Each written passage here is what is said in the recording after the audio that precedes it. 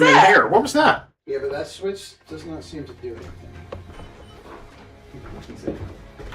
It just shuts off the armor. Oh, no, It shuts off the armor. There's a good switch over here. Happy Well, one. these switches here.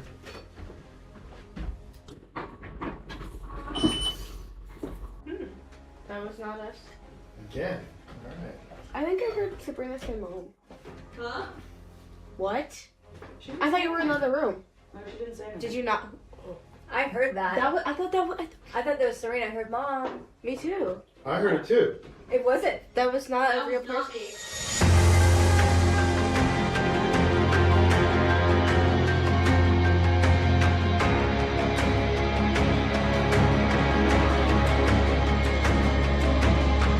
Annenberg. It's either called Annenberg or Annenberg Mansion, and it is in historic Manassas of Manassas, Virginia. Called Annenberg or Annenberg Mansion. And it- Short people will be like. Yeah, the short people will be fine. Okay. So welcome everybody to the USS North Carolina. This is the Wildwood Sanatorium. And it looks like we've got really good Wi-Fi for this. This is where we're starting the investigation tonight. There's my partner in crime, Phil Rossi. Coming at you.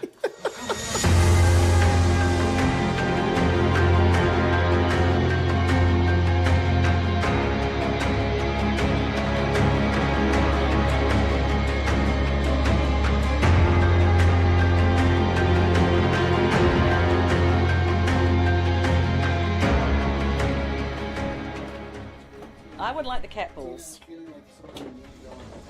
Someone needs some cat balls. What was that? What was that? Yeah, I thought it was something on the floor, but it's not. Someone needs some cat balls.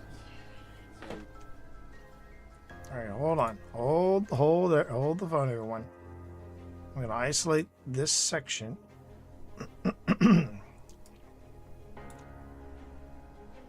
Isolate this section.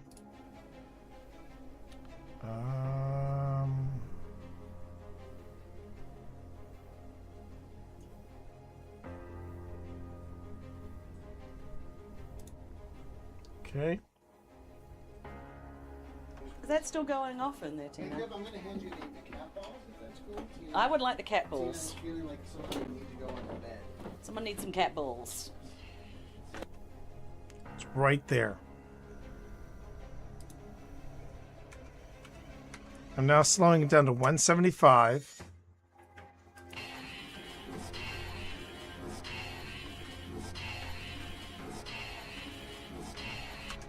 I'm hearing turn around.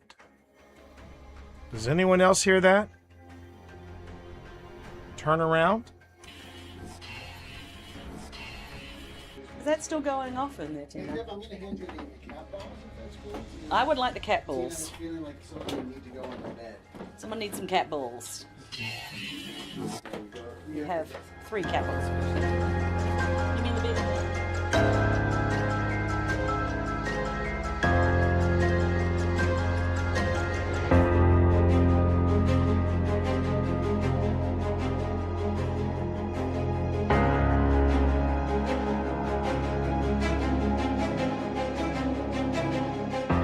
Scry 2.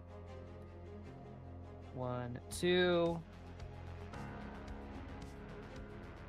And then I will put this one on the bottom. And So then I this see you're one having a lot of fun. on the top. And then Thor, has anyone ever called you a Bond villain in a previous life? Because, man, I swear to God, it just sounds like saying, it seems you have the upper hand in the cards, Mr. Bond.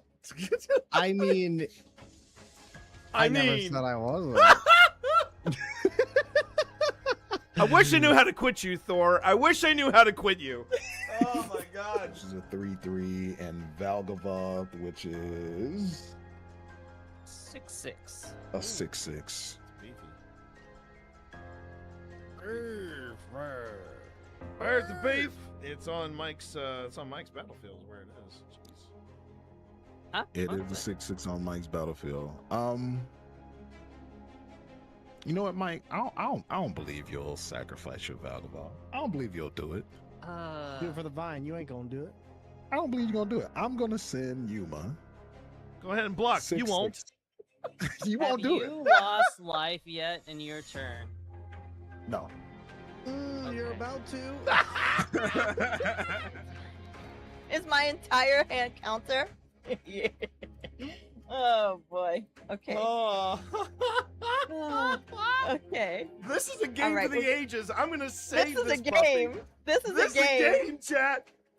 All right, we untap the land.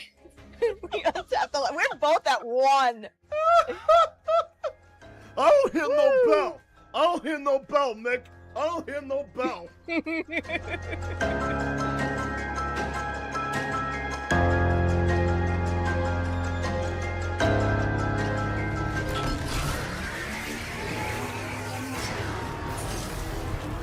All right, this is it. Yep.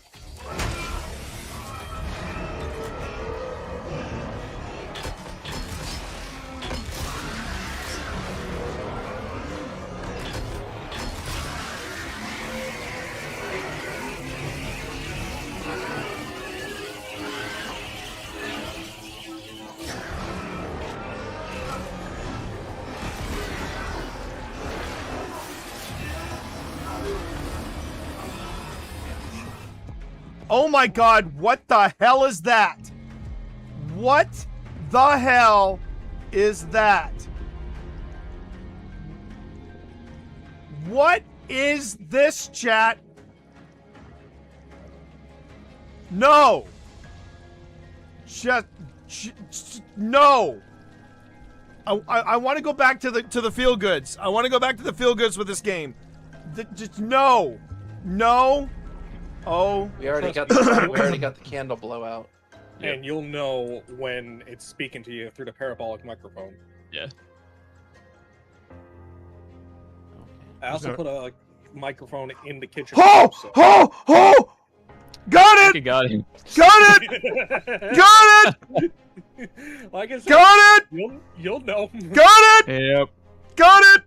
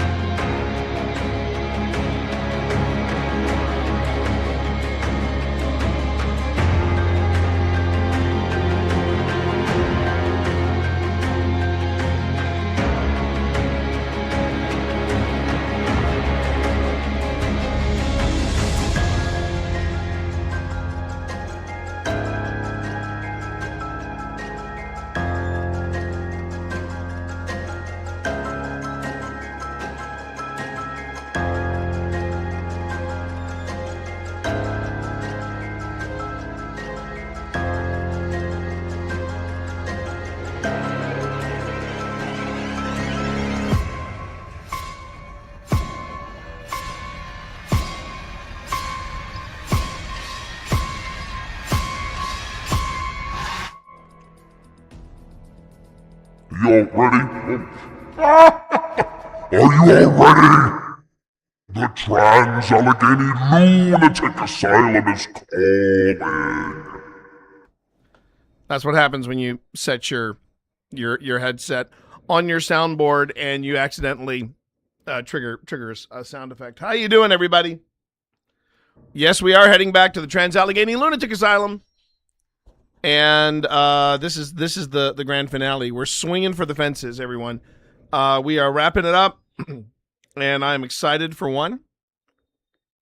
We're gonna make it happen, everybody. We're gonna make it happen. And then as far as a poll on where to go, I didn't really have a chance to do that yesterday because, okay, I've been having some weird things happening. I'm suddenly a target. I don't know what it is, but I'm suddenly a target. I have now lost access to LinkedIn. I've now lost access to LinkedIn. I have no idea what I did to lose access to LinkedIn, but here we are. Here we are. So, not that LinkedIn lately has been helpful. But we also got a late start because this morning, Pip and I, we indulged and enjoyed an episode of South Park. It was their Christmas episode, and I'm still kind of processing it. Still kind of processing what it is I saw. So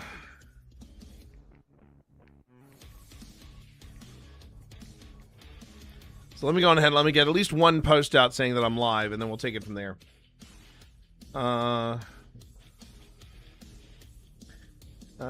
Concludes his review of the Trans-Allegheny Lunatic Asylum, then cracks into a new location for old spirits investigations.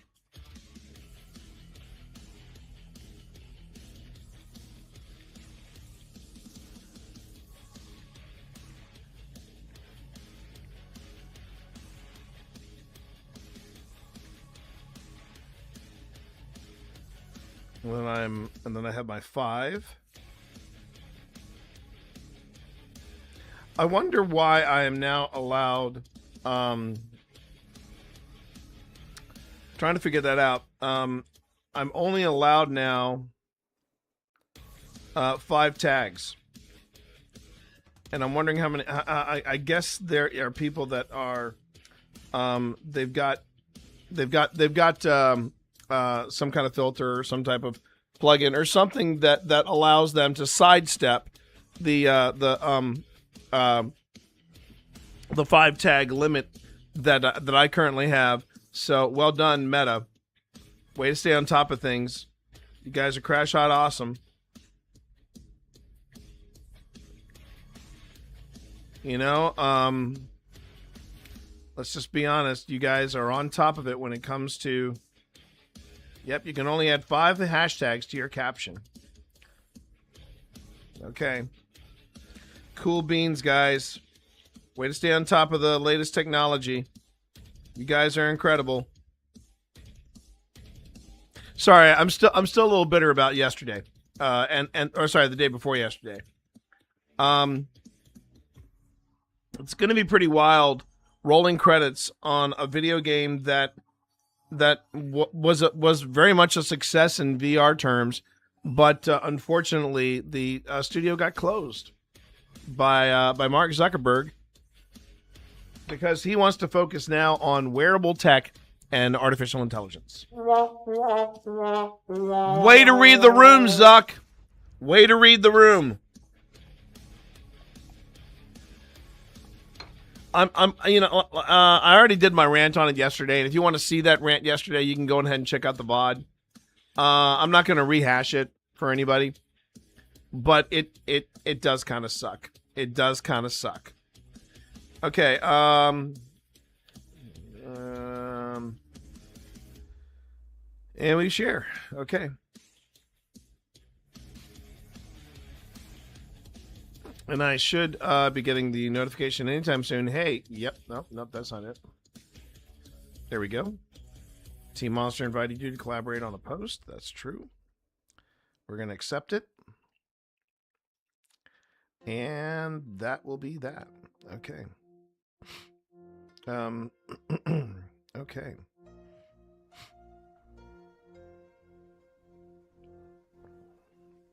Yeah, I think I'm going to go on ahead and just keep it simple for this Thursday review. That's what we're doing, by the way. We're doing footage review today.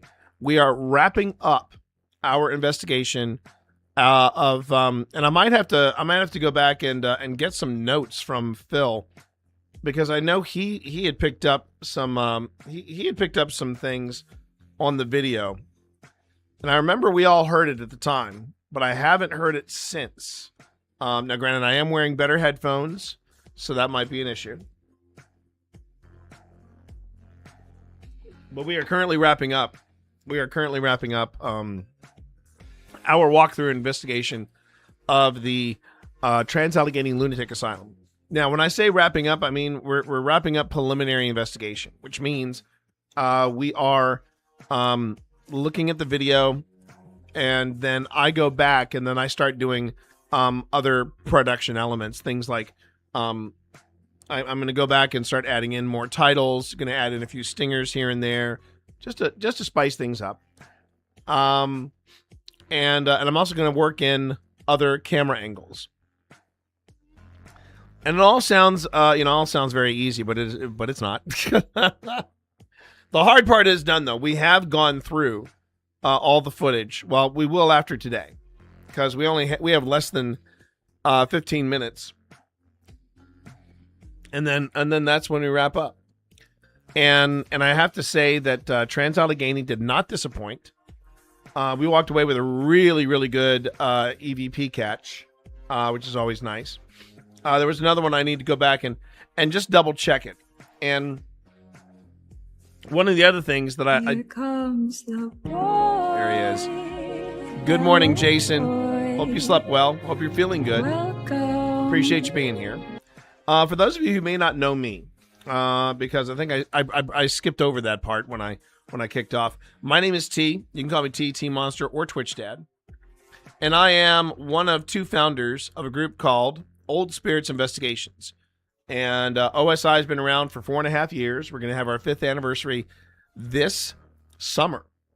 And Phil Rossi is the one that I started this with. And I should say Phil Rossi was actually the genesis of this whole thing. And he reached out to me and said, "Hey, T, we've been playing Phasmophobia for all this time. You want to do it for real?" And that was closing in on 5 years ago. 5 years ago, he asked me that. And we've been doing it since. And it's been great. It has been an amazing adventure. No other way to describe it. And I am I've been having a great time doing this with Phil. And I've been having a great time just, experiencing things that I never thought I myself would experience. I'm getting into an area of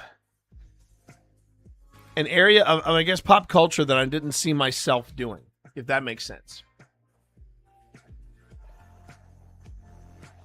And I'm still stunned at the amount of people I've taken with me on this weird trip. Maybe for some people it's one and done. For other people, they're like, "Oh, when do we get to go again?" And it's been great sharing this experience with people. Talking about the stuff that happened at TwitchCon, talking about stuff that's happened at different events where we get to talk and we get to talk about the experience. It's kind of hard to wrap my brain around it all. But that's what I am. I'm a paranormal investigator, and on this channel you're going to see a lot of footage review of different places that we've been, and that's where we build and get ready for the next season, which is coming soon.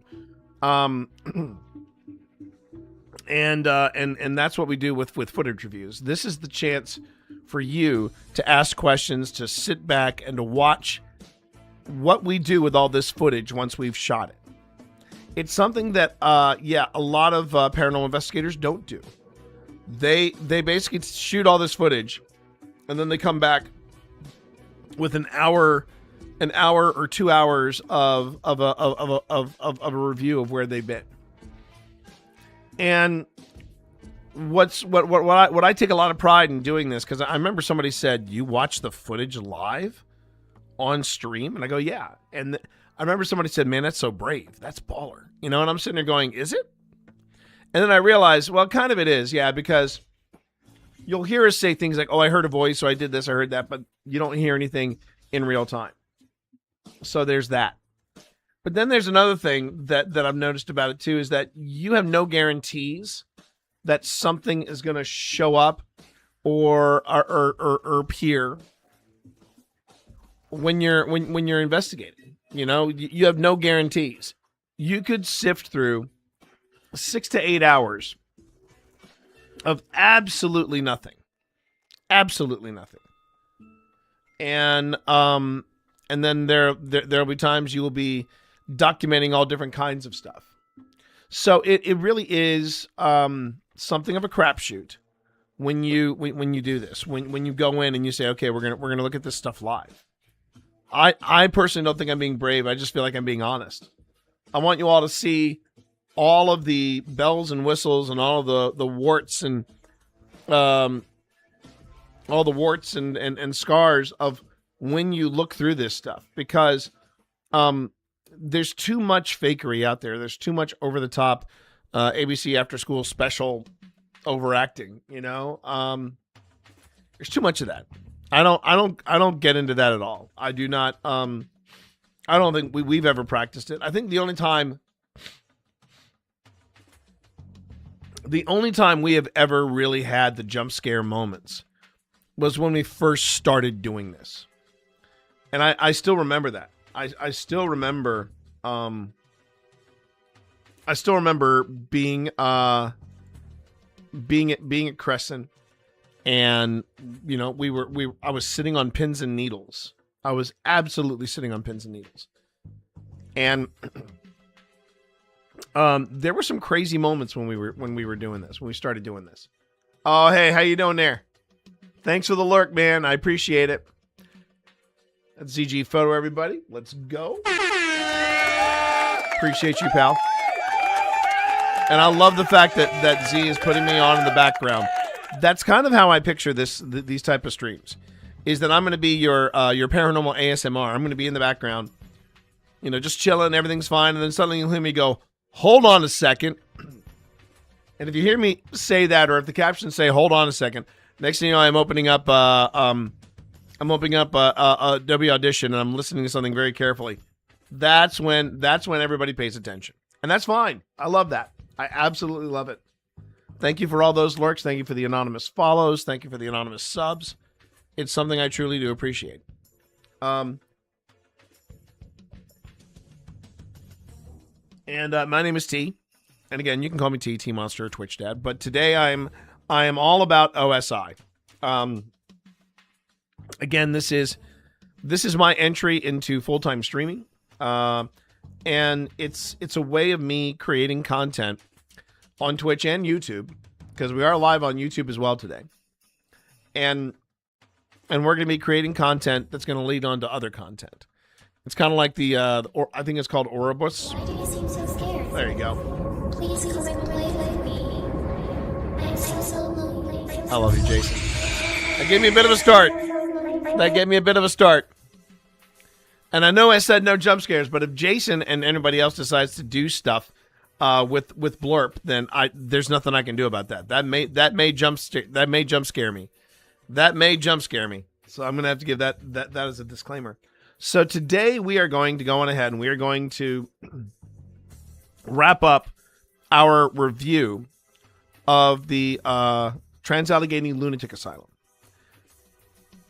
I think it's worth mentioning, though, that just because I wrap up the review here, when I'm putting together the episode, there might be some stuff that I missed. There have been some stuff that I have caught at the last minute. There's stuff that I've caught even the third or fourth time, and I'm like, wait a minute, I missed that, and I have to go back and reprocess the video and everything. It's the advantage you have when you're not, and I think it's a worthwhile advantage. This is something we do a little differently from other paranormal groups. Some other paranormal groups, the way they do things is they do an investigation, and the next week it's live. And I've even seen it where some people will have an investigation and then have it live that week, within a week. And I've always felt about that approach as being, yeah, that's great and all, but you're never going to have a buffer. You're always going to be behind the 8 ball. And the second thing about that too is that if you catch something while you're watching the video with everybody, it's not like you can go back and tweak it. You know, if you do that, you literally have to start your analytics all over again. And while analytics, as my buddy Thor has said, is not necessarily the entire name of the game, it is good for the optics, right? And right now, Old Spirits, our optics are decent. I'm very proud of what we've accomplished in such a short amount of time.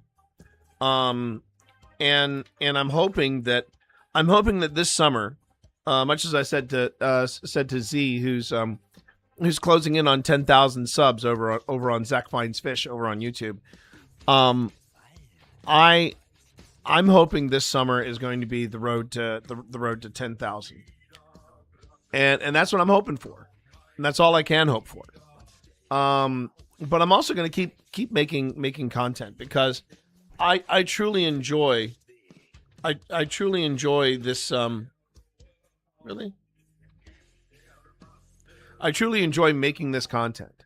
I truly enjoy putting together these investigations. I love going on the investigations. That goes without saying.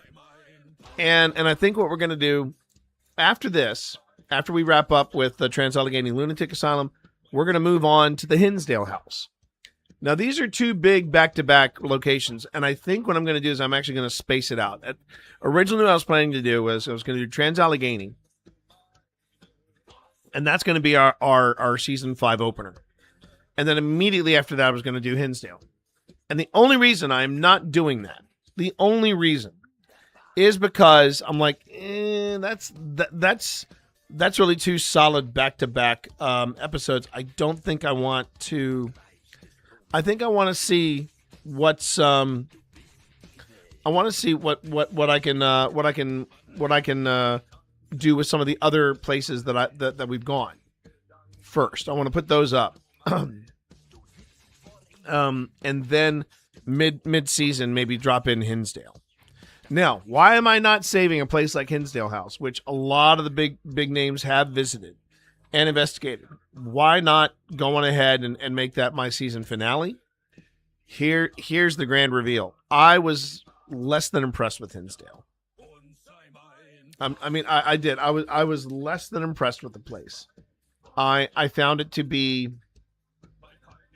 a quaint little farmhouse, and I thought it was fine.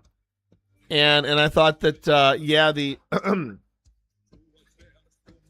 the vibe of the place was a little off, but I was more about that for me was more about this being a house. It was an oddly designed house. And I, for one, could not imagine living in a house like this. I don't know what kind of crops you grow out there. I don't know what kind of, and I don't mind saying this, the trip away from Hinsdale House, as well as the trip to Hinsdale House, that was the scariest part of the entire evening. Because when you're driving out there to the Hinsdale location, there is nothing out there. I mean, it is barren. It is, the closest neighbors maybe a mile, 2 miles away. And you're driving by places that are tucked away in the woods, and and they're either really big homes or they are mobile homes on cinder blocks kind of situation. And I thought it was creepy enough going into this place. When we were coming out of that place, I was like, oh, hell to the no. I actually have that here. Hold on. Oh, hell no, Karen. That's what I was saying. Keep your brand-ass potato salad to yourself. I mean, it was an hell nah, Karen kind of vibe. It was terrifying just getting out of there. And once we were on the main roads, I actually breathed a sigh of relief. But the Hinsdale house itself, there's a lot of hype. We're going to talk about this as we get into the footage. There was a lot of hype about it. There's a lot of hype about the Hinsdale house. And a lot of different people have been there. Sam and Colby have been there. Ghost Adventures have been there. Project Fear has been there. I believe Paranormal Quest has been there. And we signed our names on the wall just like we did at Wildwood. Now, as you all know, Wildwood was amazing. That place was popping and locking. That was an entire new level of, oh, hell to the no. I mean, there was a lot of dark juju about that place. And I loved it. I loved Wildwood. I loved investigating it. I want to get Phil back there as well. But Hinsdale just felt very flat. It felt very flat, and it felt a it was a little disappointing at how flat it felt. Now, this kind of, there's two things I feel about this. One, ghosts or the paranormal does not work on a timetable. I'll be the first one to tell you. You could go to a place like Crescent, and it could just be a run-down old prison and nothing special. Then you could go another night, and it will be absolutely bonkers. So there's no set clock for activity or anything like that. You might go some nights and it's quiet. You might go some other nights and it's absolutely off the charts. Now, this is part of the luxury that TV shows like Ghost Hunters and Ghost Adventures and even Kindred Spirits and Portals to Hell. This is the advantage that they had. I think the only one that was really done in real time was Paranormal Lockdown. Paranormal Lockdown, for those of you who do or do not know, that's Katrina Weidman and Nick Groff. Nick Groff being I met him last year at a Paracon. Could not have been a nicer fellow. I really liked Nick Groff. He was very kind. But Nick Groff and Katrina Weidman would literally lock themselves into a place for 72 hours. So they would record themselves for 3 days. And their first show was Trans-Allegheny. Now, that's 3 days of footage. And that's 3 days of possibly something weird happening. And then you get places like when you see on YouTube, it's usually a one-nighter. You know, when Paranormal Quest goes in, it's one night. When, Project Fear goes in, it's one night. It's always a one-night thing. And I think it was still a one-night thing even when they were doing Destination Fear, when it was called that. But Ghost, what they don't tell you about Ghost Hunters, what they don't tell you about Ghost Adventures and Kindred Spirits and Portals to Hell, is they spend roughly 3 to 5 days at a space. And what you see in that 1 hour show is the best of clips. It's basically been put together and they've got the narrative that they want. And so they literally have 5 days, as much as 5 days of material that they can weed down and get down to a 1 hour show.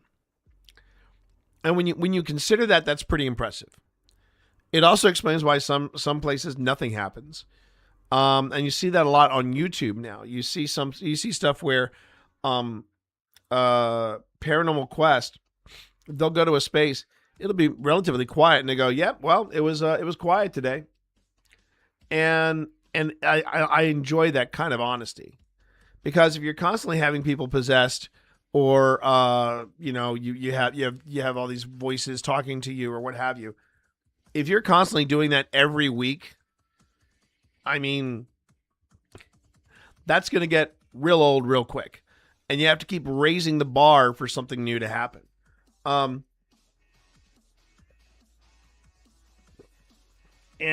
I think that's the reality of paranormal investigation versus the reality of paranormal entertainment. In paranormal entertainment, you always have to have something to happen. It keeps people coming back. But then you know that it is not necessarily legit. Paranormal investigation, the appeal is, well, we're going to show you everything, whether it does or doesn't happen. And then, if it does happen, there's a little more validity to it. And I don't have a problem with paranormal entertainers. I don't have a problem with them. I do have a problem with them calling what they do paranormal investigation, because it's not. It's not. Attention, all personnel. Ads in 20 seconds. Ads in 20 seconds. That is all. Now, that may sound a little snooty. I admit, it may sound a little snooty, but as the Utes like to say, hear me out. One of the things that I think is a fair assessment is you see people like Zach Baggins, people like Twin Paranormal, Mindseed, Sam and Colby. They're filming. They're filming stuff. They're recording stuff. They're creating content. But you never see them go through the material. You never see them sitting down and going through all this stuff to see if they caught a voice or anything like that. And that ridiculous DR60 that everybody uses. And I want to give a mad shout out to the folks over at Amy's Crypt. They created an app that emulates, as best as it can, it emulates a DR60. I understand what it's trying to do. They're trying to save people from getting ripped off by paying $1,500 to $2,000. And I'm going to say that again. $1,500 to $2,000 for a 30-year-old piece of recording equipment. And here's how I wrap up my feelings towards the DR60. Let's give you a hypothetical situation. You're going to the dentist, okay? You're going to the dentist, and he says, "Okay, I got 2 machines out here that'll help you with your cavity." Oh, or yeah, we're gonna do we're gonna give you a filling today. And I got 2 machines. I got the machine from the 1990s. My colleagues all swear by it. They all think it's a great machine. Not all of my colleagues think that, but a good majority of colleagues, the highly successful ones, they all swear by this 30-year-old piece of technology. And then I've got the latest state-of-the-art technology. And the people that I respect use this, and everyone has had incredible results with it. So which machine are you going to go with to help with this root canal? Or, sorry, not root canal, that's an entirely different thing. Putting in this filling. Are you going to get the 30-year-old piece of equipment, or are you going to use the state-of-the-art? I'm going to go with the state-of-the-art. Because the thing about the DR60 is that there's so much room for false positives. And even when something does happen to occur, it's still, you're still unable to really decipher what it is saying. It just comes in as pops or grunts, and it's just, I don't know. There's this one guy I saw who was using it, and he turned a series of grunts into a full sentence, and he actually said this on his show to Cindy Casa. He said, "This is the best piece of evidence I have ever gotten in my years as a paranormal investigator." And I was like, really? Dude, you're doing it wrong then. You are doing it so wrong. If that's the best you got is... I mean, no. Just no. But where I'm going with all this is that I'm not a fan of the DR60. And I prefer to actually analyze the audio. I prefer to work with it on a digital scale. I want to work with it and see if I can either deduce if it's a whisper or if it's somebody shuffling their feet. And that is a lot harder to do when you're constantly re-recording over the same disc over and over and over again versus having what I have. Novel, I know, but where is it? I just saw it before I went live. Hold on.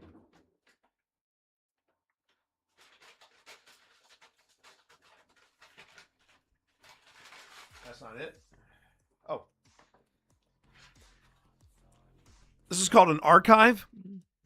And I don't have artifacts to deal with because whenever I fill a card, I don't re-record over it. I just stow it away. It's a thing. It's what I do, Pooh. It's what I do. Yes. I'm not a librarian. I'm an archivist. How are you? How are you there, Christina? I hope you're doing well. Hope you are well. So yeah, that is what you can expect from this channel. You can expect a lot of opinions because, as Gooch can say, I has opinions, and I sometimes stand by them rather fervently. But along with opinions, I want to bring everybody facts. I want to bring everybody the experience that we had, and I want to also be able to show you that paranormal investigation can be entertaining without being absolutely over the top melodrama. You got a walkthrough with the NCAA today. Super exciting stuff. Ooh. Oh wait, you guys have the Final Four coming, don't you? or something along those lines, right? Or is this something else that I'm thinking of?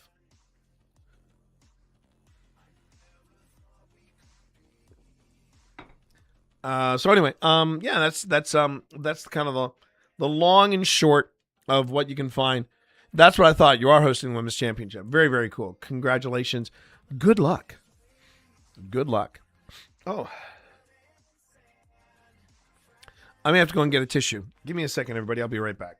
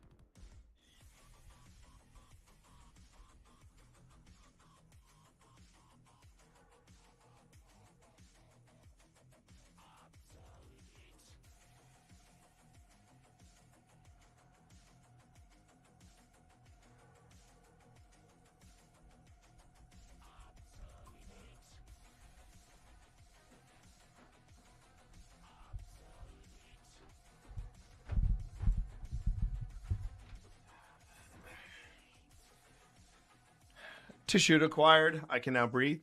Oh, a little choked up over there.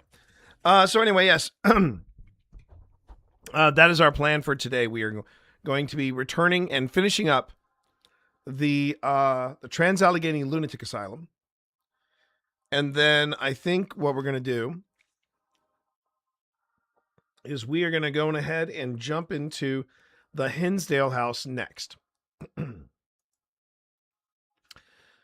And yeah, I don't want to say beyond the shadow of the doubt that there's nothing there, because I don't know. I honestly do not know. We could get into the Hinsdale house stuff and come across some incredibly wild stuff, wild stuff. But I don't know. I don't know. This is going to be and we've done that before. We we have dropped episodes where very little to nothing has happened. And are those my favorite episodes to share? Not really. I want to be able to at least give you something to walk away from and go, oh, that was really cool. But like, I know for a fact and this is the part that I don't quite understand. So I'm going to pull up my archives here. Or not my archives, my stats. So, excuse me. So last season, we had a really decent last season. We really did. And we had a lot of our investigations crack into multiple thousands of views, which was very rare. I mean, you may not think it is, but yeah, for us, when we would crack, when we would crack over 1,000 views on one of our investigations, that was terrific. That was actually progress for us. Now, what's really interesting though is, and now granted there are exceptions to the rule. One of those exceptions being the video that I did where I reacted to Doug going through the latest edition of Twitch for Dummies. And he could not have been kinder. He was really a lot of fun to play around with. It was a good time. It was definitely a good time. That is the exception to the rule of the videos that we've made, because that one, let me just see where the last count on that is 206,000 views. 206,000 views a year ago. And we're actually coming up on 2 years. On 2 years since the encounter between me and Doug. And it was fun. We had a great time with that. That one doesn't count. That one is just a good old-fashioned goofy ass a reaction video, and it was really a lot of fun. So let me just go back. Okay, so before we had this this spike up in our views, though, the part that we don't quite understand is the video that was getting traffic from a lot of different people, and we're still getting a lot of comments on it and a lot of views on it, was the terrifying haunted battlefield at Antietam. And that one was, I believe, part 2. It was part 2. It was a short video, only 35 minutes. But it's had, as an investigation, it's had nearly 5.8, it's had nearly 6,000 views. And the thing about this particular episode, nothing really happens in it. It was not what I would call our best results. It was a decent investigation, but I would not rank up Antietam as one of the busiest or one of the most unforgettable. It was, I don't mind saying it was pretty forgettable. Now, in season 5, though, and I'm happy about this, we did finally break. That was our leading investigation for watch time until this past season, and we still don't know what it was. We still don't know what the magic sauce was that made it click. But part 1, was it part 1 or part 2? No, it was part 1. Part 1 of our investigation of the Rocking Cradle House, 16,000 views. And to this day, we still don't know what we did to get those 16,000 views. And I'm thrilled that we got them. But you know, we ended on a good note. And we make improvements. You know, we made improvements.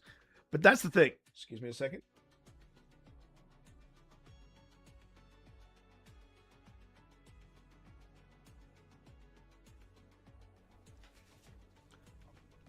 Point I'm getting at is that we posted this this investigation where nothing really happened, and still we got views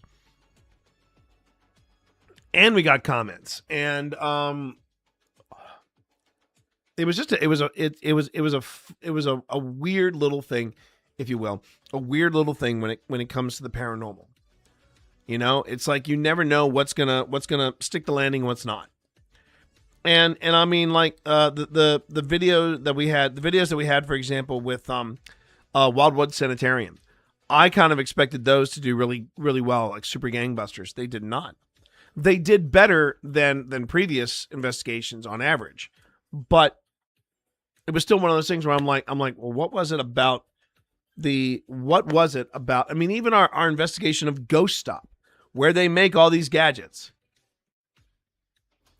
even that did not do as well as our first night at the Rocking Cradle House.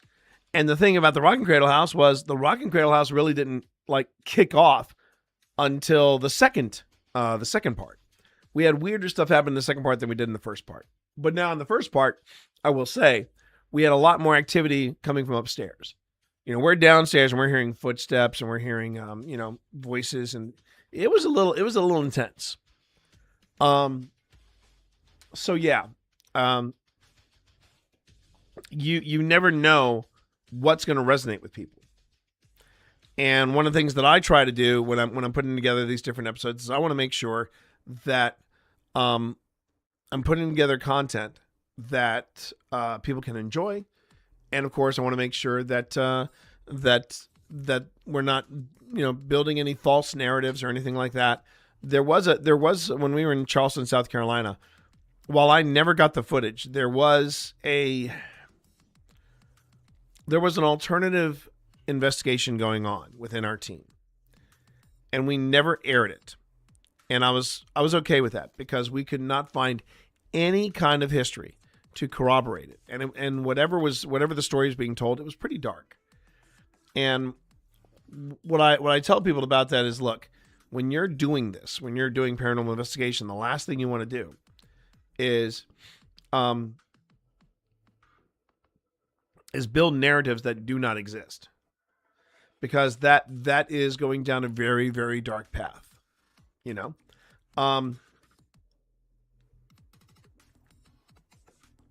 and it's part of what I would call our discipline as a group and as a team. I want to make sure that we keep things above board, and that is why you'll see me do these. You'll see me do these open evidence review shows, these evidence review live streams, and you see me going live with it because I'm like, yeah, I want people to ask questions. I want people to ask me the tough questions. I want people to find out how we do what we do over at Old Spirits. You know, how does Phil handle an SD session versus how I handle a spirit writing session? I want to be able to explain how these things are working, and also talk a little bit about the tricky path that we all have to navigate, because we can capture all these fantastic things. We can record, we can document all these things that are happening. Doesn't necessarily mean that we've proven that ghosts exist.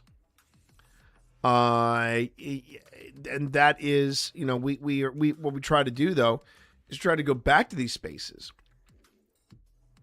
to see if we can get the same results again. It might make it hard to trust from the viewers that everything isn't being faked. Yes, that too, Jason. It's one of the things that when I was at TwitchCon and I was doing the discussion about paranormal investigation.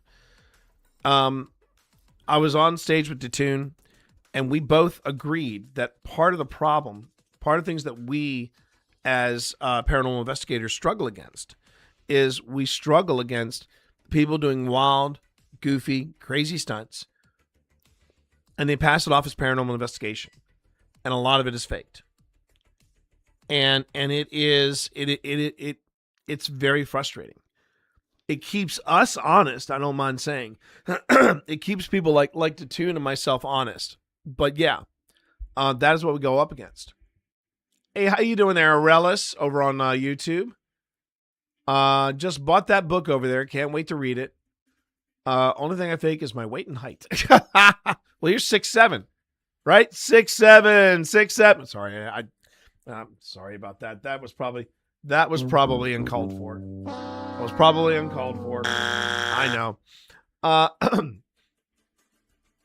But the you know, I've used this quote before. There's a great quote from the movie Excalibur, where Merlin's peace treaty that he's been working on to try to unite the various kings and dukedoms and fiefdoms of England has all been put to ruin because Uther Pendragon. Emotional damage. Exactly. Uther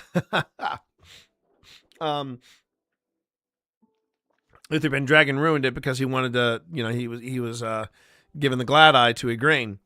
And one of the things that that Merlin says in the midst of this fresh new battle is he says about the treaty, years to build, moments to ruin. And that is the core. That's a core belief that we have at Old Spirits. I don't mind saying, and I feel like I can speak for Phil in that respect as well. Years to build, moments to ruin. That is that is how quickly you can F up. And hey, how you doing there, Mac? Good to have you in stream. You know, if you are doing, like, here's a great example where we came. I don't want to say we came close to it. Phil's intentions were good, but it was the last time I let Phil do any kind of sound treatment apart from leveling up. Sorry, not leveling up, leveling volume and things like that. We were doing this. We were doing this exam. No, we were doing an investigation. Sorry, everybody. I'm waiting for the coffee to kick in. We were doing this this investigation of a place where a woman burned to death. She was in a kitchen. Her dress caught fire. So we were in the kitchen area, and we had devices out, and we were you know doing the investigation. And as I'm watching this, I suddenly hear fire and I hear a woman screaming. And in the video, I'm telling the story. You know, we're trying to get our facts straight. We're telling the story about the woman who was in this kitchen and her dress caught fire. I immediately pinged Phil and said, "Hey, Phil, I don't remember hearing this. Did you hear a woman screaming and fire in the background?" He goes, "Oh, no, I put that there. I thought it'd be a nice little audio sweetener as we're telling the story." And I was like, "Oh, no. No, we're not doing that. Put creepy music in. That's fine. Put some weird music in. Have cutaways to stock footage of that. Maybe. But we're not adding it in to as we're telling the story. You're on your way home. You're officially Boroscope qualified. What is Boroscope? I'm curious about that. What does Boroscope qualified mean? And congratulations, man. That's great. Boroscope. Okay. What is a boroscope? I still don't know what that is. But I'm glad you're on the way home from whatever it is. Yeah, I figured. Okay. It sounds like it's a good deal. So, congratulations, man. Congratulations, Mac. Good on you. But the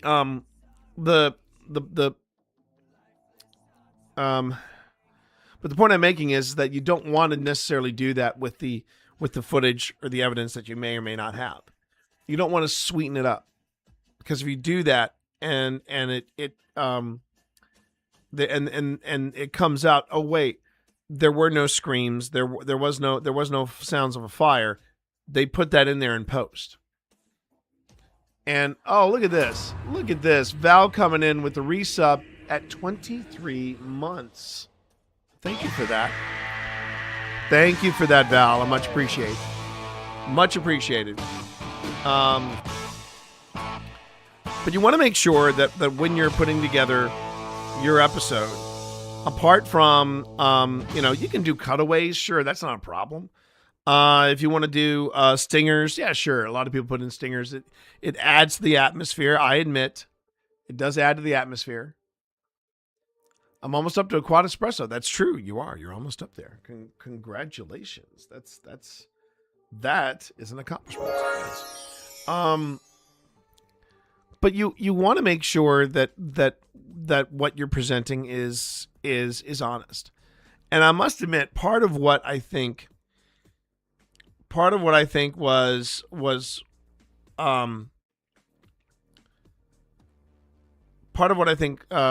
done was when you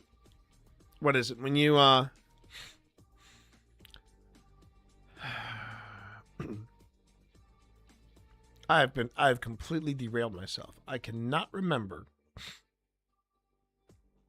what it was.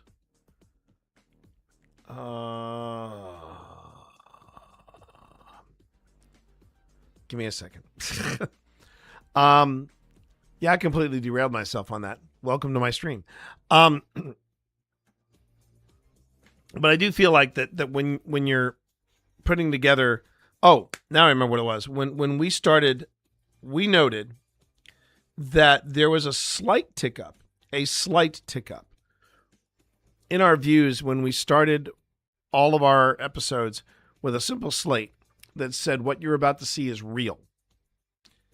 And that is a very baller statement. If I don't mind saying it. It's a very baller statement to start an episode of a paranormal show by saying what you're about to see is real.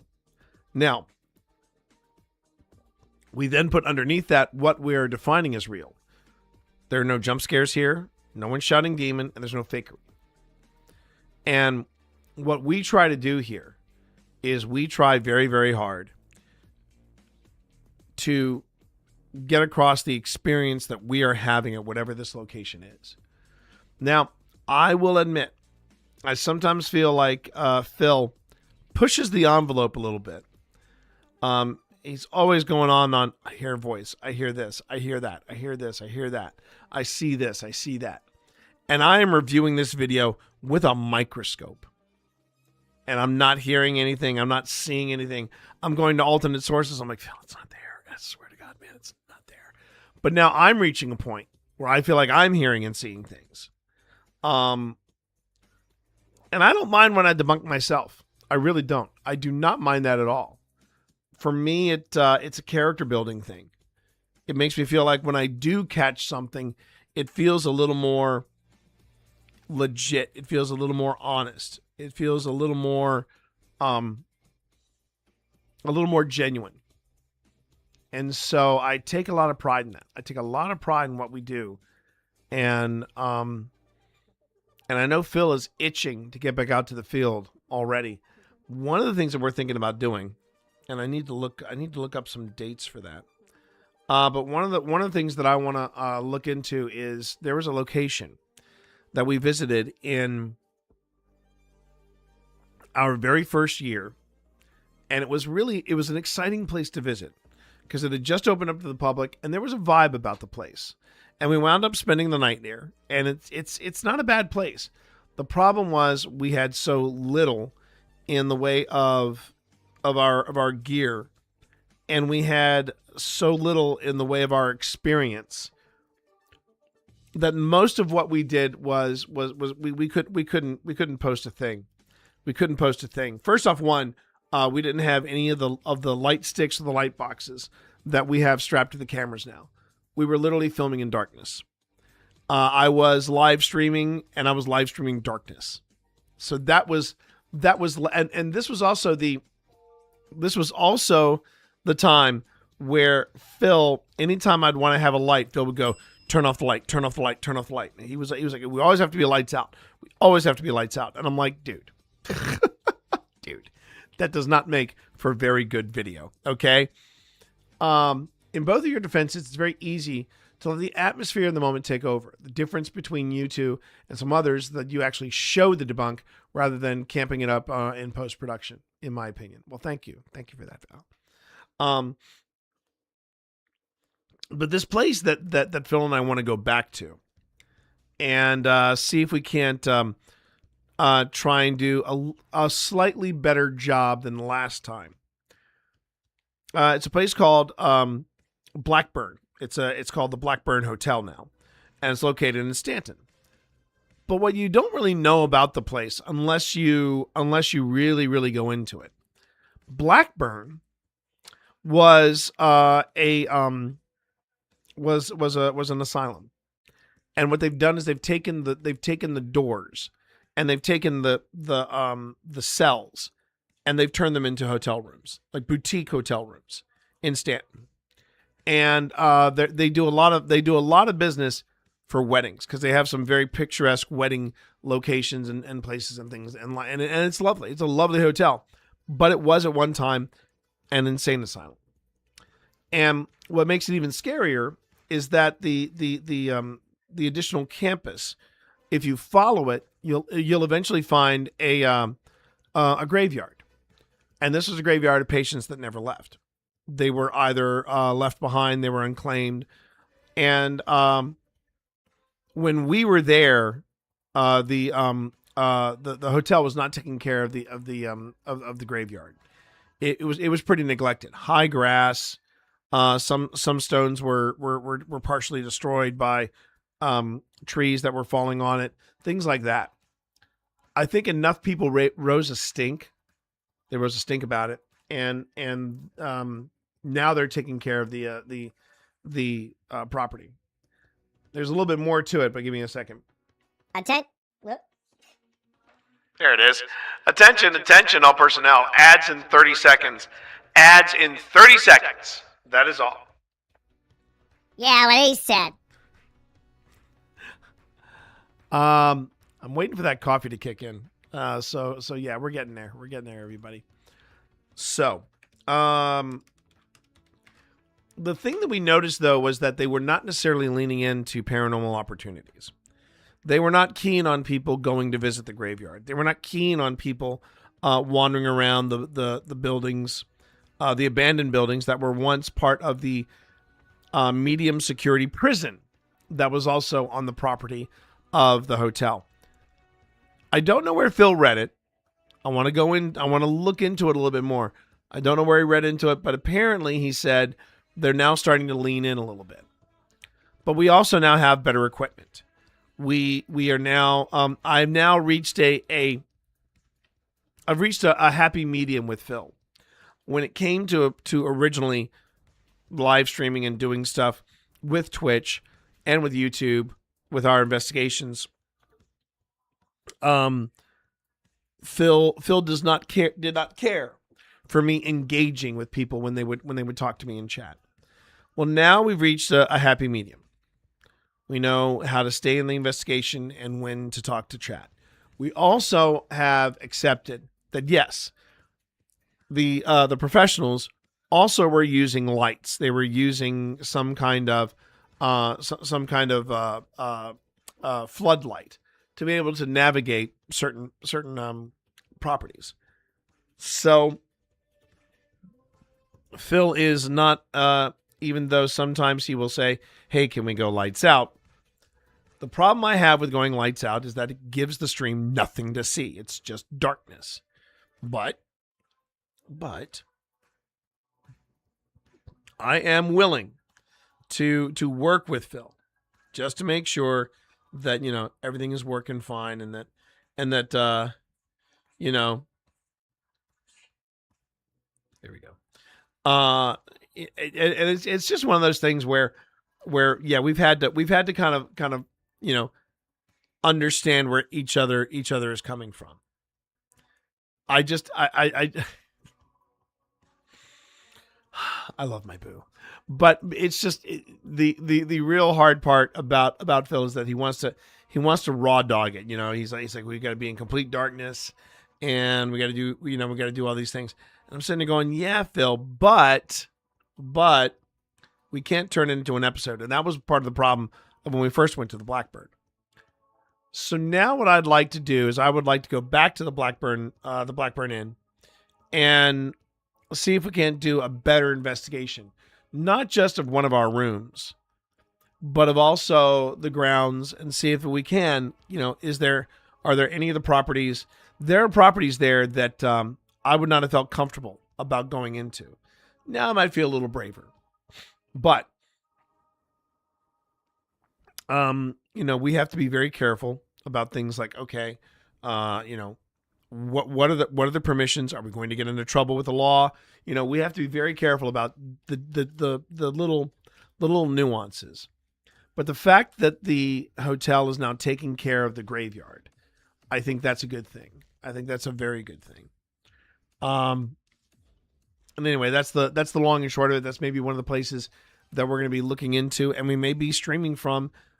I'd like to say February, because right now Phil is starting a new venture, and I want to make sure that he has time to acclimate himself into that new venture, make sure that everybody's good over there, and then he can say, okay, now I can take off for a weekend, or I can do this, or I can do that. You know. All right. I hope everybody is good. So let's see here. I have a little more coffee to finish, but this coffee is. I know I didn't get decaf. But chances are I'm gonna have to wait an hour, and then it'll finally kick in.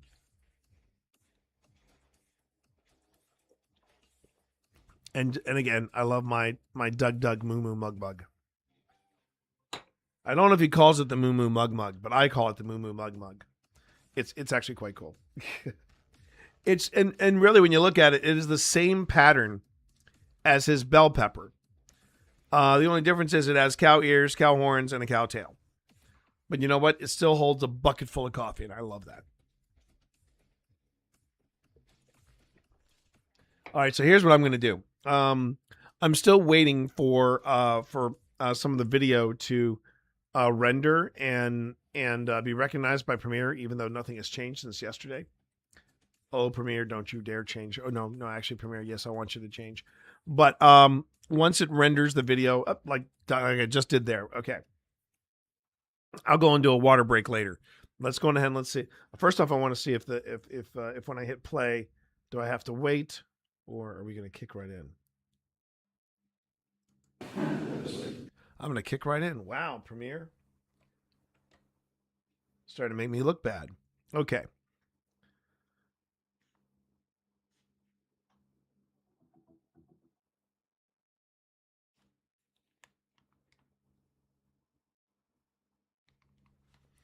Not sure what that low humming is, but okay. All right, so just to let everybody know, we are in one of the rooms on the 3rd floor, and I am doing a spirit writing session. Are you over by the bed right now? It's been fun. Yep. It's been fun. Having us here? Okay. So I said it's been fun. Are you in touch? No, I just saw an interesting shadow on this call now. That was like, Okay. So, there we go.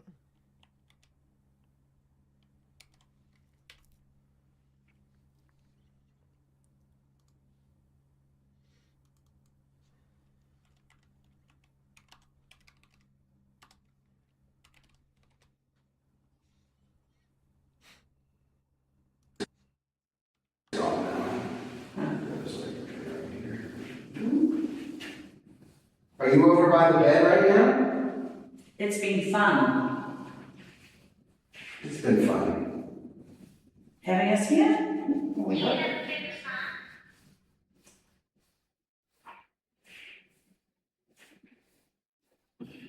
We're so sorry for what happened in this room. So I should go on ahead and explain why we're in this particular room. So this is the room where 2 criminally insane gentlemen attacked another resident of the insane asylum, and the resident that they were attacking was feeble-minded. He had the I think they said he didn't have the capacity beyond a 5-year-old or maybe a 7-year-old, basically a small child or a toddler, and it was in this room where the two others attacked him. They tried strangling him. They tried all different ways of killing him. Then finally, what they did is they put his head underneath the leg of his bed, and they just basically crushed into his skull. It was pretty brutal, obviously, and due to HIPAA, we cannot find out what their names were. So that is the room that we're in right now, is where that murder occurred. And what you see is I put a laser grid on the bed where the victim slept. I believe this was where the victim slept. Now, why the 2 criminally insane guys, how they were able to access this room, it's still unclear. It was obviously happening during a time where Trans-Allegheny was overbooked and understaffed.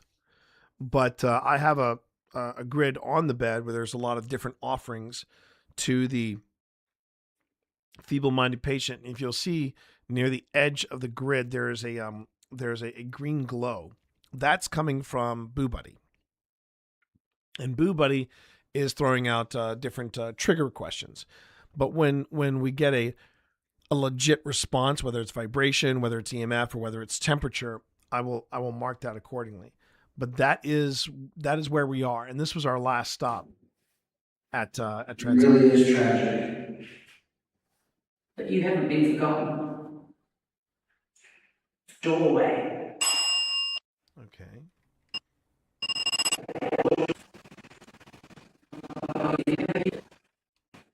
But you haven't been forgotten.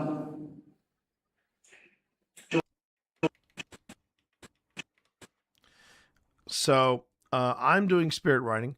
Pip has got Ghost Tube. I've just found out too. Pip has Ghost Tube running, and we have the Dead Bell going.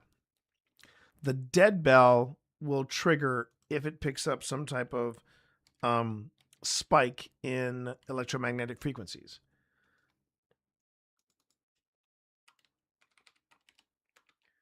And on Ghost Tube, it has a built-in word bank, and it's going to trigger whenever something manipulates the environment or the electronics within the phone and finds the word that it wants to communicate to us. That is the theory of Ghost Tube, and of pretty much all word bank devices like an Ovilus or a Paratech or the Anubis. Doorway. Okay.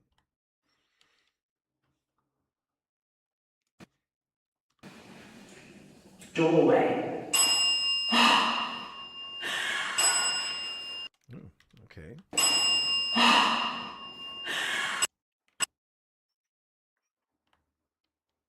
That is interesting.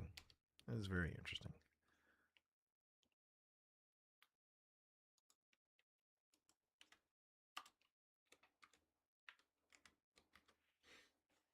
All right.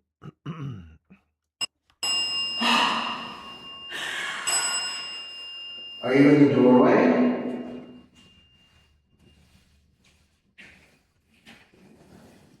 Okay, I'm starting to write something.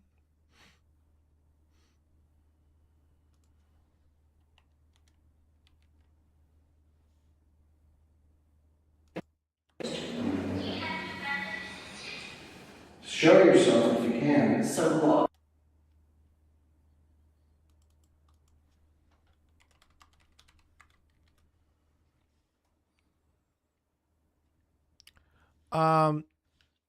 Did I happen to use an Insta360 camera? So funny you should say that. Because I know that Phil has shot before. He shot several places with us here where he would take a 360 camera and he would just plop it in the center of a room or something like that. And then what's really cool about it is you can basically take that 360 footage, put it up on YouTube, and then if you go on, well, now, it's hard to say what happens now that Meta is moving away from VR, but with a Meta Quest headset or any headset, you can go to YouTube, pull up that video, and it will literally put you into a VR setting where you're in the room with us. And when we move in the video, you're basically in the center. You're in the center of the room with us, and it's quite cool. It is quite cool. How come you write and not verbally say what you hear? Good question, Z. Very good question. So, what I am doing is something called spirit writing, and everybody has a different way of doing it. My friend Val, Cassie Hobbs, who's in here, Val does spirit writing similar to Cindy Kaza. And Cindy Kaza is a known psychic in paranormal circles. She is one of the few psychics that I see on television that I actually kind of give credence to. There's another one, Michelle is her name, but I'm blanking on her last name. She does a lot of work with Katrina Weidman, and I just think the world of Katrina Weidman. So I trust her. What they do when they do some type of spirit writing is they just start doodling or doing something, and they're not blindfolded or anything like that. They're just they're creating shapes, and then they start writing down whatever comes to mind. And Michelle Bellinger, thank you. Oh my God, aren't they great? They really are great people. I think anyway. I know that Cindy is a little more showy, but I also think that Michelle just feels when she does her readings, it just feels extremely legit. And I love watching the work that she does with Katrina. But the way I'm doing spirit writing, Z, is I'm doing it the way I saw Call Me Chris and Selena Spooky Boo do it. And what they do is they turn on a spirit box, but instead of having it cycle through, making the sound, they just listen to static. And then they got static on here, and then they blindfold themselves, and then they write down whatever comes to mind. And the reason I do, and that's spirit writing. And for me, it's easier for me to just write down what immediately comes to mind versus just rambling, because it could be just rambling. There's also times where I am not motivated to write down something so much as to draw something. One of the wildest things I've ever done, Z, and you can actually see it in the series finale, and that was when the series finale for season 4, season finale, not series, season finale for season 4, when we were at Wildwood, I drew wavy lines. I felt the urge to draw wavy lines, and then I drew this little like figure 8 underneath the wavy lines, right? And what was so significant about that was I did not take the Wildwood Sanitarium tour. Pip did, so did Alex, and so did Christy. I was outside with somebody else. We both wanted to be going into it a little cold, the location. And what I did not hear on the tour, but everybody else did, was that there was a creek nearby the sanitarium, and when there was a family living in the former sanitarium, a little boy wandered over to the creek and died, if I remember correctly. Yeah, he drowned. And the thing was, is I had drawn the wavy lines, I had drawn the figure eight, and then I went sleepy. And what some people say is that when you drown, it's like you fall asleep. And when I wrote that, everybody else who had been on the tour said, right, we're done. We're done. Because that was a really wild thing for me to just write down at random, as well as draw. And that's why I'm doing that.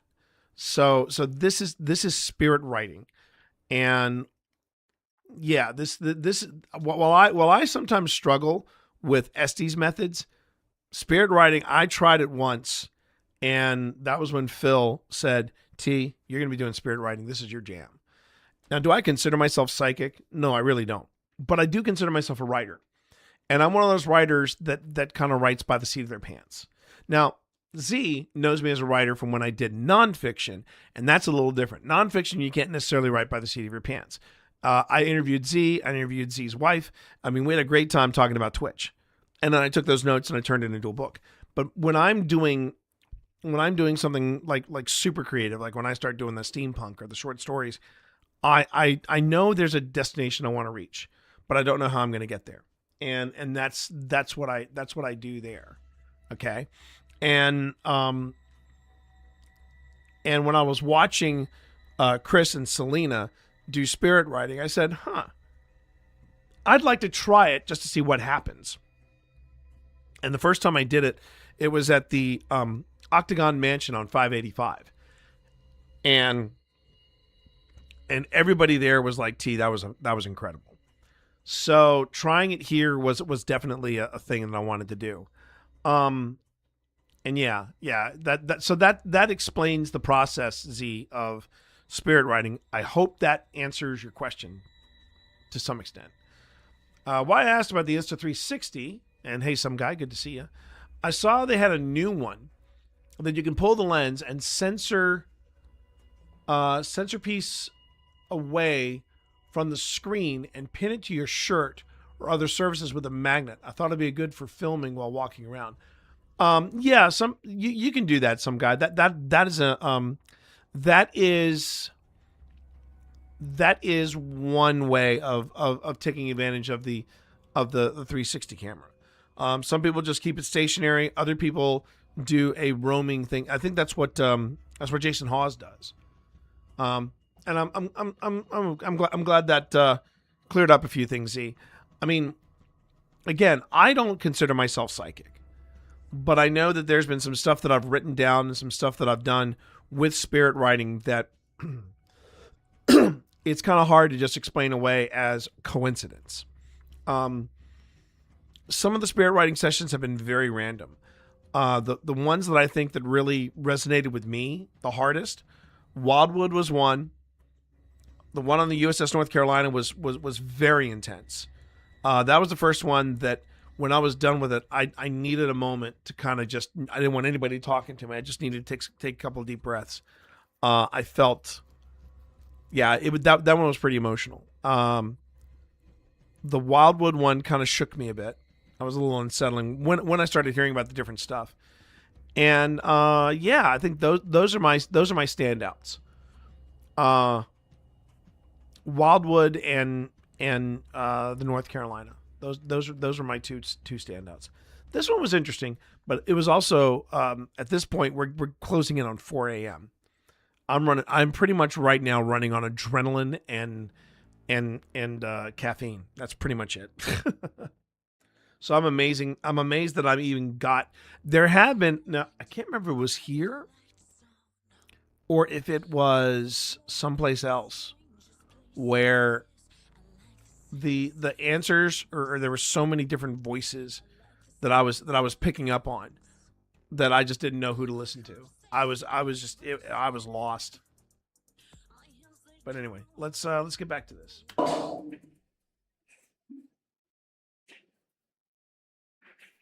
Would love to see you before we leave. Maybe that's selfish.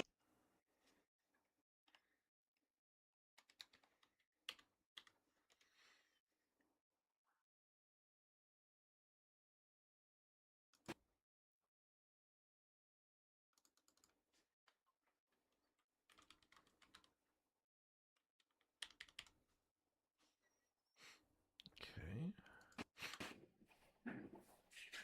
Maybe that's selfish of me. Accident. Well, it wasn't really an accident, was it? Where did I write that down? Oh. There is another spirit on this floor, separate from. Actually, I think. All right. Would love to see you before we leave. Maybe that's selfish of me.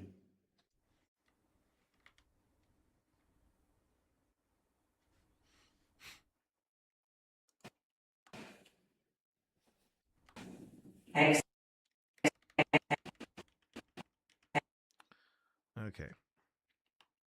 So it was actually accident. That was from GhostTube.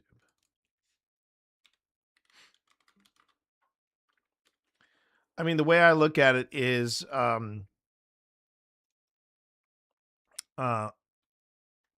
what I'm doing when I'm spirit writing is similar to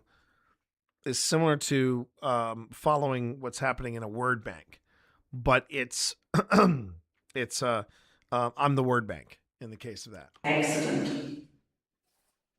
Well, it wasn't really an accident, was it? That's true. That's true. The particular one I'm looking at is more like a GoPro. Doesn't do the whole wraparound view. Yeah. There is another spirit on this floor, separate from. I mean, what I would say is that I personally think that that if you want to do a VR kind of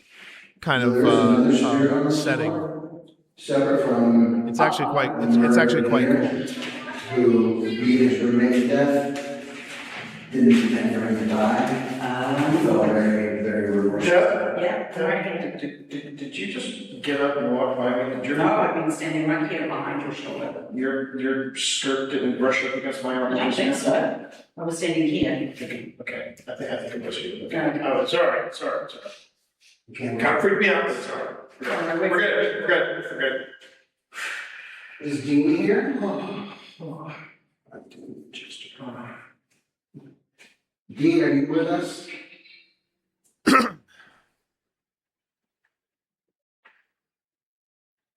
One of the other things I think that's worth mentioning. So the Hydra, which is at my feet, is at a setting of 2. It's like a low sensitivity. Originally, I had it set at 3, and it was just pinging off left and right. So I recalibrated it for a slightly lower setting. And now it is not going off at all. It is very chill.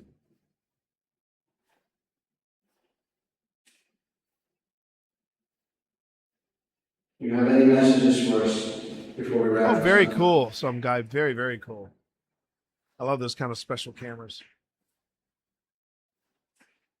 Anything else you want to say?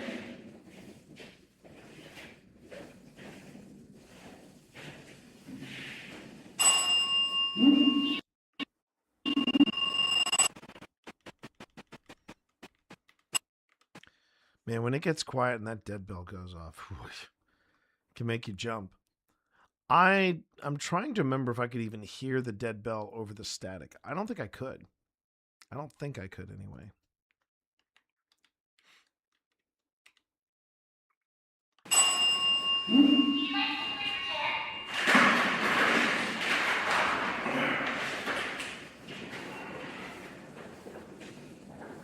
You.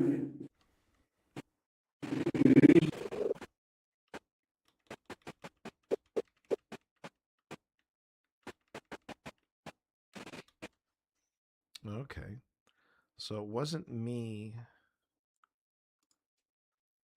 It wasn't me saying that in one shot. It's actually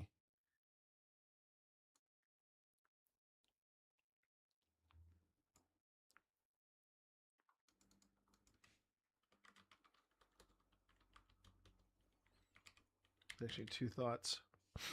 Okay.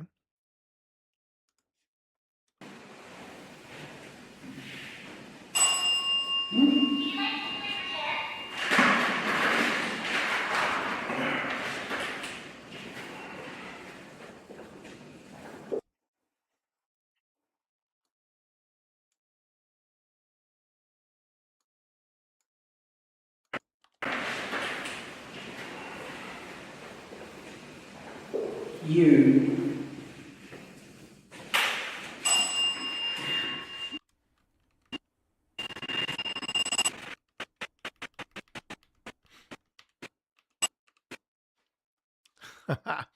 No problem, Cobalt. How are you, man? Welcome to Weekend Eve.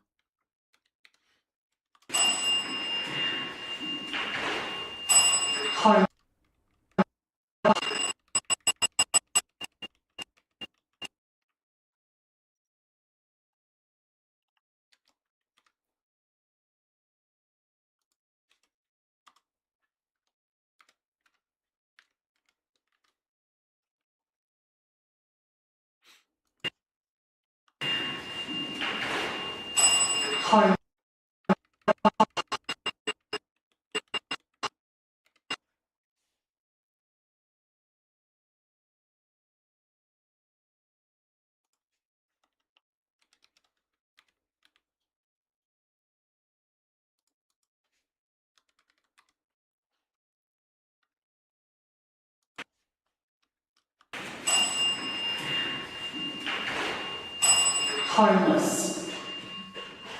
Timeless. Homeless. Homeless. Ooh, no, not home. Homeless. Yikes.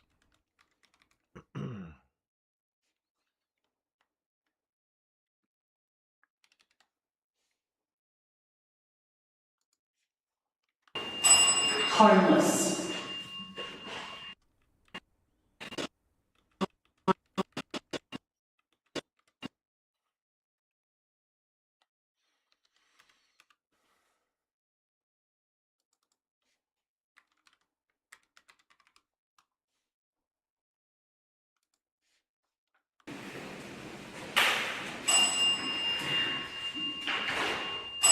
Homeless. Timeless. Wow. Homeless and timeless. I'm starting to write down something. Okay. And I think it's the last thing that I write here.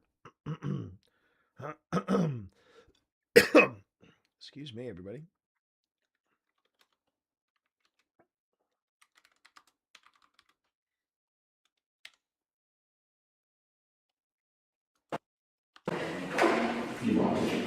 Homeless and timeless.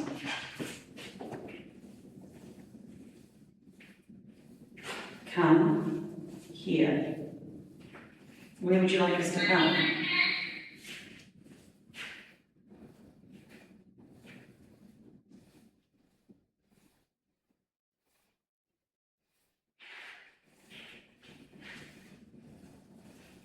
You come here. I don't know if this is the heat and the fatigue. I'm starting to feel a piercing headache. And I know this is going to sound weird right here. So now here's the significance of that. Ads are incoming. I'll wait until everybody gets back. I'll wait till everybody gets back to hear about the significance of that. I think this might have been where Phil taps me out. And I'm not sure. I might have to back it up a bit because I thought I was hearing some murmuring and some voices. But I know that off camera there's Phil and there's Tina and there's Piper. And like I said, we're getting close to the 4 a.m. mark. But But I also remember, so there were a couple things that happened that were pretty wild about this particular part of the investigation. I had been streaming for over 7 hours from live streaming from 7 hours from my phone at the Trans-Allegheny Lunatic Asylum. And everything was moving at a pretty good clip. There was no issues, no problems. Even the stream itself was holding up pretty well. And then unexpectedly in this room, the stream, or rather my phone, and it hasn't done this in a long time. My phone overheats. My phone overheats and the stream stops. And I was able to start the stream up again. But it was only in this room where this horrific death occurs that the phone overheats. Now, again, I don't think that everything that happens, right? I don't think that everything that happens is paranormal. Okay? I don't. But I will look at the setup of things. I will look at how things perform. I will look at how gear does things from one place to another place to another place. And we have done summer investigations before, and we've done investigations in, inside very warm places. One of them was what was it? Blanking on it now. I just said it earlier. Yeah, the Octagon Mansion of 585. The Octagon Mansion of 585, I don't recall us losing the stream. I know that the phone itself did get warm. It got very warm, but then it calmed down. But we never had the stream, or we never had my phone overheat. And welcome back, everybody, from that ad break. Thank you very much for sitting through. Remember, you watching the ad breaks helps support me as well as support derp. It supports me and it supports Twitch. You can also get a sub, and if you pick up a sub, well, guess what? Then you can not worry about ads. It's one of the perks in being sub to me. Just saying that call bell, it always dilates my eyes. You're talking about the dead bell, I assume. So yeah, that when the clapper hits it. No, this is not the dead bell. This is just a regular bell. But when the clapper hits, it's loud. It's loud. But going back to what I was saying earlier, it was in this room where my phone overheated and I lost the stream briefly. And I haven't had that happen in a long time. I don't even think it happened at the Octagon Mansion of 585. I'll have to ask Phil and the crew, because that was a very steamy, hot investigation. Okay, now what I was going to say though, that the significance of me saying that I had a sudden, and it came on really intense. I suddenly had a piercing headache. And the thing about that is that was what they did with this with the feeble-minded individual when the two criminally insane inmates got a hold of him. They tried strangling, they tried hanging him, nothing worked. So they put his head underneath a bedpost, and they just kept slamming the bed until they killed him. So I find it odd that suddenly I get this, and it was a piercing headache. And again, me being me, I said, I don't know if this is fatigue. I don't know if this is the heat, but yeah. And that is, it's compelling. It's compelling. Okay. It wasn't as hot as the Octagon. But here's the thing. I'm trying to remember, Pip, if my phone overheated during the live stream. And I can't remember if it did or not. But in that room, it did. And it had been going for 6 plus hours. And around the 7th hour, it just suddenly said, now I'm overheating. Which I thought was really weird. I thought that was extremely unusual. Extremely unusual.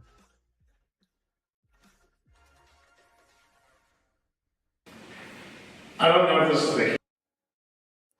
All right. I just have to wait for Premiere to catch up, and then up. There we go. So we had Premiere's caught up. Let's see what we do. You come here. I don't know if this is the heat and the fatigue. I'm starting to feel a piercing headache. And then that's going to sound weird right here. Maybe we should. It's right here. Let's finish it up then, maybe. That's interesting, that's where I have That my was very, pain no, down. considering where, That's where what happened, that was. Oh, yeah? Oh, spirit box. Spirit box. Yeah, considering that they put the bedpost on his temple. That's what I'm saying. That's what I'm saying. It just popped out of nowhere. I'm so sorry about that. And now I'm out. And I'm fine. Yeah. Hey, look. Yes, I touched you. There. Is any of it making sense? Yes. There was some stuff over here and then the doorway and then, oh, the light's coming off and on still. Yeah, the camera's been doing this camera thing. How long was it? I don't know. About 12 minutes. Really? Jeez, it was like 7. Not even 10 minutes, T. Not even 10 minutes. It's good. It's 3:51. 9 minutes to 4 I know in you the wanted to morning. go to 5, but. Well.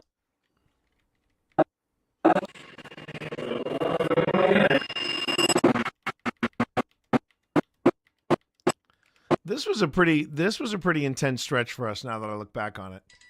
It really was an intense stretch. Hold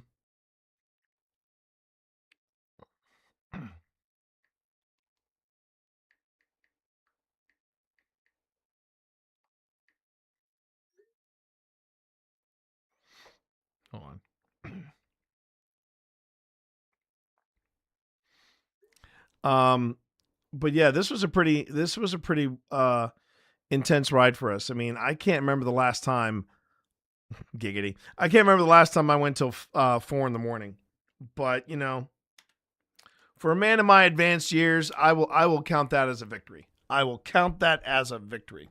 I know you wanted to go to 5, but. Well, I think this Well, it's really goes till 4, back up, you know. Yeah. So we have to be, yeah, we're not going to be able to. I will do the next time. I just feel like.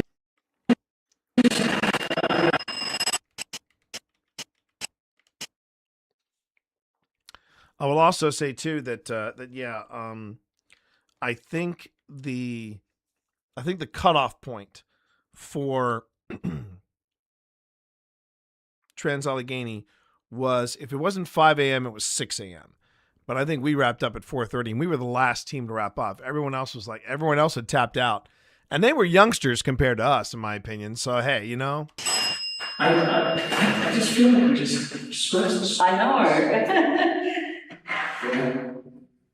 Piper, have you ever seen me do that before? No. I don't think so. And what about the rest of the instruments? When I turn this to a lower setting, did either of these go off while I was? I don't think so. and yes, I do have better audio because Tina, Phil, myself, and Pip, we're all we're all running mics, so I'll be able to fix that in post.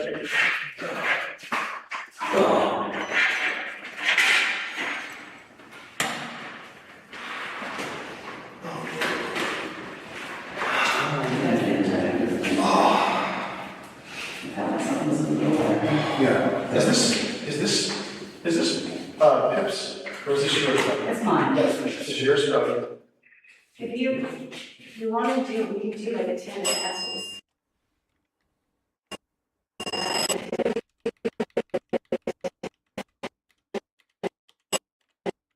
Darn it! Oh, whoops.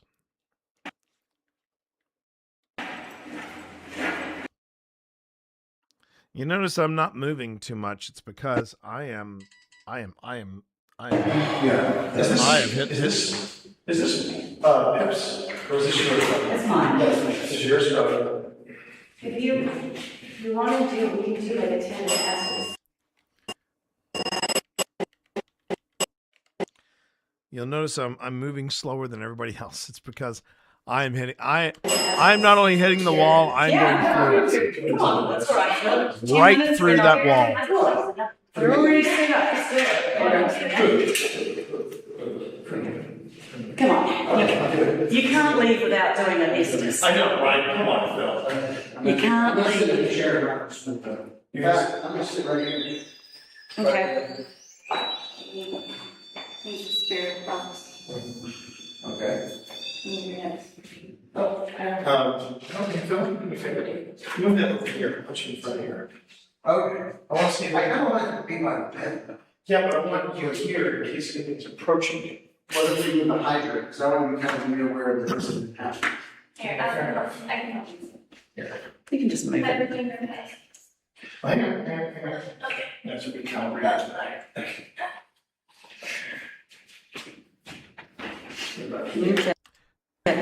Chat, I'm here to tell you, I don't remember doing an SD session with Phil. I really don't.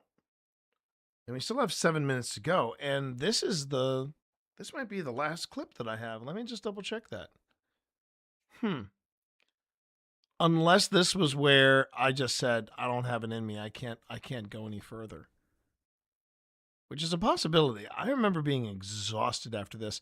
Then we got in the car and suddenly I felt rejuvenated. I felt like, oh, I could go another hour. Let me just double check.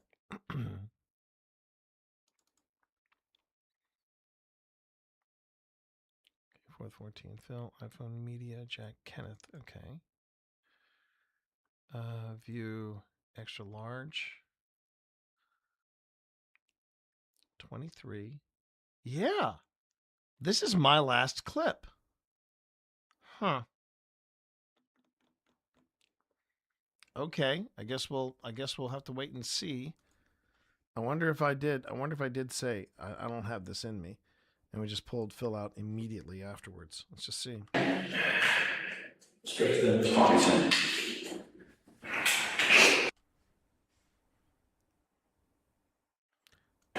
There it is, everybody. Booty shot. Booty shot. Do you have any sort of device to detect if something passes a point? I'm thinking something like a net that would detect if a charge passed through. Okay. So when it comes, I'm going to wait for Premiere to get caught up. But what I can do is hop over here. All right, let's try that again. Hop over here to Go Stop. And probably the best the best devices that GoStop has concerning motion or concerning if something passes a point are these devices. And these are all different types of devices that are specialized to pick up motion. So there's the Hydra. You've seen the Hydra work and how that works. And then there's something called the Tracer. And what the Tracer does is that it actually you put out this line, and literally as you walk, the Tracer lights up. And really, I think that's the easiest. I know you love your Hydra, baby, but the Tracer was actually Pip's first one of Pip's first motion gadgets, and I think it's a good. I still think it's a great device, the Tracer. The Envoy also has some motion capability, as does the footstep tracker. And then there's my first ghost gadget, and you've heard me talk about it. We nicknamed it Simon, but honestly, this one, the Flux 2, I think is one of their best. It literally is one of their best. And what you do is you place the Tracer, place the Flux wherever you want it, and then it sends out a beam. And then if something crosses that beam, it goes ahead and it goes off. It gives you a little beep or something like that. Now, so what you're talking about is stuff that's going to pick up EMF. And there are a huge amount of EMF devices on the market. I think some of the best ones, though, are put out by Ghost Stop because they have stuff like this, the Spirit Candle. We've gotten a lot of terrific hits from the Spirit Candle. It is a digital candle that will go on or off when EMF passes by it or comes up to it and touches it. And then you can set its sensitivity. But it can also double as a trigger object. So that's one of the nice things I like about that. I've been playing around with the Rook. Of course, you've got the Dead Bell. You've also got Boo Buddy, and then you've got the classic EMF meters.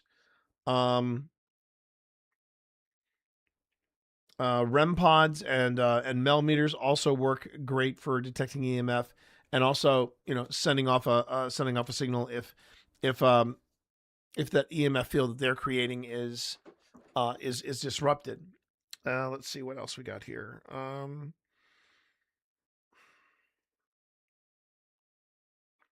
Now the Envoy and the Solace, the two of them, they work with EMF a little differently.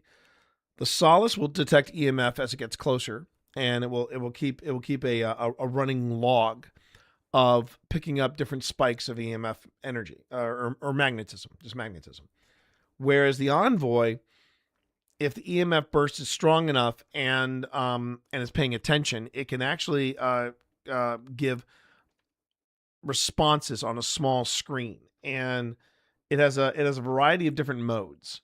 The one here that you see in this particular mode, this is known as the Ouija board mode, and what that means is that if the intensity or the trigger is set off by electromagnetic frequencies or magnetism, it can choose what the letter is.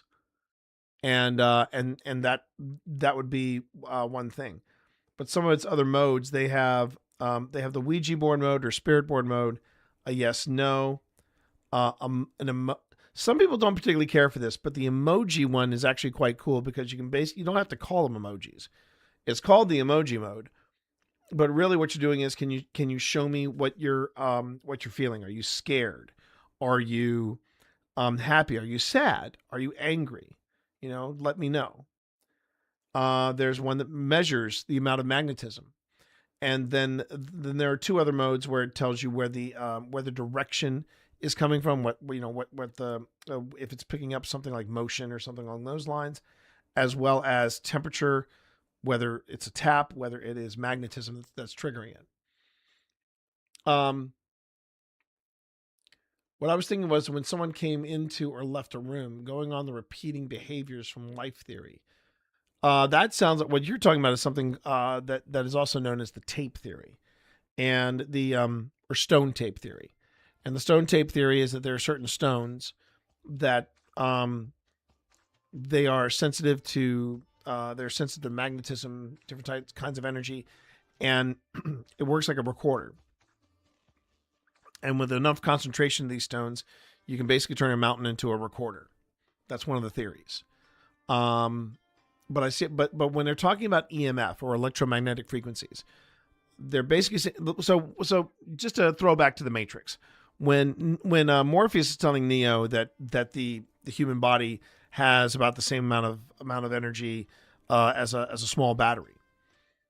That's what we're talking about. We're talking about your life force, or the electromagnetic frequencies of your body, and in some cases,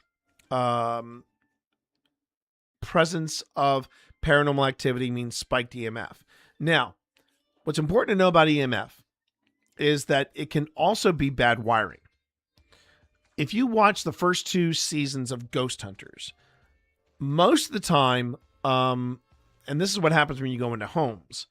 Most of the time when you go into homes, particularly older homes, Jason and Grant would usually find that the person was convinced that his house was haunted. Turns out it was just faulty wiring. It was exposed wiring or a concentration of wiring that would put off electromagnetic frequencies. And when you are exposed long enough to electromagnetic frequencies, eventually they will cause everything from headaches to nausea to sores in the body. It depends on how sensitive you are to EMF. So there's a lot of, or computer banks. Thank you very much. you know? So there's a lot going on there when it comes to what could be giving you a sense of uneasiness, right? And that is, in a nutshell, that is what paranormal investigators, when they go into a building and they want to know if or they do a preliminary sweep, they're looking for electromagnetic oddities. A great example of that was when we did a preliminary investigation of the women's bathroom on the second floor of the candy factory in Manassas, Virginia. And this was a place that a lot of people did not feel good about. And I'm checking the EMF, and sure enough, I hit this one pole, and the EMF spikes to like 125. And I'm like, whoa, what is in here? And they go, oh, that's the Ethernet cables and all the stuff for the building. And I'm like, here's a source that could be causing some issues for people. Now, if you're spending that much time, because it's long exposure to EMF that causes this to happen. If you're spending that much time in the bathroom, you got bigger worries. But anyway, that's just one of the things that we look for in paranormal is just changes in EMF. We don't have one, but there are shadow detectors that Jack Osborne used quite a bit.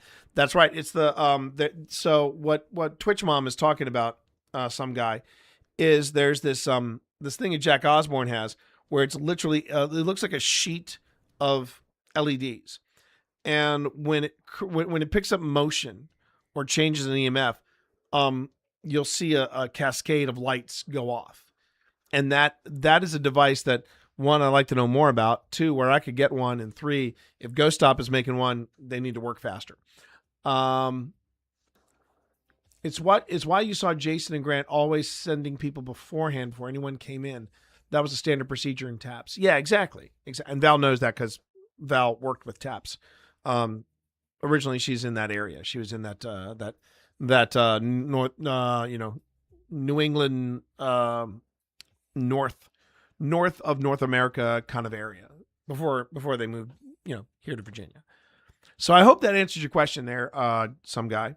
But yeah, that's kind of, those are just some of the devices you would come across. All right. So I think I really want to see. I want to see what happens here.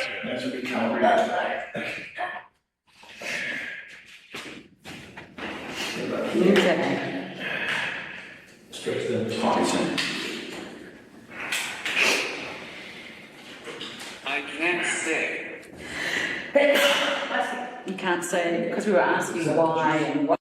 I can't say.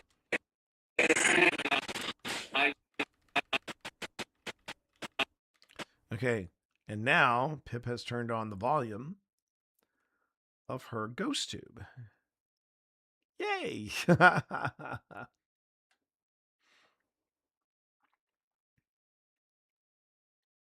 Yeah, my wife's an excellent ghost hunter. She's an excellent ghost hunter. Yeah. 10 minutes to ghost hunters. 10 minutes to ghost hunters. I'll stop, everybody. Sorry. All right. Yankee territory. Yes, thank you, Val. I can't say. You can't say because we were asking why and what happened. But yeah, that is one of the other reasons why I'm kind of gun shy about doing private residences, because since I don't know how they're built, since I don't know what the wiring is like in those places, versus when you go somewhere historical and you can be like, okay, I can get an idea of where stuff is. Yeah, there's a lot of things that can be, and that was the point, I think, of Ghost Hunters in the first 2 seasons, was a lot of things that people thought were paranormal could easily be explained away. And I think it was a real boon and a real help in what they were doing. Like, people are like, wait, you mean these 2 guys from Roto-Rooter are paranormal investigators? Yeah. And because they're with Roto-Rooter and they know all these things about electric wiring and different things of plumbing and stuff like that, that actually, they used a lot of that a lot of that to debunk hauntings in private domiciles. And I just think that that's something that is a huge advantage for them. I can't say. I don't think that was an orb. I think that was just dust. And what happened? I can't say. Maybe it's too traumatic. This is indeed an institution. What did it say? Maybe it's too traumatic. Too traumatic. It was right there.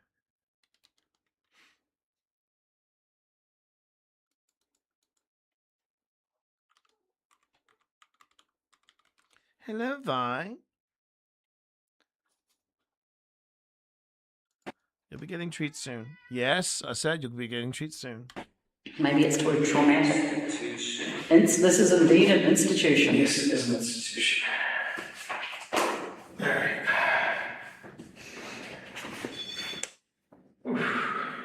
That was me. Where's the, Yeah, I did. Hold up. That's good. What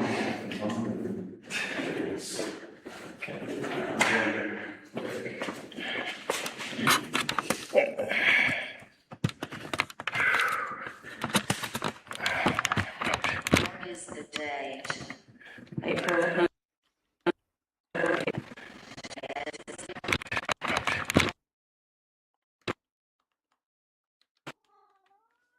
Yes, I hear you. How are you, Vi?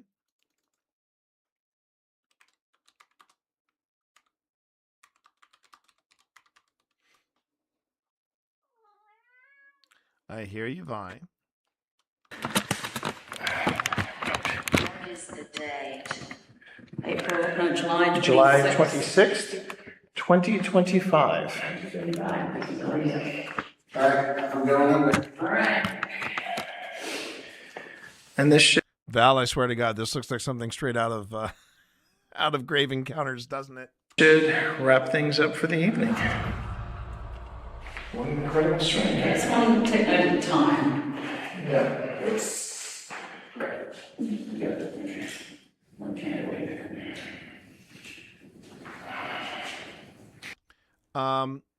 That was. Oh. Well, hi, Painter. I'm sorry that the hello there. I hope I didn't miss it, but hello there. That's what TAPS was actually built for in the beginning. Our assignment was always to reassure the family first. That's why even today, you'll never see Jason and Steve say, 100% this is a ghost. They always say they can't explain it. Yeah. Yeah. And that's something that I feel sums up the way I feel about my experiences with OSI and with paranormal investigation after 4.5 years. Can I tell you if ghosts exist? Not really. Do I believe ghosts exist? Yes, I do. Based on the weird stuff that I've experienced, oh, hell yes. Hello there. Hello there. There it is. Man, the delay on that, man, blurp service was working hard. So, again, Painter, hello there. All righty. And before I forget, attention, all personnel. Ads in 35 seconds. Ads in 35 seconds. That is all. Okay.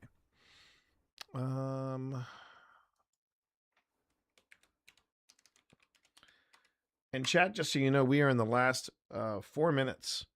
Roughly 4 minutes. We're in the last 4 minutes of our investigation of the Trans-Allegheny Lunatic Asylum. And I swear, I do not remember this being a long session.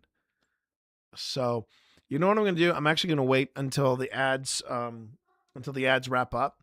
So, for anybody new, the turnaround from Gettysburg, baby. Is that the one you're talking about?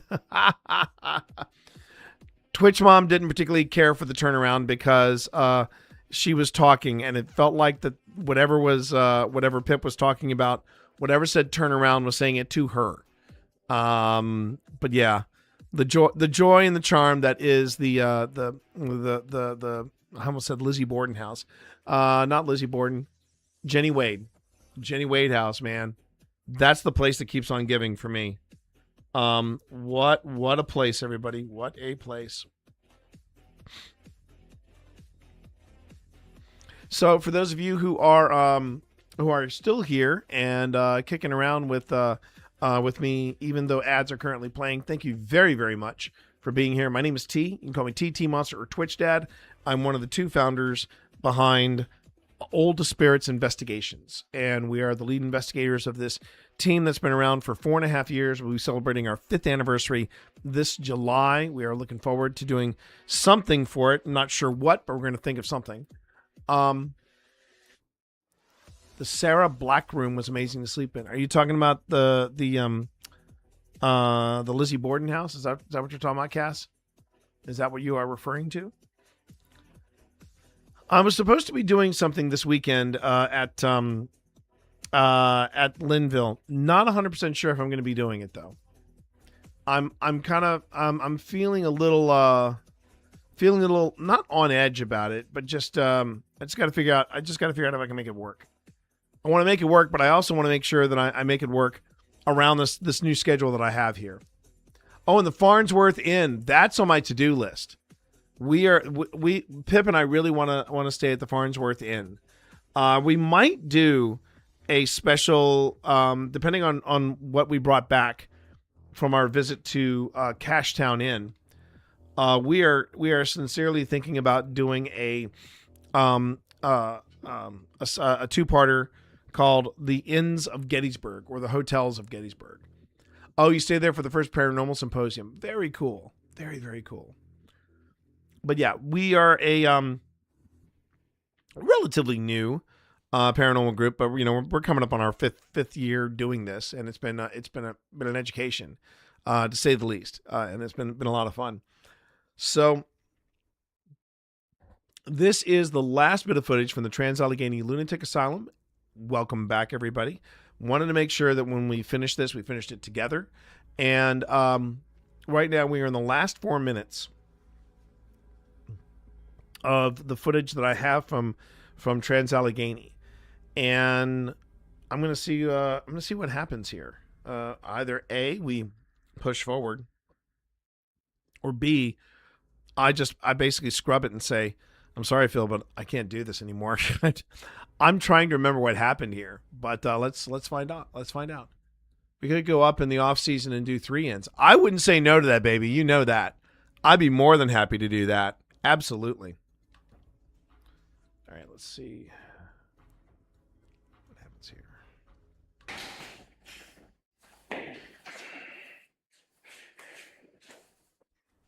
All right. Is this not responding anymore?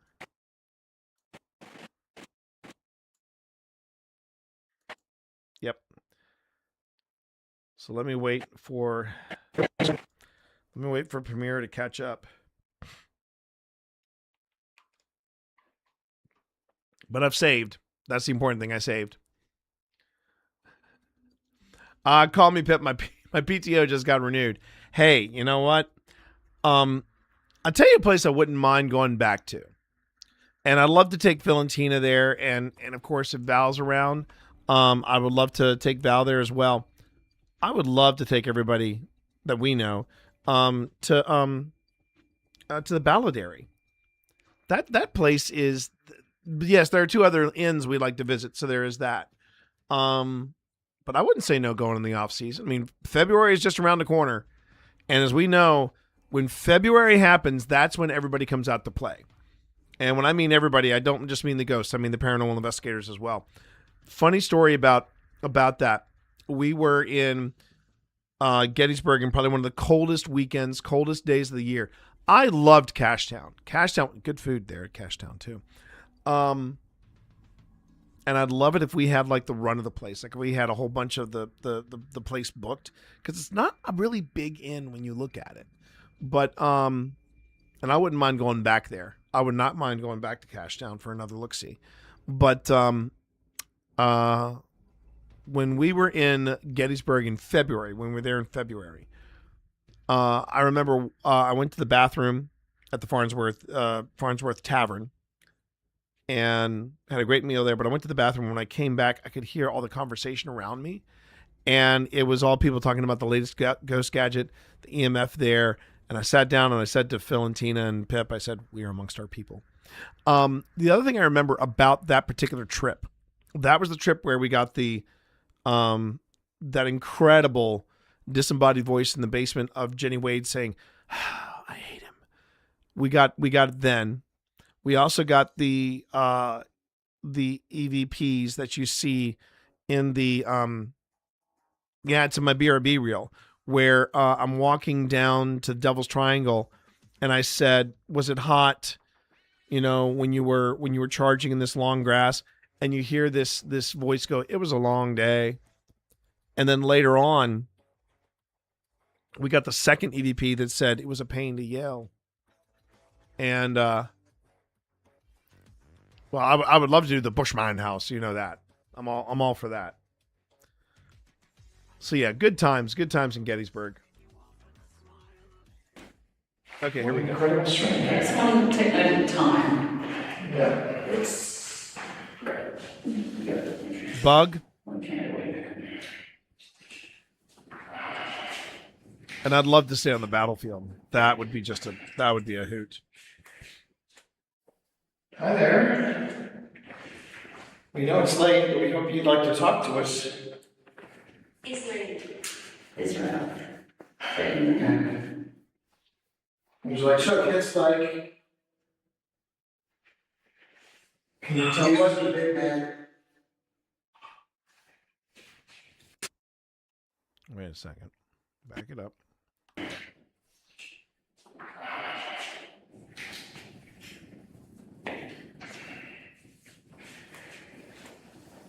Hi there.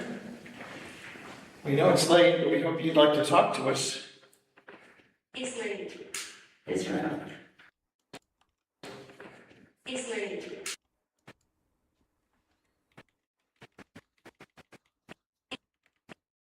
Israel. Interesting.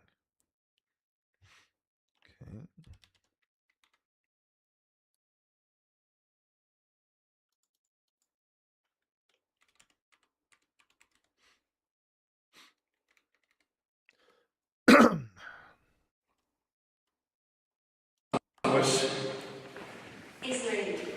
Israel.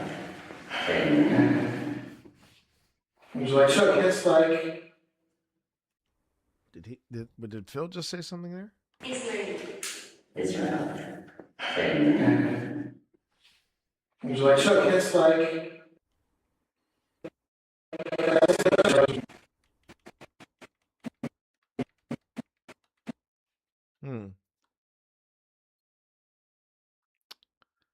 Not sure what he's saying there.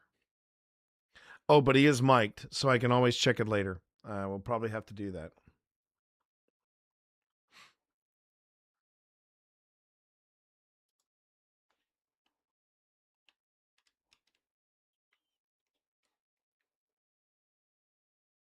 Common name in the 19th century. Very true. Very true.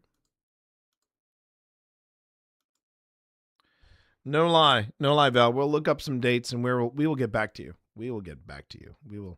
I would love to see that happen.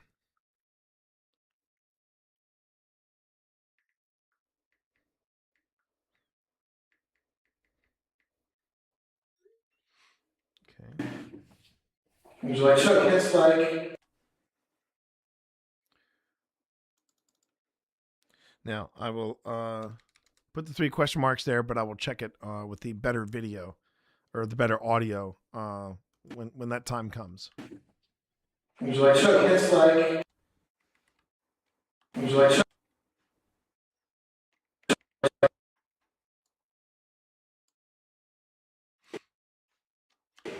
Israel.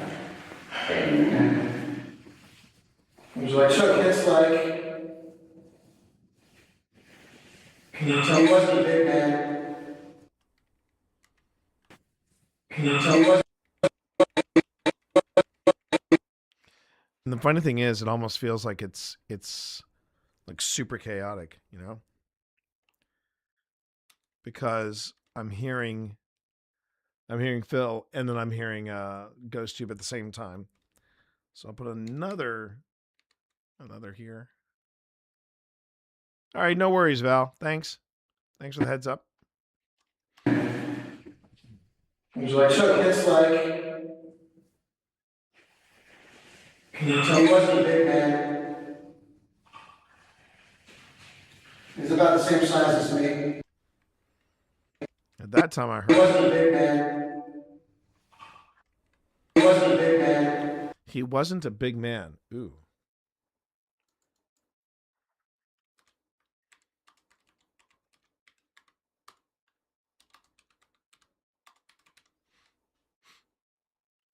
Okay, interesting. Can you tell he wasn't a big man?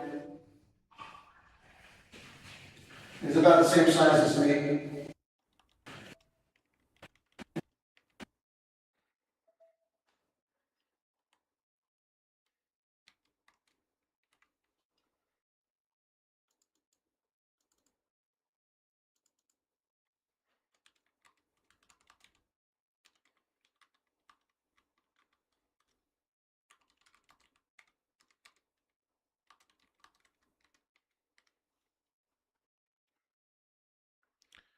And then somewhere in here, Ghost Tube also popped off because I heard it. I heard the whisper. I don't think we hear Pip's response of it because when we got that, he wasn't a big man. He's about the same size as me. We immediately jumped to the murder. So it's like, can you tell what?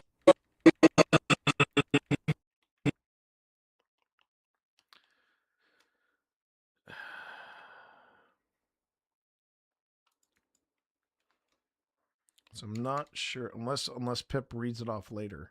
So we'll see. Israel. He's like, so it's like, can you tell he wasn't a big man? He's about the same size as me. Really? What's he doing?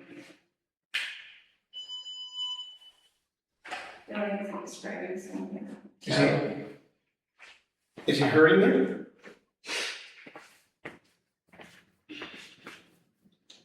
Why? Why? This is Phil's jam. Beyond any doubt, this is Phil's jam. Something about the Bills, but both Phil and Pip, man, they can SDs like nobody's business. Like nobody's business.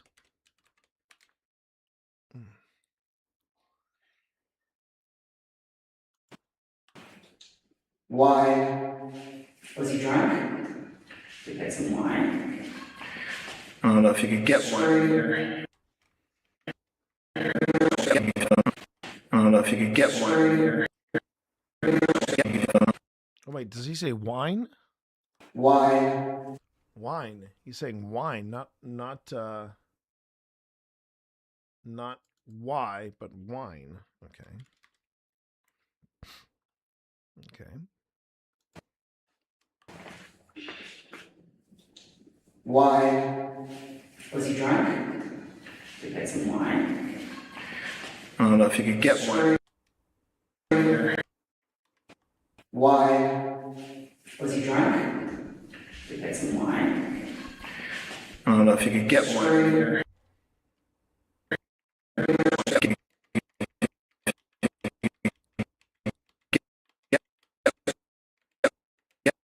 So I think he says scream, not stream, but scream.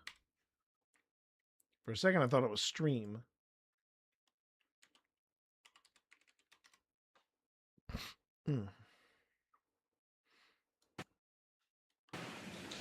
Why?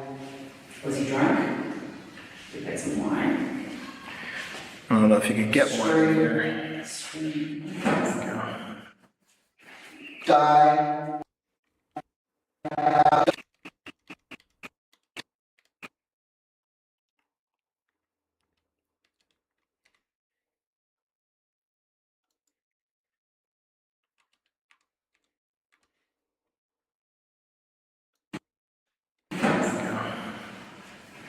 Are you describing what happened to you? He's a wreck.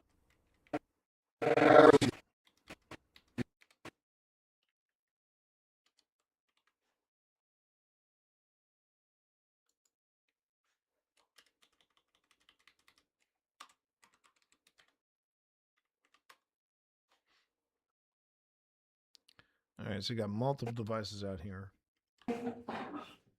Oh, I forgot to turn on the Hydra. Now you know how late it was. It was nearly 4 a.m, and I forget to turn the Hydra on. We placed it, but I never turned it on. He's a wreck.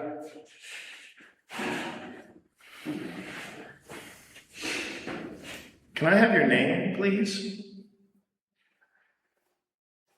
It would help. I'll give a F. It would help. I'll give a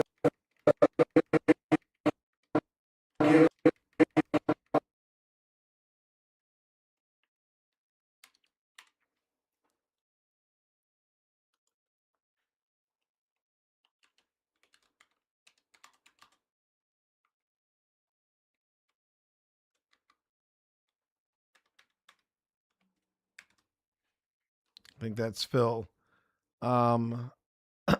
editing himself there. It would help. I'll give a F. You almost said it. Okay. Are you one of the people that killed the patient that was here? Is that who we're talking to? Daddy. Daddy. Daddy.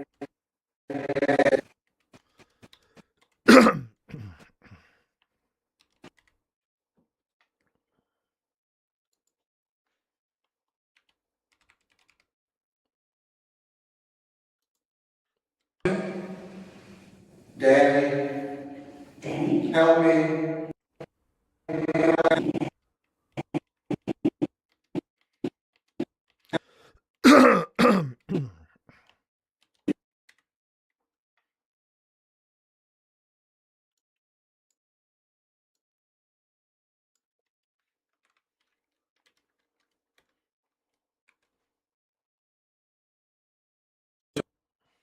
Talking to? Daddy. Danny. Help me. It could be both. Yeah. He won't leave. He won't leave.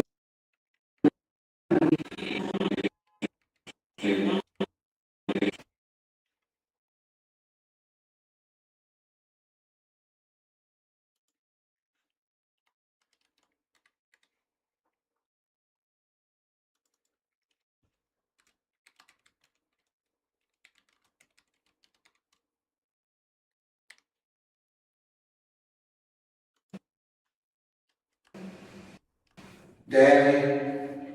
Danny. Help me. Is that Danny? Daddy. Yeah, it's not dead. It's Danny.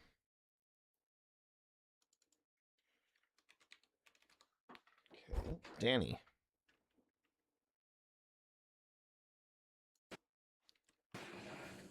Is that who we're talking to? Daddy. Danny. Help me. It could be both. Yeah.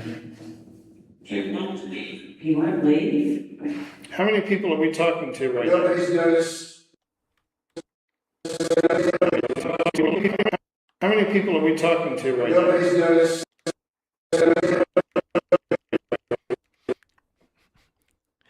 Are you talking about you talking about Phil Rossi in The Shining?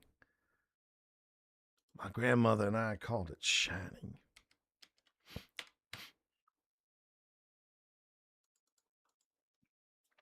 Twitch Mom, by the way, gave top marks to Welcome to Derry. She saw that and basically was talking about how yeah, Danny. Oh, there is that. Danny. Didn't even think about that. Okay, so nobody's noticed.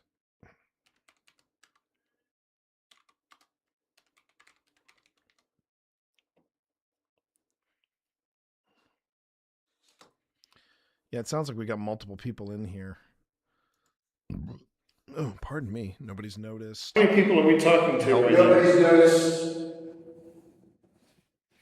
Well, hey. Well, hey.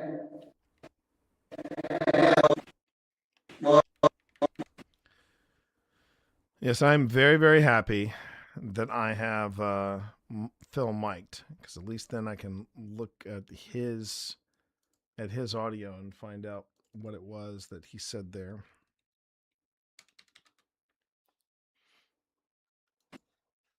How many people are we talking to right now? Nobody's noticed. Well, hey. We're noticing. I won. I won.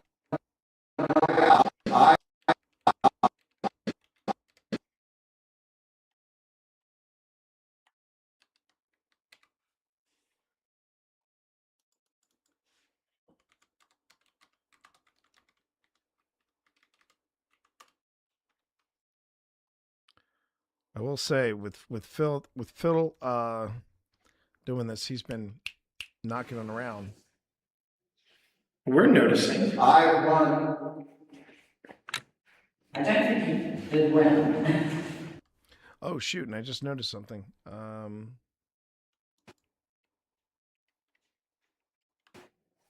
It would help. I don't give a F.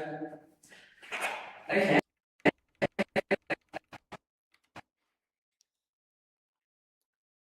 Okay.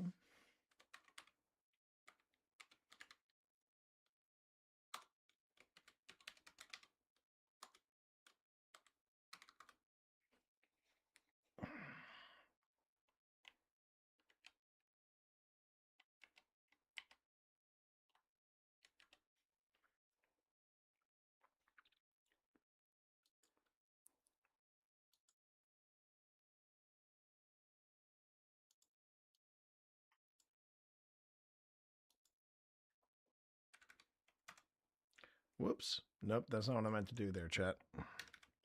That's what I meant to do.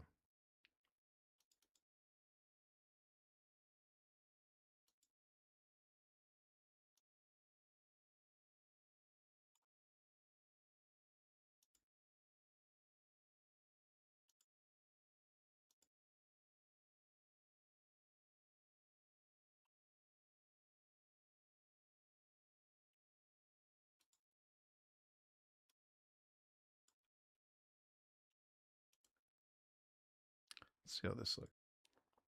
Can't do that because that also affects the entirety of the spirit candle. There we go. And I think how I can work around this is, I think I can do this.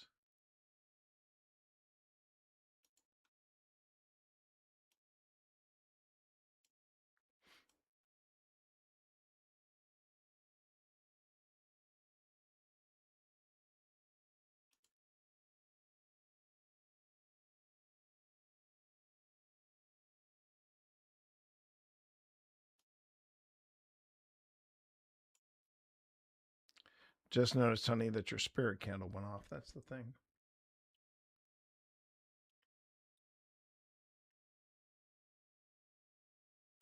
Okay.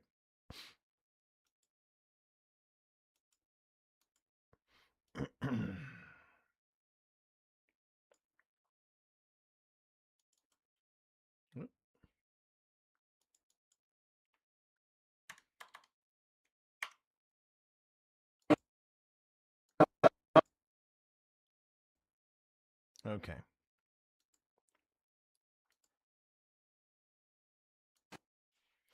Just got to wait for Premiere to decide what it wants to do here. We were doing so well, too. We were doing so well.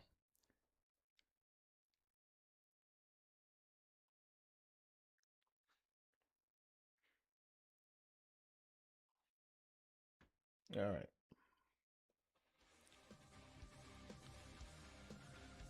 Okay, everybody. Once Premiere gets caught up, I don't know what made it do that. It was trying to look at a transition, I think, and then it just got confused. And now it's just trying to realize, oh, he doesn't want to look at that. He wants to just look at the video on a whole. So I'm just going to wait for Premiere to get caught up, and once it gets caught up, we will pick up where we left off. I know I need to get some hydration, so that's something I need to be doing. But I wanted to wait until until we were done, because literally we have, I mean, this is how close we are. We got less than, we had just over 2 minutes to go. 2 minutes to go, and then Premiere spits the dummy like this. It's like, no, don't do that. Don't be doing that. But thanks everybody for being here. My name is T. You can call me TT Monster or Twitch Dad. And we are currently working our way through the last bit. I mean, this feels almost like a drive-by Estes. Phil started this Estes not even 2 minutes ago, and we're getting nothing but the greatest hits right here. This is pretty wild, how intense things are right here, and I'm trying to remember how long we went. Obviously, we didn't go very long because this is the last clip I have from Trans-Allegheny. I don't think we have any other clips. And while I wait for Premiere, I'm going to go on ahead and look, because I know we have. All right, here's Taika, and I'm going to. Okay.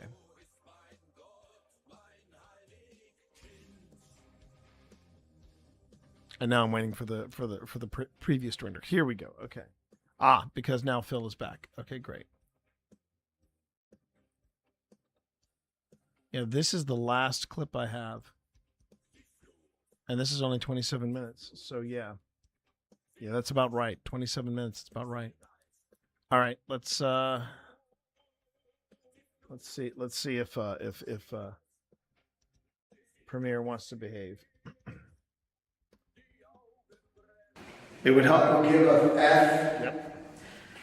Okay. Are you one of the people that killed the? So the spirit candle went off at this point on give an F, which is interesting. Is that who we're talking to?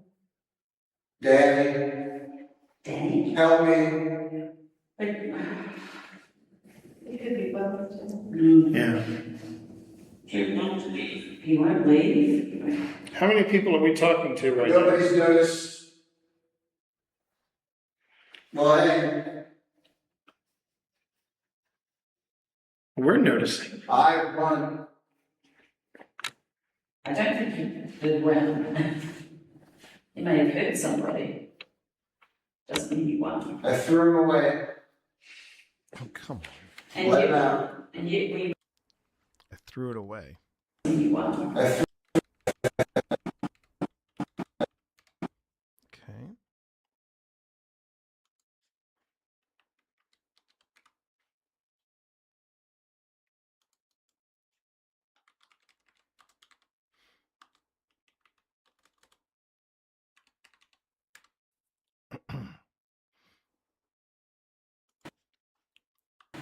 He may have hurt somebody. Doesn't mean he won. I threw him away. And Let yet, him out. and yet we. I threw it away. What did he say? I threw him away. And Let yet, him out. Right now. Okay.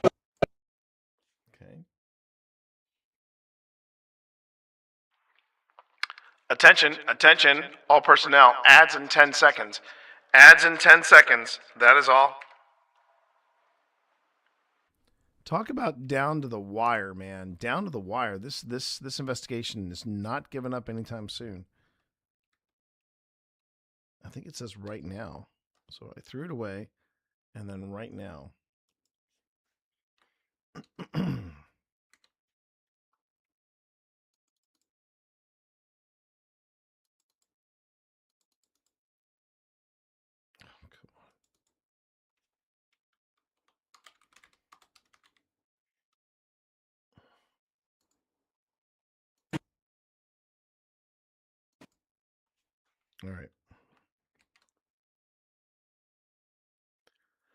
All right. This is where I get, again, we're closing in on 3 o'clock, and that's when Premiere starts to, I don't know what it is. I really wish I understood what it is about Premiere and why it'll do so well. Once it gets started, it's fine. And then suddenly it hiccups. And there we go. Okay. So let's see if we're back in action. We're noticing. I won. I don't think you did well. You may have hurt somebody. Doesn't mean you won. I threw him away. And yet we remember him. We still remember him. Incest. Ooh. Not today. Also too early, JR. Right now we are just getting ready to wrap up. We are less than 2 minutes away from wrapping up the preliminary investigation of the Trans-Allegheny Lunatic Asylum. I want to see if I can finish this up before I take a break. We still remember him.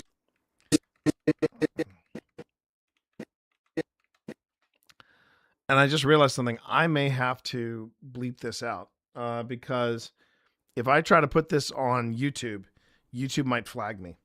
So, oh, no, I don't want to do that. So I'll do this instead. Let's see. I'll go. Oop.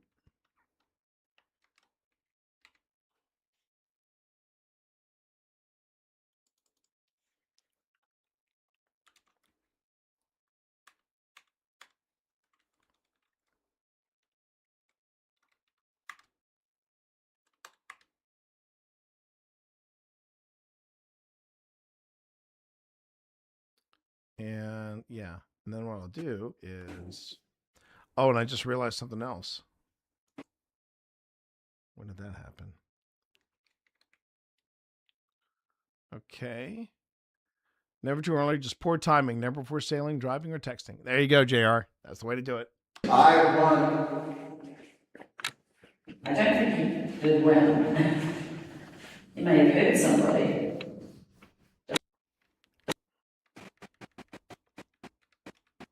Okay. Pip brought in a new player here, so I got to make sure I document it accordingly. Okay, so the spirit candle pops on here. But we say it's on, not off. And we change the gray of on to a nice, comfortable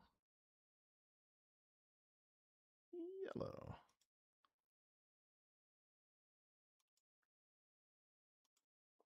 All right, so spirit candle on, good. You may have hurt somebody. Doesn't mean you won. I threw him away. And yet we remember him.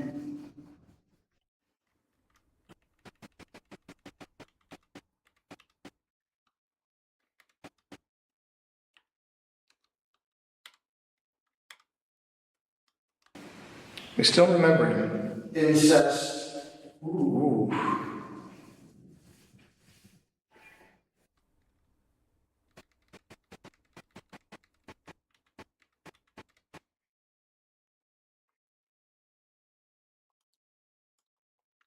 Okay. All right, now for this, all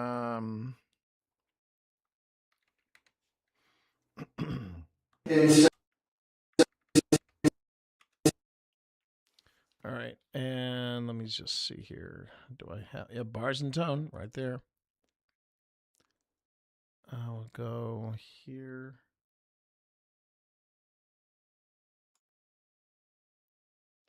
Come on.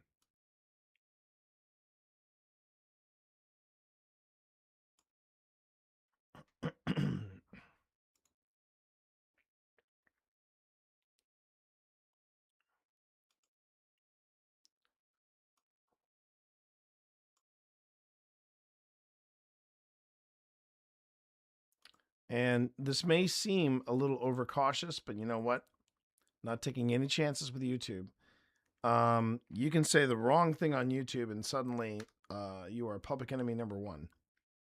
So I am just going to go on ahead and bleep it out.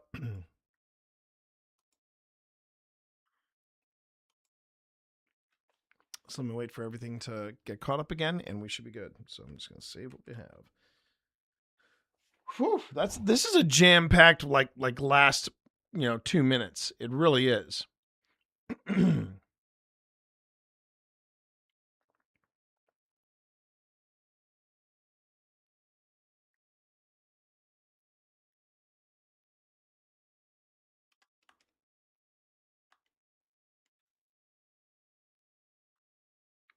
Premiere gonna premiere. Okay, you do you. All right. And meanwhile, I can go on ahead and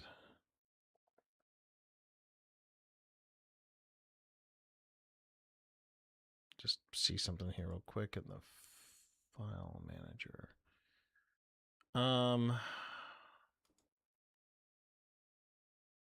This is what you do. Sometimes you just gotta wait, and you gotta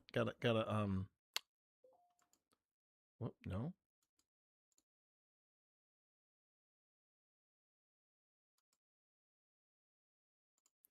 Just gotta wait for technology to catch up with you.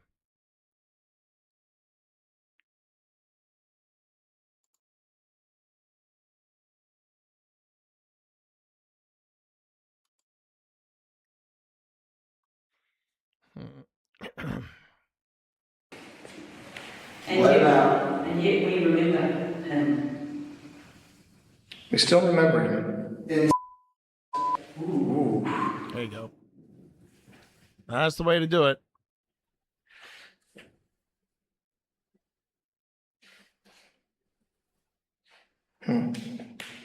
How old was he? Do I have to come? So how about this? We've been at this for nearly 8 hours. Now I gotta wait for it to get caught up. So I did tell it to stop. I just got a temperature alert on this. Right in the middle of his session. It just suddenly said temperature. And it's overheating. Third room. Who's in the red Room. How many people are in this room? Everybody. Die. Hate. This is getting a little too dark. I think we should pull him out. Soccer. That. And yet we. That's right. That's right. It started to take a very dark turn. I remember now. It took a very dark turn. Okay. Here we go. I was already a little on edge with the how you doing there? How you doing there? Stingin'? Wait. That's STNGUIN. Sting guy. Sting guy? I'm gonna go with Sting guy. Sting guy. But hey, how you doing? Good to have you in stream. Okay, over on YouTube. When he drops the I bomb, that's when things getting a little things take a turn. We still remember him. Ooh. And he starts going rapid fire on things.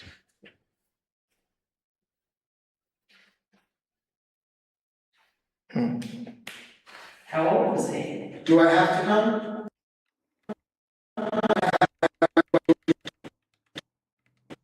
Okay.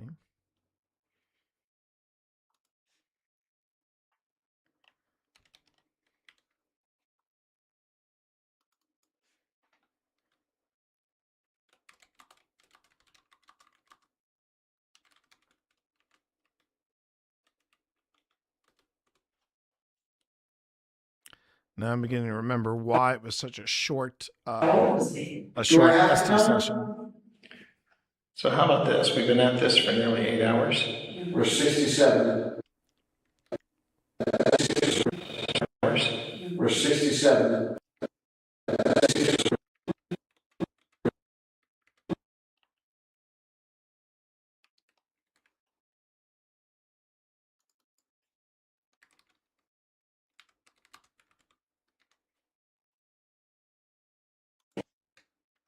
Do I have to come? So how about this? We've been at this for nearly 8 hours.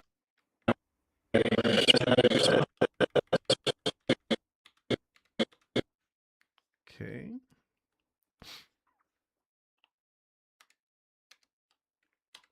Spirit pink candle goes off here.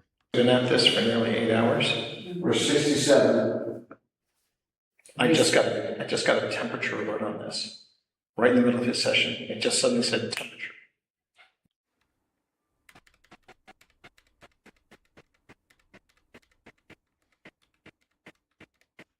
I think what I need to do is I need to have that like as an inset video where the because it's not going to say anything really on the stream, I don't think.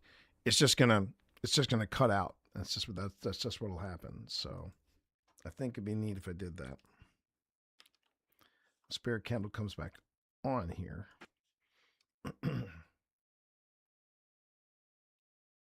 So how about this? We've been at this for nearly 8 hours. We're 67. I just got a temperature alert on this. Right in the middle of his session. It just suddenly said temperature. And it's overheated. Third room. Third room.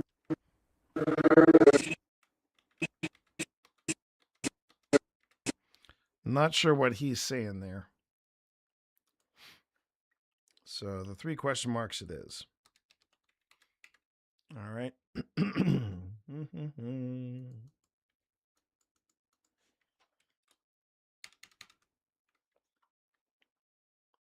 Okay.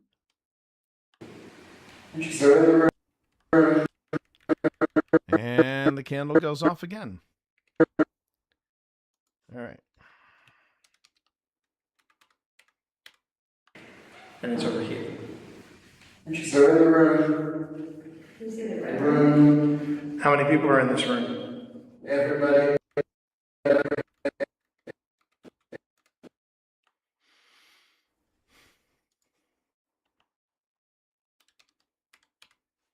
I think this is where I see where he just when I pull him out of this, he literally jumps against the wall and out of his chair. It was a pretty visceral expression. We're in this room. Everybody. Die.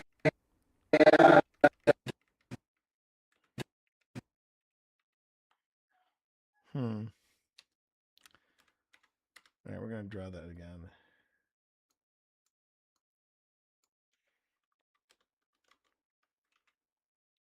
Everybody, 1, 2, 3. And then here.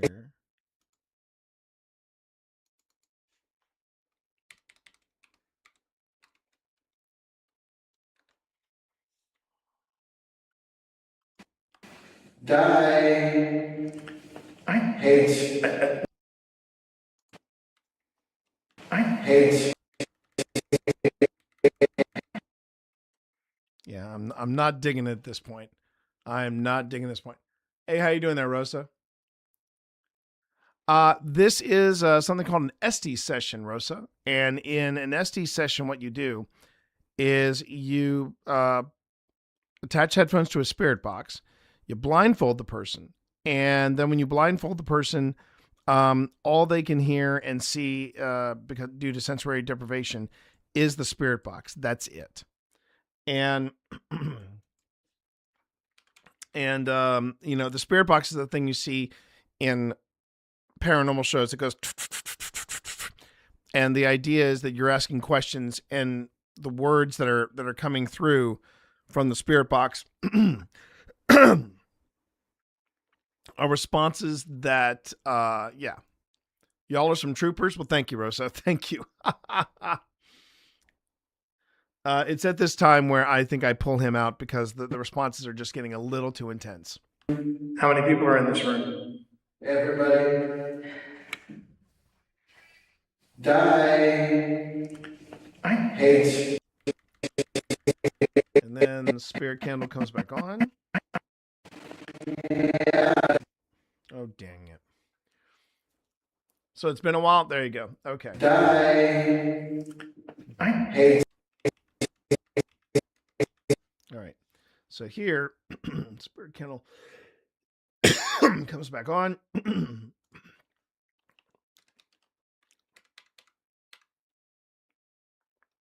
Die. I hate this. I'm good, Rosa. Thanks. Just I completely I completely blanked out on this this ST session. I didn't even know we had this. So this is kind of yeah, this is an unexpected gem, if you will, that I found here. This is getting a little. And much to Phil's chagrin, I'm about to pull him out because I'm like, no, this is getting a little too unfriendly. This is getting a little too intense. And actually, I need to correct this. So for this one,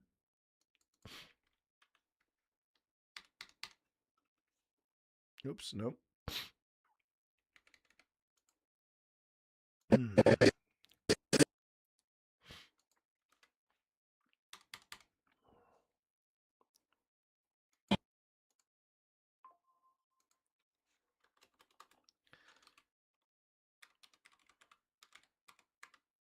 Yeah.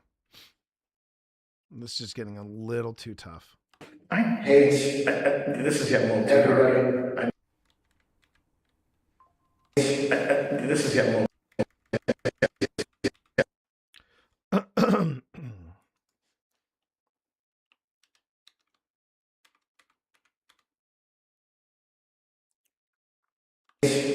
This is getting a little. Everybody. I think we should pull that. Shocker. Let's see here. Everybody. I think we should pull that. Shocker. Shocker.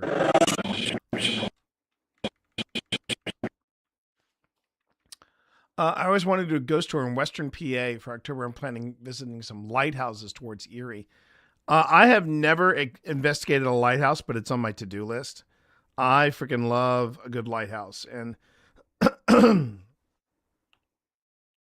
I think a lighthouse would be like hella fun to do. I'd love to give that a shot.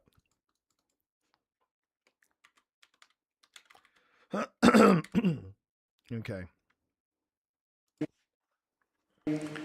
I hate this is getting a little. Everybody. I think we should pull that. Shocker.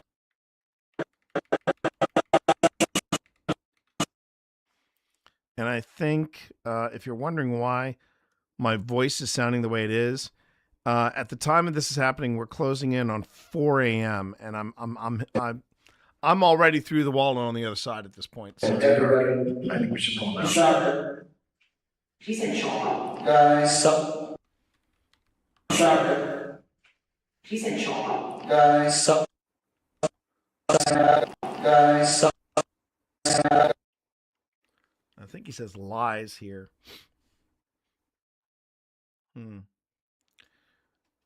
I mean, Phil is in rapid fire here, and and when you get to this point, that's like, yeah, this is a good point to say. We've gotten plenty of video. We're ready to go.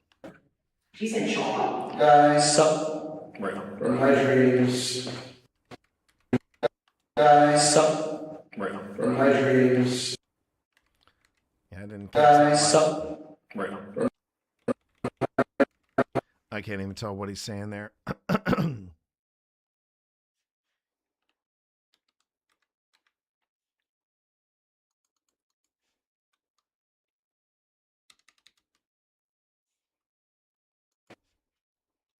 He said shocker. Guys. From my dreams. Oh. Yeah. That I remember from this little segment. As you can see, Phil got air. Phil got air on that. Jeez. Oh. No. Wait. Yeah. It was getting too dark. That was so quick. I know.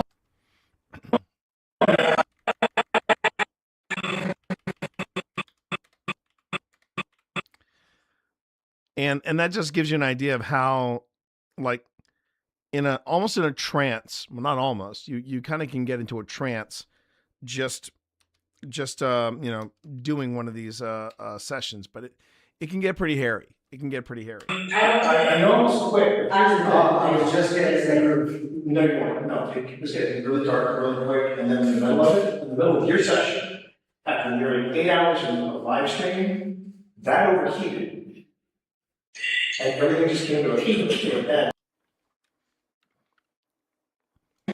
end. That overheated.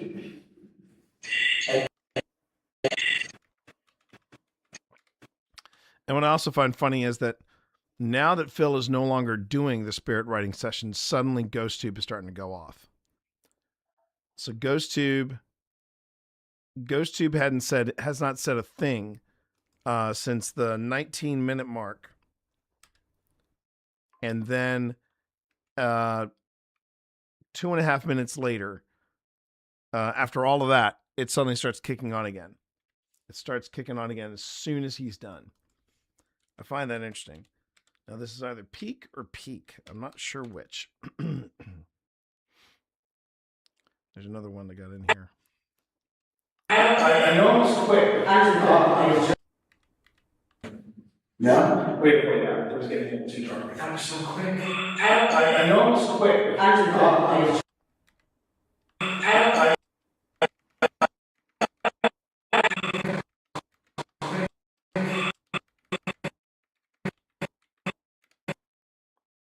There's another GhostTube moment in there. I'm just going to give it the two. I want to give it the 3 question marks because I can't hear it just yet, but maybe when I get to the to the lavalier mics, I'll find out what it was that Pip actually said. That was so quick.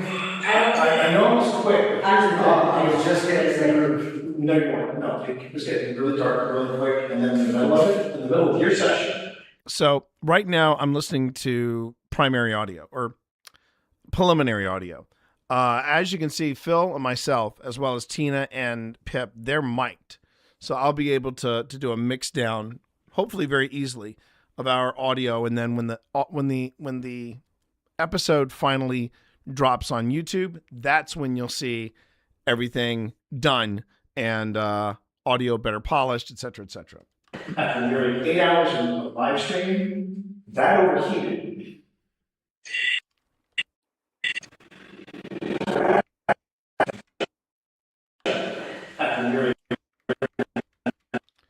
Meanwhile, at my feet, Spirit Candle keeps going on and off, which I find also interesting.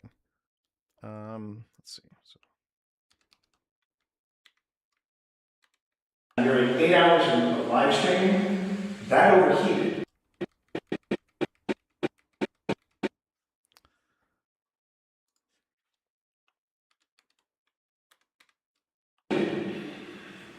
And everything just came to a peak at then, and then you were getting into dye, incest. Okay. Yep. Gotta bleep that out.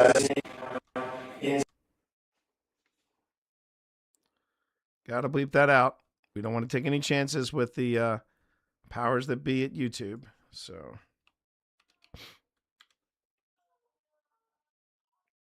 I just opened the stream. When it started in the background, I forgot all about it because my sound's off. Well, Nito, sometimes that happens, and that's okay. I'm good with it. Point is, you made it, and welcome on in. Thanks for being here. You're just catching the last, literally 30 seconds of this investigation. And then there is going to be where Phil and I have to get together. We do a little bit of commentary. Phil's going to want to watch this. He's definitely going to want to watch this. Okay. There was no. I don't think it was the victim. No, I don't think so either. I don't think we're talking about something either. No. It's better than. I think it's better that we. I think on that note, we need to pack up.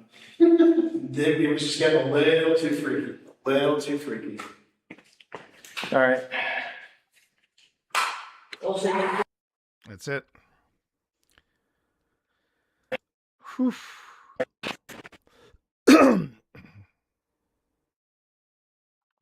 that, everybody, is the last bit of footage that I have from the Trans-Allegheny Lunatic Asylum. And that was, you talk about ending on a high note. You talk about ending on a high note.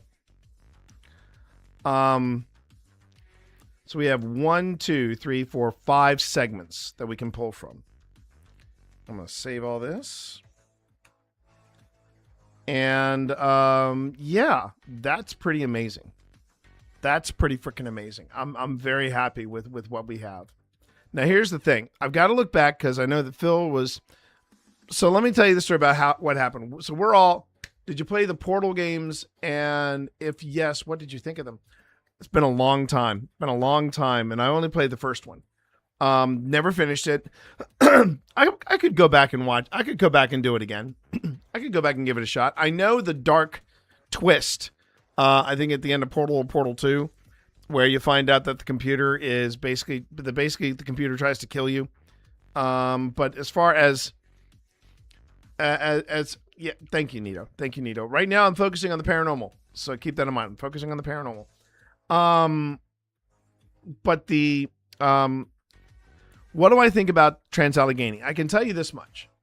Wow, spoiler. How old are those games, my friend? How old are those games? You want a spoiler? Here's one for you. Here's one for you, Mike. Here's one. Yeah. Darth Vader, Luke's father.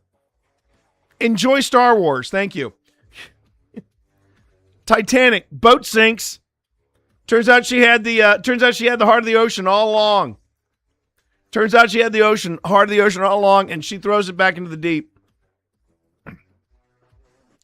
Damien is the son of Satan. Okay, I'll stop. I'm reporting. How are you, Mike? How are you? I missed you this weekend, or this week. I missed you this week. I needed some magic, baby. I needed some magic. Rose. Oh, Rose. On High Panic, continuing her 35 stream streak. What's up? Not too much. Just finished the preliminary review of the footage we brought back from the Trans-Allegheny Lunatic Asylum. We have 5 segments I'm looking at. Easily, we got 2 episodes out of this. But the thing is, I was about to say, do I think Trans-Allegheny is haunted? Simple answer. It's yes. And that's not necessarily breaking news. You know, I mean, there are certain places, and I mentioned this in an earlier stream, that it's haunted. You know it is haunted. And knowing that a place is haunted, yeah.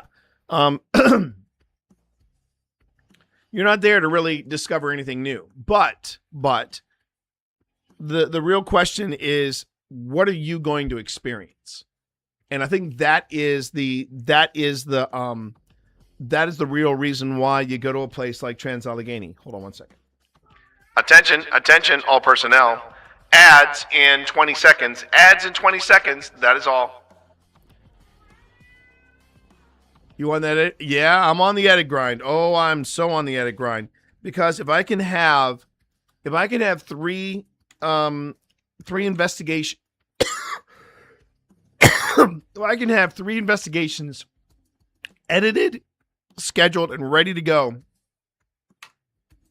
and the content around it, right? If I can have all that ready to go, that is going to give me at least a 2-month buffer. And I want that 2-month buffer. I do. Same thing that with, the stuff that we wanted to create for Mana Buds, the short content. I want to have 4 in the hopper before we start thinking about putting stuff out, Again, that's something I think we probably need to chat about. Not just us, but all of the Mana Buds. All the Mana Buds. Okay. So this project is going to be well, hang on. First I gotta find this, and then do this, and then what did I call this? Oh, okay. So I still, okay, that's what I call it. Okay, cool. So we'll call this Hinsdale House, and wait. Do I have? Okay, good. I've got the stuff in there. Cool. Okay. Yeah, I know. Talking to myself, probably not the most scintillating of content, but you know, we're managing. 2024-09-27. 2024-09-27. Hinsdale House. All right.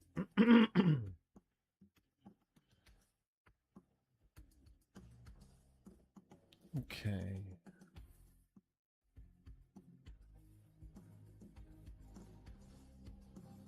Open. I'll put it here. Yep. Save. All right. Hinsdale House. Blah, blah, blah, blah, blah, create. All right.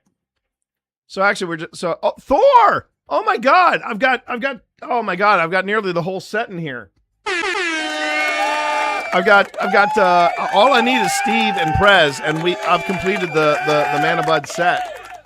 How are you guys? How are you, Thor?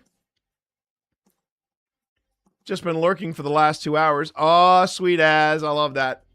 I love that so freaking much. And I know that I have been probably a very quiet voice in the Manabuds. It's mainly because my mom paid a visit. And Twitch grandma paid a visit. And I had to, well, not had to, but I wanted to. I basically said, "Hey, I need to spend some time with me mom," and that was exactly what I did, and it felt great. It felt great just to spend some time with Twitch grandma and basically make up for a Christmas that didn't happen, and it was kind of a bummer. But you know, we were sick. Pip and I were sick as dogs. It was not good. And I wanted to make sure that I didn't get anybody sick. And we had first Christmas. What about second Christmas? And this was second Christmas. That's why I was heads down, everybody. So I apologize about that. Glad to be back here now, talking to everybody and seeing that everybody's in good spirits. No pun intended. So let's see. We're going to select this one. Oh, wait. Oh, I see. Yeah, let's bring in the first 3. Let's see how we do with the first 3. And we'll import those. Okay. And I am... here's the funny thing, too. Thor pops in. Panic pops in. Doretti, aka Mike the Quad, pops in. All these people pop in. And I am up for a break. I am up for a break. I've been going strong since noon, and I need to get some hydration. I need to get sorted. I need to bring in some new media because we've got a new location to visit, and I'll talk to you a little bit about that. And I'll go back into my conclusions of what I experienced and what OSI experienced at Trans-Allegheny as soon as I get back. So thanks everybody for watching. You are watching the Team Monster both on Twitch and on YouTube. Today I am representing Old Spirits Investigations, and we are looking at investigation footage. We're looking at the footage from, we just finished the Trans-Allegheny Lunatic Asylum in West Virginia, and now we are pulling up the Hinsdale House in wonderful Western New York, just near somewhere between Salamanca, New York, and Jamestown, New York. That's kind of where we are when we go to the Hinsdale House. I'll bring everybody up to speed on that as soon as I get back, but I want to get some hydration and also stretch the hammies. Now, this has been also my first break, so if you've been hanging out like here, oh God, you've got the cold, Thor. You've got the seasonal cold. Oh no. Man, I am still I'm over it, but man, my sinuses have been draining like a sieve for the past couple of weeks. I'm sorry about this. So do yourself a favor, Thor. Hydrate. I'm going to stretch my hammies. I'm gonna stretch my legs. Mike, you should stretch your. Never mind. But Mike, make sure to get some hydration. If anybody needs to take their meds, please take their meds now. I love you all. Take care of yourselves. We're gonna take a short break, and when we get back, more paranormal. I know. I'm a bad friend. We'll be right back, everybody.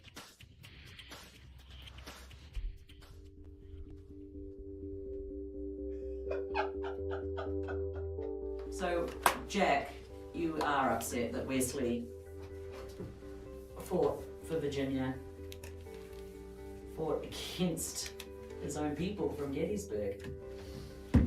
That must have been aggravating. Did you just whisper? Were you scared? With this long grass here? When you faced against the Confederate Army? Or when you faced against the Union Army?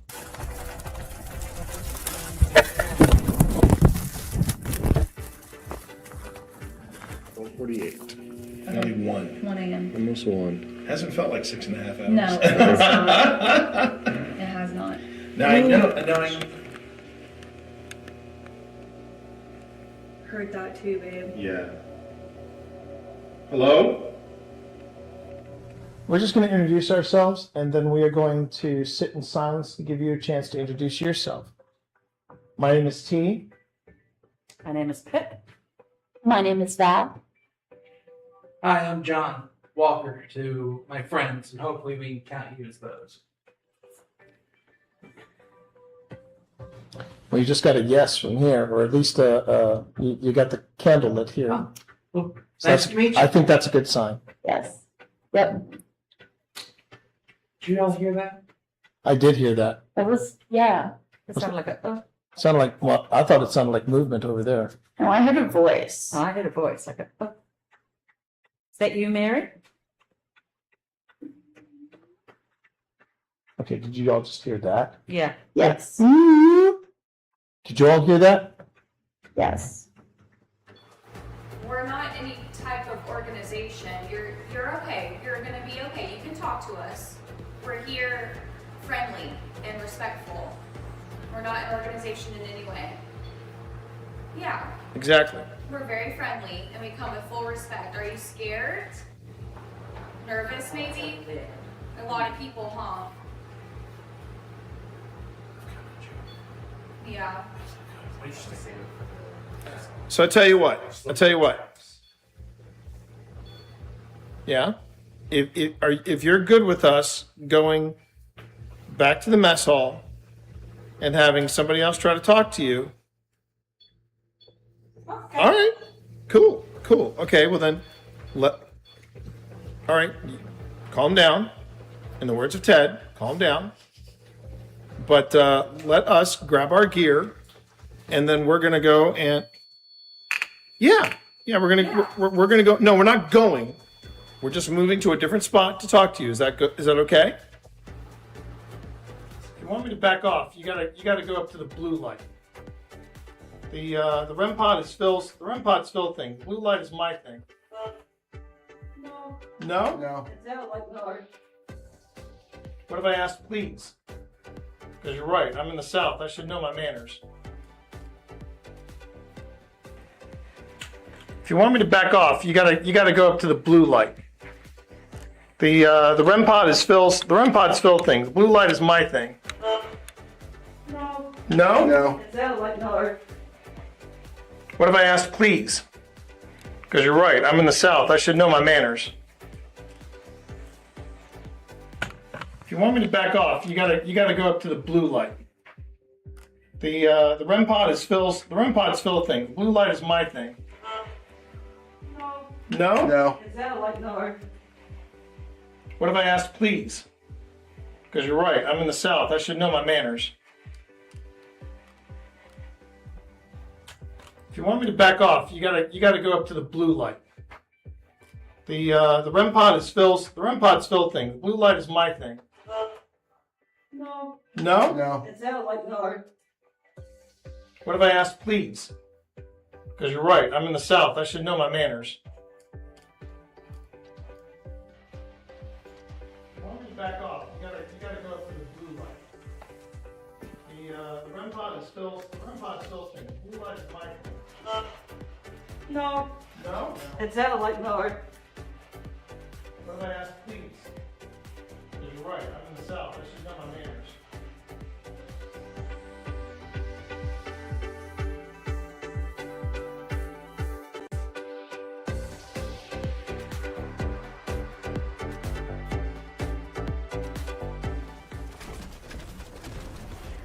Did you shoot my friend? That was a bad choice. That was a bad... These people are shooting at me. I'm going to voice my displeasure. Here. There you go. There you go. That was very unpleasant. Hang on a minute. Hang on a minute, Steve. I'm coming for you. I wouldn't recommend it. They're all shooting at me. They're all at Who loves you? Who loves you, buddy? Okay, all right. Who loves you? Who loves you? Who loves you? I I love you. My family does. I love you. I love you too. I love you too. You albino. You albino god. You blind albino god. You know. Like, I got think steaming probably undies for you in my the Lord worst and way. Savior, I think I probably do. do. I do. I Like love grandma, you so I think- much. Oh my God! Shut up. Chat, we take this act on the road. That's the best bit. Well, I have ascending dots on my PKE meter here, so Yeah, that's what I was burning up. What is the? Still says it's ascending. Oh, Steve! It's over there. It's done. Let's blast it.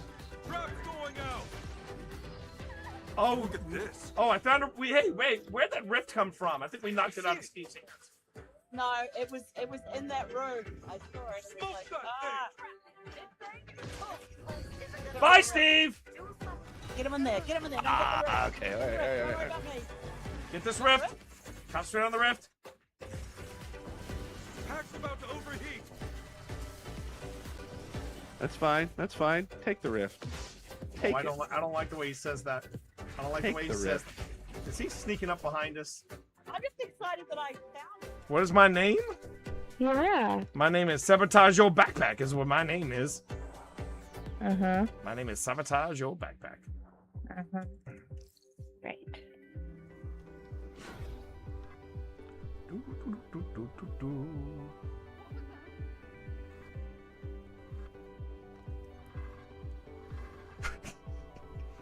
You. S-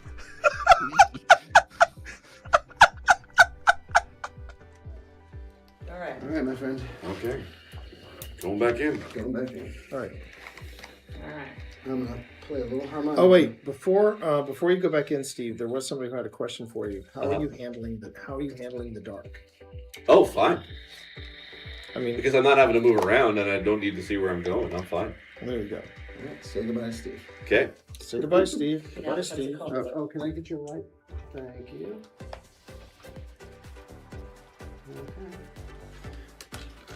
Let's see if we can talk to Jack again, because last time we were here. How about a little harmonica? Yeah, give a little harmonica for Jack.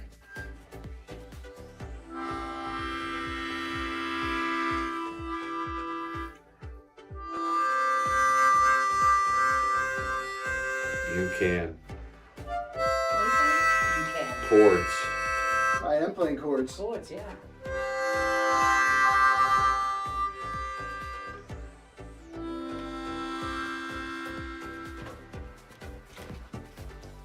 Keep playing. Keep playing then, Phil. That's good. You don't have to know anything about the movies or the books to be able to get into the show because it is set thousands of years before any of the books or movies anyway. So it's been really great to just obviously be able to kind of just sit down and watch it and just enjoy it for the lore for what it is. My favorite episode so far actually has been now actually the pilot was really good, but I actually really enjoyed episode 6, which was the especially the ending there with the creation of a certain volcano that I'm really excited to be able to see more of and seeing how that kind of develops. Don't tell me because you've seen episode 7. Anyway. But T, what's been your favorite episode? Oh, that's easy. That's easy. The one in Casa Doom where Durin says to, oh, you haven't seen that one yet? You haven't? Dude, why are you here? No, stop it! I get it. No, hang on. Safe space. F that, dude, why are you here? You should be back in your room watching Lord of the Rings of Power right now. So the thing I liked about, first off, when it comes to on-screen bromances, we thought we had the ultimate in the original trilogy, but let's be honest, there's never been a better bromance on television than Elrod and Durin. I mean, when Durin says, what was that? They were behind us. So yeah, I mean, when he said, and not just that, what makes them.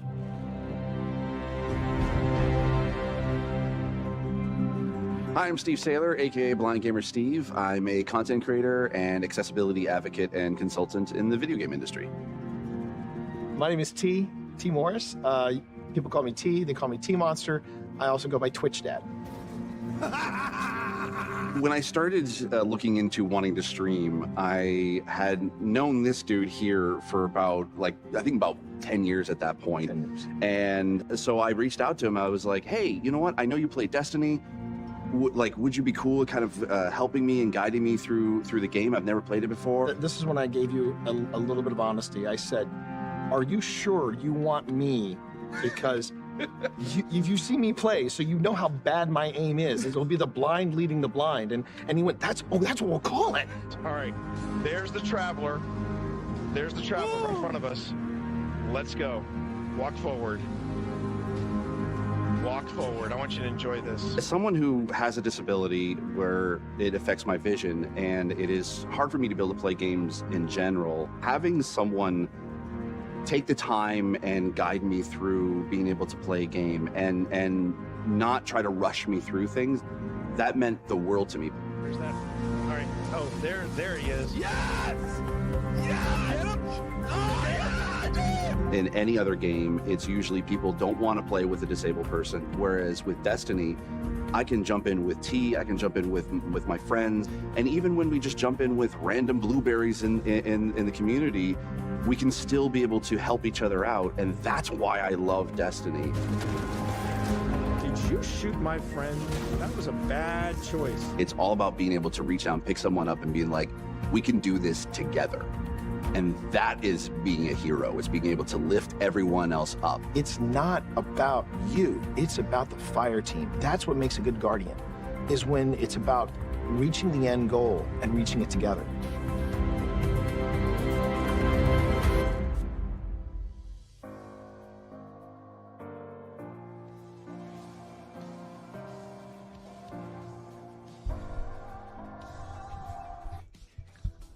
Thor, are you encouraging Mike the Quad to, throw hands? I mean, seriously. I thought we were all better than this. Obviously, I thought. I'm very disappointed in you, Thor. Hi, everybody. We're back. We're back on Twitch and on YouTube. We're back. How are you? You know it. Sadly, Thor, I think it might have been best that you did not take that detour and pay a visit if you're feeling under the weather. I just, I'm sorry that you are under the weather. I hope it's not the creeping crud, the con crud that you picked up. I know you did, but there'll be other times. We got this. But I know I've been the quiet one of late, and I just gotta say, yeah, I just wanted to I wanted to get in that time with my mom and make up for the lost Christmas that we had That was a bit of a bummer. So we had second Christmas, and it was good. It was really good. The big Christmas present did arrive. I got the new and improved hardened case for my cameras. So if I fly with my cameras next year to TwitchCon, yeah, I may either pack one or bring them all and have that as my check-in gear. But I wouldn't have to worry about them manhandling the case, because man, that case can take a bullet. So yeah. And welcome back, everybody. We are currently reviewing footage from previous paranormal investigations that I, along with Old Spirits Investigations, have been running. And let's see, we just finished up the Trans-Allegheny Lunatic Asylum. So I wanted to talk real quick about my thoughts. What do I think? Do I think Trans-Allegheny is haunted? So here's the thing about a place like Trans-Allegheny. When you look at its history, when you look at what happened there, when you look at all the things that have happened at a place like Trans-Allegheny, there have been too many things and too many people that have gone there and had some kind of crazy experience. And when I say crazy experience, I mean that it defies explanation, rational explanation. Okay. Oh, the Pelican cases are awesome. Oh, and I should show it to you guys. Hold on. Because I already decorated it.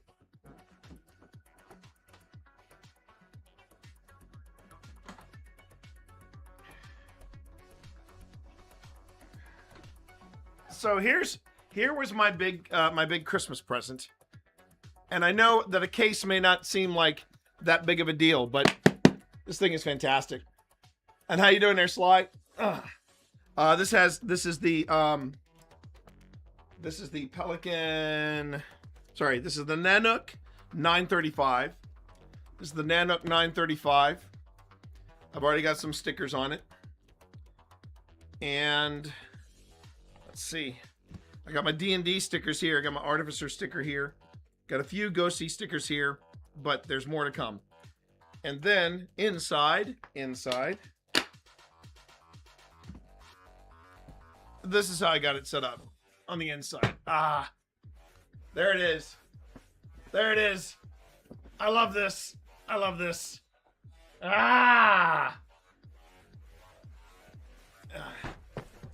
I thought I would have room for two of the smaller cameras here, but it looks like I only have room for one. Maybe I'll put a phasm light here. I'll put a little one of the lights here, and then of course I have this I had it ordered with the pocket section. Right.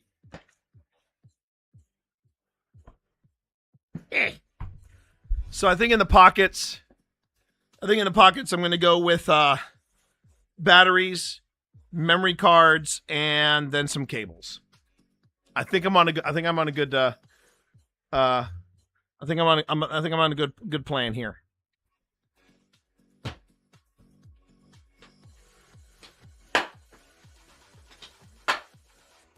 All right. Now, as far as the stickers go, though, I have room.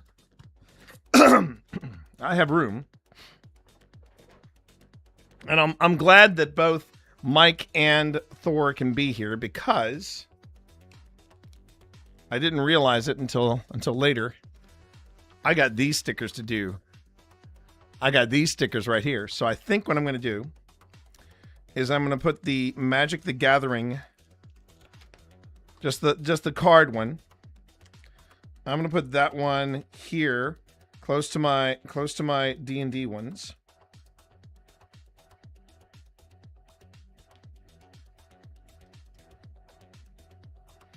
So there's the Magic the Gathering.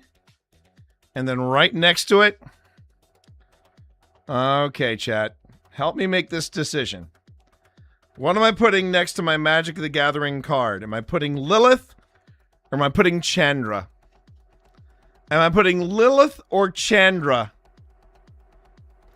You know what? Because it's my paranormal investigation gear, I think I should put Lilith. I think I should put Lilith there. I think Lilith.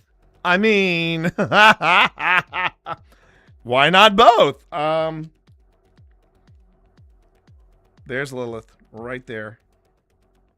Oh, and what's even sexier? She overlaps with my the ghost card that I picked up, the ghost card sticker that I picked up from Ghost Stop. Yeah.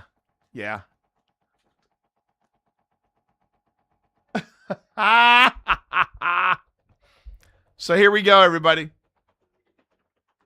I now have representation on my case. There it is. There she is. And I mean, you know, well, I got Chandra on my desk already. And it's the Ether Drift Chandra, so there's that. I do love me some Chandra, don't get me wrong.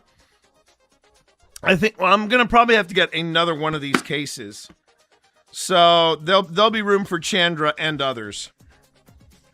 But I'm very happy with this because I've got like a little bit of representation all over this. Like I've got my Warlock and I got a Ghost with Dato. I've got my D&D stuff here, my magic here, and then it segues right into my Ghost Hunter stuff. And then I've got the sticker from Trans-Allegheny. Got another Destiny sticker over here and a little nod to Lulu. Yeah, I'm pretty happy with the decoration of this. And it's such a good case. My mom, when she got it, she actually had to have the delivery man bring it up to the step for her because she said, "T, why is this so heavy?" And I had to explain to her, "Mom, it's a card. it's more than a cart. It's more than a case. It's a case and it's a cart. And this thing has been reinforced. You know, you'll get it ready soon. I gotta find me some more magic stickers. Now these are official magic stickers. These are the ones that I think I got with my foundation set, and I wanted to make sure that I was hoping that they would have Jason here, but they don't have Jason here. They have is it Anjanti? The cat planeswalker, Ajanti. But they had Chandra, and I was like, yeah, but I need a Jace. I need a Jace, man. Ajani, thank you, Ajani. So back to Trans-Allegheny for a bit. I did want to say, when you go to a place like Trans-Allegheny with the history it had and with as many ghost teams that have gone in there, good and bad, the thing about Trans-Allegheny is not finding out, oh, is it haunted? But more like, what is the experience I'm going to have when I go there? and really, I can say without a question that, yeah, we had a pretty intense experience. We had some things happen there that we can't quite explain. We clearly picked up on a stream only a couple days ago. Live on stream, we picked up not a disembodied voice, but an electronic voice phenomenon, EVP. So you have that. And there's so much at Trans-Allegheny. It's less about, oh, is Trans-Allegheny haunted, and more about what is your experience at Trans-Allegheny? A bit like Gettysburg.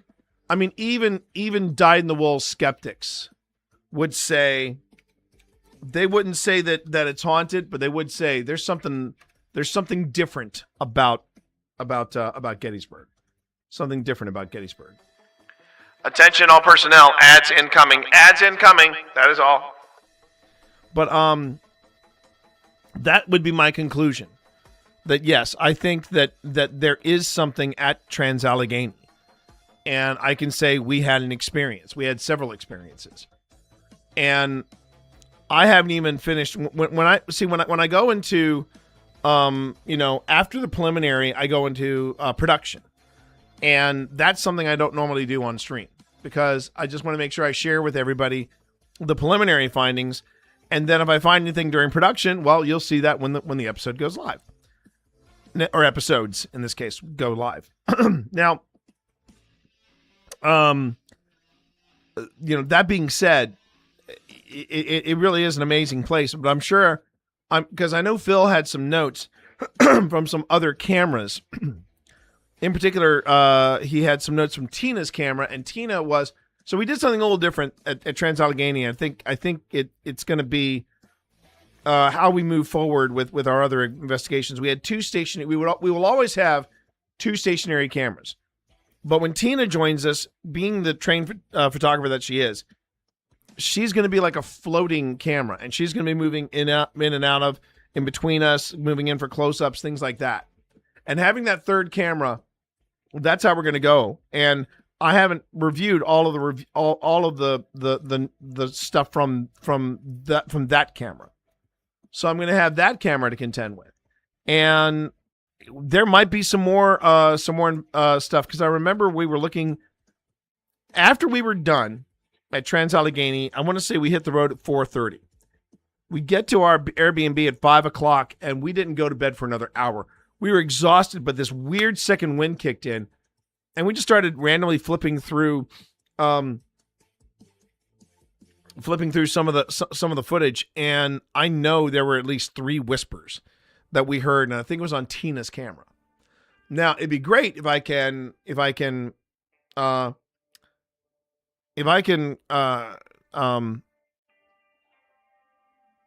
corroborate that with other cameras and other recorders that we had going. That'll be even better.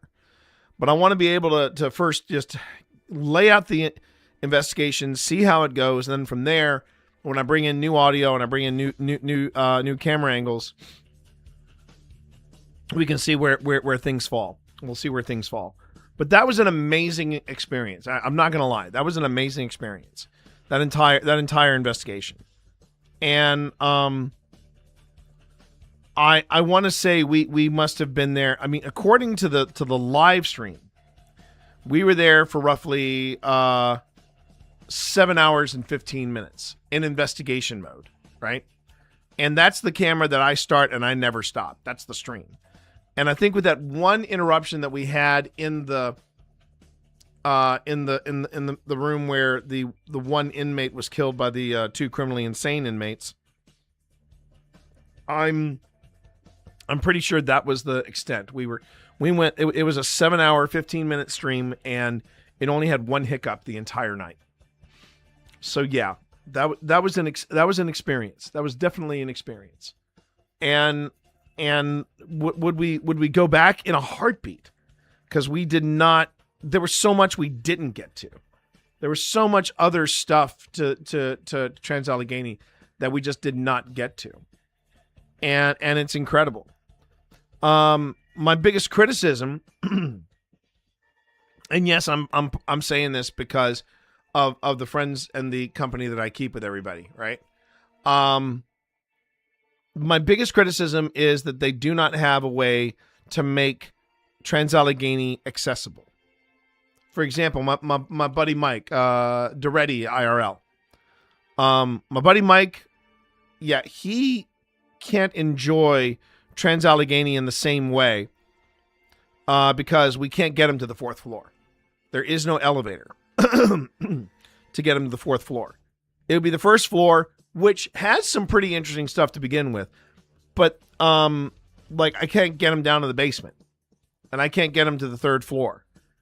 And to me, that's only a partial experience. I would want to make sure that Mike could enjoy all of Trans-Allegheny. It's an intense experience, and that's something that I don't mind giving a shout out to somebody. A shout out to a friend I've never met, but someone that I have exchanged messages to and things like that. It's a paranormal investigator out in UK, and she's wheelchair bound, and she calls herself and her group Wheelie Haunted.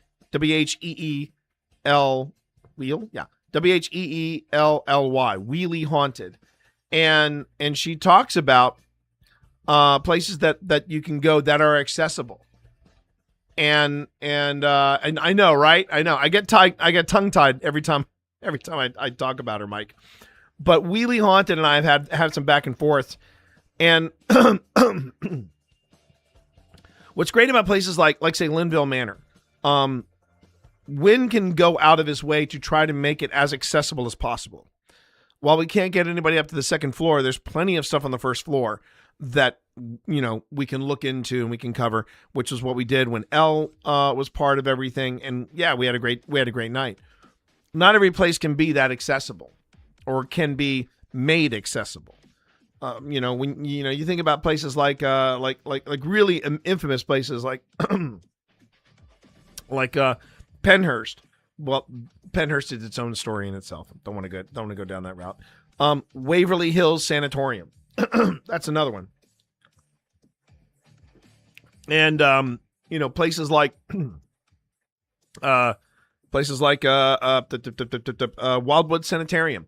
These are places that unless you don't want to go beyond the first floor, that's it. And I feel like some places you can work around that. Other places, it's by the way that the building has been built of the historical age, it cannot be. There's very little you can do. That being said, there are places you can visit that are not only accessible but they're also haunted. and one in particular is here in Lynchburg, and it's the Ghost Stop building. And that's cool because they have an elevator. They had to be 508 compliant because at one time it used to be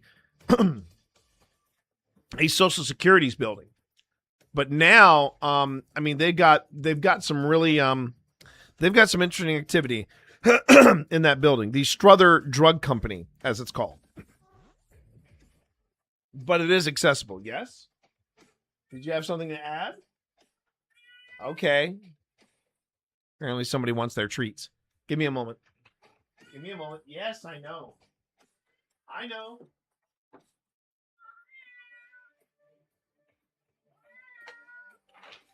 All right.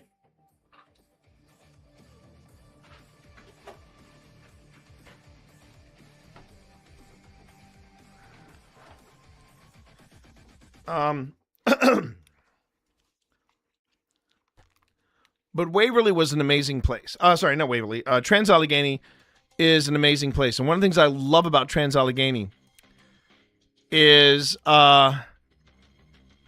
wait. Just, I want to fix something here. Give me one moment. Okay.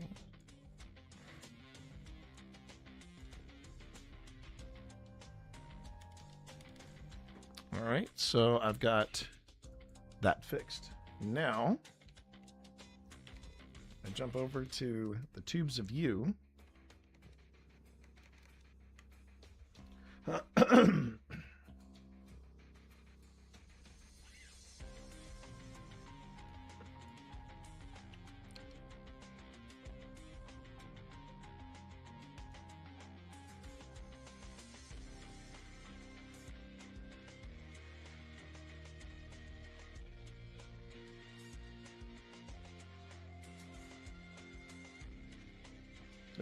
There we go. Okay. Got a little nervous for a second, then I'm like, oh, no, wait. They got, I'm there. They see me. Okay. YouTube is still, I've discovered that YouTube is still something of a work in progress when it comes to live streaming. Bless their cotton socks. But no, I would just say Waverly is on my bucket list.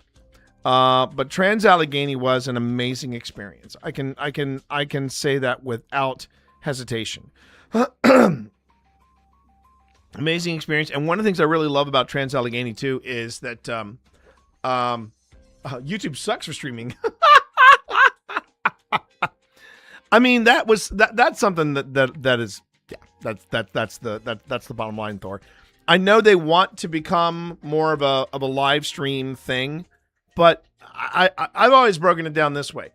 If you want the hottest, slickest, coolest, in theory, content when it comes to edited content, like edited video content, a little spit and polish and things like that, then yeah, YouTube is where you go. It's great. It's great for that. But when you want it live and you want it warts and all and stuff like that, that's why you come to Twitch. I am still grateful to my YouTube audience when they show up. I'm always thrilled when I see YouTube viewers from previous premieres come on in, say hi, things like that. And it's always fun too when I see former Twitch folks show up on YouTube. But yeah, I think I've got everything sorted. Everything's good. And now we're going to be segueing over to the Hinsdale house.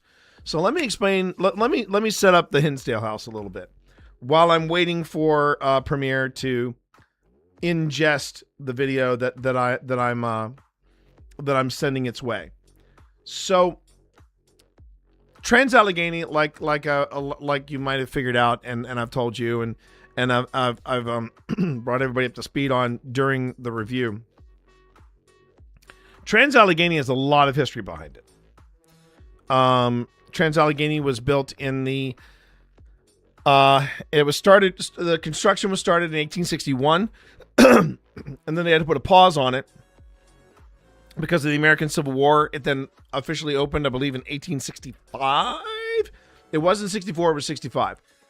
And this is where it might bake your noodle a bit. It opened like somewhere between 1864 and 1865, accepting patients. It closed, like officially closed its doors to accepting patients and everything in 1994. Damn, we're in a tight spot. I mean, you just got. I have a drop in for that. I suggest you let that one marinate. I mean, 1994. That was the last time it took in patients, and they took in patients for all kinds of reasons, and there was some bad history about that place. There is an intensity to that place. So that is Trans-Allegheny. We know a lot about it. We also know there's a lot of stuff protected because of HIPAA.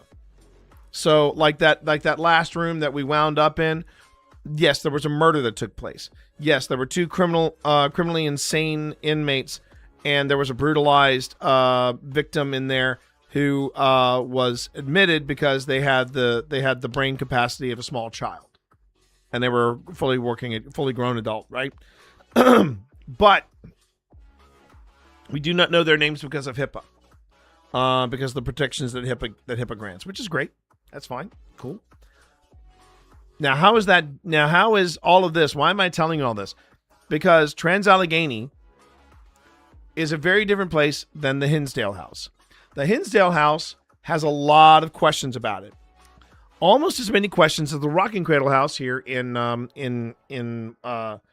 Lynchburg. We have a lot of questions about all this stuff, right? But it gets even more questionable when the history is not necessarily documented.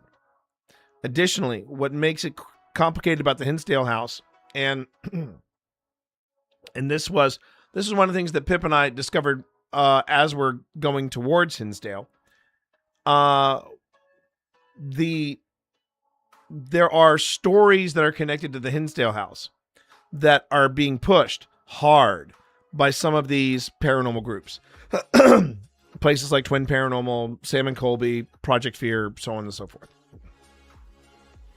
And the problem with these stories, they have zero corroboration. They have zero corroboration in history.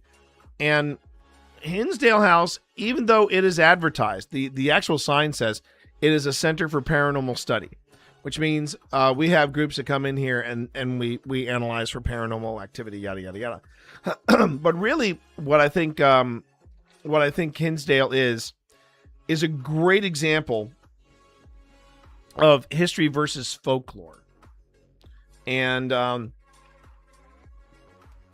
what's really confusing about the Hinsdale house is what actually happened at the Hinsdale house and what supposedly happened, or what legends say happened at the Hinsdale house. And where it gets really out of control is when the paranormal entertainers show up and they perpetuate these murmurs. Now, it's only been in the past few years that the people that own the Hinsdale house have said, yeah, Ixnay on the Orlay, all right, that's not, we don't know if that happened or not. We do feel there's an energy here. We do feel that something is weird here. But what you're pushing is not what we're selling. I'll give you a great example. A lot of people say one of the reasons why the Hinsdale house is is so paranormally active and so out of control and all this stuff is because it was built on Indian burial grounds. It was not only Native American burial grounds. That's on me. Indian/Native American burial grounds, or there are Native American burial mounds centered around the property of Hinsdale, the Hinsdale house. Okay, where to begin with this? First off, one of the things you might notice about Native American, the average Native American settlement, is it can usually be found near or on the banks of a large body of water, right? Because you need the river for food, you need the river to fish in, you need a river to go to other settlements to trade and do different things, etc., and so on and so forth, right? Waterways are a big thing with Native American settlements and Native American tribes. You know, in our area, I'm defining that by former/native Richmonder. You know, we have the James River, and there were all the offshoots of the James River, right? So, you know, we had the Monacan tribes in the area, and we had different Native American tribes centered around the James River because it was such a huge body of water. Okay. I can attest, there is no body of water anywhere near where we were in the western part of New York. Where we were was a lot of hills and a lot of mountainous areas. Now, these areas are great for hunting. They're great for hunting. But they would not be putting burial mounds on mountains where would be the hunting grounds. They did not do that sort of thing. Plus, there had been archaeological teams that would go out there where the Hinsdale house is built and they'd be like, yeah, there are no burial mounds on here. No, of course not. So, you know, there's that. But for some reason, this legend that the Hinsdale house was built on Native American burial mounds persists. And the owners even today are like, yeah, that is not true. We have not found any evidence of Native American burial mounds in this area. Now, are there hunting grounds out there? Sure, positive, absolutely. Here's another story from Hinsdale. One of the stories is that this young boy died in a horrific accident, right? He died in a horrific accident involving like lawnmower blades or something like that on the farm, and it is said that this little boy who used to come around and play, yeah, he haunts the he haunts the Hinsdale house. So, an accident like that did in fact happen 5 miles away from the Hinsdale house. Who's this nut tugger? So, is it possible that maybe this young lad hiked the 5 miles and even in the afterlife and just liked hanging out at the Hinsdale house because he had a friend there? Maybe. But the fact that the accident, that the trauma that would cause a haunting like this happened 5 miles in some other part of Western New York, that has some paranormal investigators cocking their heads to one side going, yeah, really? I don't know about that. Now we get to the biggin. The biggin, which I constantly roll my eyes at. Apparently, a priest came out to the Hinsdale house and performed an exorcism on the house. Not on the house as in like, yeah, this is on the house. No, on the physical house. And the exorcism actually increased paranormal activity. Okay. Let's talk about this. This is the one that all of the paranormal entertainers are hanging their hat on. And the Catholic Church themselves have come out and said, hard no. You don't do that in an exorcism. When you do exorcisms, you exorcise people. You do not exorcise a house. So when the Catholic Church says, hard no, but they're still pushing this narrative of, hey, this guy came in and did an exorcism of the house. Okay, well, normally this kind of stuff is documented, with cassettes and things like that, and it's documented. So where's the documentation? Oh, yeah, about that. So they had tape recordings, and they had actual, a third eyewitness recordings, wrote all this stuff down, recorded everything. It was the most amazing, most intense, most crazy, most incredible thing that this person had ever recorded. Bleeding walls and voices and guttural things, the whole shooting match, right? And they had all this stuff put away. And then a freakish fire took place and destroyed all evidence of this house exorcism. I suggest you let that one marinate. That is where I go, well, how convenient is that? You mean to tell me that there were no backups? There were no I'm sorry, if you catch something that amazing, you're going to make a backup of that recording and keep it for yourself. Keep it for your own. To me, it's no different. And this may be a huge jump, but track with me, everybody. It is no different, in my opinion, than what I did.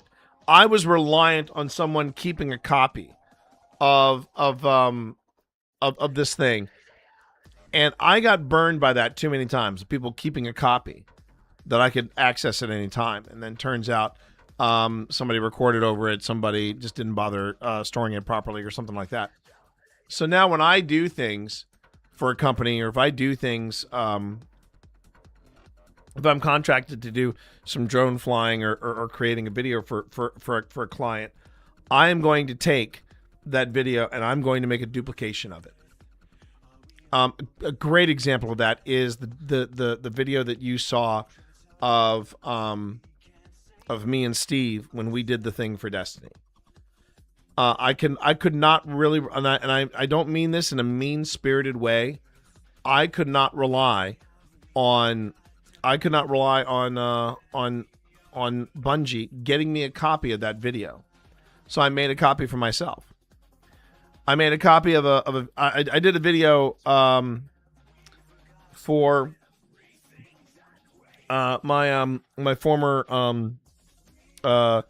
identity theft company, and I did this really nice little feel-good video about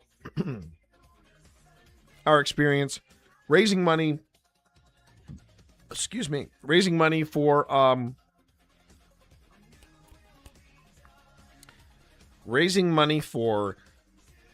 the Children's Miracle Network, right? Did this whole golf charity thing. I edited it together, and everybody loved my video. It was all feel good. It was all nice. Yeah. I saved a copy of that for myself. I was told I couldn't, but I did it anyway. Because when you are told, you can't have a copy of that, or you can't make a copy of that because you're making it for us. Well, you know what? My portfolio is reliant on the stuff that I make for people. And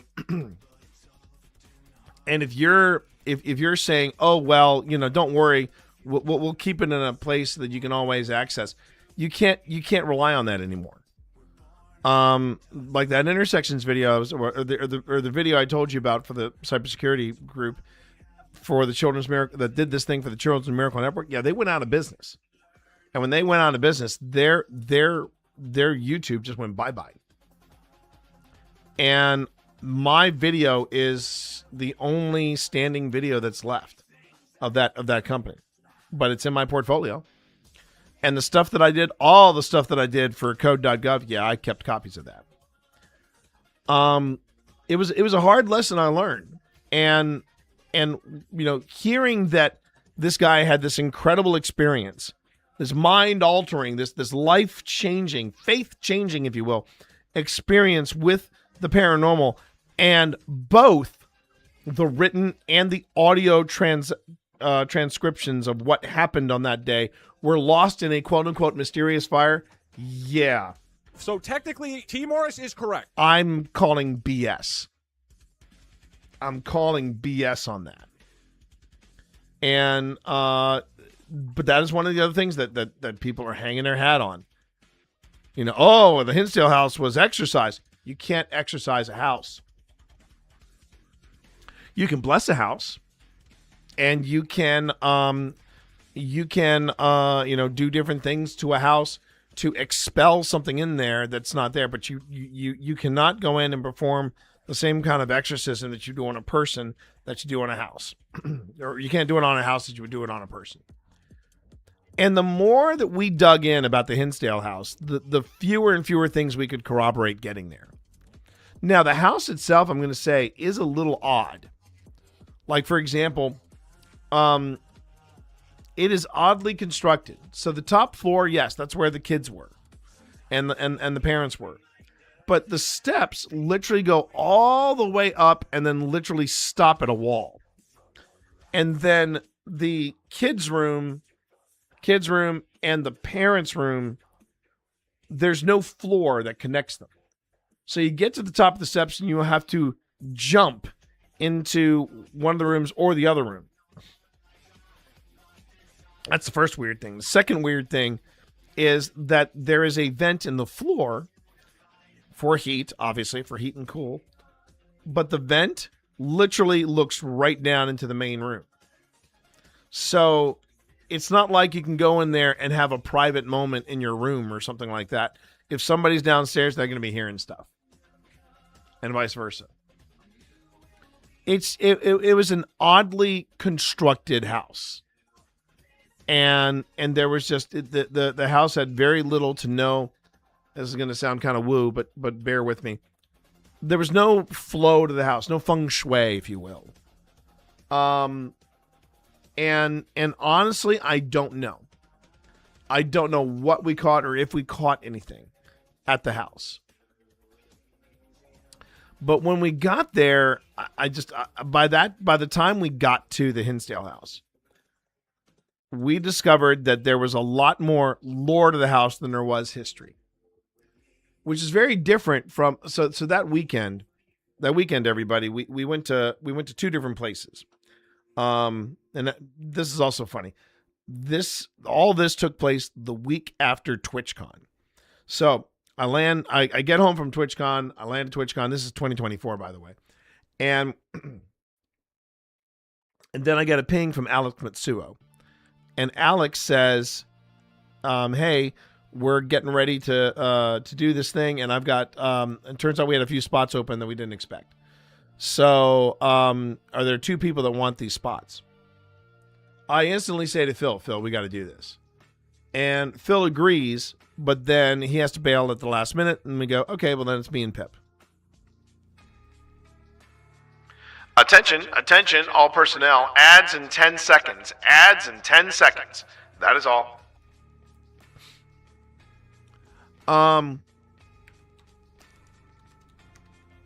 So we being me and Pip, we go up there. And this was the weekend in a nutshell. I think it was Friday night we went to the Hinsdale house. Saturday night we went to Wildwood Sanatorium. So literally it was back-to-back investigations.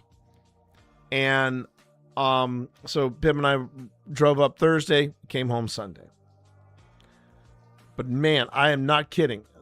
As we were driving towards the Hinsdale house, as we were driving, making the drive from then Northern Virginia to Western New York, we just kept digging, and the more we tried to corroborate the stuff that was happening, the stuff they were claiming was happening at the Hinsdale house and what was causing it. It turns out there's a lot of people that are perpetuating folklore, but not necessarily history. So that was a little bit, I don't mind saying, that was a little bit of a disappointment. But what I really liked is that the new owners of the Hinsdale house said, yeah, we're trying to right that ship.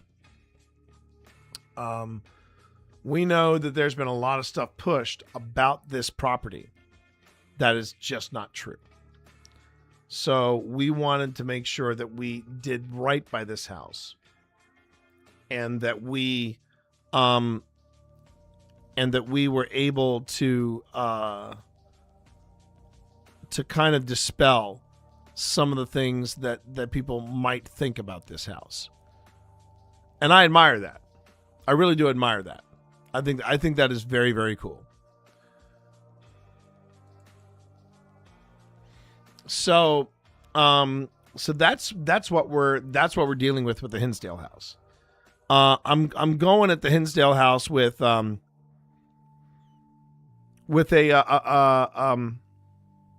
not necessarily, I don't want to say blinders on, but I'm gonna say I'm going in with a healthy dose of skepticism. No, I just want to check something here, chat. I'm looking up some stuff on on what I've got of the Hinsdale house. And okay, so that's an hour. That's an hour. And that's an hour. Okay, so I literally I'm looking at 3.5 hours of audio that I've got here.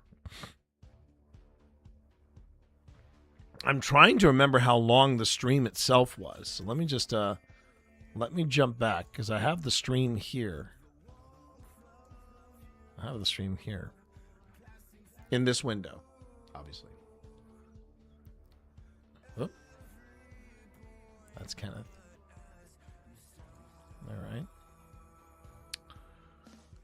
All right, so we have stream Hinsdale house. Interesting.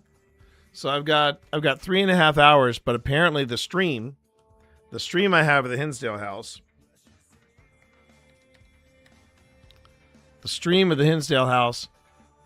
is standing at 6 hours and 39 minutes. Makes me wonder if I should use the stream as the no, that's going to be a very intense upload for Premiere, because that's 11.2 gigabytes. That's pretty free. Right now I'm trying to just get in 3 files here from Kenneth. And these 3 files are roughly what? You gonna tell me? Are you gonna tell me? Hang on.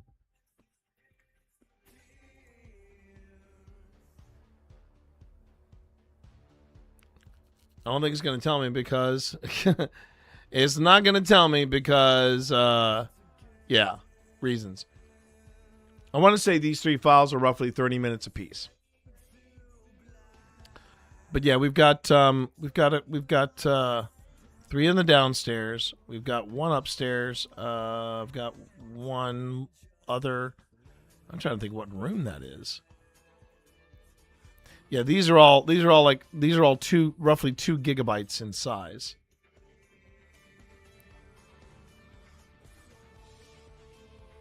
Oh, you're not going to tell me? There we go.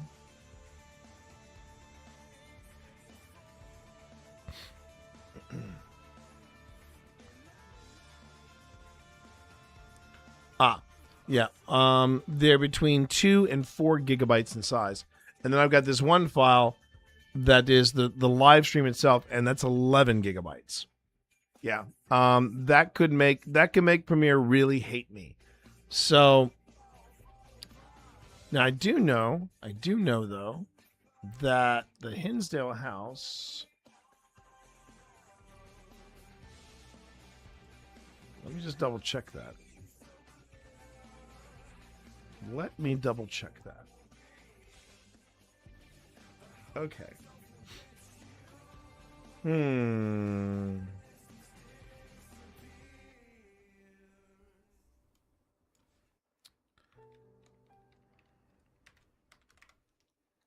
Okay.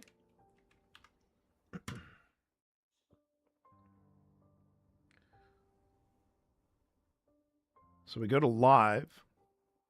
It's one thing I think that I will say this about YouTube that is absolutely fantastic.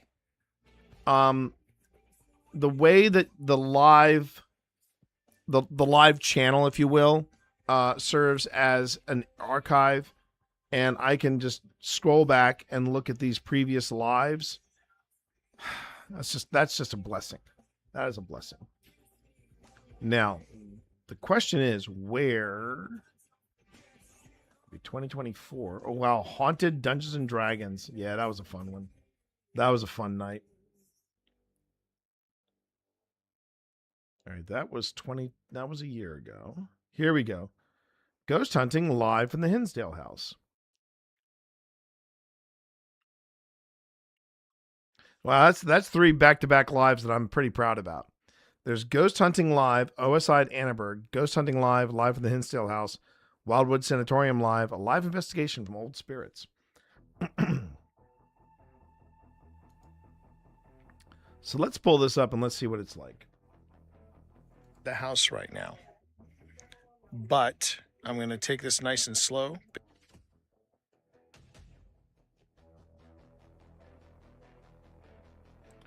And I'll tell you the thing that surprised me the most was how good the audio quality was. The audio quality was there.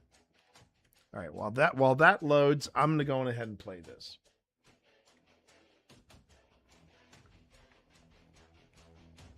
Could have swore I just saw Hudson walk up. Wishful thinking, probably. Okay.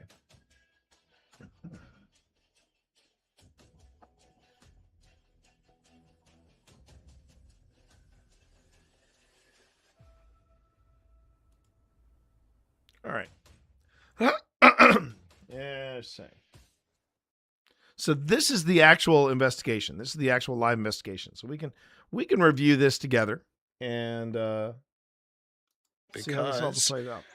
We're going to get set up, but if you want to see where we're at, and hopefully the Wi-Fi will hold out. Very nice so far. That's what I hear. Well, welcome everybody to Hinsdale. This is the Hinsdale house, and this is where we are.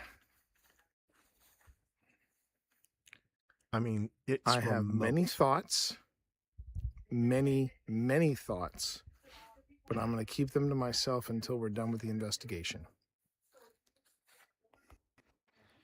And yes, I know that sounds very cryptic. It sounds very, very cryptic, but just trust me. This is going to be a very different investigation for OSI, a very different investigation. And we're going to see how we feel at roughly, I'm thinking 1 a.m. We're going to do a head check, see how we're doing, and then we're going to decide the fate of OSI at Hinsdale that way. Well, that does sound ominous. Now, I will say one of the cool things about the Hinsdale investigation is that it is set up that if you want to spend the night there, you can. And it's really well appointed. It's got a nice little pond. It's got a little fire pit and a place to hang out.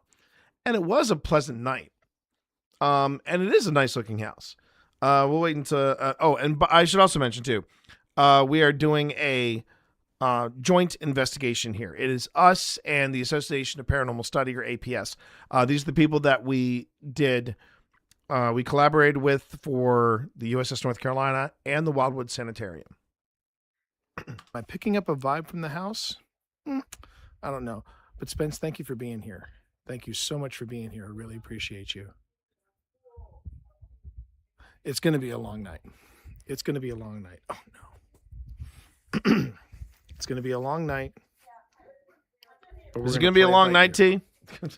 So let me start gathering stuff and getting things together. And it was a beautiful night, and it was a great time. It was a great time. But you can take offerings up to the tree and leave them and not take from the land or from the people. Trying to get the easiest way to prop this up. There is, and spoiler alert, there is no easy way. So right now, what you hear in the background, Pip is getting, look at her, Ellis, popping in with an EMFer alert. For anybody watching on YouTube as well as Twitch, I appreciate you all being here. Right now it's going to be a very casual opening, a very casual opening. Now, I know I've got other, oh, wait. So one of the reasons why I think I'm actually going to use this as the basis of the investigation. There was a moment where Pip went outside, right? She went outside because some of the folks were getting Peter tingles, the heebie-jeebies, whatever you want to call it, right? They were picking up on that, and she was like, "Yeah, I want to see what's going on here." So she goes outside with some of the people. I think I stayed indoors, and Pip had just hit record, and she picked up something, like it was the latter half of somebody humming, just some random person humming. And nobody in the group, Pip was like, there was nobody in the group that decided to spontaneously hum. That just doesn't happen. And she's right. She's right. Stuff like that just doesn't randomly happen. Okay, I'm going to go on ahead and try bringing in. Do I really want to? You know what? No, I want to try bringing in all of the stream. Let's just see how it goes. We'll just see how it goes.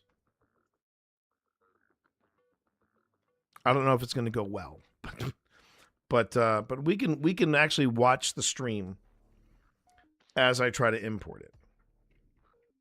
And if the import doesn't work, then I'll do something else.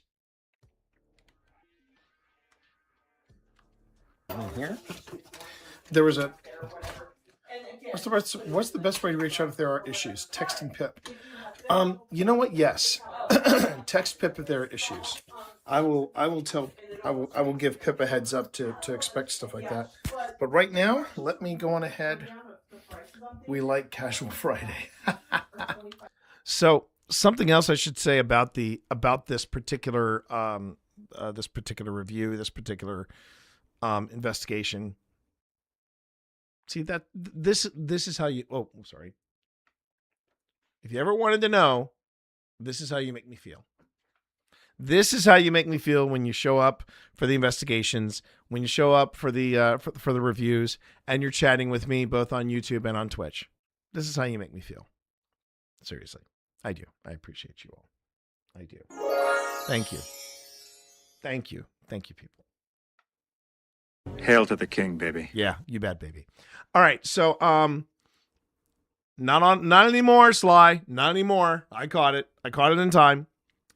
But anyway, I was going to say that one of the things that I think is very cool about this is by doing this as part of the review, watching the live again. I went live, but then the cameras actually fire up at a different time. Okay, and that is part of the way this has been set up, because the live stream is just that. It's all the ugly warts and scars of an investigation, set up and all that. When I hit record, that's a little different. That's when I'm officially recording content. And if Pip managed to pick up somebody humming that wasn't supposed to be somebody humming, then I'm like, you know what? I need to double check and make sure that we cover all of this video and also see the quality of the video. This is, like I said, this is very good quality video in my opinion. So I'm pretty impressed with that so far. Let's see where It's we go. going to be a good night. It's going to be a good night. I think without whatever goes down tonight, it's going to be a good night. So let me go on ahead. Let me. Be a good night. We're waiting on the rest of Alex Mitsuo and her team. They are on the way. It's great seeing everybody already. Give me a moment. I will be right back with stuff.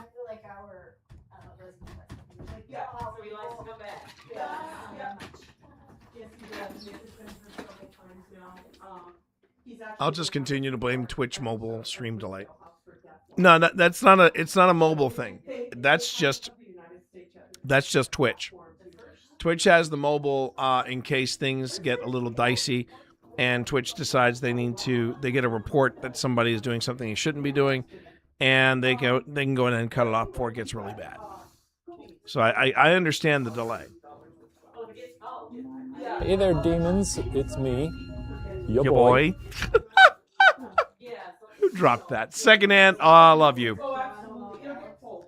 Oh, that should be your walk-on. That should be your walk-on. Hey there, demons. It's me, your boy. No lie, I knew that was a trigger for Dirty Ep and Hiffy. I knew that Liana thought that she loves Shane and Ryan. She loves those two, and she was talking about how Shane goes in and does stuff like, "Hey there, demons, it's me, your boy," and stuff like that. And so we start doing the D&D, and it's Quentin Evan Devonshire, and this is I do need to do this for Thormagander because I think he'd love it. They'd love it because I remember they were under the table after I did it, but I do need to make a drop in, not just for Thor, but for me myself, going, "Hello, demons, it's me, ya boy," and I remember everything stopped at the table. Everything stopped. I had it in my back pocket because I wanted to drop it like a bomb during that. Say howdy.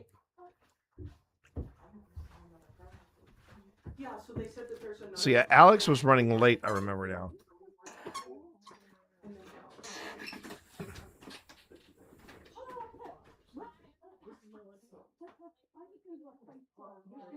Pip was our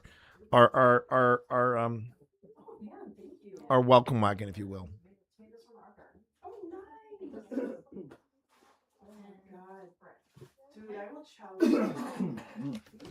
I'm trying to remember how long I left stream staring at the top corner of the wall. Oh, not too long. And we are back. As soon as I can, I'm going to get you on one of these stands. So there we go. Bear with me, everybody. That is. Everything good? That is. Who's that? Heather. Oh, sorry. Did she not have any dishes? No, I'm sorry. It's all right. Thought I heard her say something to you. Oh, well. I'm off and running. I definitely will.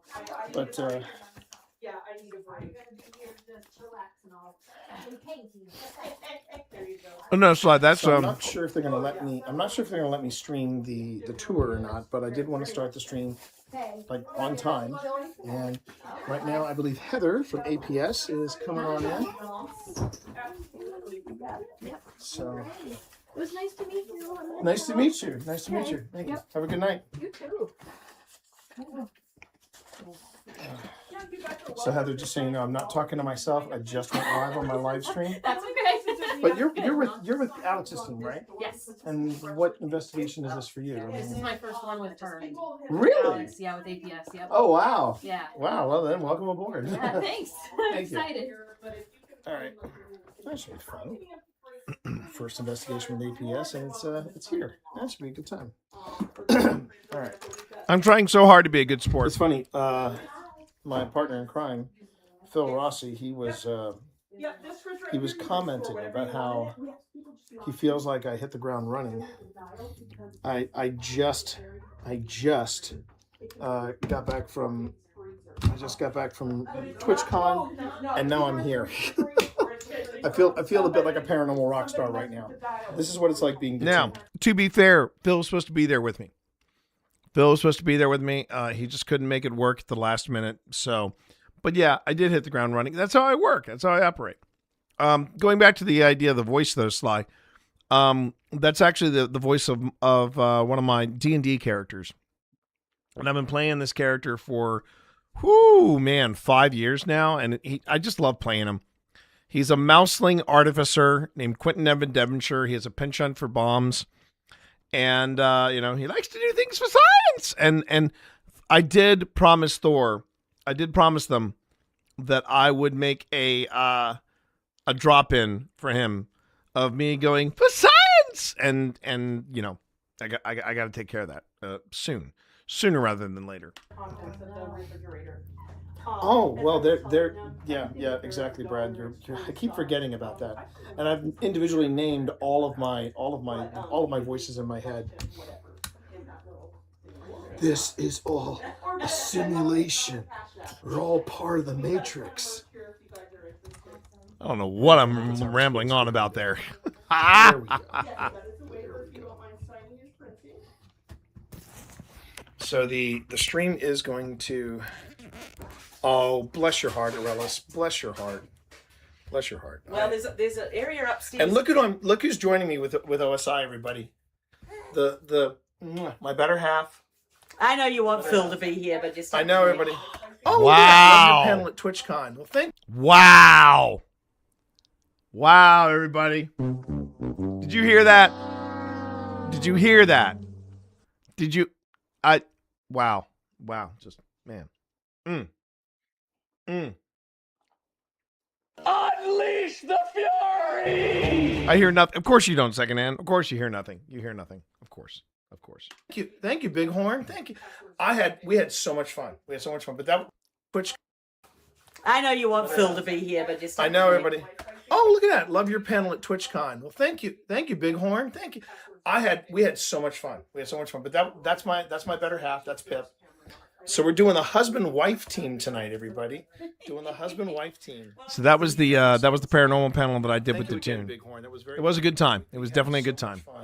At the paranormal panel. Yes. Apparently there is a giving tree. You walk up to the back of the forest, and there's some stairs, and there's a tree. That's right. I remember that from paranormal class. I was being told that there's some fresh leaf tobacco that you can take up there and give as an offering. And saying, you know what, we're here to give rather than take. Okay, that's nice. Welsh, good to see you. How you doing? Good to see you, my friend. Glad to have you in here, Welsh. Glad to have you. There's 3 outlets on the wall. We just asked nobody. Yeah, do you want me? Oh wait, no, actually, let me. We just want to make sure we have room here for.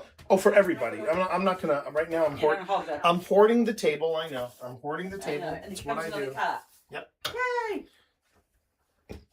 Is there anything in particular you guys would like to know, or do you have any questions, or?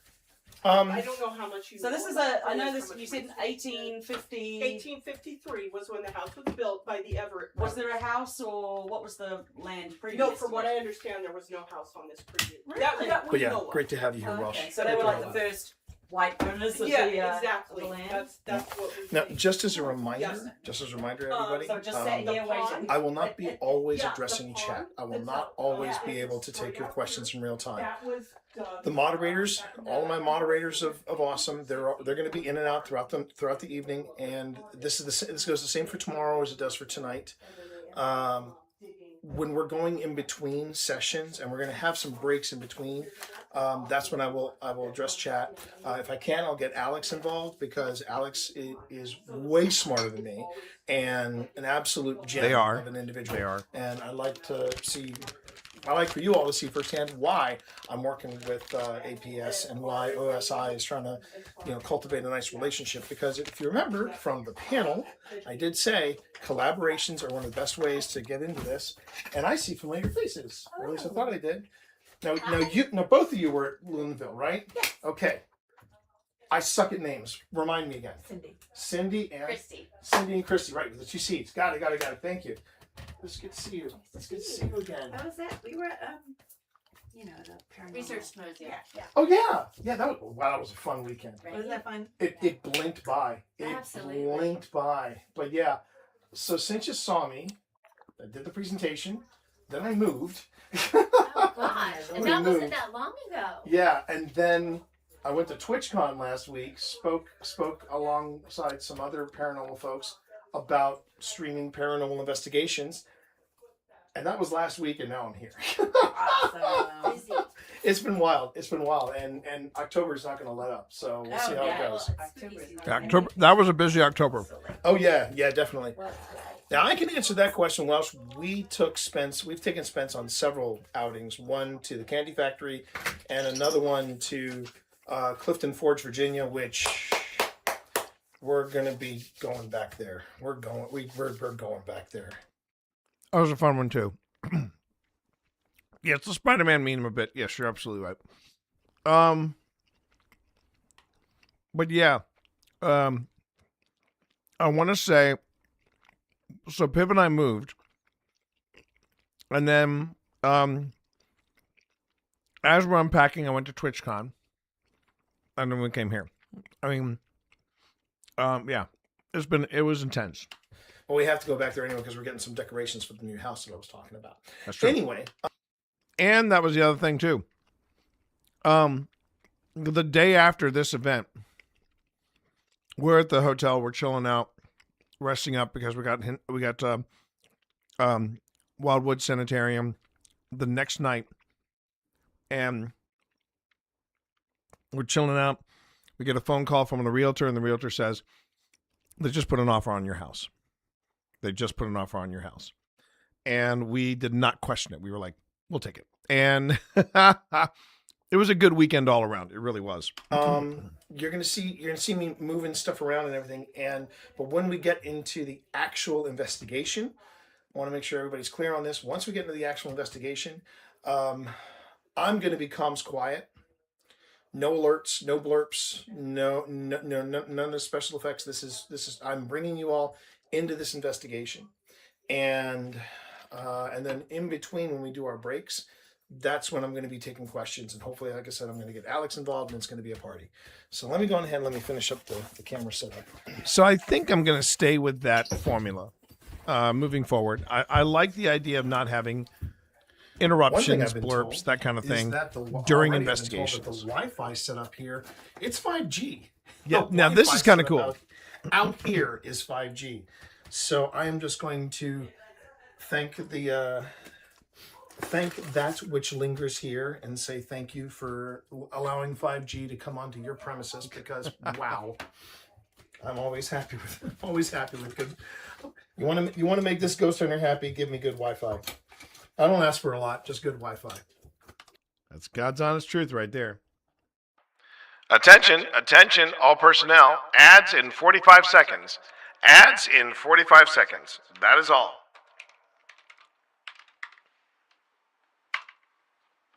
Now remember, Chad, if you have any questions, if you're new to my stream and you're trying to figure out what's going on, what we're doing, how are things working, etc., etc., etc., please do not hesitate to ping me.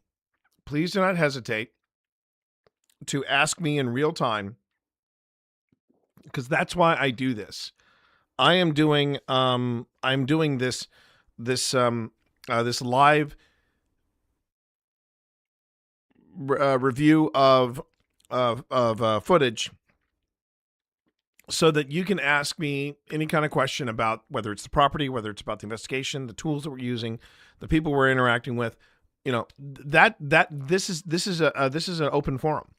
And if you're a skeptic, I'd love to hear from you as well. I don't have a problem talking to skeptics. I mean, there are some paranormal investigators that get really uptight about skeptics, and particularly debunkers and things like that. But here's the thing, and I know that Jason alluded to this earlier.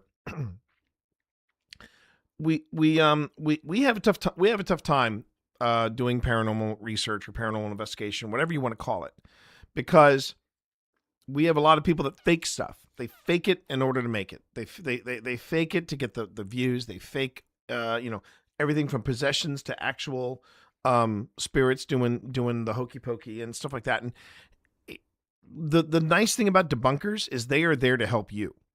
They are there to make you a better paranormal investigator. They are there to make sure that you stay honest. So I don't have a problem with skeptics, and I don't have a problem with people who are non-believers, whatever you want to call yourself. I do this to also show the other side of paranormal investigation, which is a lot of work. It's a lot of freaking work. All right, give me 1 second, though. I want to hop over to Premiere because Premiere actually imported this thing a lot faster than I expected it to. And it's still processing the video because it's a big chunk of video, but I do want to go on ahead and import in at least 2 clips. Think about it. Yeah, thinking about it. Premiere's thinking about it. You gotta think about it. 6 hours and 39 minutes. I mean, that's a chunk of video right there. All right. While it thinks about what I want it to do, hang on.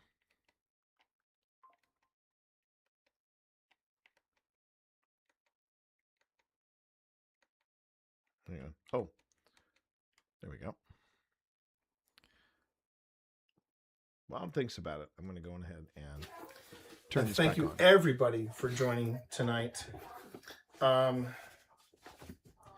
only regret of tonight is that Phil Rossi could not join us tonight. But the wife is here. Truth. She'll keep me in line. She'll keep me sane. And yeah, it's gonna be a good night. All right, so that's for the cameras. I know I brought this set up. Where is it?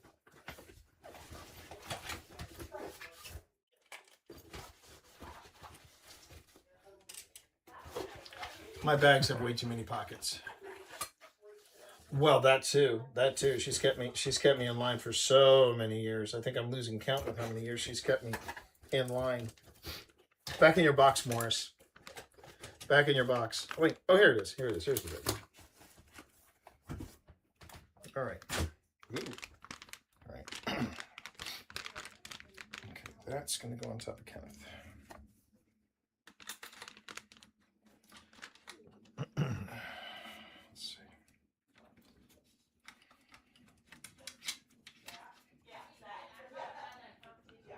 Who has kept him in line? My wife, Pip. My wife, Pip, Nightwing. That's my wife. It's funny to look at my setup from just late 2024 and to see how much my setup has already changed. Actually, I might do that. Yo, Islander! Islander. This isn't the first time you've come in on a live investigation, is it? This isn't the first time you come in on a live investigation because I'm live. I am live right now. So yeah. And you might hear me repeat some things that I've said just now, but that's mainly because I want to make sure everybody's clear on how the investigation is going to run. And of course, my mods of the most will also keep me in check on that as well. All right, so I want to do this. Yeah. So this is the rig that I'm eventually going to put the stream on, and there's the battery for the phone, so I don't lose battery juice. Lot of moving parts. Everybody. Islander, how are you tonight? Hope all is well. Not necessarily, Jason. This is not a live investigation, but we are reviewing a live. And hi, Jason. Good to see you there on YouTube. Not necessarily a live investigation, but it's a review of the live investigation. I think I'm going to be using this as my preliminary review. We just started looking at the Hinsdale house. And this is all of the setup. Because I was looking at the video that I had. And I have, several chunks of video. And it's usually, 30 minutes per chunk. maybe 20 to 30 minutes. But I was looking at what I had for the Hinsdale house video-wise, and then I looked at my live stream, and the live stream basically says I have 6.5 hours of video. So I'm like, okay, maybe I want to look at this and see what, and let me see what I have, and and find out exactly what I did and what I captured. So that's currently what I'm doing right now. I need to probably look at Premiere though, so give me a second here as I switch modes, and I'll return to Premiere. Jason, I hope you're having a good night. Thank you for joining us. I certainly do appreciate it. Oh dear. Something happened on. Oh, no. We are in business. Great. Well done. You're doing great so far, Premiere.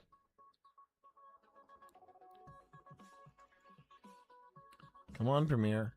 Oh, great. We'll bring in YouTube. We'll bring in 14 and 15. Yeah.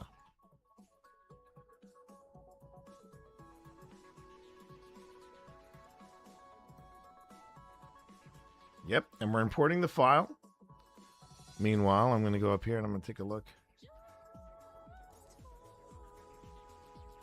Yeah. It's got a lot to look at right now. Yeah, it's got a lot to look at. Rocking and rolling? Well, kind of. We're doing all right. No. You're fine, Jason. You're absolutely fine. And look, you're in good company when it comes to, ADHD, it's okay. Because I think I have an undiagnosed, I think I have undiagnosed ADHD. And that's one of the things that I want to do in the next 3 months is I want to go somewhere and get evaluated and try to figure out what's going on with me. Now, if anybody asks if I have undiagnosed ADHD, how am I managing? If I believe I have ADHD, how am I managing it? Well, I use this. This is part of my. We all kind of do. That's true, but it's a little pronounced for me, and because I'm lucky to live in a state that has legalized cannabis, I do have this stuff. It is, and yes, I want to make sure this is clear for the record. The stuff I use is called Ghost Train, and it's very nice, and it helps me focus. I mean, with this current government, should we get diagnosed? That's true. That's true, man. Woo! I mean, don't want to go down that route. Don't want to go down that route secondhand. But there you go. And Jason, but yeah, don't worry about it. You come in here and you got that mad enthusiasm, okay? And I dig that. I for one dig that. So I appreciate you hanging out with us, Jason. All right, I do. I appreciate it. Zero regrets. There we go. All right. But what we're doing here, Jason, is we're starting our footage review, and I think of my investigation of our investigation of OSI's investigation of the Hinsdale house. There he is. There he is. The other half of OSI. Phil Rossi, everyone. Phil Rossi. That's right. Phil joined us. You were out there. Did you bring him I missed you.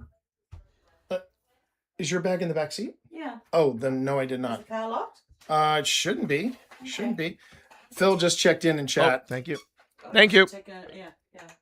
I might take him outside again. Tell me about the giving tree. So there's a giving tree out here, Phil. Okay, that's it. No, I'm kidding. So there is a giving tree. Okay. Okay. I have to make sure I clip that. Hang on.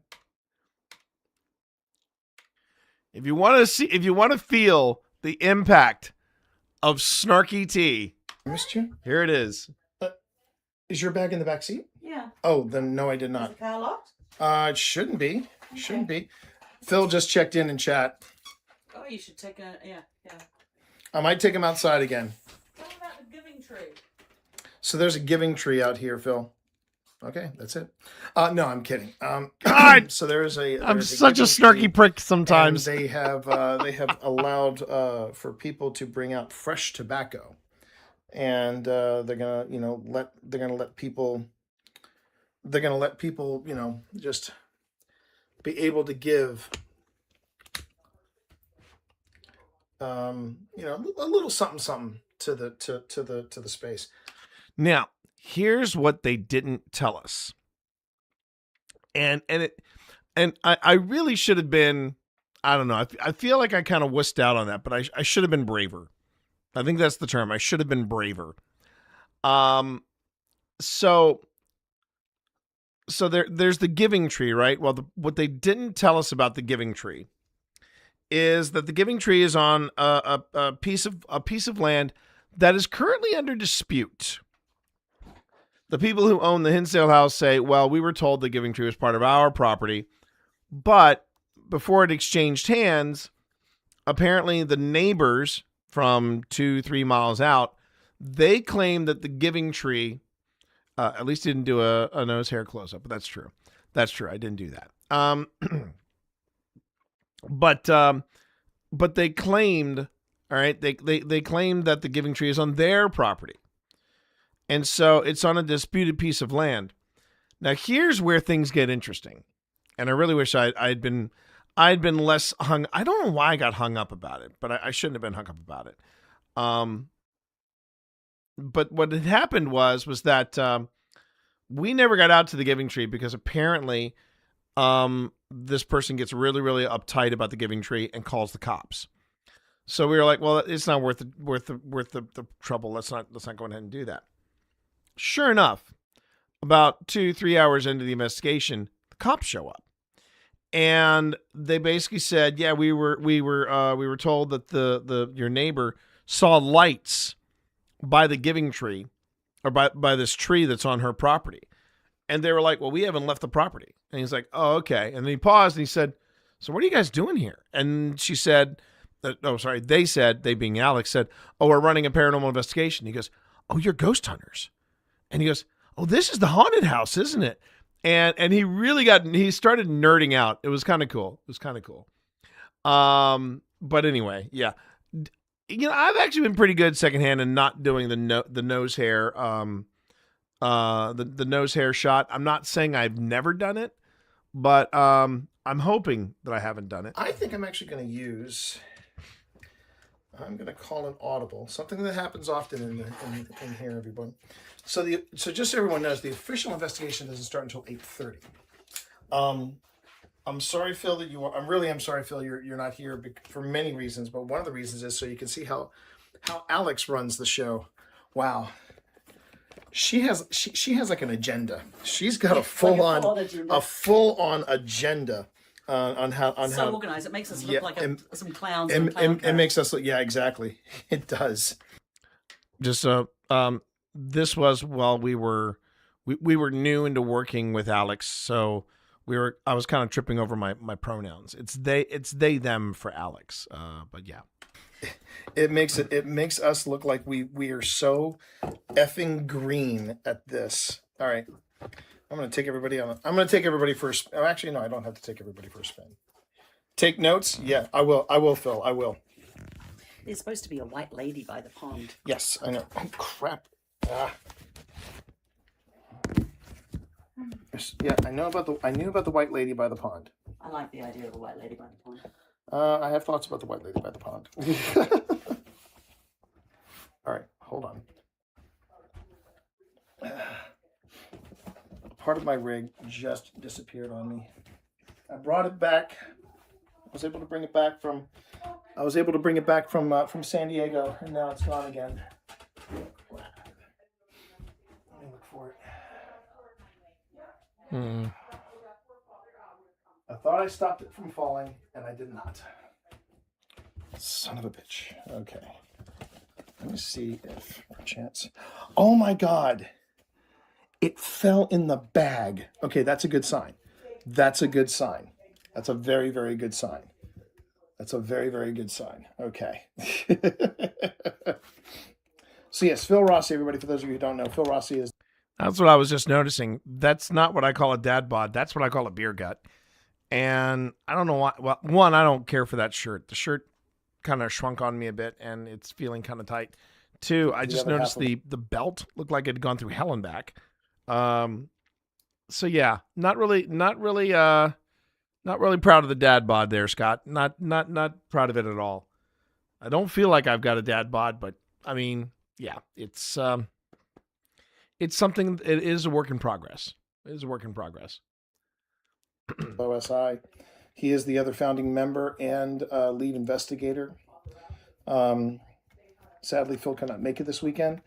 Doesn't mean you're not going to see him on this channel, because I will tease this. Play the lottery this weekend. So we can retire and just do this. Is that what you're saying, Phil? But I did want to say, Phil Rossi is going to be definitely back in here. Bless. Because thanks, secondhand. At the end of November, as I said during the as I said during the paranormal panel, Phil and I are going to Pennhurst. That's right. I remember this. Now, okay. So here's the thing to know about when you sometimes do footage review. Sometimes I'll just stop and talk about it. And the thing is, this was when we thought we were going in November to Pennhurst Asylum. And I was pretty stoked about that. Well, sadly, those plans fell through. But after finding out some things about the guy who runs Pennhurst and how he's running Pennhurst, and now that it may be bulldozed down for a data center, I don't mind not giving that guy money. It's going to come out and say it. I don't mind not giving him money. Guy sounds like a bit of a tool, and I think Pennhurst it's in rough shape, and it's not getting any better. That's the sad thing. It could not be. It's not getting any better, and that sucks. It sucks. Anyway, I want to throw that out there. For realsies, we're going to Pennhurst, and go past T. Phil hasn't seen it, but I'll have to send him the clip. I mentioned Pennhurst, and pretty much I would say about 75% of the audience went, "Ooh," and I just went, "I know." That was a fun time. I said, I'm not going to lie, I'm not ready. Man, I'm mentally not ready. That was a good panel, man. That was a good panel. And again, something I should say about that. So I have a copy of the panel at TwitchCon, right? But I wasn't given I wasn't given a copy of the panel or anything like that. It was up to me. And what I did was I got the panel, I recorded it, and I've used it in clips and stuff. In fact, in the extended BRB reel, I'm going to probably have that dropped in there somewhere. They did a great job on filming the panel and things like that. But to get a copy of it, I had to go back to the VOD, and then I had to record it, and then I had to output it. But I do have a copy of that panel at TwitchCon because I couldn't rely. Because and here's the other thing that I've learned though. Even when people say, "Oh, we're going to film it," one of the things I need to do when I go out, especially if I'm going out there and doing some logistics for Steve, one of the things I need to make sure that I do is I record stuff for Steve. Because sadly, Steve's Dragon Games panel, it didn't. Why so hard? Are you talking about why so hard? As in, why is it so hard to get a copy of the stuff that you do? I mean, who knows? But I'll give you an example secondhand of how badly I dropped the ball, I could say, at TwitchCon last year. So I brought a camera out. Yeah, I know. Well, here's the thing. I brought a camera out, and Steve said, "You won't have to worry about filming this. Twitch will cover it. They've got the live stream. We'll just do the VOD." I thought, okay. I said, I can still do it. And he said, no, I should have done it anyway. Because here's what happened. And I'm shocked that this happened. But not just Steve's panel, but Steve's Dragon Games, plus several other panels after Steve, The only thing that got live streamed, that got sent out, was the PowerPoint presentation. There were no cutbacks to the stage where people were and they were doing stuff. People were just watching PowerPoint presentations for like the first 3 or 4 panels in that room that Steve was at. And I'm in the back of my mind, I'm thinking, this is your 10th anniversary running this event. This is your 10th anniversary at TwitchCon. And you're telling me that you and your film crew couldn't even get this right. Come on, guys. Come on. And that was a bitter pill to swallow for Steve. Steve was really bummed out about that. But I told him, I said, don't worry, man. The next time you do this, I'm just going to film it. And I did manage to get 16 minutes of it. I filmed it from my phone because I was getting a bad feeling about it. Oh, I know what it was. It wasn't a bad feeling. It was Pip. Pip pings me and said, does Steve know they're only showing what's on the dragon map? And I said, what? And she said, yeah, they're only showing the map of the dungeon. I don't see, I said, can you hear them? And they said, I can hear them, but I don't see what's going on. And then I pulled it up, saw that and said, F it. And I pulled out my phone and I started filming. So I still have to get that to Steve, but I still have that video. And I think what I should do is get a copy and at least get that 16 minutes down so that Steve has that. I felt terrible for him. Man, he was bummed out. He still had a good weekend, but he was bummed out about that. I don't understand. It's going to happen, everybody. Oh, it's going to happen. I don't know why it's so hard. But you know what? Alcatraz and OSI win. Phil, that's on the bucket list. That is on the bucket list. So, okay, so Alcatraz in a heartbeat. About my I have to be very careful about all right, how do I do this? How do I do this diplomatically? Okay, they're right now doing the grand tour things, okay? I have to be, I think, a little diplomatic, maybe that's the word I'm looking for, about this particular location, and that's the only way I can describe it, everybody. This is me talking about what I was saying about earlier. By that is okay. Oh, hold on. Doing a little triage in the field, everybody. The Hinsdale house has a very complicated, I think that's the way to describe it. It has a very complicated relationship with history. And I think it's the best way to describe it. It's a very complicated relationship with history. I did get lucky finding that little bit, but what makes the Hinsdale house where we are today, what makes the Hinsdale house haunted, has been attributed to a number of things. So I'm trying to figure that out myself. I'm trying to figure out why this place is haunted. And that's what our focus is going to be on tonight. Our focus is going to be on why is the Hinsdale house as active as it is. That's our game plan. That is our agenda. That is what we are going to be focusing on tonight. As far as some other things concerning the Hinsdale house, we're going to talk about that. We're going to talk about that, me and Phil. We're going to talk about that when we review the evidence and we look back on everything. That's pretty deep coming from me. I'm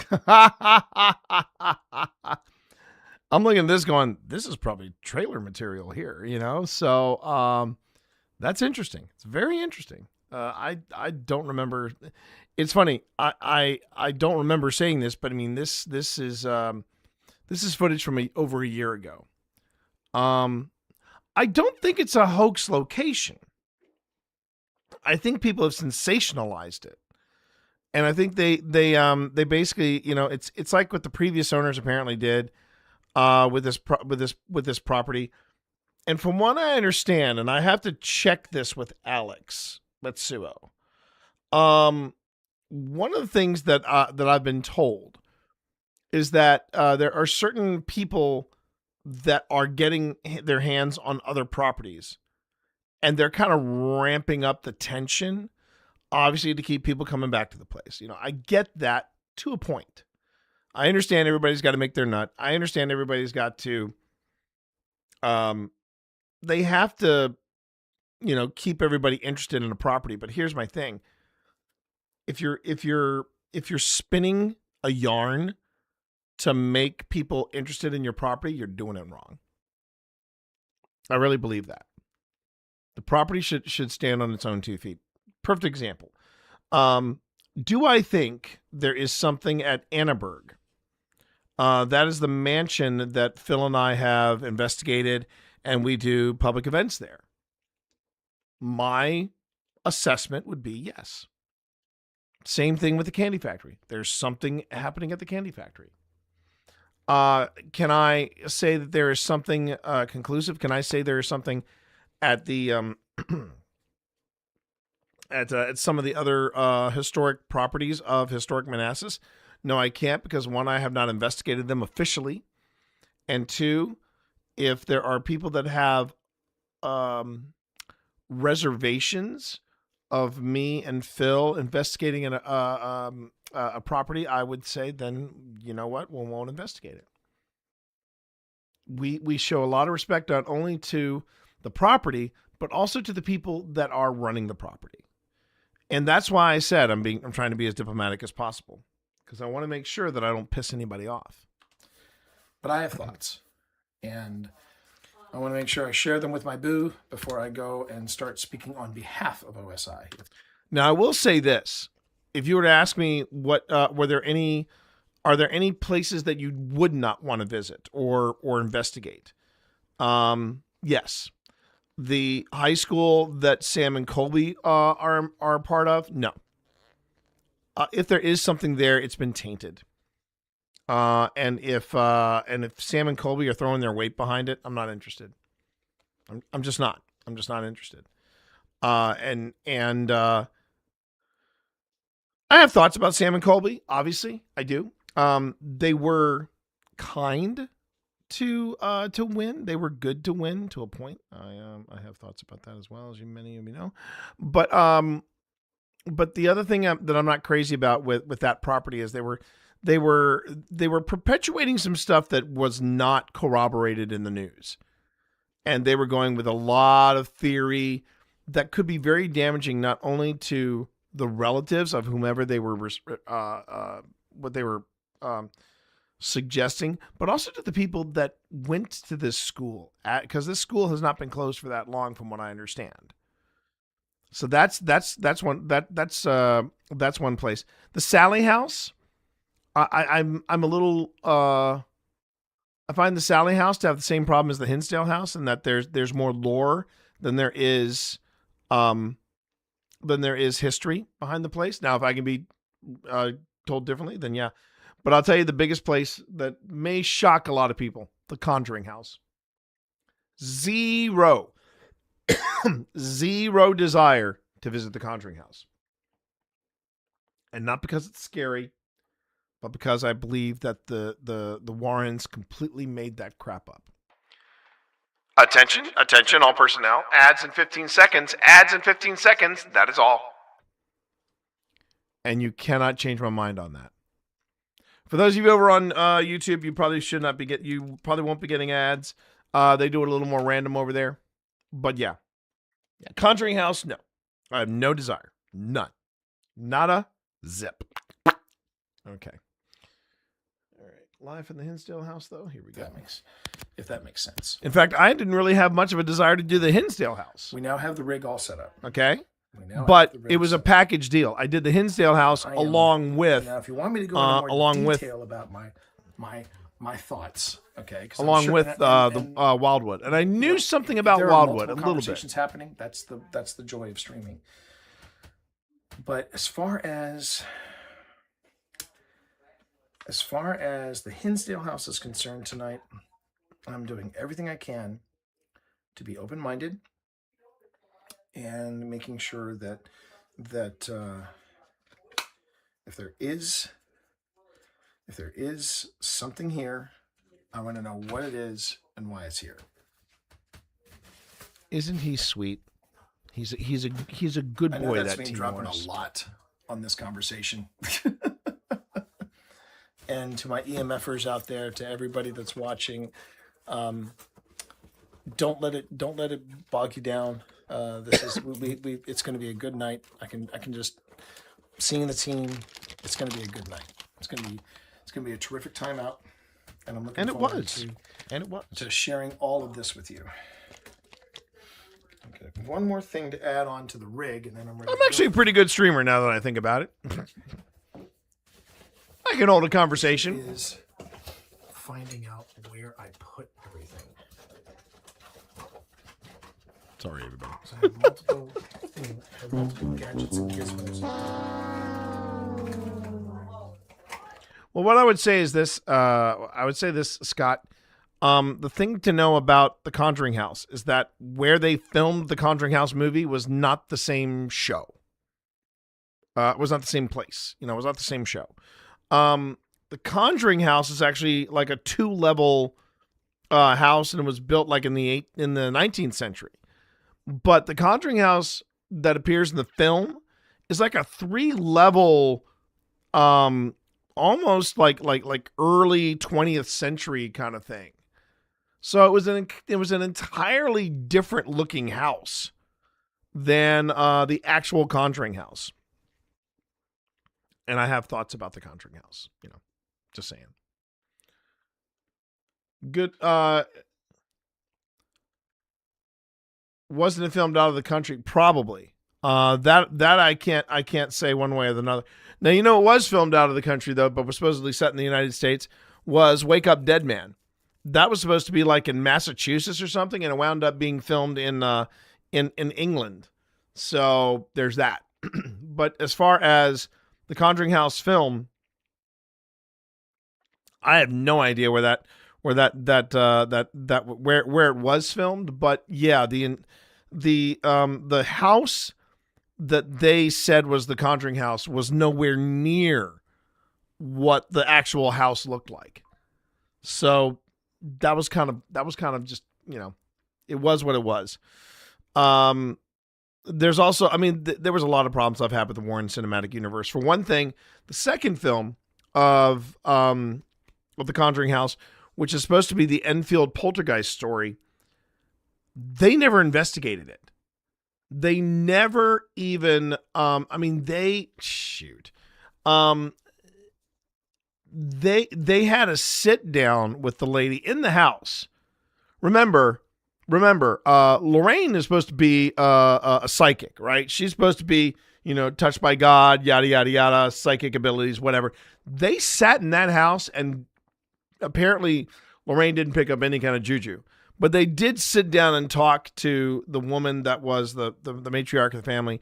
And they were like, yeah, we can get you in touch with radio stations. We'll make you famous. Oh, yeah. We'll help you out. That was the entirety of their involvement in the case. They never investigated the Enfield poltergeist. They never investigated it. And yet, the Warren Cinematic Universe will tell you, oh, they saved that family. Which, yeah. What would we say about that? I would say this. Oh, hell no, Karen. Keep your brand ass potato salad to yourself. There you go. That's what I would say.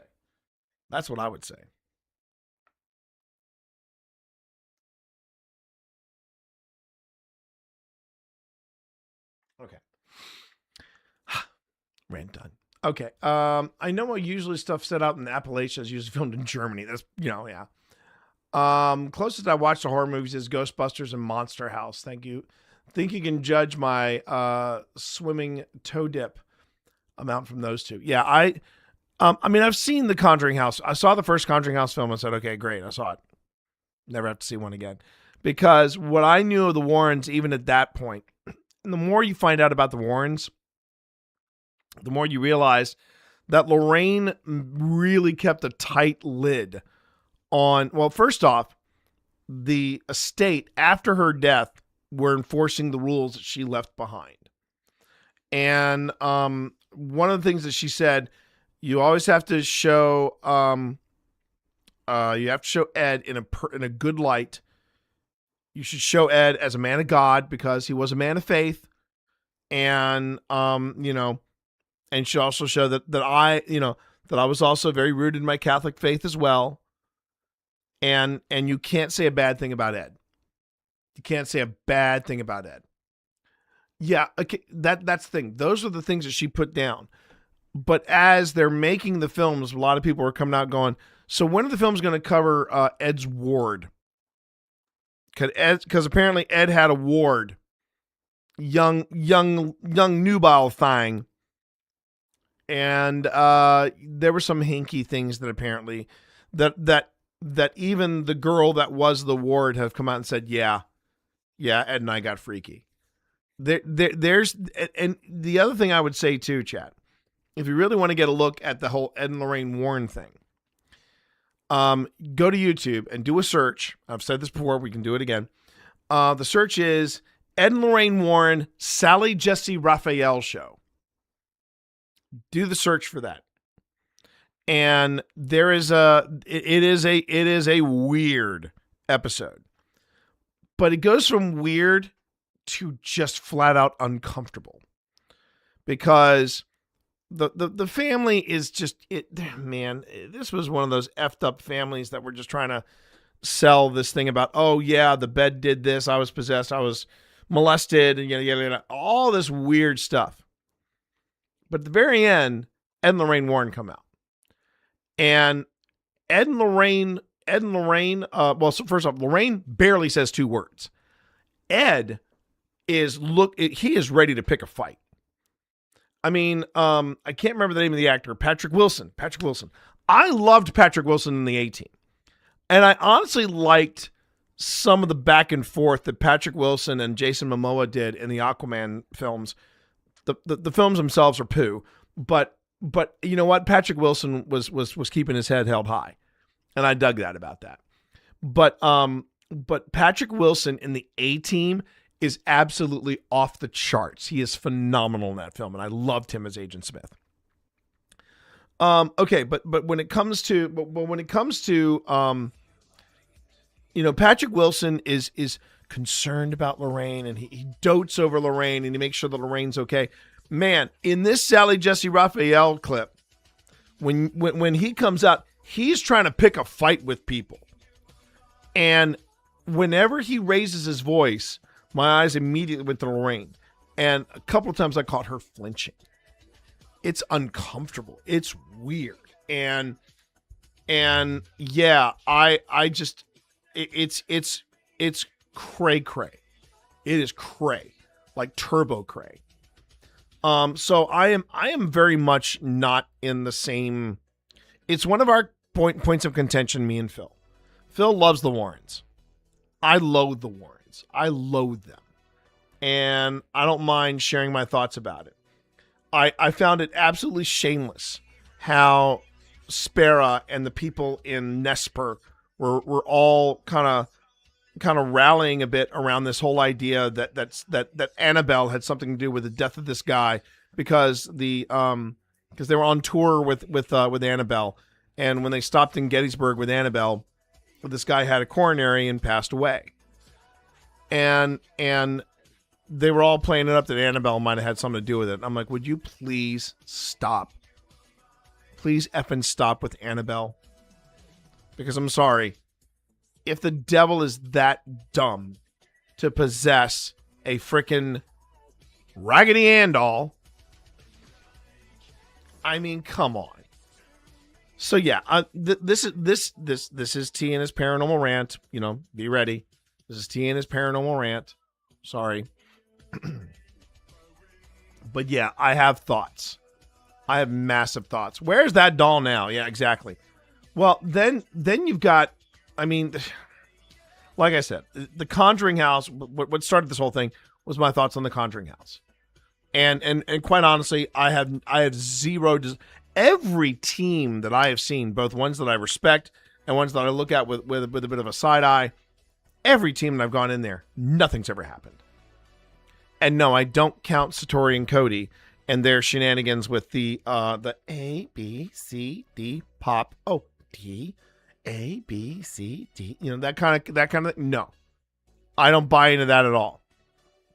In fact, I would dare say that was some of the best paranormal debunking Project Fear has ever done. Is when, and you see the moment. Satori and Cody have left. They're investigating the top level. And very purposely, I feel, Dakota says, it's kind of funny. Satori and Cody have left, and now this place is kind of dead. And off camera, you hear Alex go, mm-hmm. So here's the thing, Sly, about Robert the Doll. I need to know more. And I will say this. I had a friend who has seen both Annabelle and Robert the Doll close up. And this is from a friend of mine who has helped me out in investigations before. Dear friend of mine. I love her to pieces. And she said to me, Annabelle's a joke. Annabelle is a freaking joke. And it's got the Warren stank on it. So yeah, Annabelle's a joke. She said, Robert the Doll, however, she said, I've been in a room with Robert the Doll and I was trying to eyeball every possible exit. And that's the Sailor Doll, by the way, if you haven't figured that out, Sly, Robert the Doll. And it's hard to say. It is really hard to say. Whether or not there is something to Robert the Doll. But I just know personally that I have issues with anything that is remotely related to the Warrens. I don't know if you'd call it a bias. I don't know if you'd call it I don't know if you'd call it bias. I don't know if you'd call it I don't know if you call it like I said, I don't know. I don't know what you would call it. But as far as places that I have zero interest to go to, Conjuring House is on that list. I've thought about the Lizzie Borden house. But I trust Alex's perspective and thoughts on things, right? And I remember that Alex said, I'm glad I went to the property before it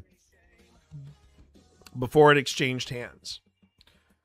And and there are places in Salem. I'm trying to figure out, Phil really wants to go to Salem, but I'm like, okay, well, if we go to Salem, what's up there? What's a good place to go up there? It's a bit like Savannah. I want to go somewhere where, there is some documentation, that there is some kind of, there's something we can work with, if that makes sense. But anyway, I'm going to, I'm sorry, I'm watching the time carefully because I want to make sure that I get in a break. I don't want to go too long like I did last time without a break. So let's back off on the ranting. Let's get back into review. It is not what I'm looking for. Oh, I think I see it. No, don't go on. Oh yeah. It's like going to Gettysburg in the fall. Man, going to Gettysburg in October. This is one of the. How you doing there, Mind Killer? Good to see you in stream. Oh man, Mind Killer. You're intrigued right now? Yeah. Well, we're gonna get deeper into it. Tonight. And like I said, I'm gonna do everything I can to put on the best investigation that I can. Yeah. Yes, please save your points. Thank you, Spence. Thank you, Spence, for that. There are no blurps tonight, no alerts.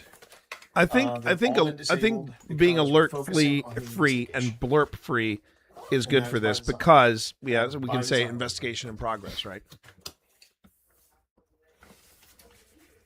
All right, I know I brought it. What did you forget, T? What do you think you forgot? Hidden in the bag somewhere. See, that's one of the advantages of this case. But man, this bag's got a lot of pockets. Oh, I'm talking actually about the ghost tube backpack. These. Okay, so it's not in there. Oh, I know where I can get one in a pinch. Yep.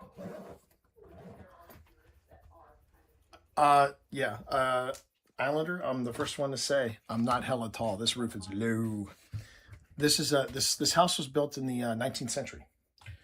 19th century, 19th century homes notoriously known for low walls. So there's that. Here is the cheat. Especially when we mods pass out. I hear you. And I will worry about using that later tonight if we need to.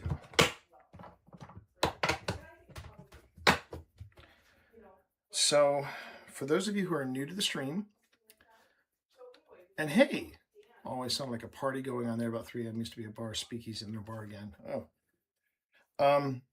So Jeffrey, first off, welcome to the stream. Thank you for being here. Do appreciate it. For anybody new to the stream, either on Twitch or on YouTube, my name is T. Morris, and Phil Rossi Media, who is out there right now, Phil Rossi Media and I, we founded Old Spirits Investigations after playing a lot of Phasmophobia. Truth. And Facts. we are at the Hinsdale house. And we are thrilled to be bringing you this investigation alongside the good people of the Association for Paranormal Study. And we are going to be working with a lovely individual by the name of Alex Mitsuo, or the Spooky Stuff. That's right. We should be completely in swing with the investigation at 8:30. So that should give you an idea of what's coming. Okay. And that's right. Alex Mitsuo, you can find all of their amazing content at the Spooky Stuff on YouTube. And they're great. They've been talking about the Giving Tree, which I think is great. I think the idea of the Giving Tree is very, very cool. I don't know if we have anything to give to the Giving Tree, but I think they have like tobacco and stuff like that. So yeah, Lee, I want you to keep that in mind. We're going to be talking about that. Maybe not tonight, but definitely later on. But a lot of people have been here. Paranormal Quest has been here. Amy's Crypt is coming here in October. That's right, they did. Sam and Colby have been here. Project Fear has been here. Yep. Quite. Backup recordings regularly. Okay, thank you for that. Oh, yikes. What happened, T? Yep, no problem. Feed them, got those. Good game unless you can't deal with jump scares. I personally think that Phasmo and I think Demonologist has more jump scares than Phasmo. And I think part of what makes Phasmo is that it is very accurate in how it depicts, with the exception of the fact that that a ghost turns you into origami. But in Phasmo, you have a lot of waiting, and there's a lot of waiting, and then suddenly everything just goes bonkers. There's no like Canadian crosses like you see in Demonologist. Demonologist tends to do a little more with like the weather and the Canadian crosses. The difference I say between Phasmo and Demonologist, Phasmophobia, you're on a paranormal investigation, but the ghost is trying to kill you. And in Demonologist, you're on a paranormal investigation, but you're in a horror movie. But you're in a horror movie, and the ghost is trying to kill you. Because a lot of the things that you see in horror movies pops up in Demonologist. Phasmophobia, it is just like what we're doing here. And I think it's that build up, that whole nothing's happening and then suddenly something happens, the light starts blinking and the ghost is hunting and you've got to hide. And that's just that's where they're crazy. The team are You're not going to, Mind Killer? Okay, that's fair. That is more than fair. That is a good plan. That's called going in dark. And if you want to go in dark, you can go in dark. Nothing wrong with that. I've done a little bit of research myself. I know. I've done my own research. It's the worst thing you could hear somebody say, but trust me, I have done my own research. That's true. Truth. Okay, this is a spent battery, so I'm going to put this in. That's what it was. I fired up a camera and then I realized the battery had not charged. So I had. This is but tonight is actually literally and figuratively. There we go. And I did want to say that tonight is one of two investigations. We have an entire weekend of investigating planned with APS. Tonight is the Hinsdale house. Now, we have the place until 5 a.m. And there are going to be members of our team that are going to spend the night. I am not one of those team members. It has nothing to do with spending the night in a haunted space because, quite honestly, I've done it before. I spent a lovely night's rest at Wynn Brewers, Linville Manor. You've heard me talk about Linville Manor. We love our Linville Manor. I just want a really good night's sleep. So they don't necessarily have sleeping facilities here, and we were going to be we either had to sleep on a couch or sleep. He puts the old and old spirits. That too. I do put the old and old spirits. Put the old and old spirits. Yep.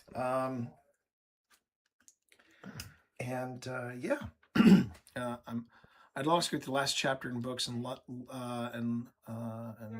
spoilers for movies. It never changes whether or not I read the book. I still watch that movie. I guess I don't like surprises. More than okay. Leah, I'm glad you're here. Okay, so we've got plenty of IR, plenty of juice. Good. Okay, the IR camera is set. My camera here is set. So as I said earlier, this is part one of two investigations we are doing at this establishment. You know what? I think I'm going to do this. I think I'm going to stick with my gut. And that's a pretty big stick, I don't mind saying. But I'm sticking with my gut, and I think I'm going to use. At least now I can kind of make jokes about it. I'm still kind of because I really don't want to tax. I do not want to tax the Wi-Fi out here. The Wi-Fi out here is Xeno, yeah, Ghost baby, Xeno, man. Some of these people I haven't seen in a good long while. Wish they let you talk a little longer, but thank you for the awesome talk. Thank you. Man, that talk was magical. I'm not gonna lie. I'm not gonna sugarcoat it. That talk was magical. So, Purple Hacks, thank you for coming. Thank you for watching. I really do appreciate you coming in and saying that. It means the world to me because I really wanted to knock it out of the park with that talk. I really did. And we're talking about TwitchCon. People are telling me they're really digging it. Yeah, Zeno. I was at TwitchCon. I was presenting at TwitchCon. It was me, Detoon, Sam, and Steve Saylor. It was the four of us, and we were talking about streaming paranormal events. And you can actually go. Someone just missed their exit. They're arriving at 8. You can go to twitch.tv/nomnom. And yeah, we were in the nomnom stage. Day stream is there. We are the penultimate talk, but you can find us within the stream. I'm also going to I've already pulled the stream for myself, but I'm going to, you definitely knocked it out of the park. I really appreciate some of the advice you gave.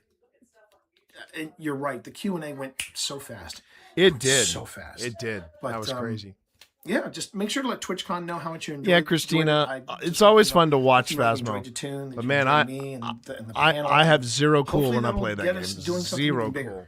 I'm actually and it's gotten even more intense. I'm actually thinking, chat, of doing a live stream from my from my hotel, because it was me, Steve Saylor, and Gambit Etiquette. You might recognize Gambit Etiquette from my stream, Jess. And I said, so you guys want to go down to the vault and do a quick a quickie? And they were like, okay. So I grabbed GhostTube and went down. So where we were staying forgot about this. in TwitchCon, or where Steve and I were staying, we were staying at a Courtyard by Marriott. Love you too, Christina. It was a renovated bank. It used to be a bank in 1928, and they have the downstairs meeting rooms. Those are the old vaults. So we walked around with GhostTube for a while. And we actually were going to try to do something there. And the rental for these bank vaults, ridiculous. It was absolutely over the top ridiculous. And I'm like, you mean to tell me you want to charge us that much on a Thursday night or a Sunday night? You know what? This has been fun. Thanks. Place was haunted. I'm just gonna dump it on and say it. Initial results, we think bank's haunted. We thought it was haunted. And I was thinking, it would be fun if I got together with some other Twitch streamers. I really wanted to do that. Anybody want to come to my hotel? Do a little investigation in the we really wanted to make that happen. In the basement. Man, I've been watching some YouTube videos on how to do ghost hunting. I'm going to treat you so good. Okay, hold on. That's my Shorzy impersonation right there.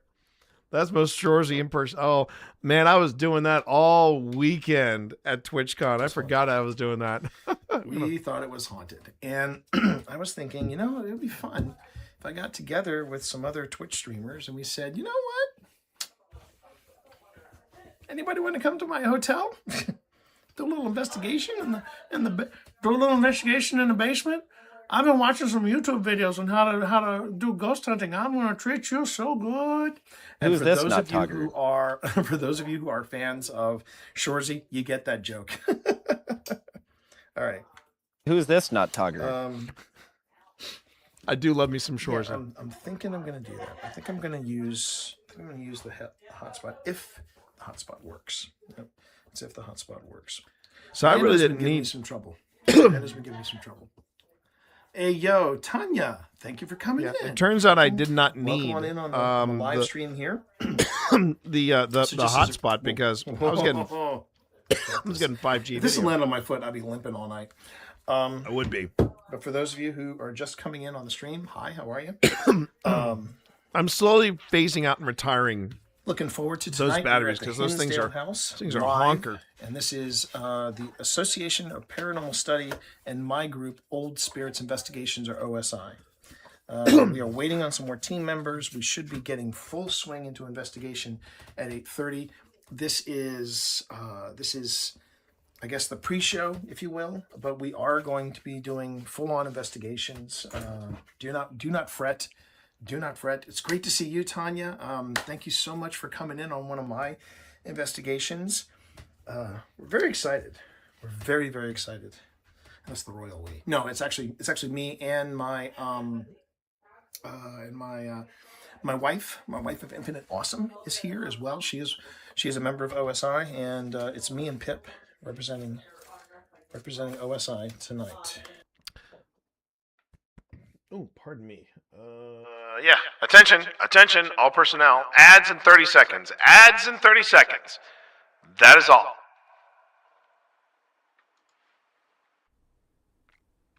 It's funny whenever I have Gucci, aka Christina, jumping in, I always get a grin on my face because I took Christina.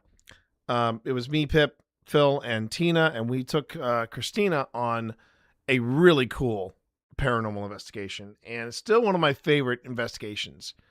That was when we went to the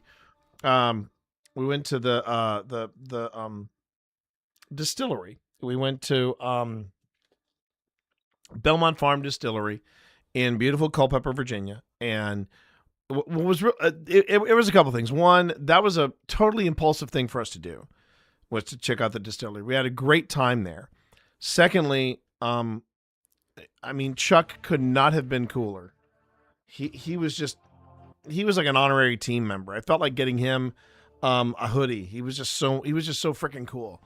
And then to have Chuck and his wife Tiffany, I'm blanking on her name. Oh, that's a shame. But the two of them sat down and they reviewed footage with us. And I just remember this big old dude. I mean, that's the thing. He's a tall man. He's an imposing guy. He's a very intense guy. And he looked at me and Phil and he's like, why are they here? What do they want? And I honestly thought he was a little scared. And I said, you don't have to be scared of this. And Phil was like, yeah, man, could be just your granddad keeping an eye on you and making sure that you're still doing things right. And it was a very sweet little exchange we had. And then he was like, well, you boys want a shot? and we wound up sampling his wares. And let me tell you, it was just a tiny little shot of his moonshine. But man, my head was spinning after that shot. That was a good time. That was a good time. It was a good time, Christina. And I hope you enjoyed it. We got to figure out where we're taking you next. We have some thoughts. We have some ideas. But we got to figure out where to take you next. He's a great guy. He's a great guy. It's still one of my. I think on the 5th anniversary, I think we're going to sit down and we're going to talk about like our top 5 investigations or top favorite places or whatever. I think we need to do that. I think Phil and I need to do that. I got to talk to him about it, but we need to do that.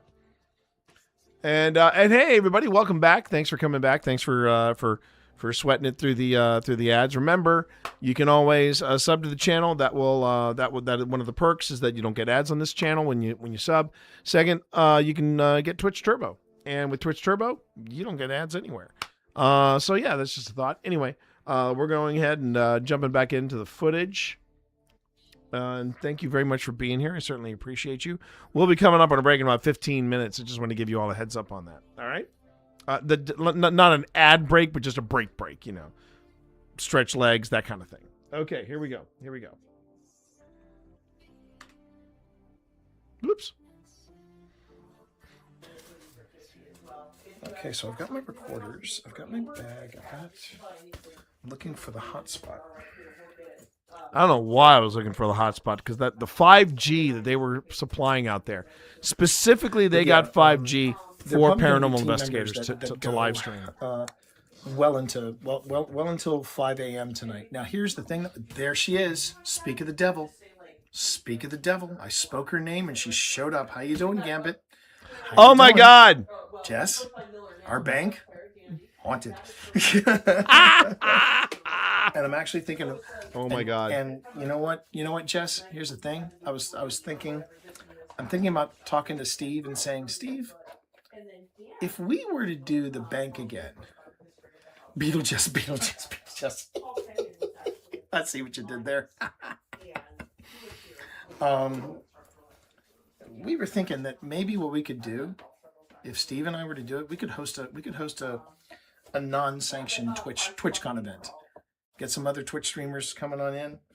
I might even see, hey, how much would it cost to rent out one of those meeting rooms so we could actually get access inside the bank? Yeah, I thought you would think this is a good idea. The idea is percolating. We'll see how it goes.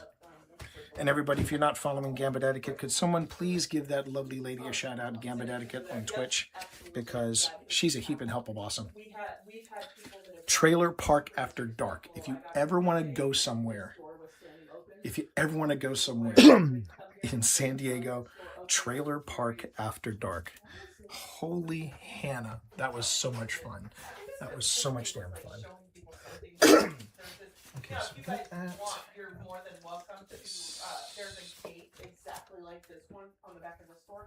If you guys want to use this as an access Thank you. point or whatever. Thank you, Rory. The Dark keys Phoenix, hi, how are you? exactly Good to the have you same in both stream. sides. So there's two padlocks on this. Good to one have as you well. in So you're stream. more than Okay. welcome to come code your share. Still Let's see hanging if in there. Lando works this time. Some people do, some people don't. If you guys use any firewood or anything, we just ask for maybe a $5 to $10 donation because Dan has to purchase all the firewood. And, other than that, I can't think of anything else. If you guys don't have So any I was about to. Sadly, I ate my They've been great words. so far here at the Hinsdale house. I ate my words They've been great here. concerning It's something I say a Trailer lot. Park Holy After Hannah, Dark. I say that a lot. I do. I say that a lot. But if you want to tell her I said hello and sorry I missed her and stuff.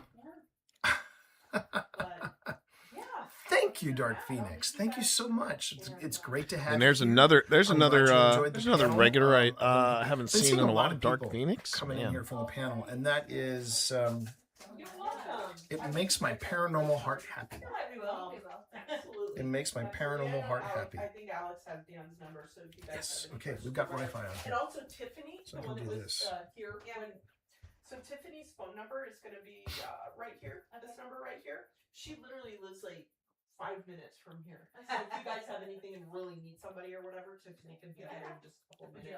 Into a bobcat fight. Yeah, exactly. Exactly. Pimp, do not tempt fate. Do not tempt fate. One thing. A bobcat fight. Good Lord, woman. People constantly drive up here and look at the house and turn around and go. So you have a lot of people call them looking loose. They just Maybe the ghost will turn the lights back on during your investigation. If you have anybody that will not leave, you can either call 911 or you can call Tiffany. Tiffany doesn't have a problem with scaring people off. So That's good to know, just like, because you can't see it now, but it is remote. We actually filmed part of the drive out here, and it is remote where we are. It's kind of I mean, Everyone, please back off about the bobcat fight. I'm stressed out enough being in this house. Okay, so only here briefly because I'm headed to a soccer match, but I saw you were live, so I thought I'd pop in and watch for a few minutes. Mwah. Well, we're gonna be on Gambit. We're gonna be on. It's gonna be. We may be on till 1 a.m. We're gonna at 1 a.m. Eastern time. We're gonna do a head check. Thank you very much. Good night. You're so welcome. Good luck.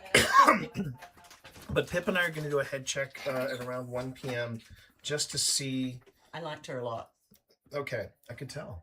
I could tell. She was like, this is a place of healing for me. That she says some people come in here and say demons, and she's like, you know what? There are dead people who are jerks too. By the way, everybody, this is Team OSI tonight. This is Team OSI tonight. My beautiful wife. I get a kiss like Phil. Oh, it's nice. Yeah, I do. I kiss my wife the same way I kiss Phil. I give Phil a little more time. Hey, look. Anyway. That's another clip I need to. I need to isolate. Do I have it up on YouTube? I'm live on both YouTube and Twitch. Hang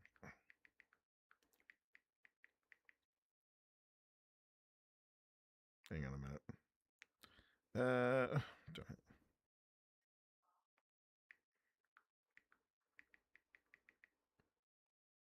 This is my friend Jess, aka Gambit.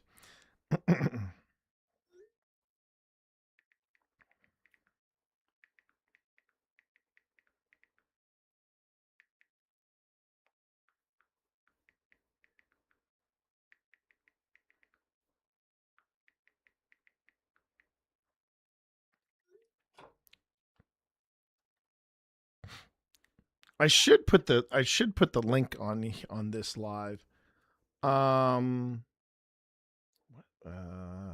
on. I can do that. I can do that. Hold on. We shrink that down.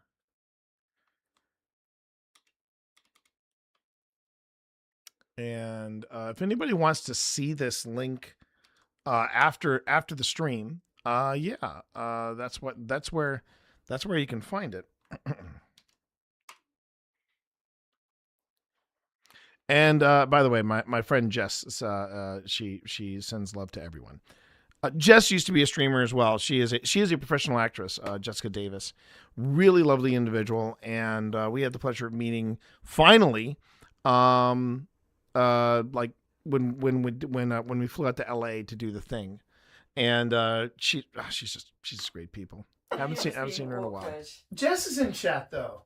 Oh, okay. Yeah, Jess is in chat. I don't think you've ever met Jess. So Jess, that's my wife, Pip.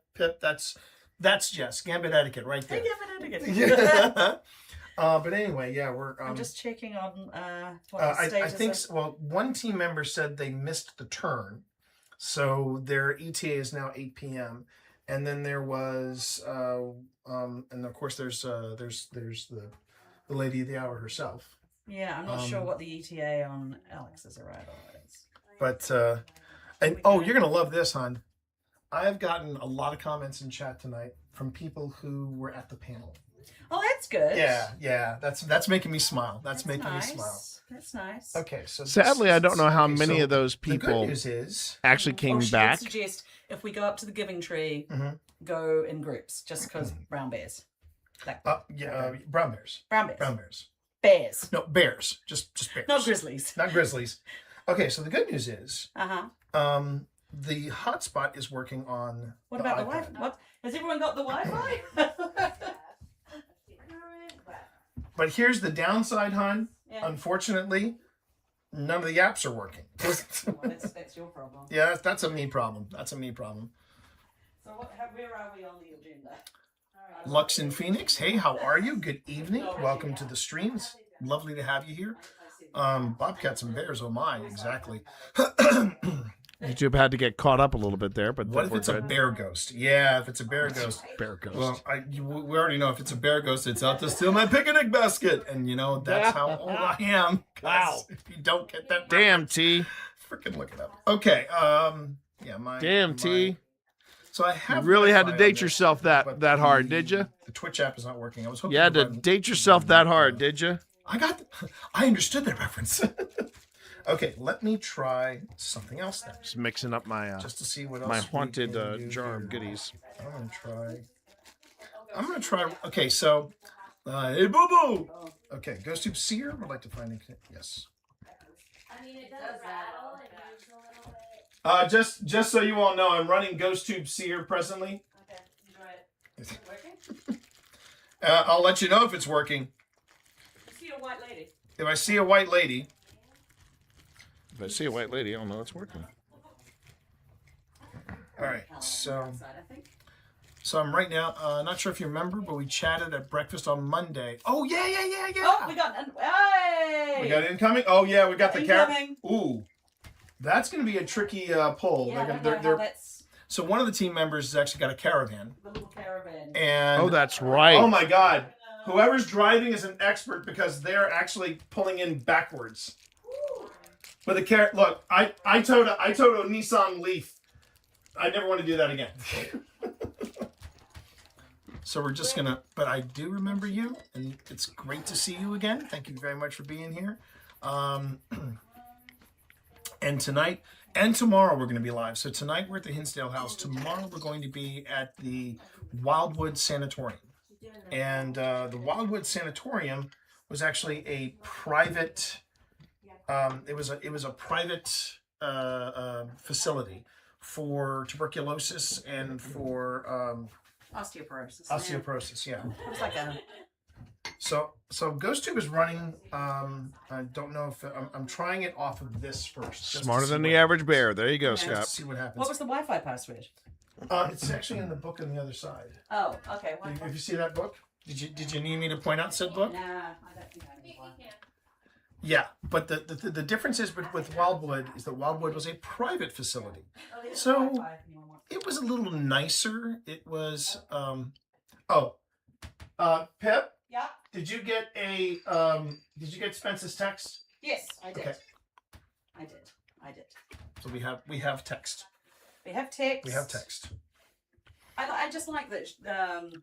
Diane was her name. Yeah. And she was like, "Hello, hi there." That was so masterful. I'm Pip. Hi, Lauren. Nice to meet you. No, wait. Now, Lauren, were you the person that had car trouble and wasn't able to make it to Linville? No. Okay. Well, Lauren, I'm Nope. Hi. Never Nice mind. to meet you. Nice to meet you. Nice to meet you. Come on in. It's a yeah. I liked the lady that was introducing it to That's us very because cool. she was like, "This is a place of healing to me." She explained we want to put aside the rumors that there is a Native American burial ground here. That Really? Yeah. She said, "Now, were there Native Americans on this land? Yes." I mean, I could see Native Americans. A bit like Manassas, where they were hunting, hunting parties. Of course, this was their land. Yeah. But there was no burial ground. There was There's no mountains. village. There's no village. No. They want to put that aside. They want Yes. to put that. Okay. Very different. I was very pleased Yeah, with the very different than from the conversation. research that we've been She looking at. mentioned the kid that was killed by the chainsaw, but she said he was 2 farms over. Really? Yes, and she said, but people have seen him because he might have been playing with the kids. And There you maybe, go. you know, The stuff that and we I were said, talking I about. don't think you have to die somewhere to visit somewhere. Okay. I'll give you that. I'll give you that. Okay.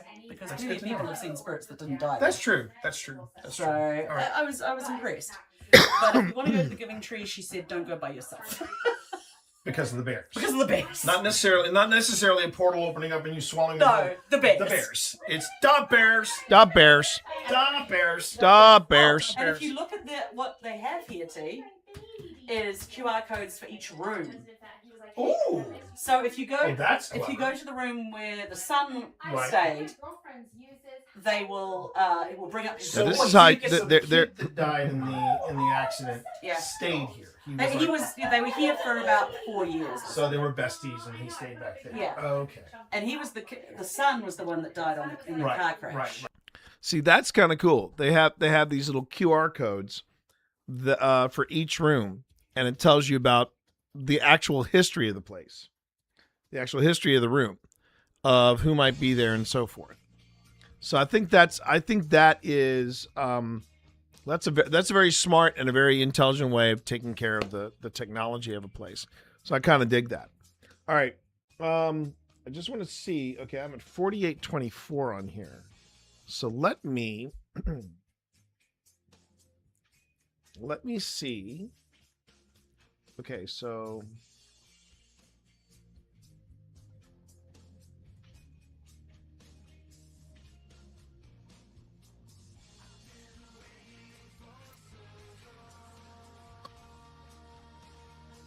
all right.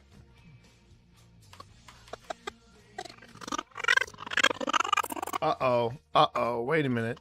Did something go amiss with the audio?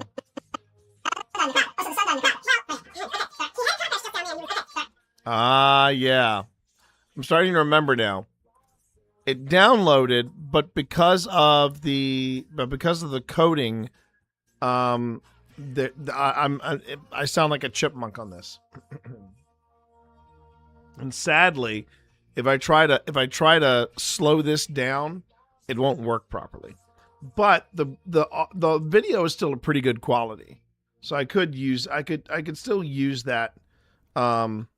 Unfortunately, I'm not recording this at all. I'm curious if that is the same. If that is the same with. Ooh, excuse me.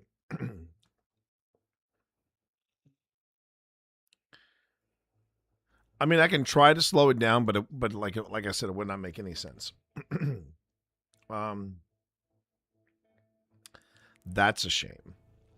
Well, then that means that I can't do that. So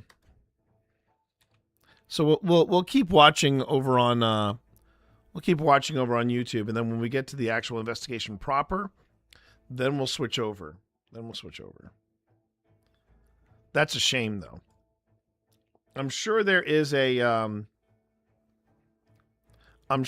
way I can work around it. I need to just find out if there is any possible way. I mean, there's the other option. I can import the audio into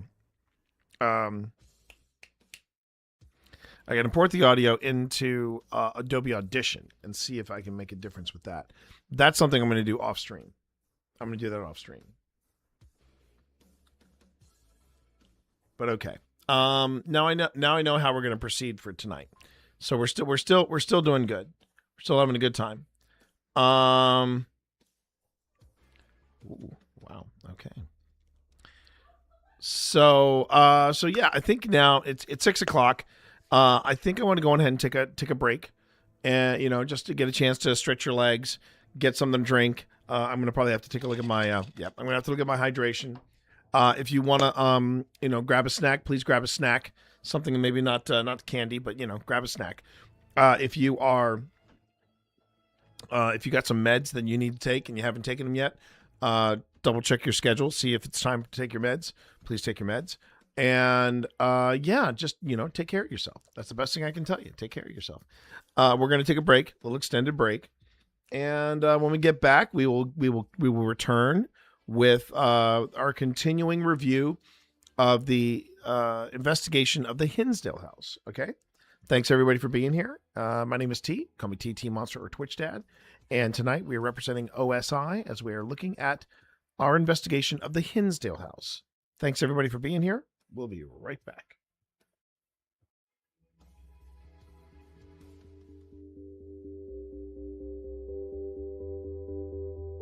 So, Jack, you are upset that Wesley fought for Virginia, fought against his own people from Gettysburg.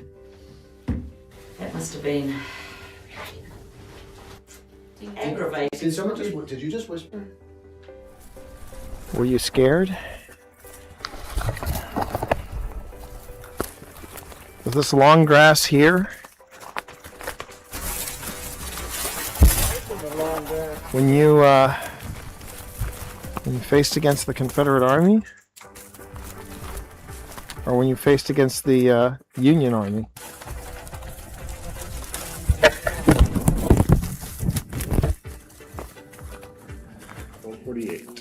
Only 1. 1 a.m. Almost 1. Hasn't felt like 6.5 hours. No, it has not. It has not. No, I know. Heard that too, babe. Yeah. Hello? We're just going to introduce ourselves, and then we are going to sit in silence to give you a chance to introduce yourself. My name is T. My name is Pip. My name is Val. Hi, I'm John Walker to my friends, and hopefully we can't use those.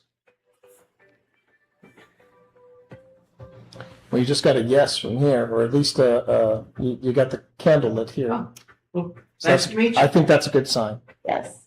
Yep. Did you all hear that? I did hear that. That was, yeah. It sounded like a, Sounded like, well, I thought it sounded like movement over there. No, I heard a voice. I heard a voice like a, Is that you, Mary? Okay, did you all just hear that? Yeah. Yes. Did you all hear that? Yes. We're not any type of organization. You're okay. You're gonna be okay. You can talk to us. We're here friendly and respectful. We're not an organization in any way. Yeah. Exactly. We're very friendly and we come with full respect. Are you scared? Nervous maybe? A lot of people, huh? Yeah. So I tell you what. Yeah, if you're good with us going back to the mess hall and having somebody else try to talk to you. Okay. All right, cool. Okay, well then, all right, calm down. In the words of Ted, calm down. But let us grab our gear, and then we're gonna go and we're gonna go. No, we're not going. We're just moving to a different spot to talk to you. Is that good? Is that okay? If you want me to back off, you gotta go up to the blue light. The REM pod is Phil's. The REM pod's Phil thing. Blue light is my thing. No. No? No. What if I asked please? Because you're right, I'm in the South. I should know my manners. If you want me to back off, you gotta go up to the blue light. The REM pod is Phil's. The REM pod's Phil thing. The blue light is my thing. No? No. It sounded like no. What if I asked please? Because you're right, I'm in the South. I should know my manners. If you want me to back off, you gotta go up to the blue light. The REM pod is Phil's thing. The blue light is my thing. No? No. It sounded like no. What if I asked please? Because you're right, I'm in the South. I should know my manners. If you want me to back off, you gotta go up to the blue light. The REM pod is Phil's thing. The blue light is my thing. No. No? No. It sounded like no. What if I asked please? Because you're right, I'm in the South. I should know my manners. If you want me to back off, you gotta go up to the blue light. The REM pod is Phil's thing. The blue light is my thing. No. No? It sounded like no. What if I asked please? Because you're right, I'm in the South. I should know my manners.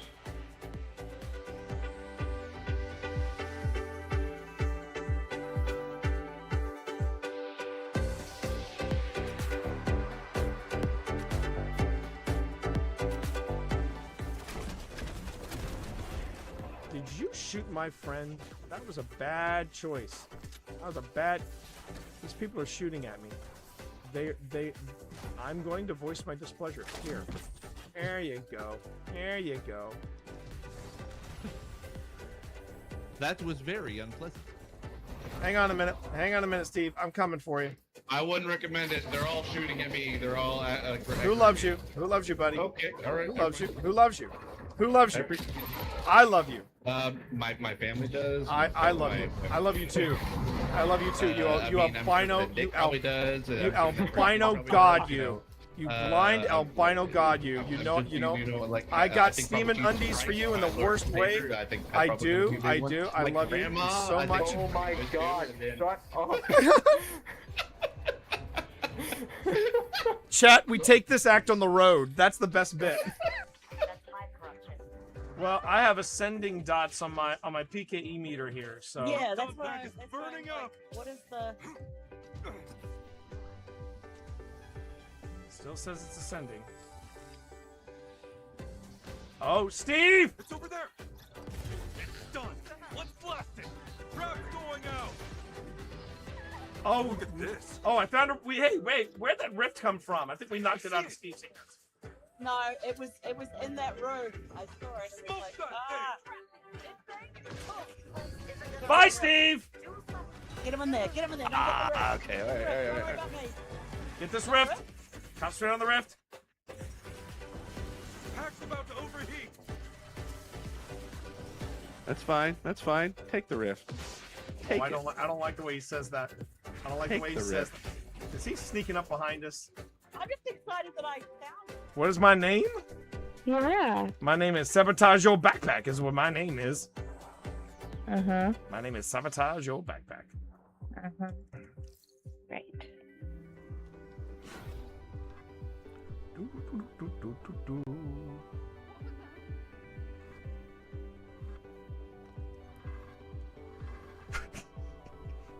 You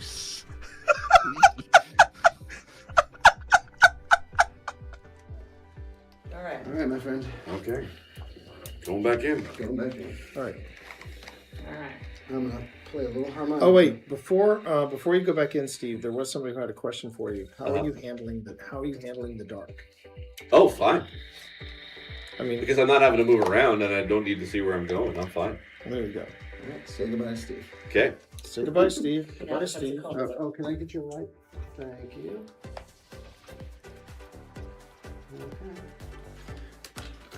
Let's see if we can talk to Jack again, because last time we were here. How about a little harmonica? Yeah, give a little harmonica for Jack.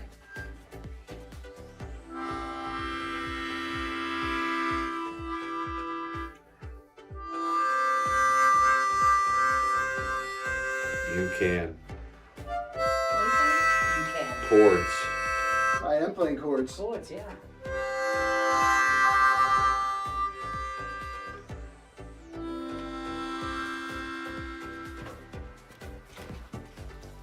Keep playing. Keep playing then, Phil. That's good. You don't have to know anything about the movies or the books to be able to get into the show, because it is set thousands of years before any of the books or movies anyway. So it's been really great to just obviously be able to kind of just sit down and watch it and just enjoy it for the lore for what it is. My favorite episode so far actually has been, now actually the pilot was really good, but I actually really enjoyed episode 6, which was the especially the ending there with the creation of a certain volcano that I'm really excited to be able to see more of, and seeing how that kind of develops. Don't tell me, because you've seen episode 7. Anyway. But T, what's been your favorite episode? Oh, that's easy. That's easy. The one in Casa Doom where Durin says to, oh, you haven't seen that one yet? You haven't? Dude, why are you here? No, stop it! I get it. No, hang on. Safe space. F that, dude, why are you here? You should be back in your room watching Lord of the Rings Rings of Power right now. So the thing I liked about, first off, when it comes to on-screen bromances, we thought we had the ultimate in the original trilogy, but let's be honest, there's never been a better bromance on television than Elrod and Durin. I mean, when Durin says, what was that? Oh, they were behind us. So yeah, I mean, when he said, and not just that, what makes them.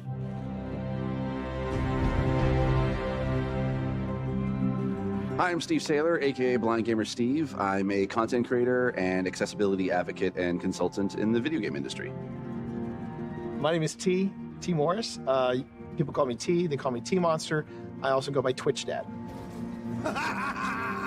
When I started looking into wanting to stream, I had known this dude here for about 10 years at that point. And so I reached out to him. I was like, hey, you know what? I know you play Destiny. Would you be cool kind of helping me and guiding me through the game? I've never played it before. This is when I gave you a little bit of honesty. I said, are you sure you want me? Because you see me play, so you know how bad my aim is. It'll be the blind leading the blind. And he went, that's what we'll call it.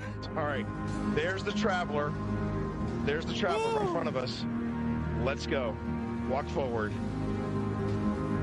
Walk forward. I want you to enjoy this. As someone who has a disability where it affects my vision, and it is hard for me to be able to play games in general, having someone take the time and guide me through being able to play a game and not try to rush me through things, that meant the world to me. Where's that? All right. Oh, there he is. Yes! Yes! Oh, yeah! In any other game, it's usually people don't want to play with a disabled person, whereas with Destiny, I can jump in with T, I can jump in with my friends, and even when we just jump in with random blueberries in the community, we can still be able to help each other out, and that's why I love Destiny. Did you shoot my friend? That was a bad choice. It's all about being able to reach out and pick someone up and being like, we can do this together. And that is being a hero. It's being able to lift everyone else up. It's not about you. It's about the fire team. That's what makes a good guardian, is when it's about reaching the end goal and reaching it together.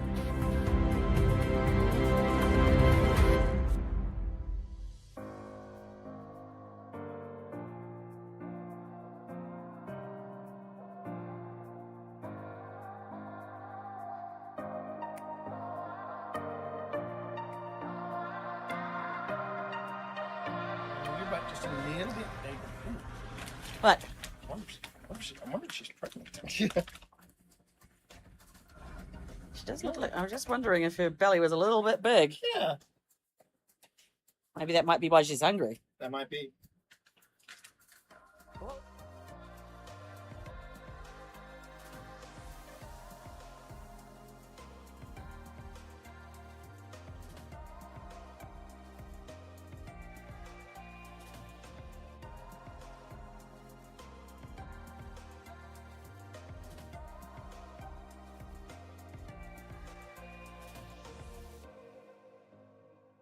Face right in the center. Are you ready? Look at that little face. Are you ready for? Oh, they're dreaming. They're dreaming. Oh my God.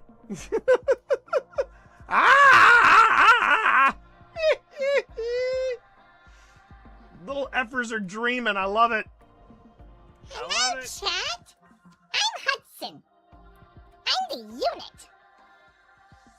This is a lot of stuff. I don't know what to do with any. Dad, be quiet. I'm talking. Hi, chat. I'm Hudson. No, I don't think I want to do the microphone after all. No. It's intimidating. Oh my God, there it is again. I don't want to be a show kitty. Dad, put me down. This is what I put up with, chat. He has been exploiting me. I think that's the word that Grandma uses. Exploiting. He is exploiting me for my cootness. But I'm the unit. I got a full 2 pounds of my brothers. And I love to wrestle. Yeah, this is where it starts to get super creepy. This is the game Cyberpunk 2077 wanted to be, chat. I'm just going to come out and say it. This is the game Cyberpunk 2077 wanted to be. So, there you go. Well, pitter patter, let's get at her. Okay. Glad I got that out of my system. Overriding it could destroy my software. But I made that choice when I got raided. I'm downstairs taking my break, and I found out I got raided. And thank you, Gamer Girl Claire, for that red hot raid. Thank you so much for that raid. I was downstairs. I was relaxing, getting my stretch on, doing my thing, grabbing a bite. Claire, what did you get up to? What were you gaming? Were you? No, wait a minute. And the last time I saw you, you're actually doing what I was doing. You're playing some BioShock. Last time I saw. Are you still playing BioShock, or have you moved on to something else?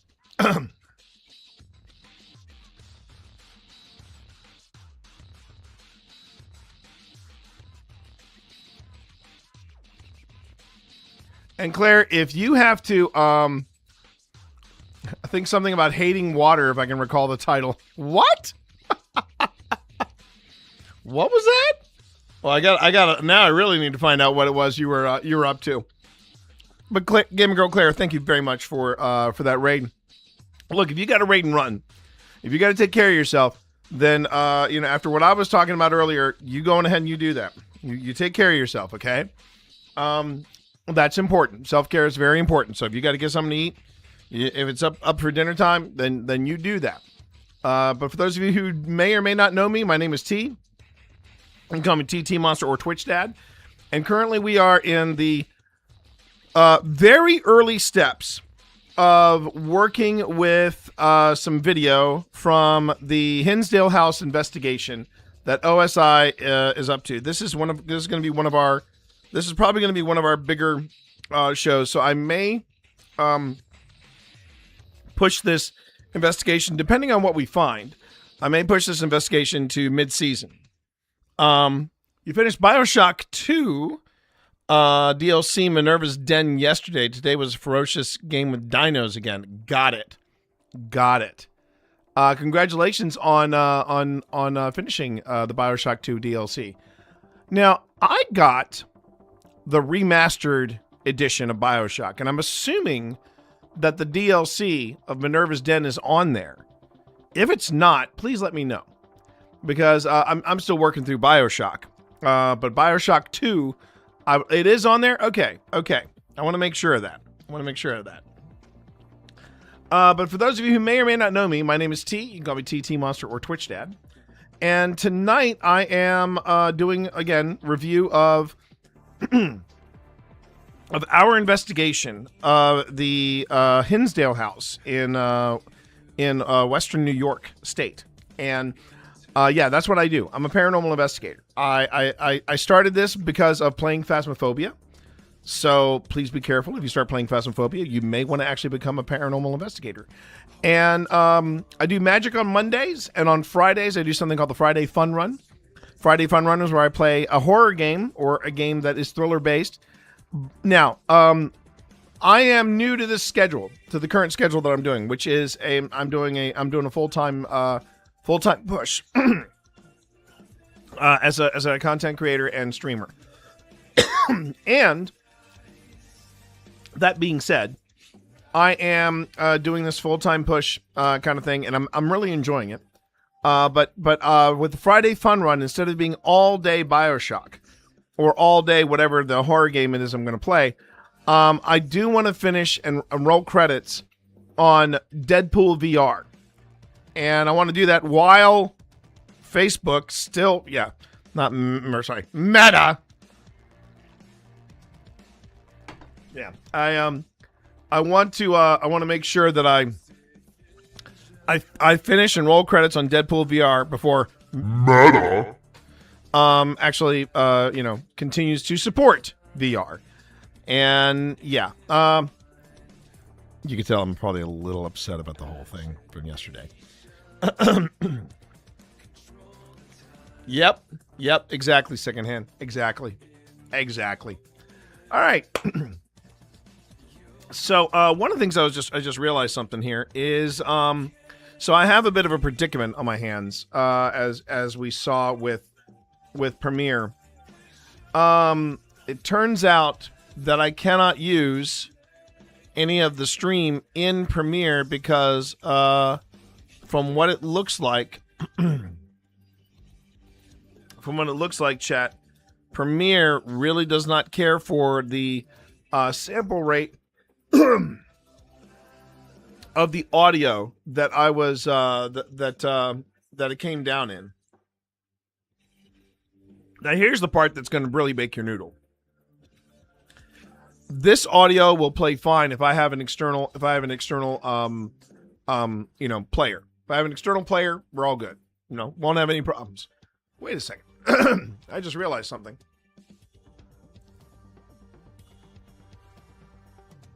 Okay, that's interesting. I'll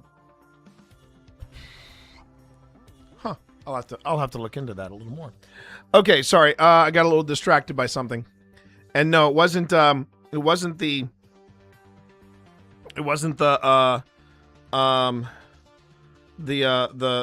ADHD kicking in. It was something entirely different. But isn't that interesting? Okay. So apparently I cannot it doesn't like the bitstream, but if I play this on other devices, it should play just fine. But I do have a fix. And it's one of those fixes I'm going to have to do when I go to bed tonight. But basically, I need to do an audio recording or I need to do a video recording of the playback, like basically watch what we're doing, and then just extract the audio from that and then sync it up, and it should be fine. Pardon me. Okay. So right now, let's go on ahead and let's return back to our preliminary. Now, this is, as I said earlier, this is a preliminary review of what we experienced at the Hinsdale house. And I'm playing this from beginning to end because you never know when something weird is going to happen. And I have found that sometimes, even when you've got your audio going, you can pretty much experience EVPs, disembodied voices, or otherwise in playback as you're setting up.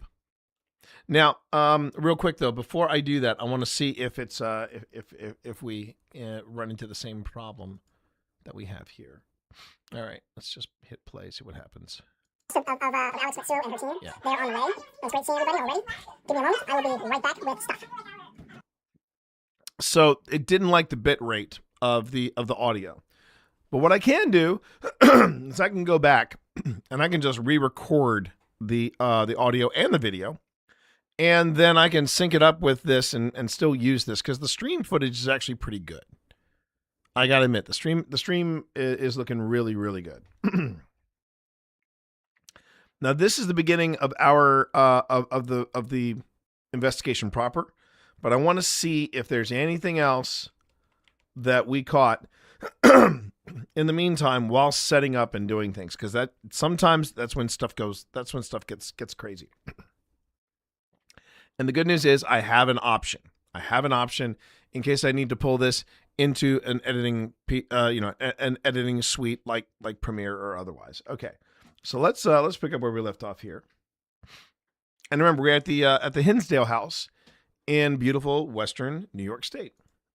Right. Oh, so the son died in the car crash. Well, Hang on. okay. Sorry. He had a car crash just down there, and he was very badly injured, but he survived. Okay. But then later on, he died of a heart attack while driving. Oh, jeez.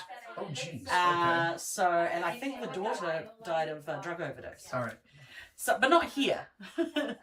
Spirits visit places from all my experiences. That's true. That's true. That's what I say. So I was pleased with how she presented her thing. Anyway. So we're waiting on Alex to get here, and then we're going to kick things off. No, I think there's some EMF levels and stuff being taken next door. Okay. Base levels are being taken. Okay, well then let's go on ahead and let's get this started. So we won't start investigating until we won't start investigating. Yeah. You know what? I'm beginning to wonder if I should dare the interwebs and put this device on the interwebs. The thing here. The password's over because this has been awfully quiet. Oh, and she said we'd write on the walls. I saw that. So we'll find a spot to put OSI on. I've been very disappointed in the performance of this. Team Papaya not doing as well as McLaren. Team Papaya not doing as well as Team McLaren. Mm. Yeah, I'm no longer connected on Wi-Fi. So the app that I was using on here, I mentioned it. I mentioned the suite, but there's one app that does need internet, and it is GhostTube Seer. And GhostTube Nico. Now, Nico was one of the original members of the Phil Rossi Scream team, and Nico was there when I was playing Phasmo for the first time, etc., etc., etc. Yes, he was. It is chilly out there. Oh, are you? And we're off and running. The floor, the floor is very. It's actually not too bad for an old. So now we're getting into the house. So now you can see what the house is like. So I'm gonna get us all set up here. Oh, we're gonna do a group photo out the front. Oh yeah, yeah. These are all different. These are all different investigation camera running groups in case anybody sees anything while we're outside getting a group shot, because that could happen. Oh, we have to find out from Alex if I don't think that she wanted the. We have started the stream. Well, it started at 7. So. I just finished the stream. Hey, welcome. You thought my dag jokes at the Twitch panel were rough. Because I was talking about UAPs. Yeah, you know me. UAPs. Oh, You know me. Yeah. Every last homie. Every last homie, yeah. Turning on airplane. This was when me and I believe it was Lauren bonded. Candle. I want my candle. Your candle is by your candle is by the bag, baby. I love my candle. Yep, I know you. That That candle has actually been quite. So the joke was that I was talking about UFOs, or I said, or UAPs. Yeah, you know me. And it was funny because I said that, and when you watch the video, you see Datoon sitting there, and he does this. It was one of those jokes that if you were, especially if you're a musician, and someone as talented and as hip as Datoon, you would have gotten that joke. But yeah, they're It makes more. It's more aesthetically. and the fact that she started off with every last homie. I mean, let's go. That's when you know you found a friend. And we had some pretty good. We've had some really neat results with it, particularly at. Welcome to the Hinsdale house, Ghost Cheats. No. I was gonna go grab my stuff. Do you need some room over here? Because T's. Yeah, no, I'm kind of hogging the table, which means I'm going to move my stuff. That's all I have. I'll ship. I'm from New Zealand. We get very worried that we're making trouble. But we don't didn't. want to be a bother. Okay, so here we are at the Hinsdale house. Oh, I don't think we didn't leave a card, but we did sign the wall. We I'm doing the 2G. The very important thing is not to turn. This is actually a refrigerator freezer, and if you accidentally turn the dial, you will turn it into a freezer. So. Oh well, we don't want to do that. Do not do that. So yeah, it looks like the Team Papaya Lando, my hotspot Lando. Is he crashed into the bed? He's water. Here's an interesting fact about the Hinsdale Dandy House. I'm listening. It actually has an aquifer that runs down from the hill, and it feeds into that pond, and the pond never loses water. Okay. Shall I have a look at the water? Are you over by water? I'm going to stare out at this pond all night. I have a feeling. Take note. I will. Did it really say take notes? Take note. Generating an image. So this is why I need Wi-Fi. So if you're wanting to do any of this, GhostTube does have an app called GhostTube Seer.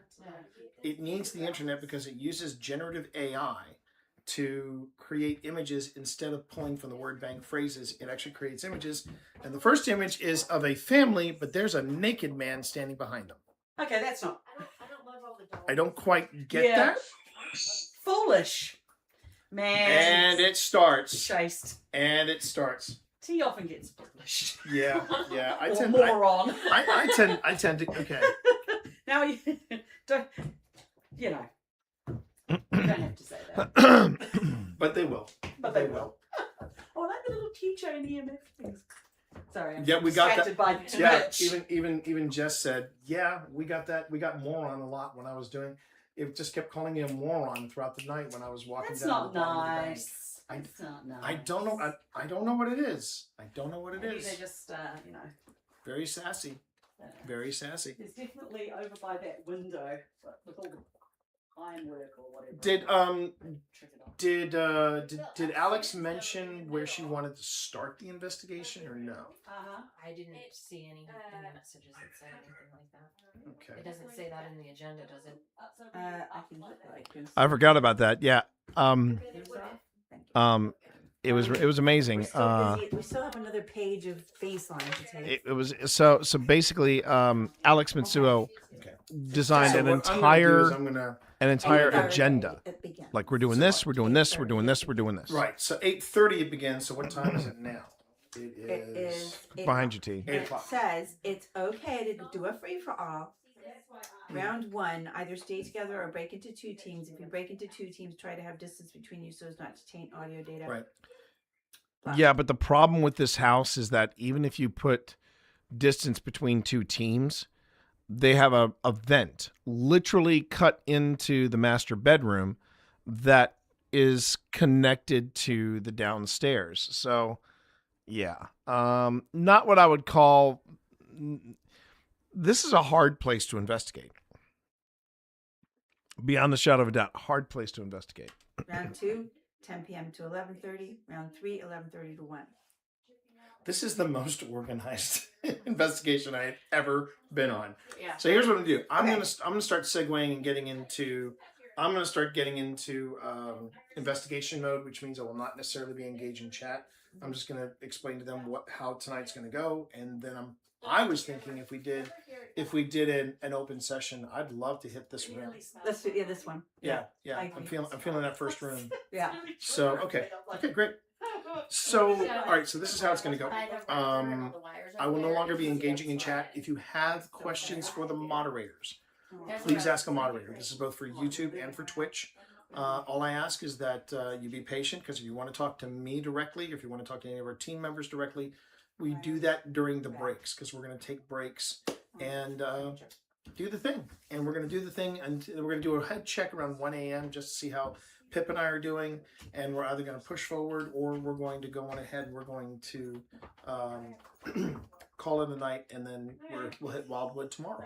So right now, thank you everybody for being here. Again, my name is T. My wife Pip is here. We are representing Old Spirits Investigations. We are collaborating with the Association of Paranormal Study, and you're going to meet later tonight Alex Mitsuo, wonderful individual.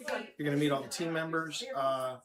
We are at the Hinsdale House of Hinsdale, New York, and I will be safe as well as have fun, Jess. I appreciate that. All right, let's get investigating.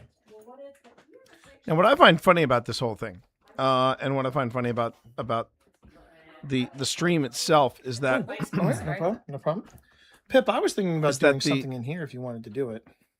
Yeah. The weird thing is that the footage that I had from Wildwood didn't have any issues when I pulled it into the to Premiere. So why Premiere is suddenly saying, yeah, everybody sounds like chipmunks? First, though. I don't know. I don't know what changed. Are there animals inside or out the house? Are there other environmental factors? Are there? We can hear your footsteps. Yeah. There's absolutely. That's good to know. Oh, That's you can good. see the light. We can see your flashlight. That's good to know, though. So if someone is in the parents' room, you're going to directly hear them here. Yeah. So maybe somebody should. So there's the thing about the vent. It's a basement, right? The basement door says closed, do not enter. Ah. Okay, we got an image coming in. So we should probably all stick together then. What's the basement door say? Don't go If in you there. go in the bathroom, Don't go in there. Just don't go. Can be heard. Do. Did you hear it say T? It said start. Absolutely. And light. Maybe someone's excited to see us. Maybe. What is that picture? Through. Why is there a hole there? No. That is a very good question as to why We should there's have a asked hole that. there. Should we? Right. Must be some sort of air conditioning. Yeah, maybe. First thing I think of. Show yourself. We're right here. Right here, dude. We are right here, my bro. We are right here. For whatever reason. Would you like to show yourself? Yeah. We're ready. No, we're not. I'm getting the camera set up, baby. Come on. Well, in that case, wait for him, I guess. Why for the There's camera? Big cat. What else do you see? Bobcat. Bear, foxes. Cat. Foxes. Someone in my chat. Looky-loos. Someone in my chat did ask, "What if it's a bear ghost? What if it's a bear Well, ghost?" Well, I would say, give that guy a picnic basket. That's what I would say. Light. don't look into the Light coming on. Carol. Do not look into the light, Carol Ann. Foxes. You're gonna regret We it. don't need the light right now. We've got the lights on. Yeah, I know, but we're gonna probably take the lights down a bit. At least so I thought. Not yet. I'm going to go and put something in the fridge. My forehead. Let's go look outside. We're going Okay, we're going outside. I think I'm gonna stick inside here. Stick inside here. We're not going up the stairs. We're just going to... What did you get? All right. There we go.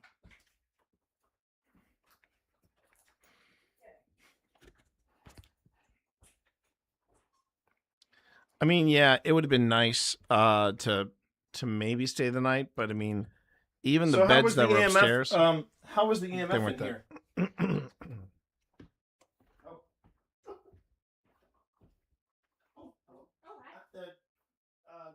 Did you ever find out how the EMF was in here, or was it quiet? Is that the XA11? Yes, it is. Yes, it is. Yeah. Well, the XA11 in there, oh my god, it's special. Oh. Because I got a autograph of it. They were like, dude, this is the XA11. I'm like, yes, it is. Thank you, boys. What you mean, Metcon? No, it I'm so smooth, but I totally lost it. That's okay. It's Penhurst Park. Okay. The event that I like to tell people that I was being watched by 1,000 eyes. And had nothing to do with people around me. Yeah. And I'm going there for the first time ever. So yeah, this was this. I think this is me talking to Lauren about about the first Penhurst Paracon, which I do have very fond memories of. Oh, hang on before I forget. Attention, all personnel. Ads in 50 seconds. Ads in 50 seconds. That is all. And that was a good time. That was a good time, and that was where I had the members of Project Fear sign my camera. A bit of a bummer, though. I didn't realize they were going to make Connor stalling a permanent fixture, like you know, they were going to start putting him in front of the camera. And I had a chance for Connor to create to sign it, but he didn't step forward, and two, he was busy. I thought he was actually part of the Penhurst crew. And I went for 2 more visits and found out that Connor didn't come to either. I didn't come to either visit, and I was like, "Damn it, man! I wanted to collect the whole set, but I still have that XA11 signed by the folks over at Project Fear." I haven't really watched a lot of Project Fear of late, mainly because I feel like they are really leaning on the whole jump scare thing to a point of now it's tougher for me to watch it. I hate to say that because I when I met them, I thought they were all absolutely delightful. And they've done some collaborations to make me go, you know. So, I'm trying to navigate the politics of, especially after you heard the rant about me and the Warrens. I'm trying to navigate the politics of paranormal investigation very carefully. Very carefully. Ooh, wait, what is this? Hold on. Hold the phone.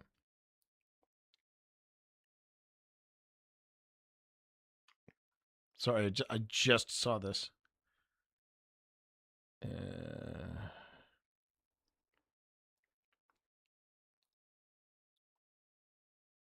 Ooh,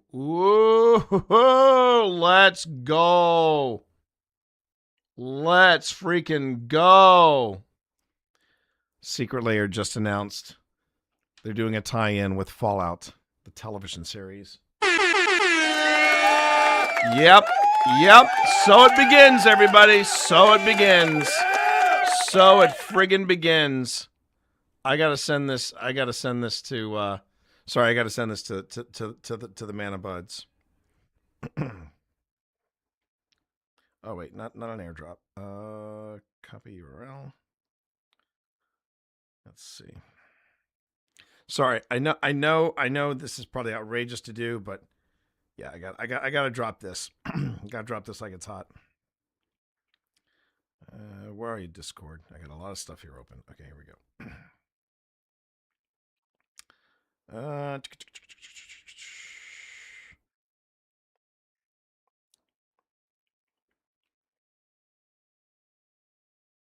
So it begins. Oh, I should actually post the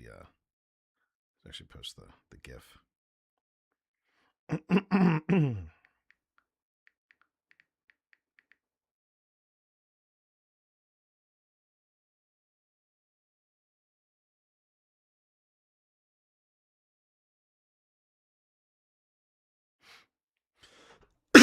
All right.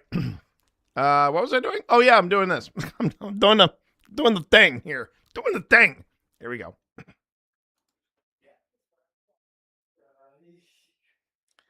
See, it's around stuff like this when I'm just, innocuously filming a couch or something. I'll hear a whisper. I'll catch a whisper. So I just want to see if it happens again.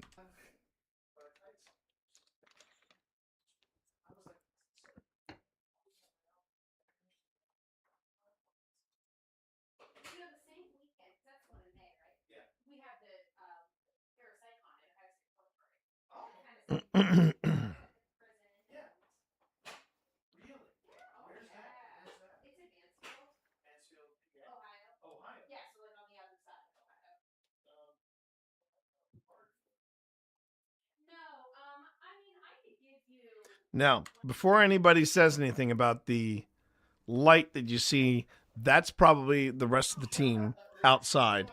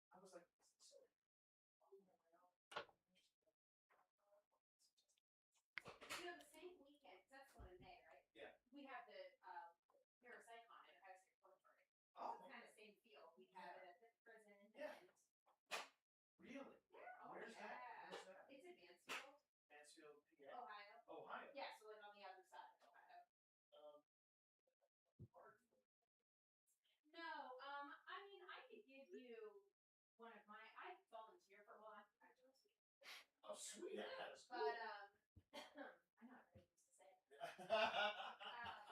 Yeah, I'll definitely get your card before we're done this weekend. Yeah. It's a very cool. I think it's the same weekend as kind of Yeah. marathon, but it's cool. They're both in prisons. Yeah. On opposite sides, so no matter where you are, you can hang out in person.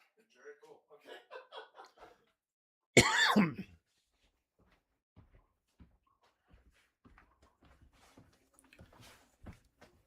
Okay, so I am by myself in the house. I am by myself in this house.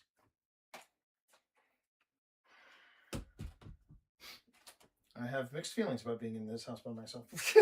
But you know what? This is the kind of investigator I am.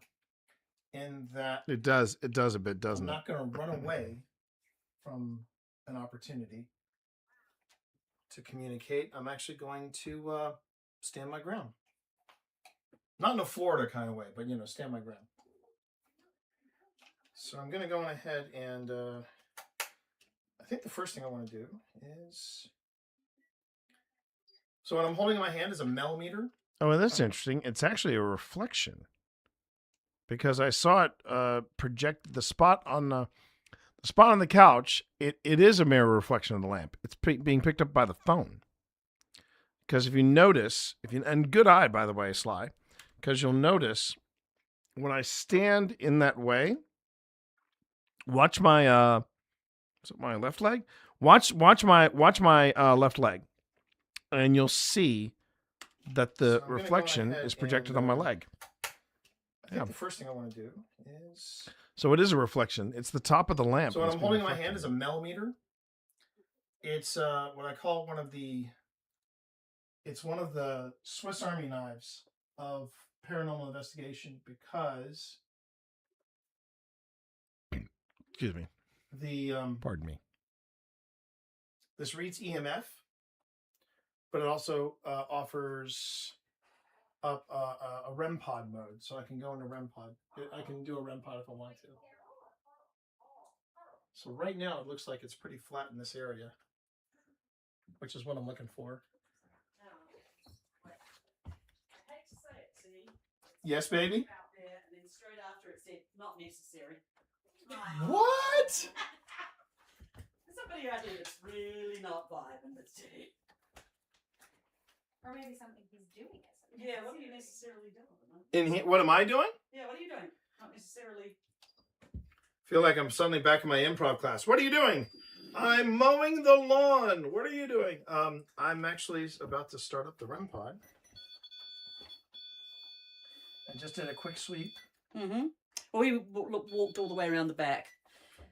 There's electricity there, but you have to touch Right. with your So device. did we decide we'll all stay together? Yeah, I thought that might be. Size? Yeah. Probably a good idea.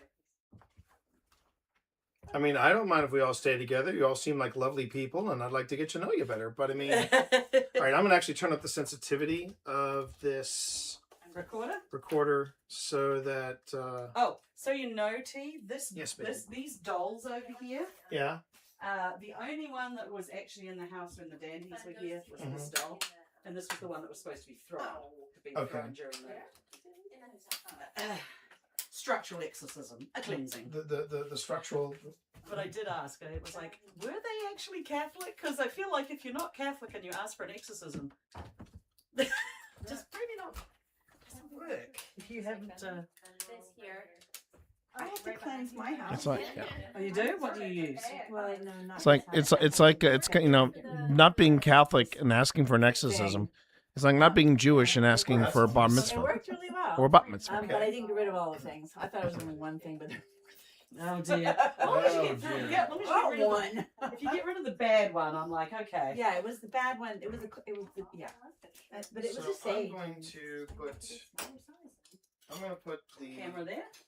camera there, camera here. Prayer. Oh wow, prayer. Cat ball. She didn't say Went on where the the right exorcism was conducted, whether it was in here or in here. Yeah, she said it.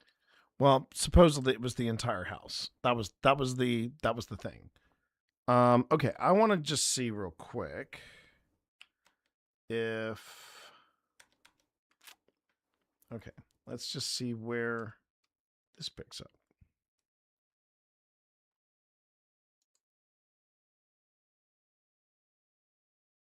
Really, Premiere? You're gonna do this on me now? You're gonna do this on me, Premiere? Last hour of the stream, you want to do this? Come on, Premiere. You're better than this. You're better than this.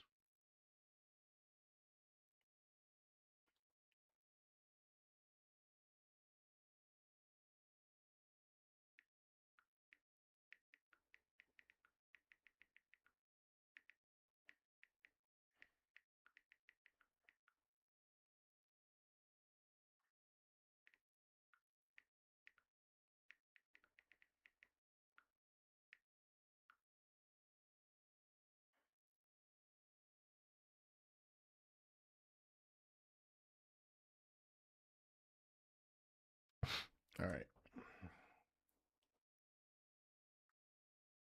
We don't have to do this. We don't have to do this. Okay.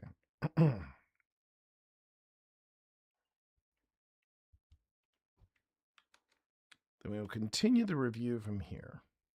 It was here. In the kitchen? No, Oh, right here. it was in here? Yes. So I just got prayer. Okay. That's interesting. I've also noticed too that GhostTube has been awfully quiet. Was it hurtful when people tried to pray? Okay. So the house screamed. Rude. Yeah. Just a quick test. But they do not have the footage or the audio recordings, which is a shame because that would be some amazing evidence. That would be some lovely evidence to have. Oh, look at that. Just as we sit down, What do you get? generating an image of a necklace. A necklace. Interesting. Calvin. We don't necessarily do a lot with apps, No, just but like- we endorse GhostTube. We like GhostTube. We've had really good luck with GhostTube. And funnier still, Alex actually inspired us to really push the limits of GhostTube. And we did a GhostTube session where we disabled the mic. So it wasn't able to hear anything. Because that's one of the things people say, oh, the app is picking up your voice, it's doing this, it's doing that. So Pip, we filmed Pip using GhostTube with the mic disabled because then you can't record with Yeah, it. if you take the microphone. And it was popping off just as Just as- rapidly and just as what's the word I'm looking for? Just as significantly. There was significance to the answers being given. That was right. So that was interesting. I did jokingly. And I do. I like it. I like this too. Accident. Oh. Okay. Well, fair. Okay. Talk away. So you want to talk? Well, then let's go on ahead and. That's popping off. This has been very quiet, and I'm no longer using mine now. I'm so excited. It's my very first new REM pod. Oh, baby's first REM pod? Baby's first REM pod! And Lauren made it. And I made it. Oh, you made it? Yeah. That's actually pretty cool. I forgot about that. Yeah. Yeah. Baby's first REM pod, and she made it. It's pretty amazing. All right. All right, let me see where this lot falls in. There we go.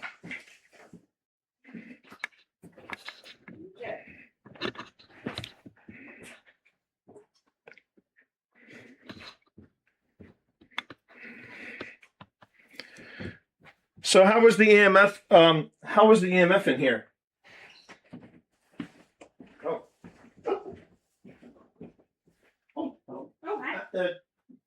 Did you ever find out how the EMF was in here, or was it? Is that the XA11? Yes, it is. Yes, it is. Yeah. Well, the XA on there, I'll find it. Oh. Not necessarily Slide. Just basically, it's somebody that not only wanted a REM pod, but they built it themselves. The REM pod is really just it's a theremin. That's really what it is. It's a theremin. And excuse me a moment.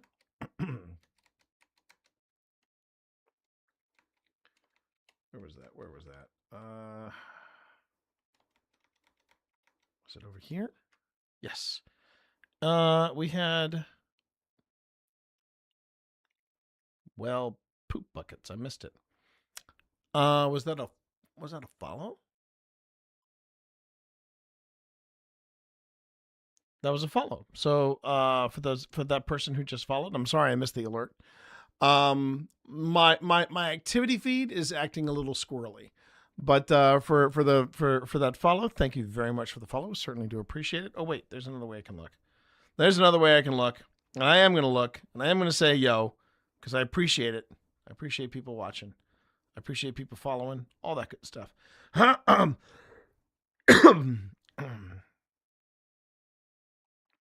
Let's see. We've got Sal DeGoat. Sal DeGoat with a follow. Thank you very much for that. I sincerely do appreciate that. Thank you, Sal. Appreciate that follow. Thank you. Okay. Well, while I'm stopped here, I'm going to go ahead and do something real quick. Very quick. Super quick, as a matter of fact. Watch how quick this is.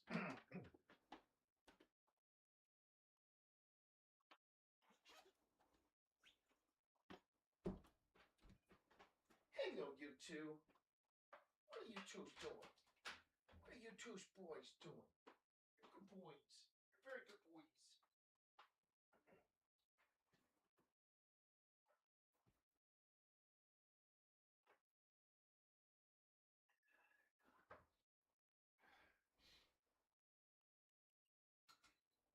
Such good boys. Such good boys. Yes, you. You. Good boys. Good boys, both of you. Okay, it could have been faster. Yeah, it could have been faster. But I need to recharge this. Whoa. Don't be doing that. I do not like it when I see a screen blink like that. That scares me. That truly scares me right there, chat. That truly scares me. Okay. But yeah. I needed to pull out my my old school Thunderbolt cable because I have a refurbished iPad that I use for paranormal investigations. I also use it for D&D. And we got D&D tomorrow. So I need to make sure that my D&D is ready to go. I will not be doing Quentin, by the way. Well, it's not a Quentin kind of thing. It's going to be a it's going to be my Vermithrax Yen, or just Yen, as he's known by his friends. And Yen is a dragonborn monk. So, and he's blind. And I love playing him. I've never played a monk before. And if you've ever been curious about the monk class or subclass or whatever you want to call it, I think it's boss as hell. I've been having so much fun playing a monk. Okay, that's plugged in. And now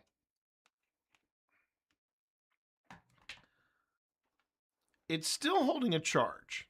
That's the thing. It's still holding a charge. So I'm gonna hang on to this, but I'm thinking about looking at the refurbished iPads and going, let's see what else is out there. Just to make sure I have one on hand, because I use it on investigations. I also use it. I use it on investigations. I also use it for D&D. But on investigations, it's extremely handy. This is actually, it becomes my FLIR camera because I have a FLIR camera that hooks up to it. And I may want to pick up at least one more of these iPads just in case this stops holding a charge, because the FLIR camera I have has Thunderbolt. And I know that Thunderbolt is now it is a thing of the past. So yeah, I want to make sure I stay on top of that. All right, so let's see what I got here. So we have the discussion about... Oh, you're going to stop? Okay. All right. I hear you. I hear you. I understand you. No, I don't understand. I don't understand you doing this. My friend Premier. I don't understand it when you do this, where you just decide to stall. But that's okay. I'm gonna weather on. I'm gonna persevere. Have a sip of water and carry on. Well, I try to understand why you don't want to work.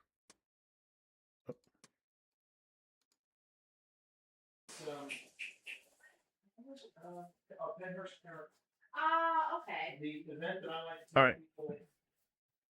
I was being watched by 1,000 eyes. So right now I'm listening to the audio coming from my main camera. And for anybody that missed it, how the setup works is I have my main XA11 camera, and I have two of those. One of them is on infrared, the other one is color. So I have that, and then I have my stream, which is mounted above. So I've got the stream up here, I've got the main camera here.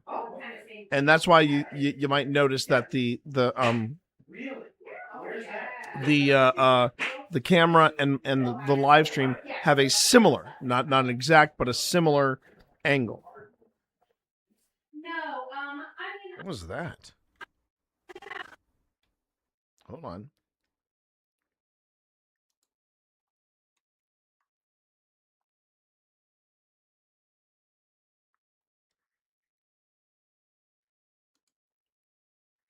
You were working fine just seconds ago. Come on.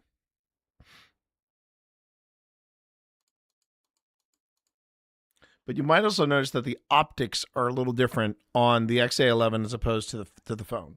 The phone tends to be brighter, but I feel like I have much better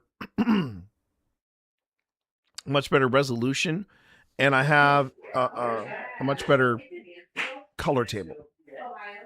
Yes, like on the other side.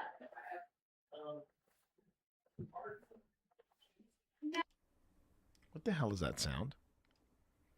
There's a weird sound that happens that I hear, right?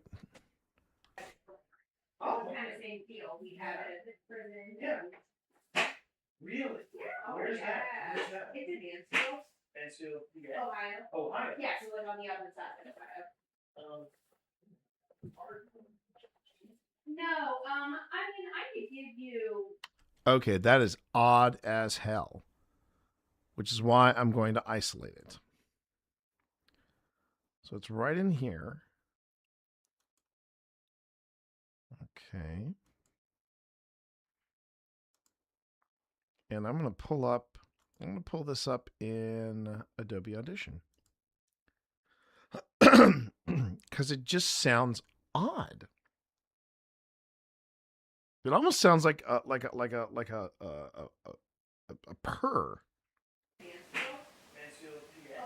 Ohio. Yeah, so like on the other side of Ohio. No, I mean, I could give you one of my. I volunteer for one. Okay, hold on. First thing I try to do is I try to clean up the audio. So the first thing I'm going to do, well, actually I should do this. Hold on. First thing I'm going to do is increase the volume. So I'm going to boost the volume. Then, after boosting the volume, I'm going to grab that, go to Effects, go to Noise Reduction, Restoration, and then I'm going to say Capture Noise Print. So that's and I'm basically telling Premiere that's the noise that I want gone. I then go to Control A, and then I say back to noise reduction, and I say noise reduction. Now where the green is, that is where I'm taking out the noise. So I'm just going to go on ahead and listen to it. I'm going to listen to it without noise reduction. Ohio. Yeah, so like on the other side of Ohio. No, I mean, I could give you one of my. I volunteer for one. Hinsdale. Ohio. Yeah, so like on the other side of Ohio. No, I mean, I could give you one of my. I volunteer for one. Hinsdale. Ohio. Yeah, so like on the other side of Ohio. No, I mean, I could. That is a weird sound. I don't know if it's paranormal, but it is a weird sound. So here's what I do in a situation like this. Okay, so I quit, and then I quit Adobe Premiere. Adobe Audition. I come back, and then I basically give this a label of red, so that I can tell myself, okay, I picked up something here. Not sure what it is. Not sure if it's paranormal, but I'm going to go back and I'm going to listen to that a little bit more in depth. But the weird thing is, it's some kind of interference. I'm not sure what's causing it, but it's some kind of interference because it doesn't happen anywhere in or around this. So there's that. Yeah. Really? Where's that? It's in Hinsdale, Mansfield, Ohio. Ohio. Yeah, so like on the other side of Ohio. No, I mean, I could give you one of my. I volunteer for one. And it just ends. Oh, sweet ass. But yeah, I'll definitely get your card for we're done this week. Yeah. It's a very yeah. But it's cool. Hmm. They're both at prisons. Yeah. It's bizarre. That is really bizarre. Very cool. Okay.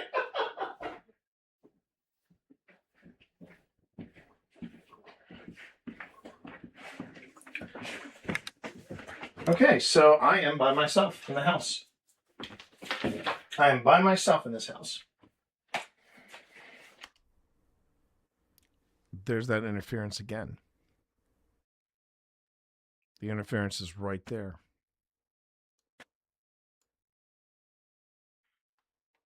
Okay, let me now. So here's what I need to do. I need to go back to YouTube.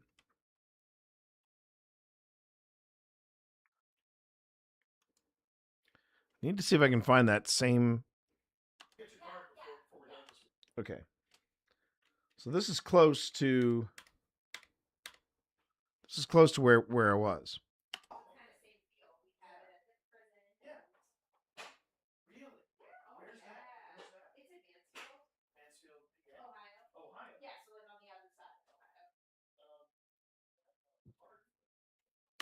It's right after she says Mansfield, Ohio. Okay.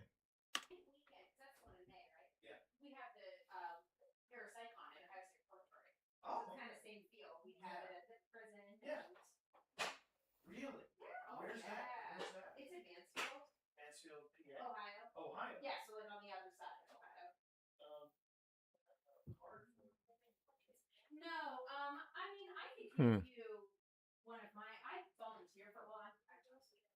Oh, sweet ass. But I know I used to say. Yeah, I'll definitely get your card before we're done this weekend. Yeah. It's a very cool. I think it's the same weekend as kind of Yeah. Hunt, but it's cool. They're both at prisons. Yeah, yeah, like yeah. on opposite sides, so no matter where you are, you can hang out in person all weekend. Very cool. Okay. Okay. I have boosted the volume on my headphones. That's why I'm speaking so softly. You know, the same weekend, 'cause that's the one in May, right? Yeah. We have the Parapsychon at Ohio State Dormitory. Oh. It's kind of same feel. We have it at the prison. Yeah. Really? Where's that? It's in Mansfield. Mansfield, Ohio. Ohio. Yeah, so like on the other side of Ohio. No, I mean, I could give you one of my. I volunteer for one. Oh, sweet ass. But I know I used to say. Okay. Yeah, I'll definitely get your card. So I listened, fully boosted, and I can't hear it. I can't hear a flipping thing. Ads are starting in 10 seconds, by the way. Ads are starting in 10 seconds. Give everybody a heads up on that. Ads in about 10 seconds. On YouTube, you should be fine. Okay, so I am by myself in the house. I am by myself in this house. All right. So when I hear myself say I'm by myself in this house, I should be in the front of the camera. Let's see why I'm not. Okay, so I am by myself in the house. Okay, camera. Why are you doing? Wow. Okay, so I am by myself in the house. I am by myself in this house. That's unusual. I've never had this happen. I'm not. Again, this is why I'm glad I have the stream, because the stream is my backup. The stream is my backup. But wow, I hope this isn't like this through all of the footage, because man, that's going to be a bummer. I have mixed feelings about being in this house by myself. But you know what? This is the kind of investigator I am, in that I'm not going to run away from an opportunity to communicate. I'm actually going to stand my ground. Not in a Florida kind of way, but, you know, stand my ground. So I'm going to go on ahead. So the voices that you hear underneath me, that's our party. Those are the people that those are the people that are part of APS, and of course Pip. Yeah, undetermined interference noise and now static. Yeah, I know. This is unusual. I think the first thing I want to do is, so what I'm holding in my hand is a millimeter. It's and the other thing worth noting too is that you'll notice that the audio quality is different on this as it is on the phone. The phone has terrific audio quality. The audio quality on the XA11 onboard mics are good, but that's why I'm running a completely separate audio recorder, which, since I'm paused right now, I should go on ahead and I should import that. So give me a moment. Gonna import.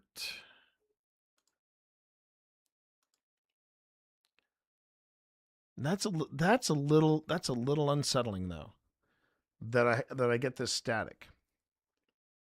This means I'll be very, very reliant on whatever's on the other. You know what? While I'm here. Oh wait, no, I don't necessarily want to do that, do I? No, I don't.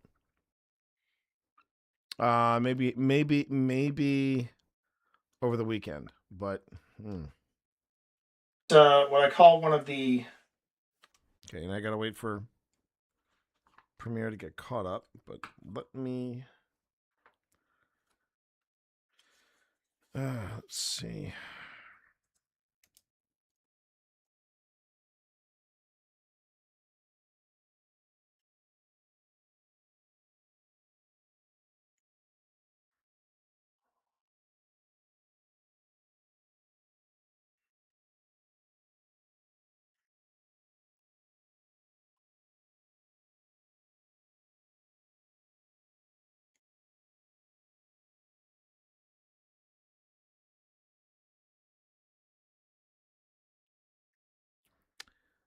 The other option I have, which might help in this situation, I mentioned it earlier, is the archive. And this is why archiving is also very important. If I have that type of interference, like what you're seeing here. It's one of the Swiss Army. If I have some weird interference like this, one of the things that I can do is I can go back to the original card that this comes from, and then I can go, yeah, let me look at these. Let me look at the original footage, and if it's not the original, if it was just a bad import, I can go on ahead and I can just pull in the footage, and it should be fine. I've done that before. The value of having an archive, particularly an archive in its own little case like this, it does help prevent things from damage and stuff like that. Is it as good as putting it in a safe? Probably not, but I don't think you're going to need that. Now,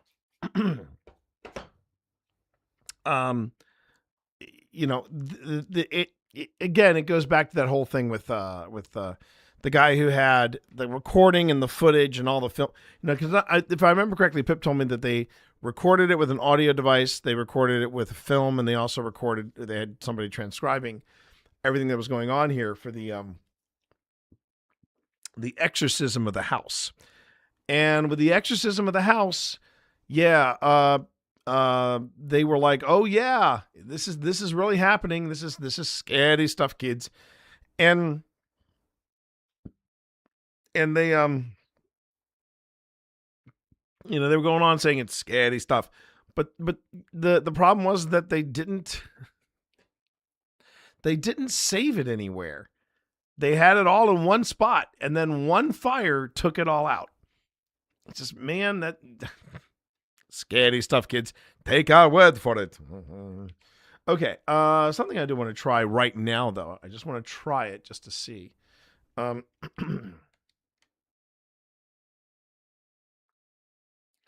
hour, 2 minutes, 18 seconds. Okay, so what if I fast forwarded to... I'm asking a lot from Premiere right now. I know. I'm also trying to jog it loose.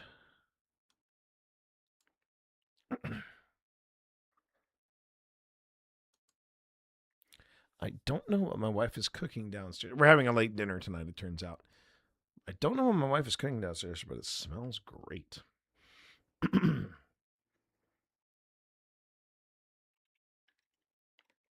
1 hour, 2 minutes. Okay.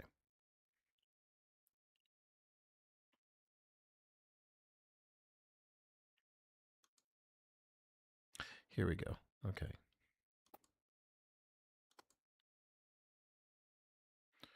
Yeah, I can start there. Go here, and then let's go forward about... Let's go forward about 30 minutes. Okay. And let me see if I can match this up.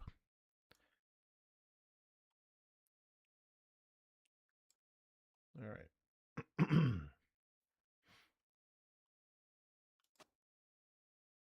From an opportunity.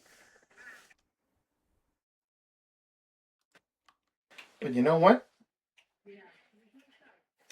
This is the kind of investigator I am, in that I'm not going to run away from an opportunity.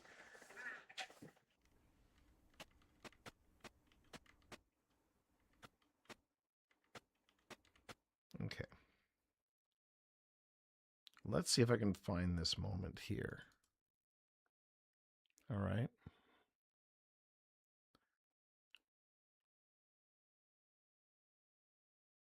Okay, so what I'm trying to do is I'm trying to see if I can... It's almost 7:30? Yeah, I know.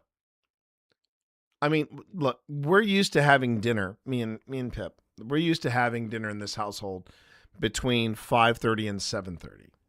And at the from what Pip was telling me, it's probably going to be happening closer until me getting off the stream, which will be around 8 o'clock, 8:15. That's not me being crotchety. It's not me being persnickety or anything like that. It's just me being like, oh, okay, cool. I mean, if that's how we're doing it, that's how we're doing it. And and I trust my wife. My wife is all good. Okay.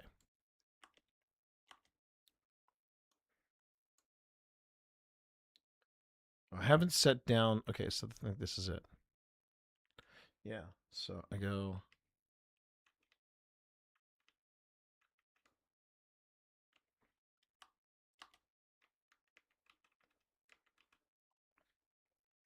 That looks right. That looks about right. All right, so I'm going to try. I'm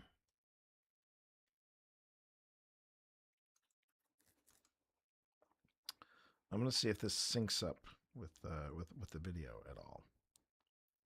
I just want to see if I can improve this video review. So, all right. Let's see what happens when I do this. To communicate, I'm actually going to stand my ground. Not in a Florida kind of way, but, you know, stand my ground. Not bad for a first timer, huh? Let's go. I call that a win. I call that a win. Oh, my butt usually really does. I know. Okay. Now, that being said, I have the secondary audio put in, but let me just see if I still have that weird interference. So I'm going to go on ahead and I think the first thing I want to do is... So what I'm holding in my hand is a millimeter. It's what Is it just me or did the wait? Is it just me or did the interference go away? Has the interference gone away? Yeah.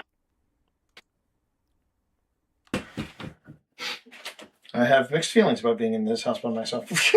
All right, we're all seeing this, right? This is the kind of investigator I am, in that I'm not going to run away. Okay. From okay, Premier. To communicate, there's the I'm actually audio going interference. to stand my ground. Now, okay, so let's see if I can improve this even more because I know that I've got some weird interference. Let's see if I can do this. I thought that might be.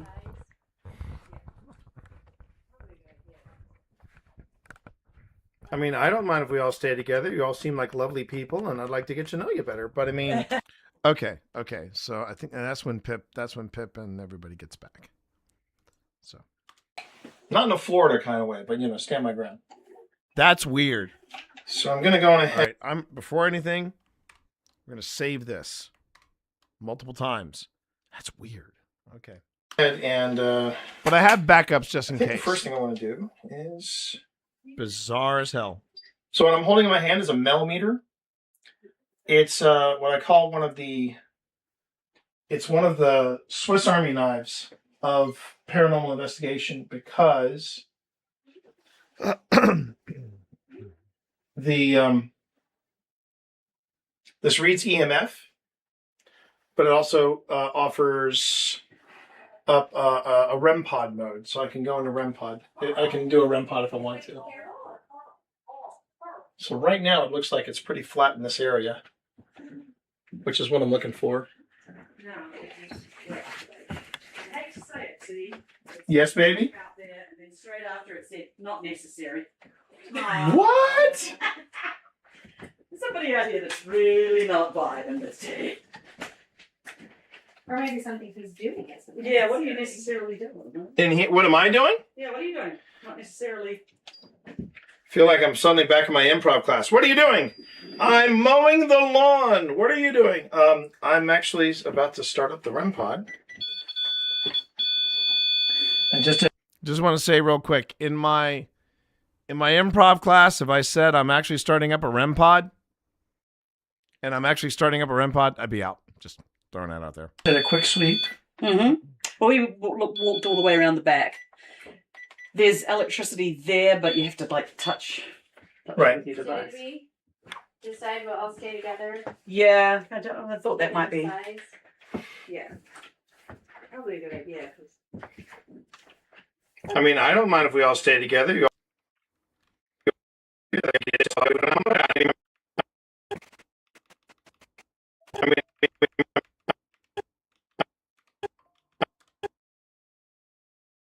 Okay.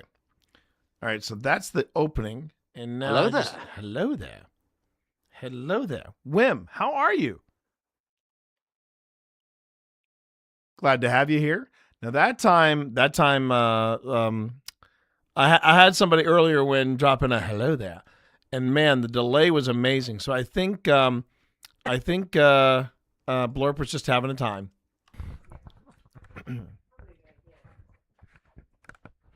I mean, okay.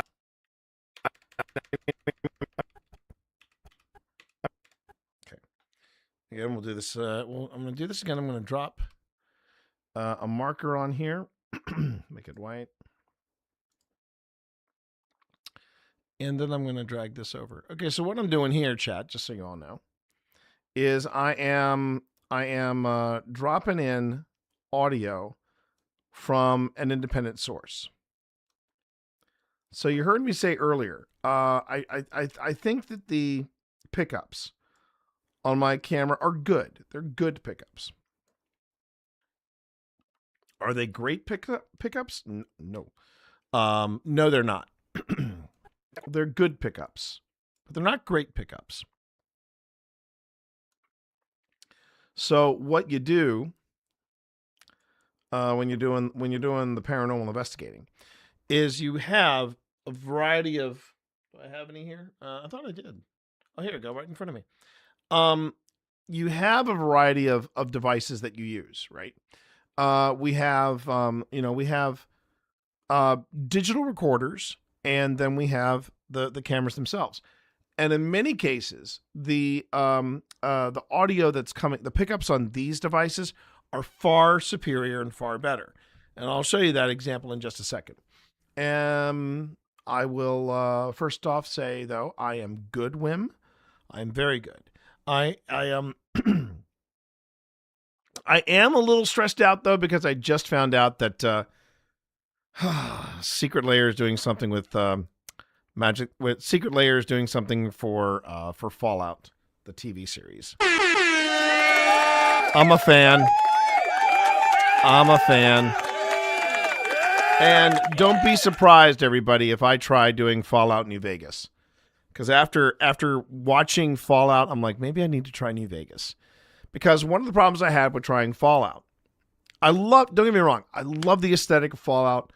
I was enjoying the game, but then I felt like I got a little lost. You know, making furniture for people and doing stuff.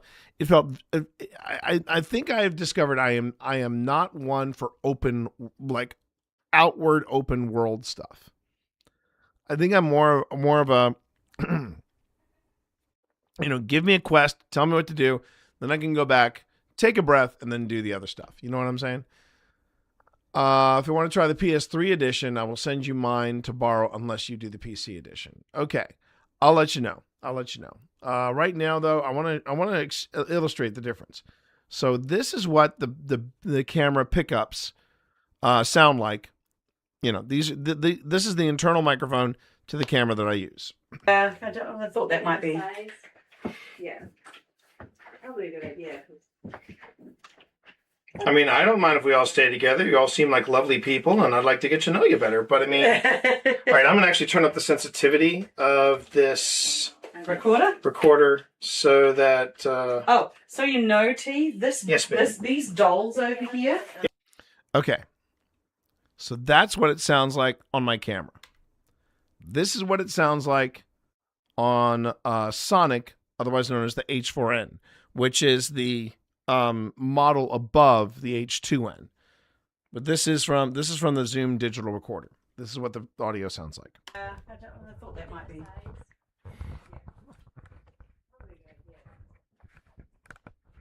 I mean, I don't mind if we all stay together. You all seem like lovely people, and I'd See like how to get clear to know you that better. sounds? But I mean, all right, I'm gonna actually turn up the sensitivity of this recorder so that. So you know, T, Yes, baby. These dolls over here. Yeah. The only one that was actually in the house when the dandies were here was this doll, and this was the one that was supposed to be thrown. Thrown during the structural exorcism, a cleansing. The structural. But I did ask. It was like, were they actually Catholic? Because I feel like if you're not Catholic and you ask for an exorcism, just maybe not work if you haven't. I have to cleanse my house. Oh, you do? What do you use? Well, no, not his house. I had to try and get rid of this thing. And it Well, worked. that's ominous. It worked really well. Okay. But I didn't get rid of all the things. I thought it was only one thing, but Oh dear. Well, if you get rid of one. If you get rid of the bad one, I'm like, okay. Yeah, it was the bad one. It was the yeah. But it was a sage. I'm going to put the Camera there. A camera there. Camera here. Prayer. Oh wow, prayer. Cat ball. She didn't say where the exorcism was. Thing, but Oh dear. As long as you get through, as long as you get rid of one. If you get rid of the bad one, I'm like, okay. Yeah, it was the bad one. It was the yeah. But it was a I'm sage. going to put. I'm going to put the Camera there. A camera there. Camera here. Prayer. Camera there. Camera.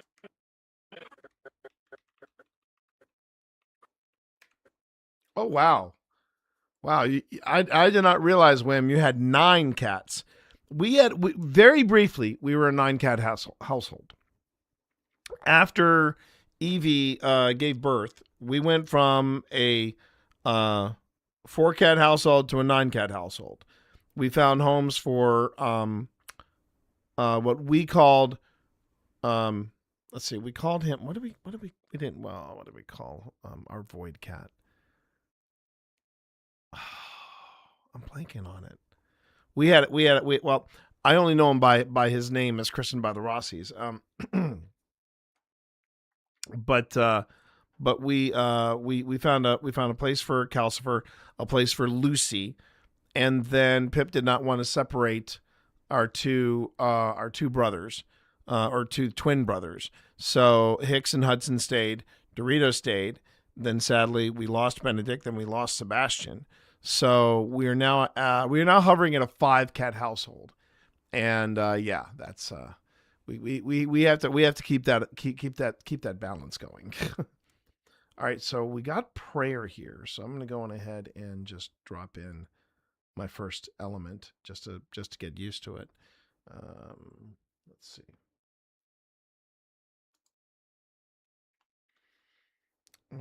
It's Ghost Tube. It is prayer. Then, first things first, we go on ahead and we go. Let's see, we make it center. And then we center it again. The one thing we do is we take this sucker down to 55. Now, one thing I'm noticing is that it's a little washed out. This is rare when we have it washed out like this. So I may have to go on ahead and give it a little bit of a background just to make it pop a little harder. All right, now I'll make it 9 seconds.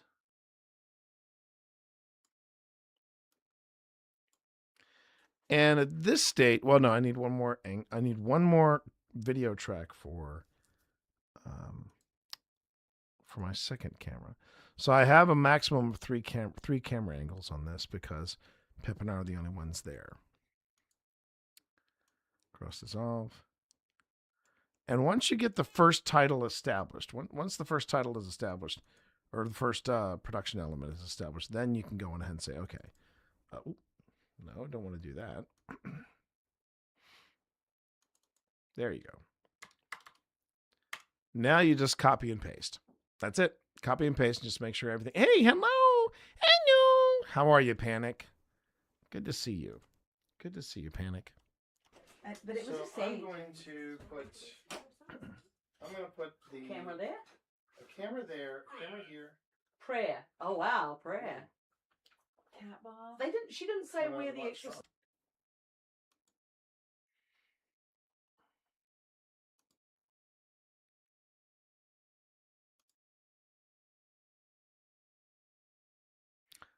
Here we go. Background. I wanted to do this. I wanted to extend a bit more. And okay, so we wait. All right.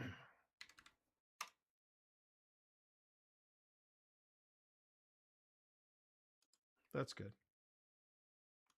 Okay. Camera there. A camera there. Camera here. Prayer. Oh wow, prayer. cat bar.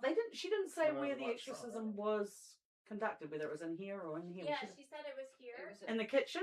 No, right Oh, here. it was in here? Yes. So I just got prayer. Okay. That's interesting. I've also noticed too that Ghost Tube has been awfully quiet. Wait, what was that? Yeah, she said it was here.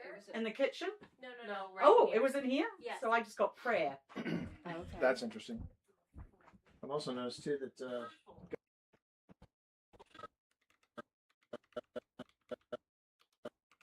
Yeah, my cousins have labs, and they're fantastic.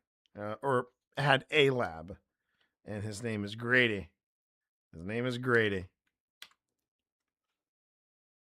He's such a cutie pie. He's such a cutie pie. Okay. So I hear him mumbling. Yeah, she said it was here. In the kitchen? No, right Oh, here. it was in here? Yes. So I just got prayer. Okay. that's interesting. I've also noticed too that Ghost Tube has been awfully quiet. Was it hurtful when people tried to? Now you see the thing is, there was a little bit of mumbling in the background. Easy as it would be to say, "Oh, that was an EVP." Unfortunately, we have party members that are behind the camera, so I can't really say that for sure whether or not that is an EVP. But hurtful came from Ghost Tube, so we're rolling with that. Pray. Said the house screamed. Rude. Yeah. Just a quick test. But they do not have the footage or the audio recordings, which is a shame because that would be some amazing evidence. That would be some lovely evidence to have. Oh, look at that. Just as we sit down, What are you getting? generating an image of a necklace. A necklace. Interesting. Calvin. We don't necessarily do a lot with apps, Yeah, just like- but we endorse Ghost Tube. Okay, I want to see something real quick. I want to see if we can, if I can go back. I'd like to know how far back I can go with Seer to see if we have those images. All right, let's take a look here. It'll be amazing if they're still on here. But I was using my iPad, so that's what makes it that's what makes it interesting. Okay. So 2024, and that was September. We're still in, oh my God, are you kidding me? Necklace, perchance? No. Unfortunately, no.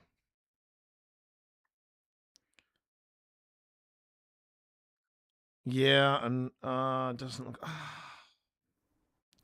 looks like I just missed it. Looks like I just missed it. All right.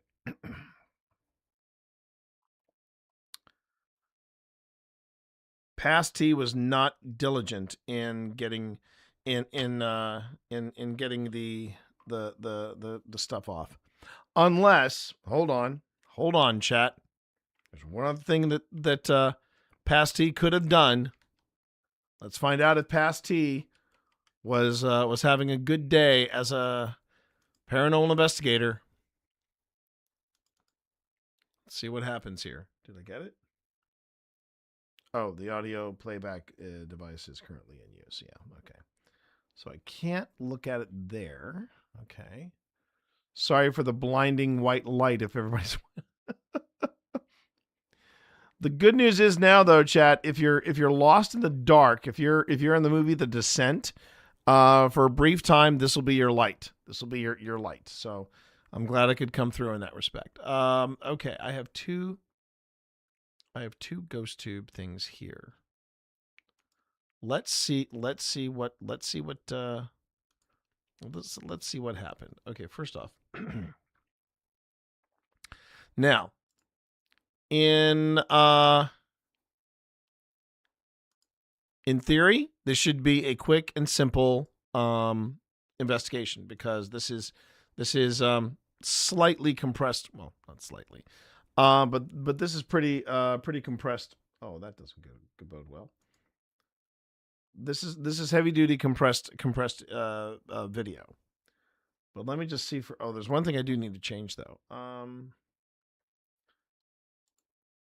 Let's do this. There's not a rename here? Okay. How about if oh shoot, I don't want to do that. I guess I'll do it from here then. I will do it from here. All right.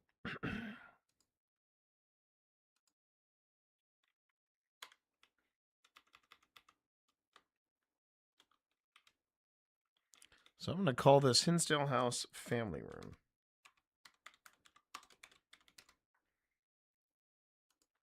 Now I can go to GhostTube. No, it's processing the video. All right, fine. Jeez. Okay. I'll have to look at it later, see if I happen to catch it. Oh, currently in ads. Wait, what is this?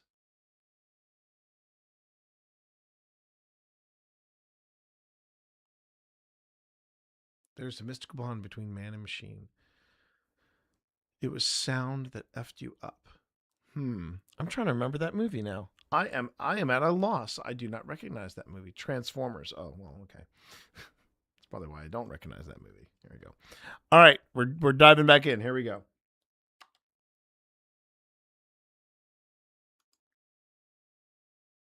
Oh, come on. Come on.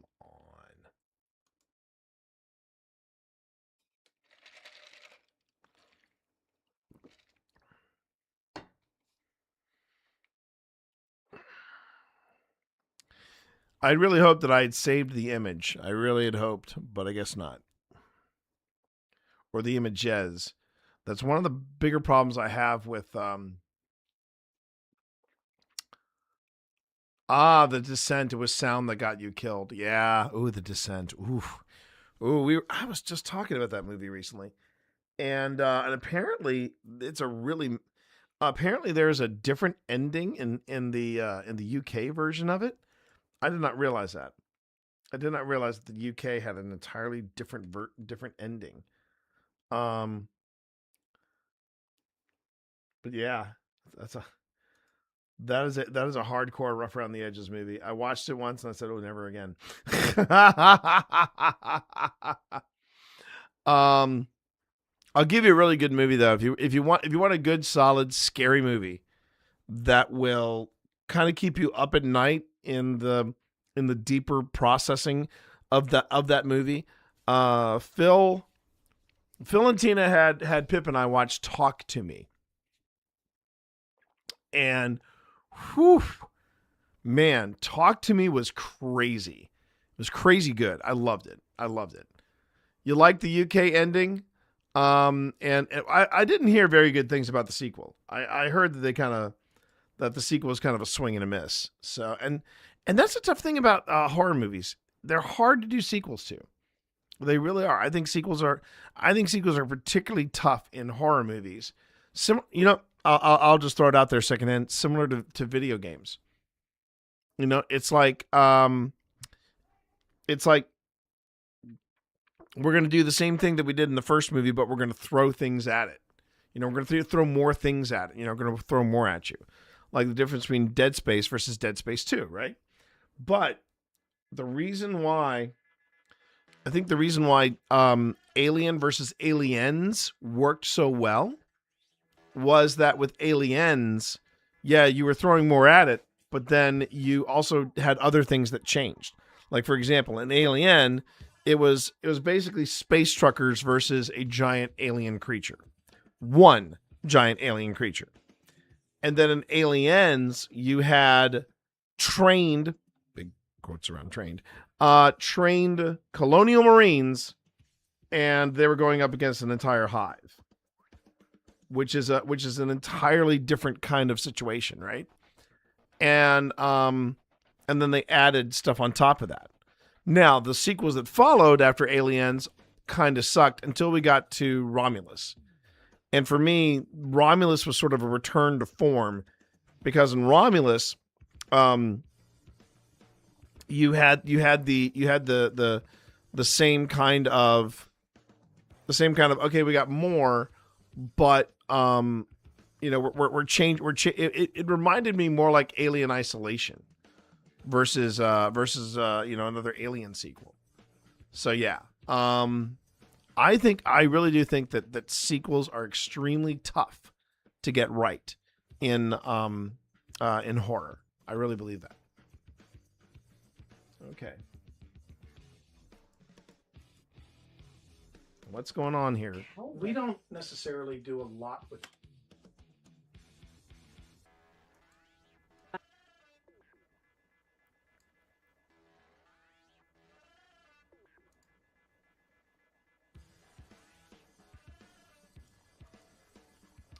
Come on, Premiere. Don't do this to me in the 11th hour. Oh, you're killing me, Premiere. You're just killing me. All right. Meanwhile, I'm going to let my... There it is. We don't necessarily. There it is. Okay.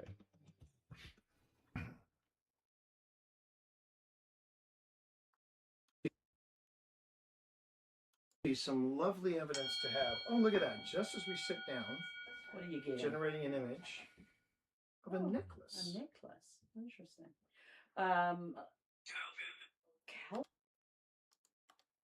Interesting.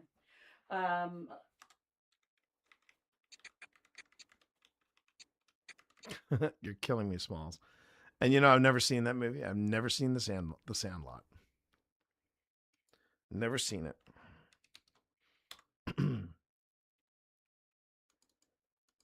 That's nothing against the movie. I know how beloved of a movie that is. I'm very picky about my baseball films.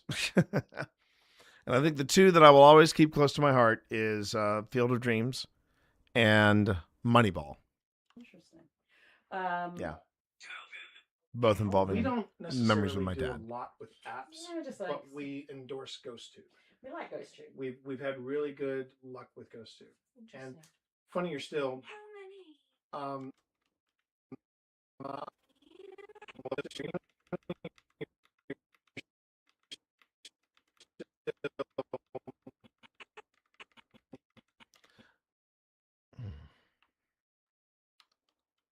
I need to ask Pip about that. She hasn't really been running GhostTube lately in the dynamic voice mode.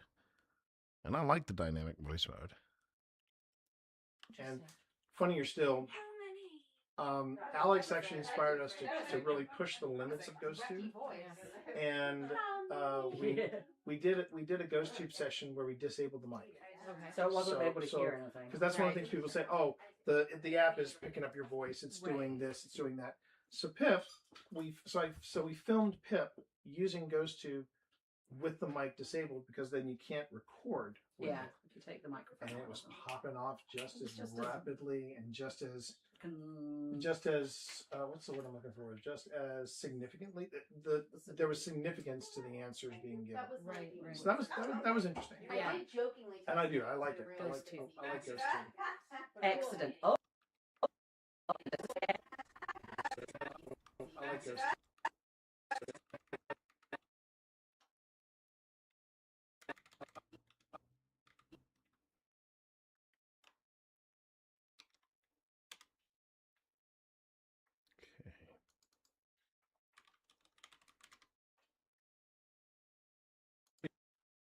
I like it. I like GhostTube.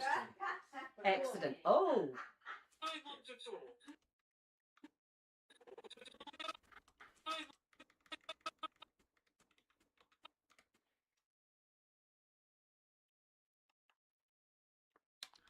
Accident followed by I want to talk. Okay, whatever Pip is making for dinner downstairs, it smells fantastic. I'm just going to come out and say it. I do not deserve that woman in my life. I like GhostTube. Excellent. Oh.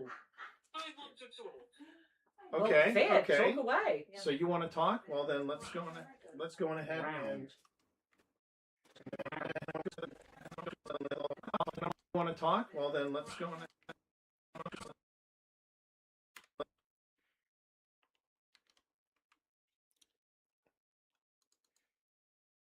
So I'm very with everything with all the opinions and everything I've made about this particular location. I'm really anxious to see how this all plays out. I like GhostTube. Excellent. Oh. Okay. Fair, Okay. talk away. So you want to talk? Well, then let's go on. Let's go on ahead and. And I'm no longer using mine now. I'm so excited. It's my very first new REM pod. Oh. First new.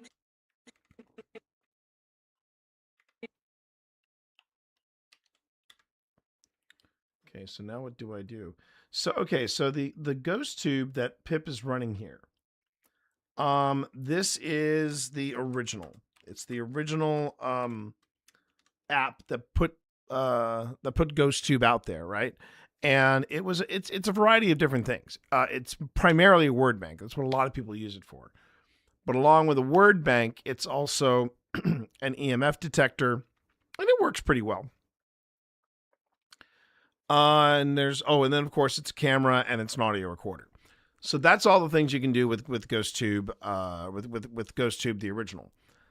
The word bank is what people primarily use it for. And one of the things that I like about it is that you can also customize the word bank with your own words if you want to have specific words, names, or otherwise. And what the difference is between GhostTube and GhostTube Seer is that GhostTube Seer is also a word bank. Now, I can't remember if you can add words or people or things like that into the word bank of GhostTube Seer. I should probably double check that. But with Seer, instead of being told what the phrase or what the word is that's coming out of the word bank, and here's how these word banks or random word generators work. They will generate phrases and words and different things at random. And it's one of the reasons why I prefer GhostTube over others like Spirit Talker. Spirit Talker, I tend to notice, goes straight to the nasty words like dagger and murder and bloody and things like that. Rarely do I get that degree from GhostTube. Usually it's very innocuous. Now, the theory is that spirits, ghosts, that which remains, whatever you want to refer to it as, will go into these apps and they will change the parameters, change the environment, do whatever ghosts do with word banks like GhostTube, like Paratech, like Anubis, like Ovilus, and it will pull out a phrase or a word. And that is the theory. Because we are made up of energy, because we are made up of electricity, because our thoughts are zaps of electricity. Same thing happens here. Okay, that's how word banks operate. Now, GhostTube will tell you what the word or phrase is. But Seer, on the other hand, it won't tell you the word or phrase. It will instead go out to the internet and it will put together a generative AI image or now generative AI video, only a few seconds, but it will go on ahead and it will show you an image based on the word or phrase, which means it's very speculative, it's very subjective, but it's a neat tool to have in the field. I've enjoyed playing around with Seer. It's been fun. It's been a lot of fun. All right, let's get back to it. REM pod. Oh, baby's first REM pod? Baby's first REM pod. And Lauren made it. And I made it. Oh, you made it? Yeah. Yeah, I remember. I took a picture of it. It's a pretty freaking cool REM pod. I'm trying to remember I think she made like a little casket or something. It's really cool. Wow. I'm so excited. So it's a custom-made REM pod. We would have pinned his Farrakhan. All right, thanks a lot, Sly. No. Thanks a lot. You have a good night. All of my stuff is wood. I did bring all of the equipment that I build with me, so there's that. Could we put that here? The nice thing about that too is I can keep an eye on it. If it acts up, I can. Right. Ooh, it's pretty. Ooh. Hello. Hang on. That's nobody. That's my husband texting me because I'm getting ready to buy a T-shirt. So I'm gonna leave the room. I think he's saying no. So no, that's a radio wave. Any preference where the cat ball goes? I'd put it on the wood because it's going to be a little more sensitive if it's on the wood. Now I'm filming from that angle, so I would say, yep. And that could have been the footsteps that knocked it off. So, yeah, that's good. Where's my cap off? No, some people don't. Purgatory.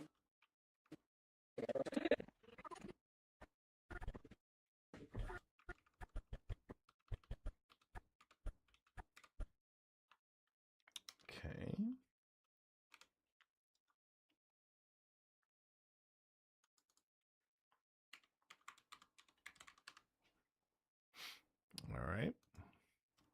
my cap off.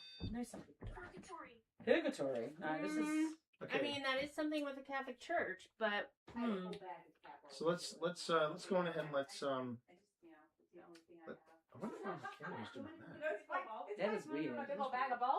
You messing with cameras? You could just. Unfortunately, no. That's just something in this particular. I found out. Okay, so what's happening is that the video is acting a little stretchy. It's distorted. And at first I thought, ooh, was this something about the Hinsdale house? No, it turns out it's something inside this iPad. I don't necessarily have to reply to it.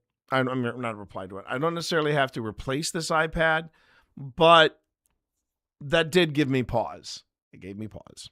Okay, let's Like a cat, gave me pause. Okay, so we heard on GhostTube that you want to talk. So I guess we should introduce ourselves. My name is T. I'm with a group called Old Spirits Investigations. I am Pip. I'm also with Old Spirits and also his wife. Yeah. Feel free to throw in any thoughts about Yes, that. feel free to tell me about that. Okay. All right. I'm Heather, and I'm here with APS. I'm Christy. I'm Shine. Shine.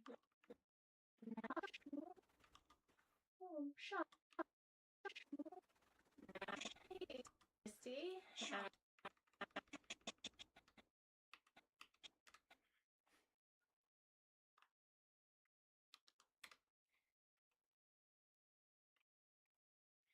Yeah. They made a lot of Land Before Times, man. Whew. I mean, I remember when the film first came out, and it did relatively well at the box office. It did okay. It wasn't an American Tale or anything like that. But then, man, they tapped into that video market, and I can only assume it was because, yeah, these kids need something to watch in the daycares, because, man, you saw all those Land Before Times in there. Okay, shine was the word that Pip got. Yeah, shine. I'm Christy. Shine. I'm also with APS, which is the Association of Paranormal Study. And I'm Cindy, and I'm also with APS. Glad to be here. I'm Lauren. I'm buying a shirt. I'm Lauren. I'm buying merch. Like and subscribe like your mama taught you. I'm such a dork. I am such a dork. Oh my god. Oh my god, T. Unleash the fury! What the hell are you doing, man? You're a professional. Come on. I thought you said I'm Lauren. I'm a professional. She said 25 for the shirts, didn't she? I thought it was... Yeah.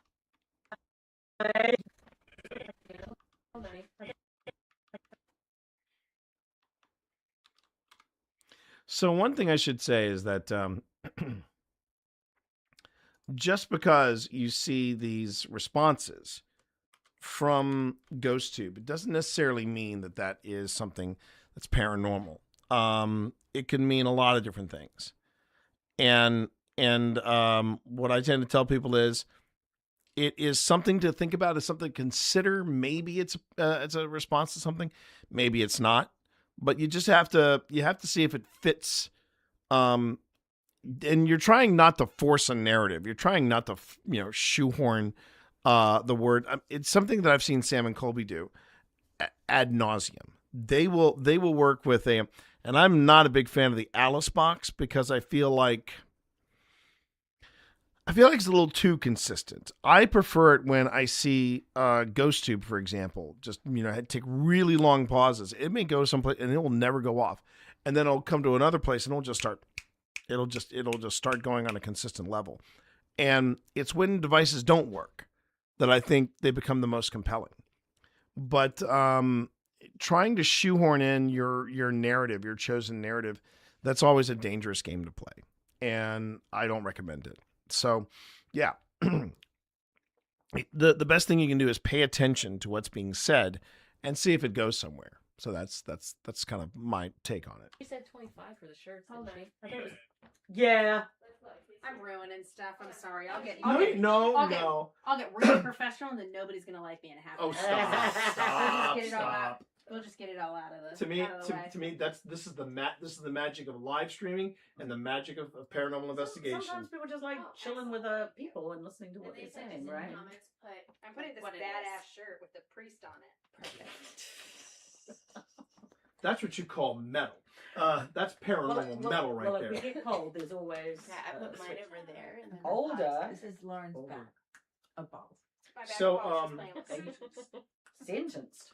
So. Oh, there was the two brothers. We were told the story of the two brothers. One was Jehovah's Witness, and one was Catholic. And apparently they got into a fight over religion, and the Catholic one killed the Jehovah's Witness one. Yikes. And that was in the next farm over, but people have claimed to see who've seen the Jehovah's Witnesses man in the woods kind of walking on it. Okay, let me just get that again. And apparently they got into a fight over religion. Above. So, Sentence.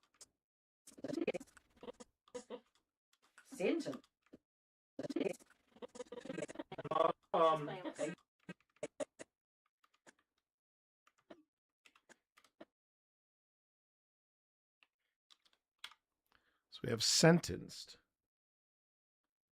And I think there was something else in here. Let's just double check. All right.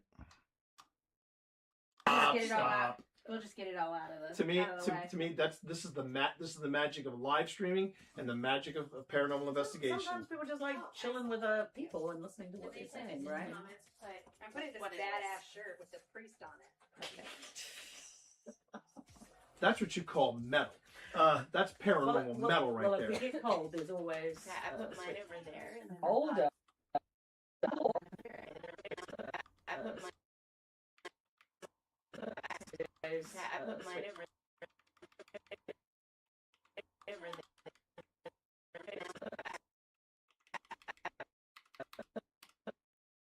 Okay.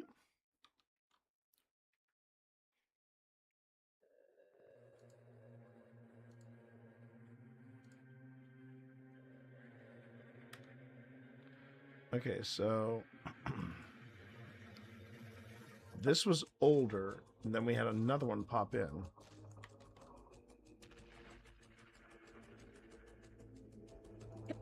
Cold, there's always. Yeah, I put mine over there. And then Older. This is Lauren's back.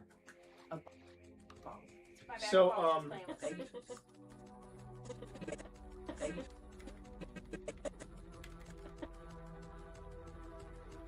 okay.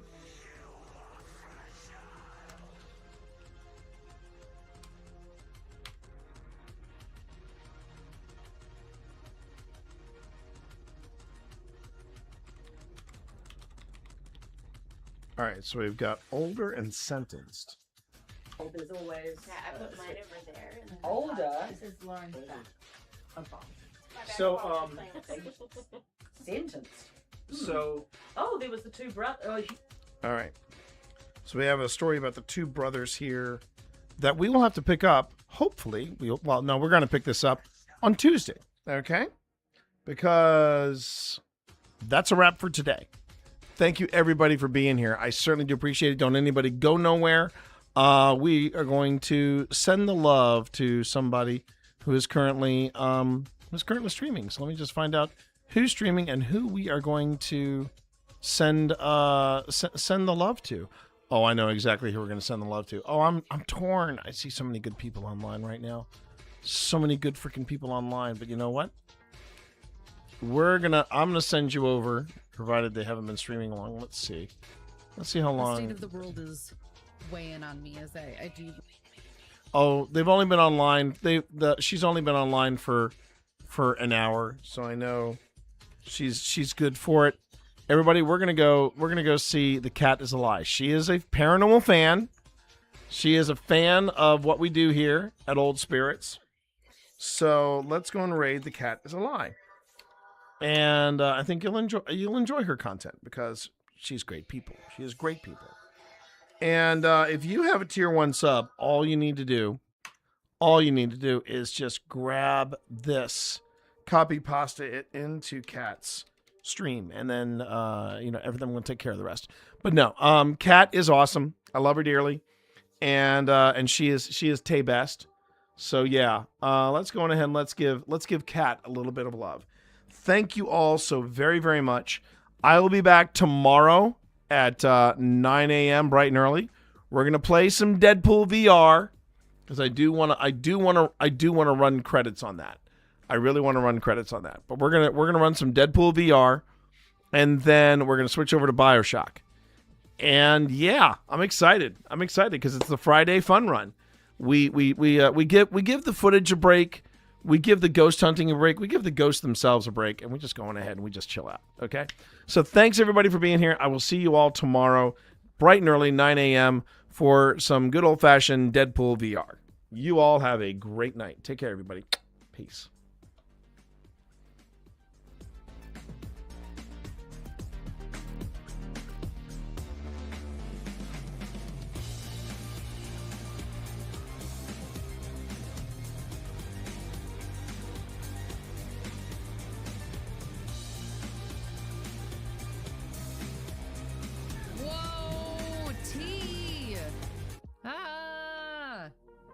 T! Holy smokes, double raid back to back. That's incredible. T, welcome. Welcome. How was your stream? What were you working on today? I wasn't able to see. I was very busy pulling reports and pretending that the world wasn't on fire. How are you? T. Thank you for the follow. T is an amazing, amazing human, author, Twitch dad, paranormal investigator. Please, please, please do check out T's stream. T just recently went full-time on Twitch, so give him a follow, hang out with him, watch some ghosty hunty stuff. It's very fun. Wrapped up the Trans-Allegheny Lunatic Asylum. Okay, cool. Hinsdale House. Oh, you guys, you've gone to all the places I want to go. I'm so jealous. My husband is terrified of all the paranormal stuff, so like I don't feel like I'm ever gonna get him to go on a ghost hunt with me, and it's really hard to do an Estes method with yourself. Hi Marcy, how you doing? But thank you for the raid. If you have to raid and run, please take care of yourself. I know you've been streaming all day long. Go take care of yourself, de-stream, have some food, get a break, get a stretch in. Anyone who's hanging out, I am Kat. I crochet on Mondays. I also game. We're gonna do some gaming after this. We're working on a couple different crochets, patterns, and distracting ourselves from the world. So, was it Ghost Tour at Gen Con? That sounds really fun. I burnt the crap out of my hand with the hot glue gun today. I also have 4 cats that you'll see. 3 cats that you'll see wandering in and out of my house. They're everywhere, and they all want my attention right now. I gotta fix my mic settings, man. If anyone has advice, let me know. I'm always stuck at this stuff. More of the history tour, yeah. See, if I went on a ghost tour, I would just be running like Seer or something in my pocket. Like, what's going on? Who's saying stuff? What's going on? Who's here? So the one of the escape rooms that we've gone to is actually in an old mortuary, and occasionally I'll throw some of my ghosty things on in there and just see what comes up. Haven't really caught anything in there, but I'm not really interacting with it. I'm more just leaving it run passively, so we'll see. Well, I'm excited. I might be able to hang out a little bit tomorrow. I have my performance review tomorrow. It's going to be good. I know it because my boss and I have already talked about it, but also I hate reviews.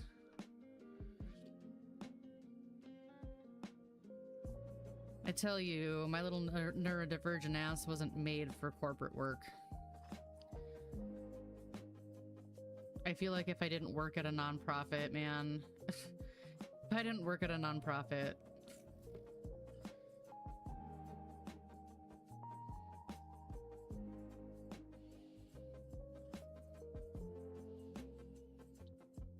Enjoy your lurk. Marcy, what you doing, baby girl? Are you trying to get up there too? Or are you growling at Amazon? Are you growling?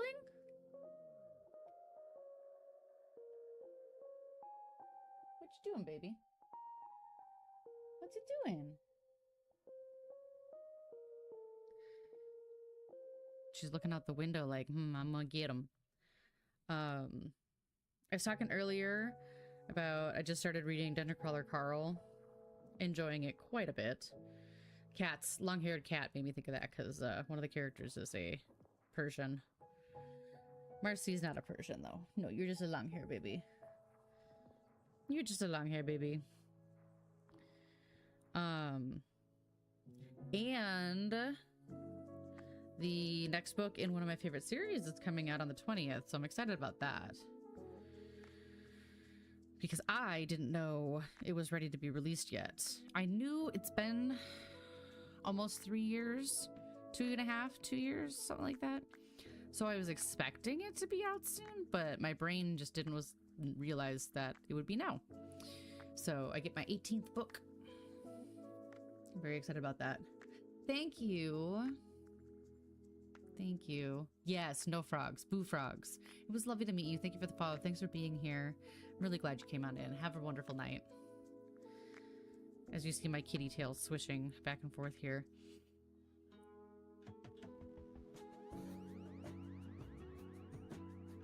Hi, baby. Can I help you?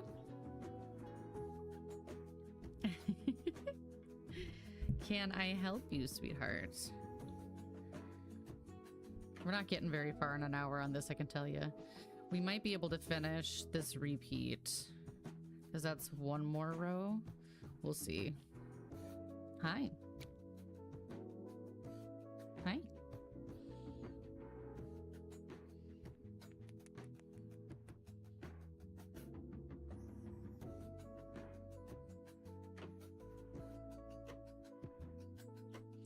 But yeah, if you like the chill vibes, if you like some relaxing visual ASMR of crochet, cozy games, occasionally a horror game once in a while, but cozy games most of the time, feel free to drop a follow and hang out with us some more.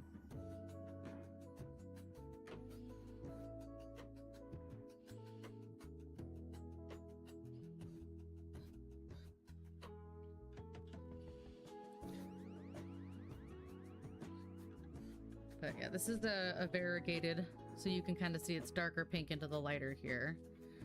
It's going to eventually go into the white and the gray, which will be really pretty, I personally think. Marceline, don't do it. Don't do it. I feel like I'm gonna have to do some mic tests again. The latest OBS update made my mic crunchy again, and I don't like it. Pearl, oh my gosh. Yes, knit 1, purl 2. Exactly. I haven't knit in forever.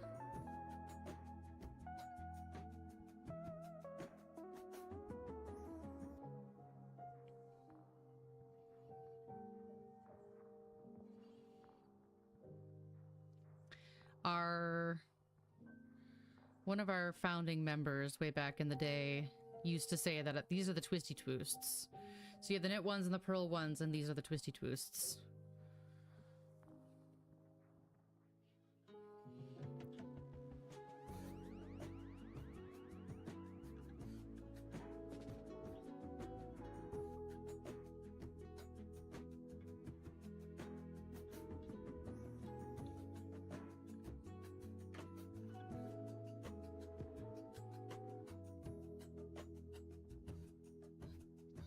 I just realized a friend texted me earlier today and I never responded to them. Thanks, ADHD. You're great. This is why I tend to not read anything until I have the availability to also respond at the same time.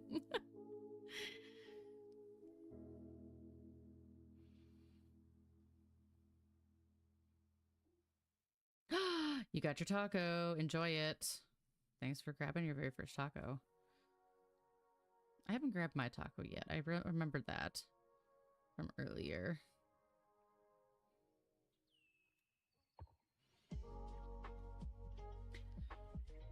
If any of you are familiar with Marcus the Worm, the TikTok sensation, my day was made because I randomly made a Marcus the Worm, sold it at a market to a little girl who was beyond excited about it. And her parent messaged me to tell me about how much joy it brings her and how she plays pranks on the family with it all the time, and it's just become an additional member of their family, and it made me really happy. That was really sweet. I needed that.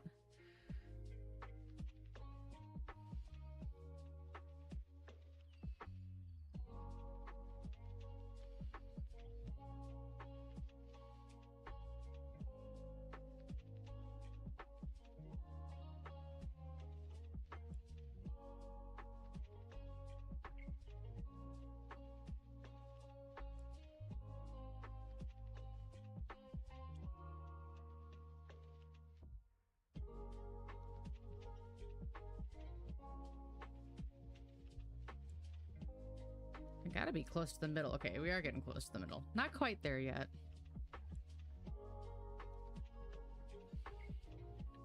While I'm thinking about it, I should grab my taco. Because I keep forgetting. I keep forgetting my tacos. Kaz has 2 more tacos than me. It's rude. Anyone who hung out tonight, you guys craft, you game, tell me a little bit about yourselves. I'd love to get to know you guys a bit. For anyone who's sticking around and able to chit chat, if you got a raid and run like I said before, please do. I understand, both as a viewer and as a streamer. We all need our breaks. We need some digital breaks for sure.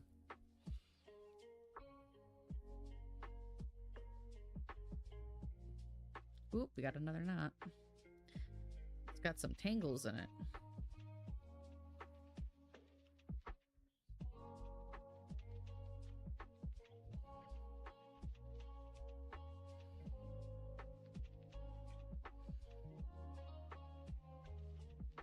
What day is it? Thursday?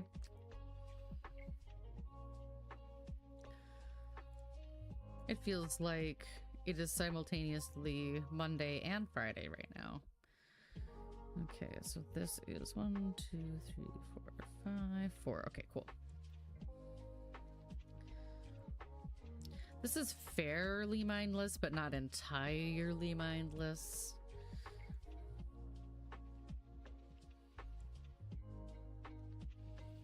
Which is good, because I don't have much of a mind. See what I did there?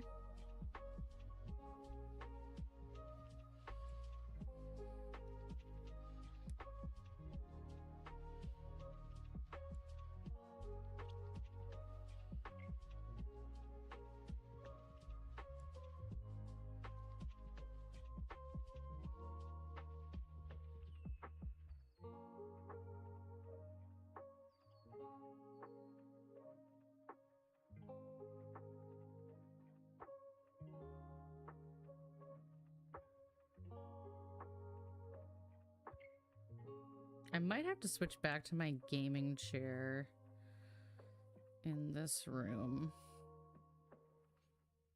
if I do a longer stream on Friday. I'm just thinking about my body and how uncomfortable. Oh, that's a dog. The reason my chair won't move is because there's a dog there. It's like, why won't my chair roll? Dog. Dog is a good reason. Sorry, buddy.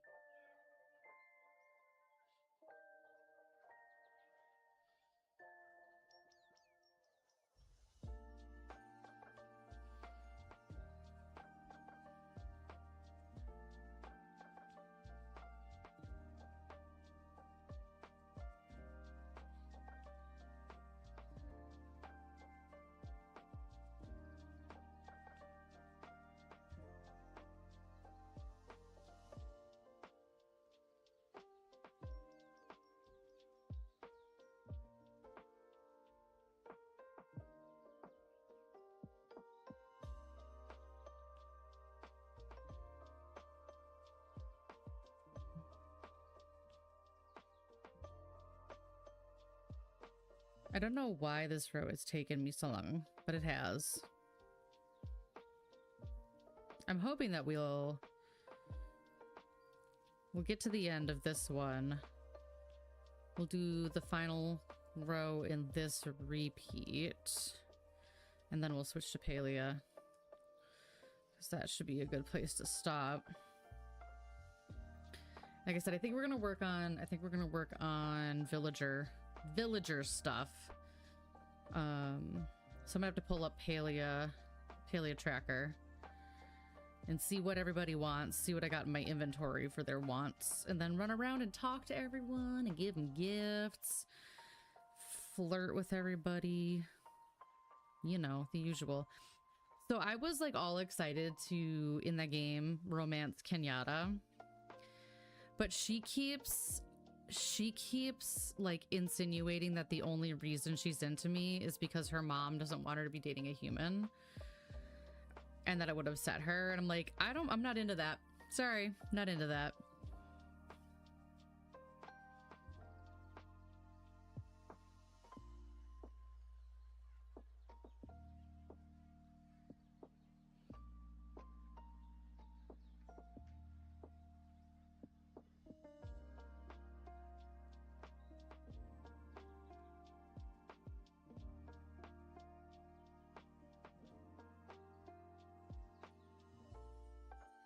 Seems toxic to me. Plus she's technically with Nayo. Even in this game, even though in this game you can have two partners at once. You can flirt with everybody. You can romance everybody. I kind of feel like I want to get everybody's pin. I want everyone to be in love with me. And then I can be pinned with certain people. I was saying last stream how I'm so dense that one of the characters kept asking me to go meet him in the back room, and I thought it was just random like character dialogue. Didn't realize that it was actually like the character asking to go steady. I'm like, oops. Oopsies. Oops-a-doodle.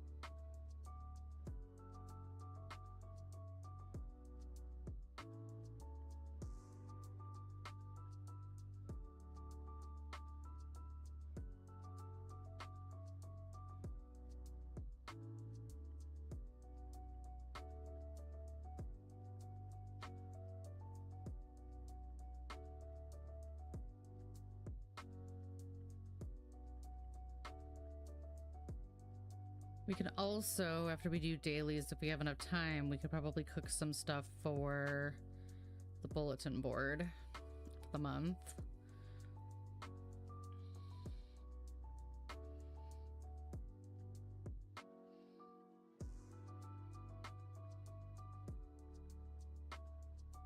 I've been enjoying doing cooking in the game, and I've been saving up a lot of my ingredients. So the only thing that I don't, I know that I'll get boosts if I do it and I'll get better at it, but I don't fish. I never fish. I never fish. Fishing and me as a mini game have a pretty tumultuous relationship. It all started with Stardew Valley. Stardew Valley knows what it did. Ever since then, I don't trust fishing mini games.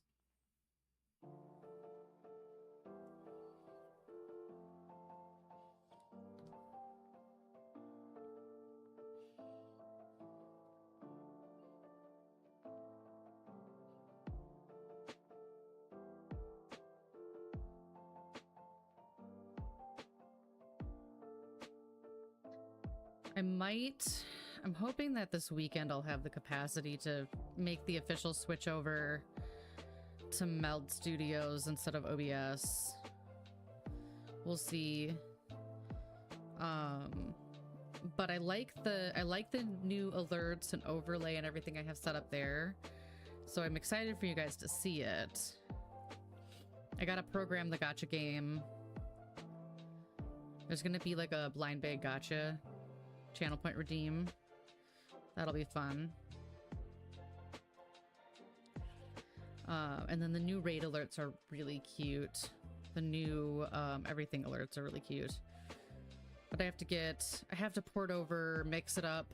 I gotta make sure all my mic settings are okay, because right now I have no idea how my mic sounds. I should probably listen back to myself and figure it out. I will probably after stream. Before it was too sensitive, then it wasn't sensitive enough, and blah, blah, blah, blah.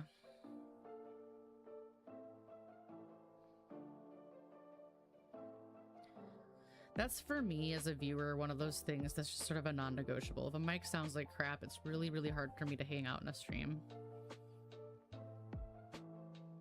So I try really hard to do that. But OBS, every time it updates, it fucks up my microphone, it seems like.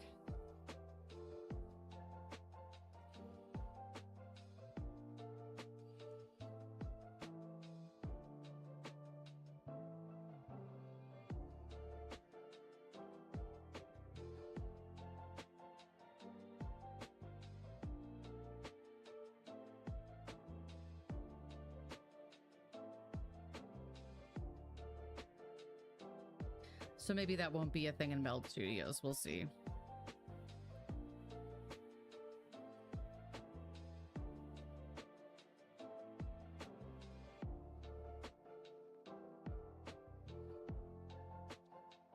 But if you're hanging out here, what are you up to tonight? What's your week looking like? I would say what'd you do this weekend, because my brain thinks it's Monday. It is definitely not Monday. I didn't see you guys on Monday because I went to a hockey game.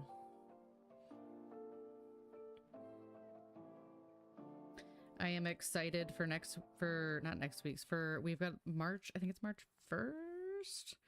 It's Hello Kitty night. So I bought a ticket package that gets us the Hello Kitty plush in the Minnesota Wild jersey, and I'm very excited about that.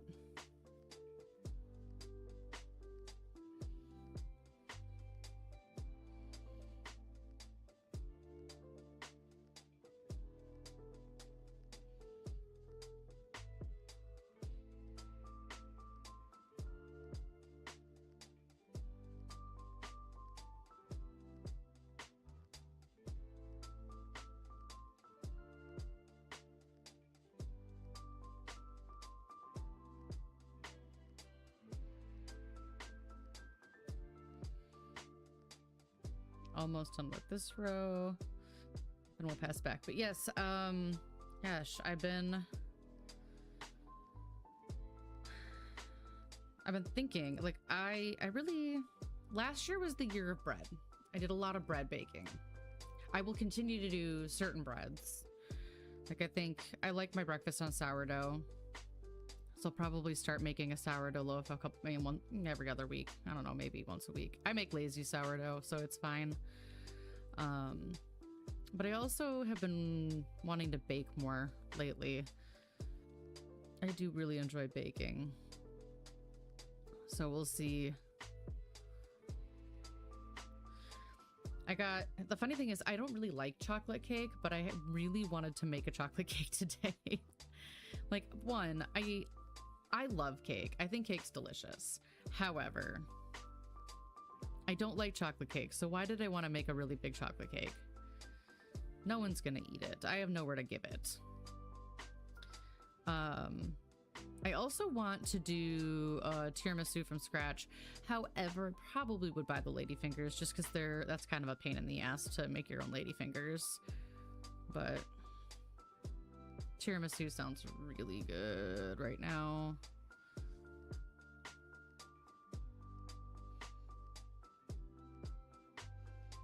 One, 2, 3, 4, 5, 6, 7, 8.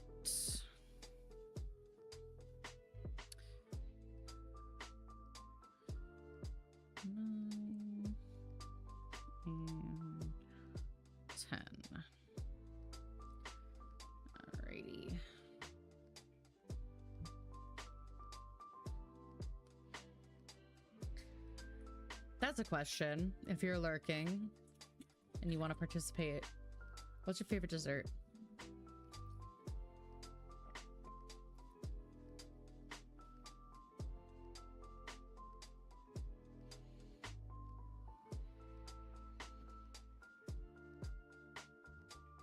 I feel like I can't pass up tiramisu or creme brulee. Whenever I see either one of those on a menu, I'm like, ooh, maybe I should. I probably still have room.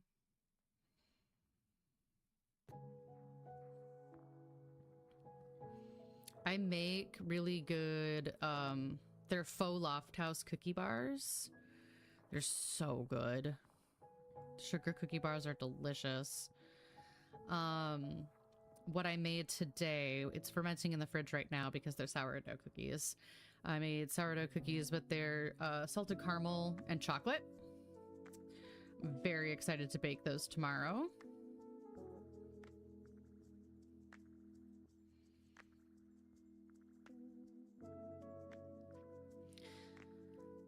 They technically, you're supposed to ferment them in the fridge for 12 to 24 hours, so they'll be, when did I make them? At 3 p.m., so it'll be like 14 hours, 14, 15 hours by the time I bake them, because I think I'll bake them, I gotta run tomorrow morning. So I don't know. Maybe I'll bake them at lunchtime, so they might get about 20 hours.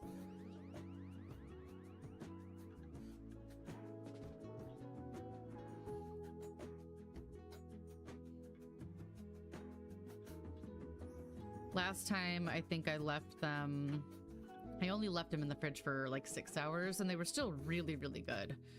But I think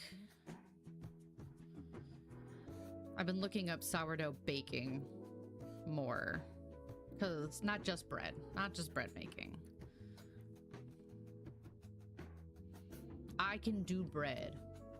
I do bread all the time. Don't come at me. I can do bread anytime. And my starter is nice and strong right now. I haven't accidentally let it sit for too long lately. I was kind of getting bad at that. I do need to start keeping a smaller amount of starter again. But I have been using the discard a lot. I've been using the discard to make pancakes. I use the discard... What did I do? I used the discard to make a coffee cake over the weekend.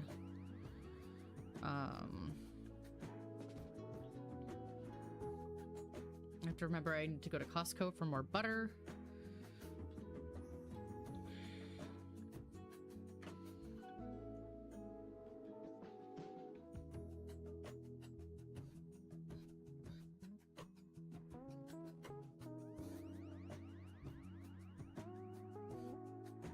And probably sugar and flour right now too.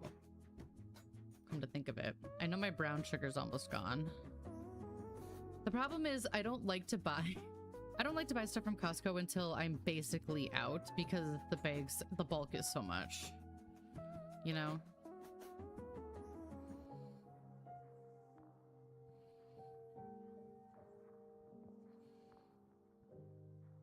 I don't have anywhere to put it while I'm waiting to use it. Like I almost want to get it when I'm going to be using it immediately.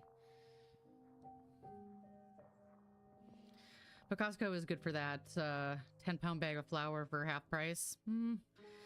In store, $9.99 for 5-pound bag of flour. Costco, $9.99 for a 10-pound bag of flour. I'll take it.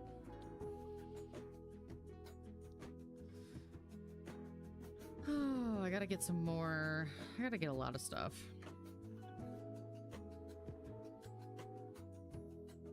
We still have our Costco rewards reimbursement thing to use too, and I think I might actually use it to finally buy myself my own table, because I keep borrowing my brother's tables when I do markets, so I might buy myself my own table. Then if I need to borrow a table from him, I may just need to borrow the 4-foot table, so it won't be as wild. Ooh, that reminds me, I gotta reorder my acrylic sign, and I have to reorder my banner. And my business cards. Ugh. Rebrands. Rebranding.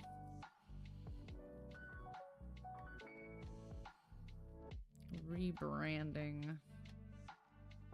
That reminds me, I actually should take everything off my Ko-fi site now for purchase, since I've got the website back up and running.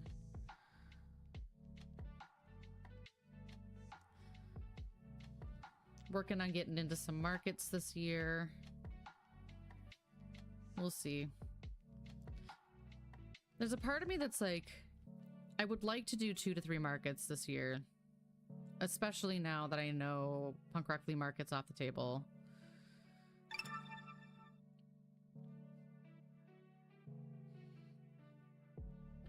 It might be, it also might just be a good year of stocking shit up, you know? One of the conventions that I applied to is a gaming convention.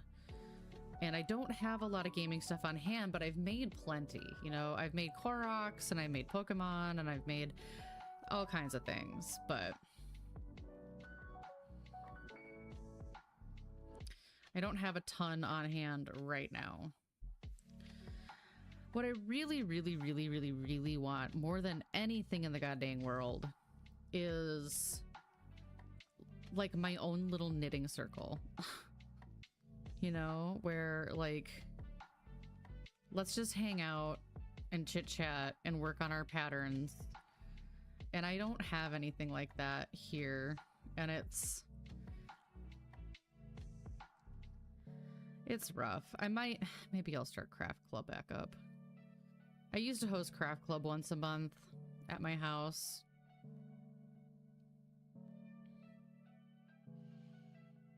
I really need to get a better couch. Ugh, I don't know. I don't know, you guys. I do. I want my old lady knitting circle where everyone comes and they're working on their own shit, and it'll be fine. What did you draw, Julie? Ooh, you drew the sun. I did my tarot spread for the year. And it was all a lot of stuff that when I looked at it, I went, uh-huh, yep, sure. The only one that I'm actually feeling a little anxious about, and I think about it all the time, and I don't want it to stop me from like going out and doing things and trying things, but it makes me nervous, is for an obstacle I may have to overcome this year. That was the position of the card. I got the 8 of Wands, which it can symbolize some kind of health crisis.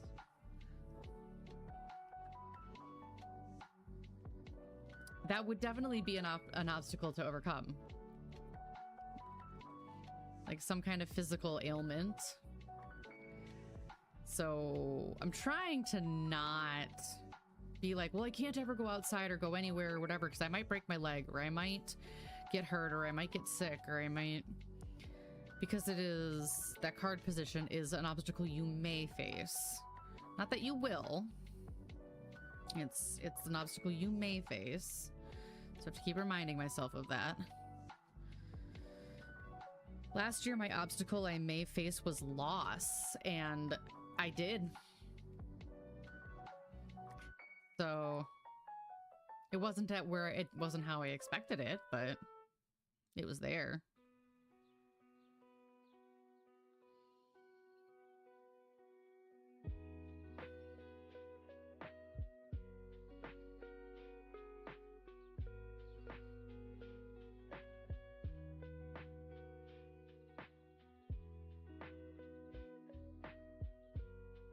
Tomorrow.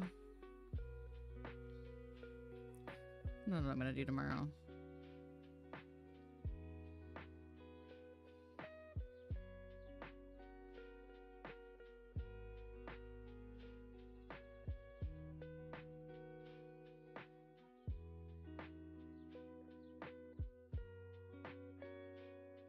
Did a deep clean of my altar. I got the prettiest bell. So I've wanted a bell for my altar for a really, really long time. And I found one. I was looking for an antique bell, and it just happened to pop up on Etsy. It's from India. It was made in India, and it's all like rustic looking. It's definitely old. I don't know how old, but it's definitely old. And it has the prettiest chime. It sounds so lovely.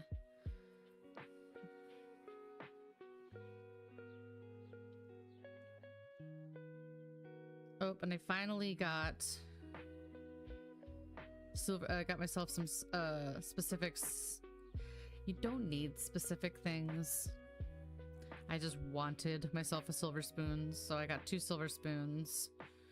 One for my altar for altar-y things, and then one is for my morning coffee, beverage, drink, whatever, to be able to stir my intent in every morning. Which is the thing that I used to do every morning, and then I just kind of quit doing it.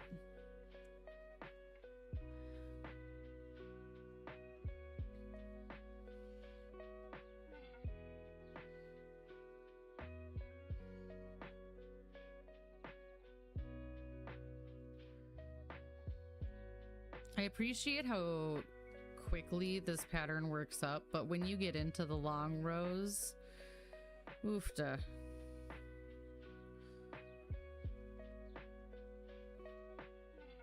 That was just the halfway point back there, so we.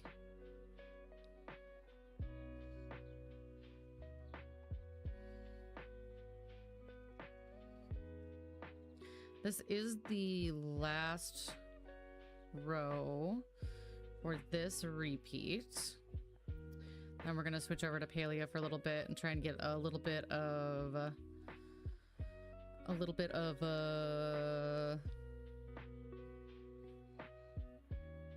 villager gifting done.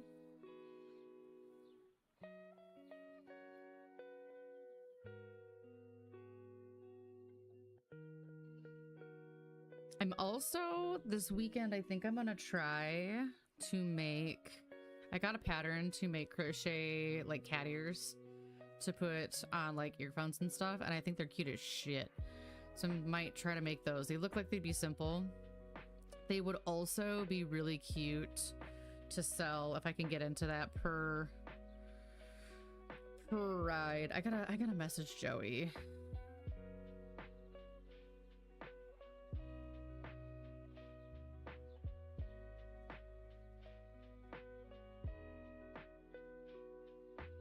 I also should message Floofy Pants. I don't know their actual name. I just know online they're Floofy Pants. I'm gonna start making some connections, or some more connections with people locally on the types of markets they've been applying to and getting into. Try and get into some more this year.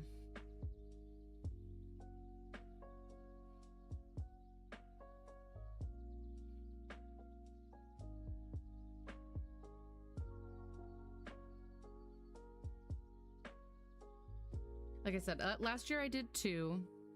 The year before I did 1. So there's a part of me that's like, I'd like to do 3 this year. I feel like 3 to 4 a year is about where my threshold would be, depending on the size of the convention or the market. Single day, great. I did apply to one that's actually a 3-day market, so I also, when I was applying, I could have applied for an 8x16 space, but I did an 8x8 because I was like, I don't want to put that much pressure on me.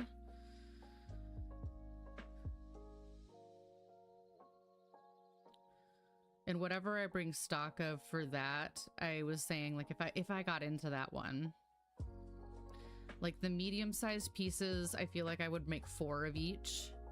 Like, so 1 more than selling 1 per day.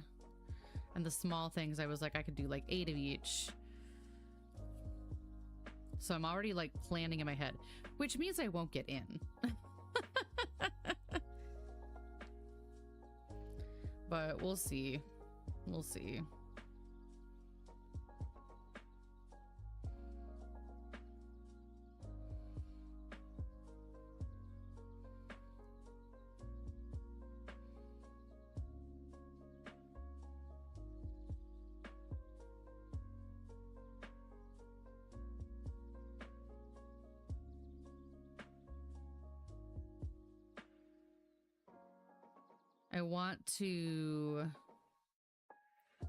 I have to go through and sort. I gotta organize my patterns a little bit better.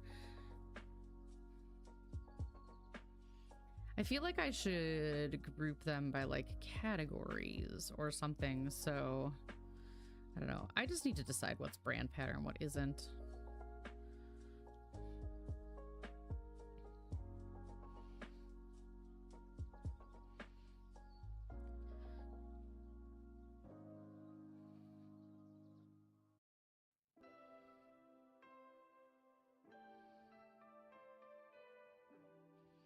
Almost done with this row, which is good because my back is starting to hurt. I have never found a comfortable way to crochet on stream.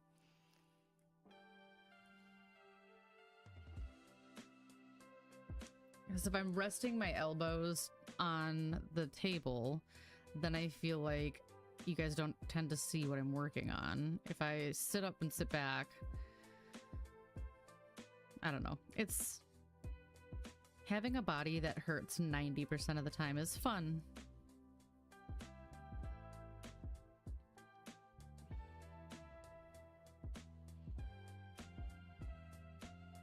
Where are we at? Okay, we're almost done. Cool. Because I want to play some Palea.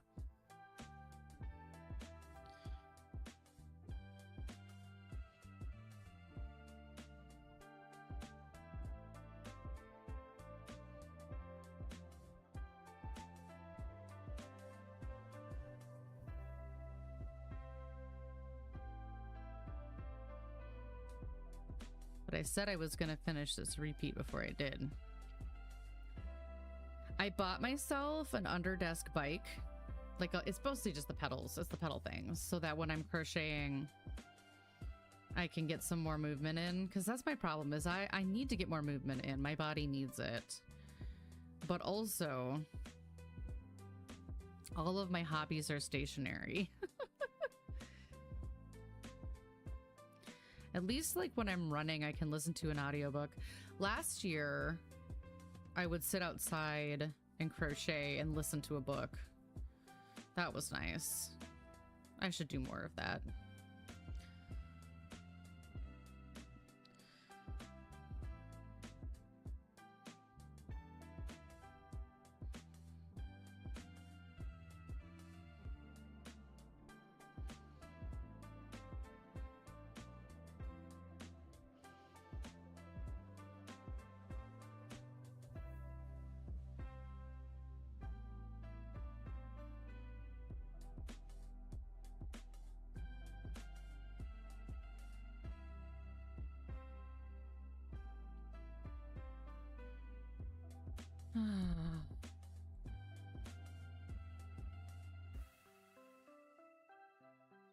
All right, 2 more it looks like. 1. Then we'll load up Palea and get Palea tracker up so we can see who wants what. Load up our bag.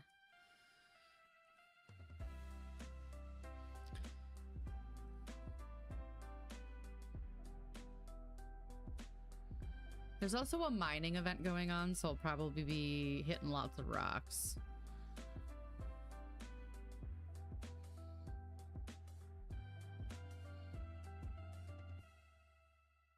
We'll see if maybe we can hit a flower event too. I have to do a repair on my items before I head out.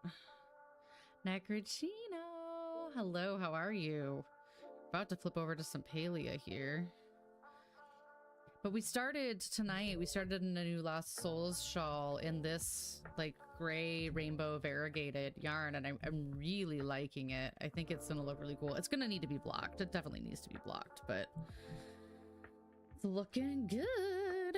How are you? How you holding up?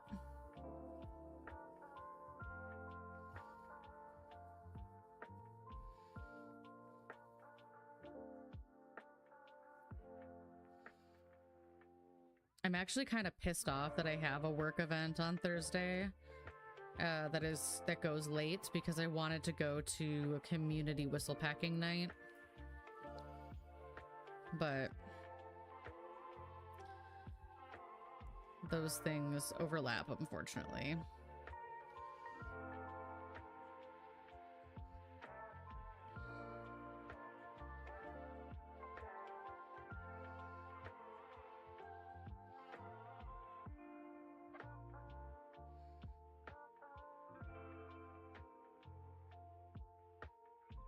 That is 1, 2, 3, 4, 5, 6, 7, 8. Did I miss one? No. We're fudging it.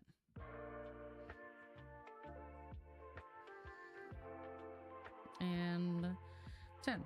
All right. There is how this is looking so far.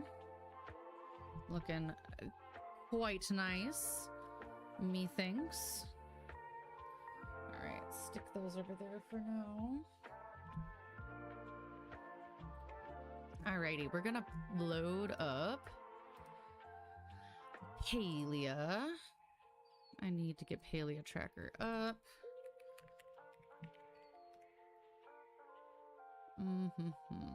Palia tracker, weekly wants. Okay.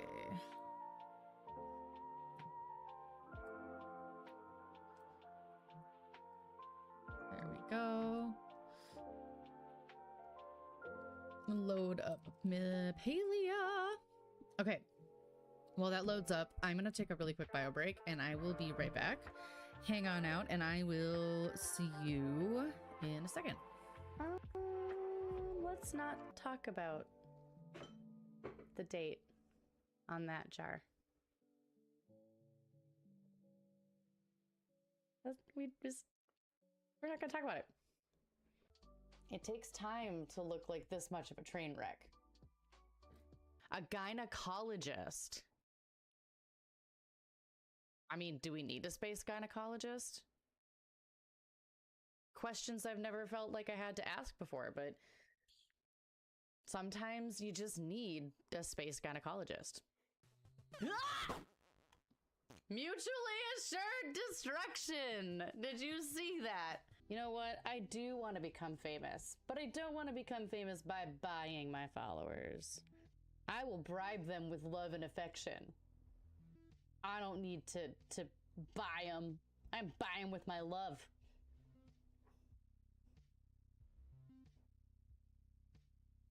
And cookies. I'm a fragile being, you guys. I definitely need positive affirmations in my life. Ooh, money. And money. Positive affirmations and money. You guys want to hear a joke about construction?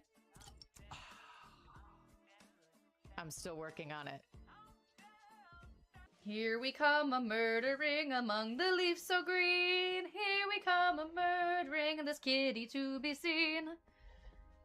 Blood and joy come to you, and to you a stabbing too. What is happening?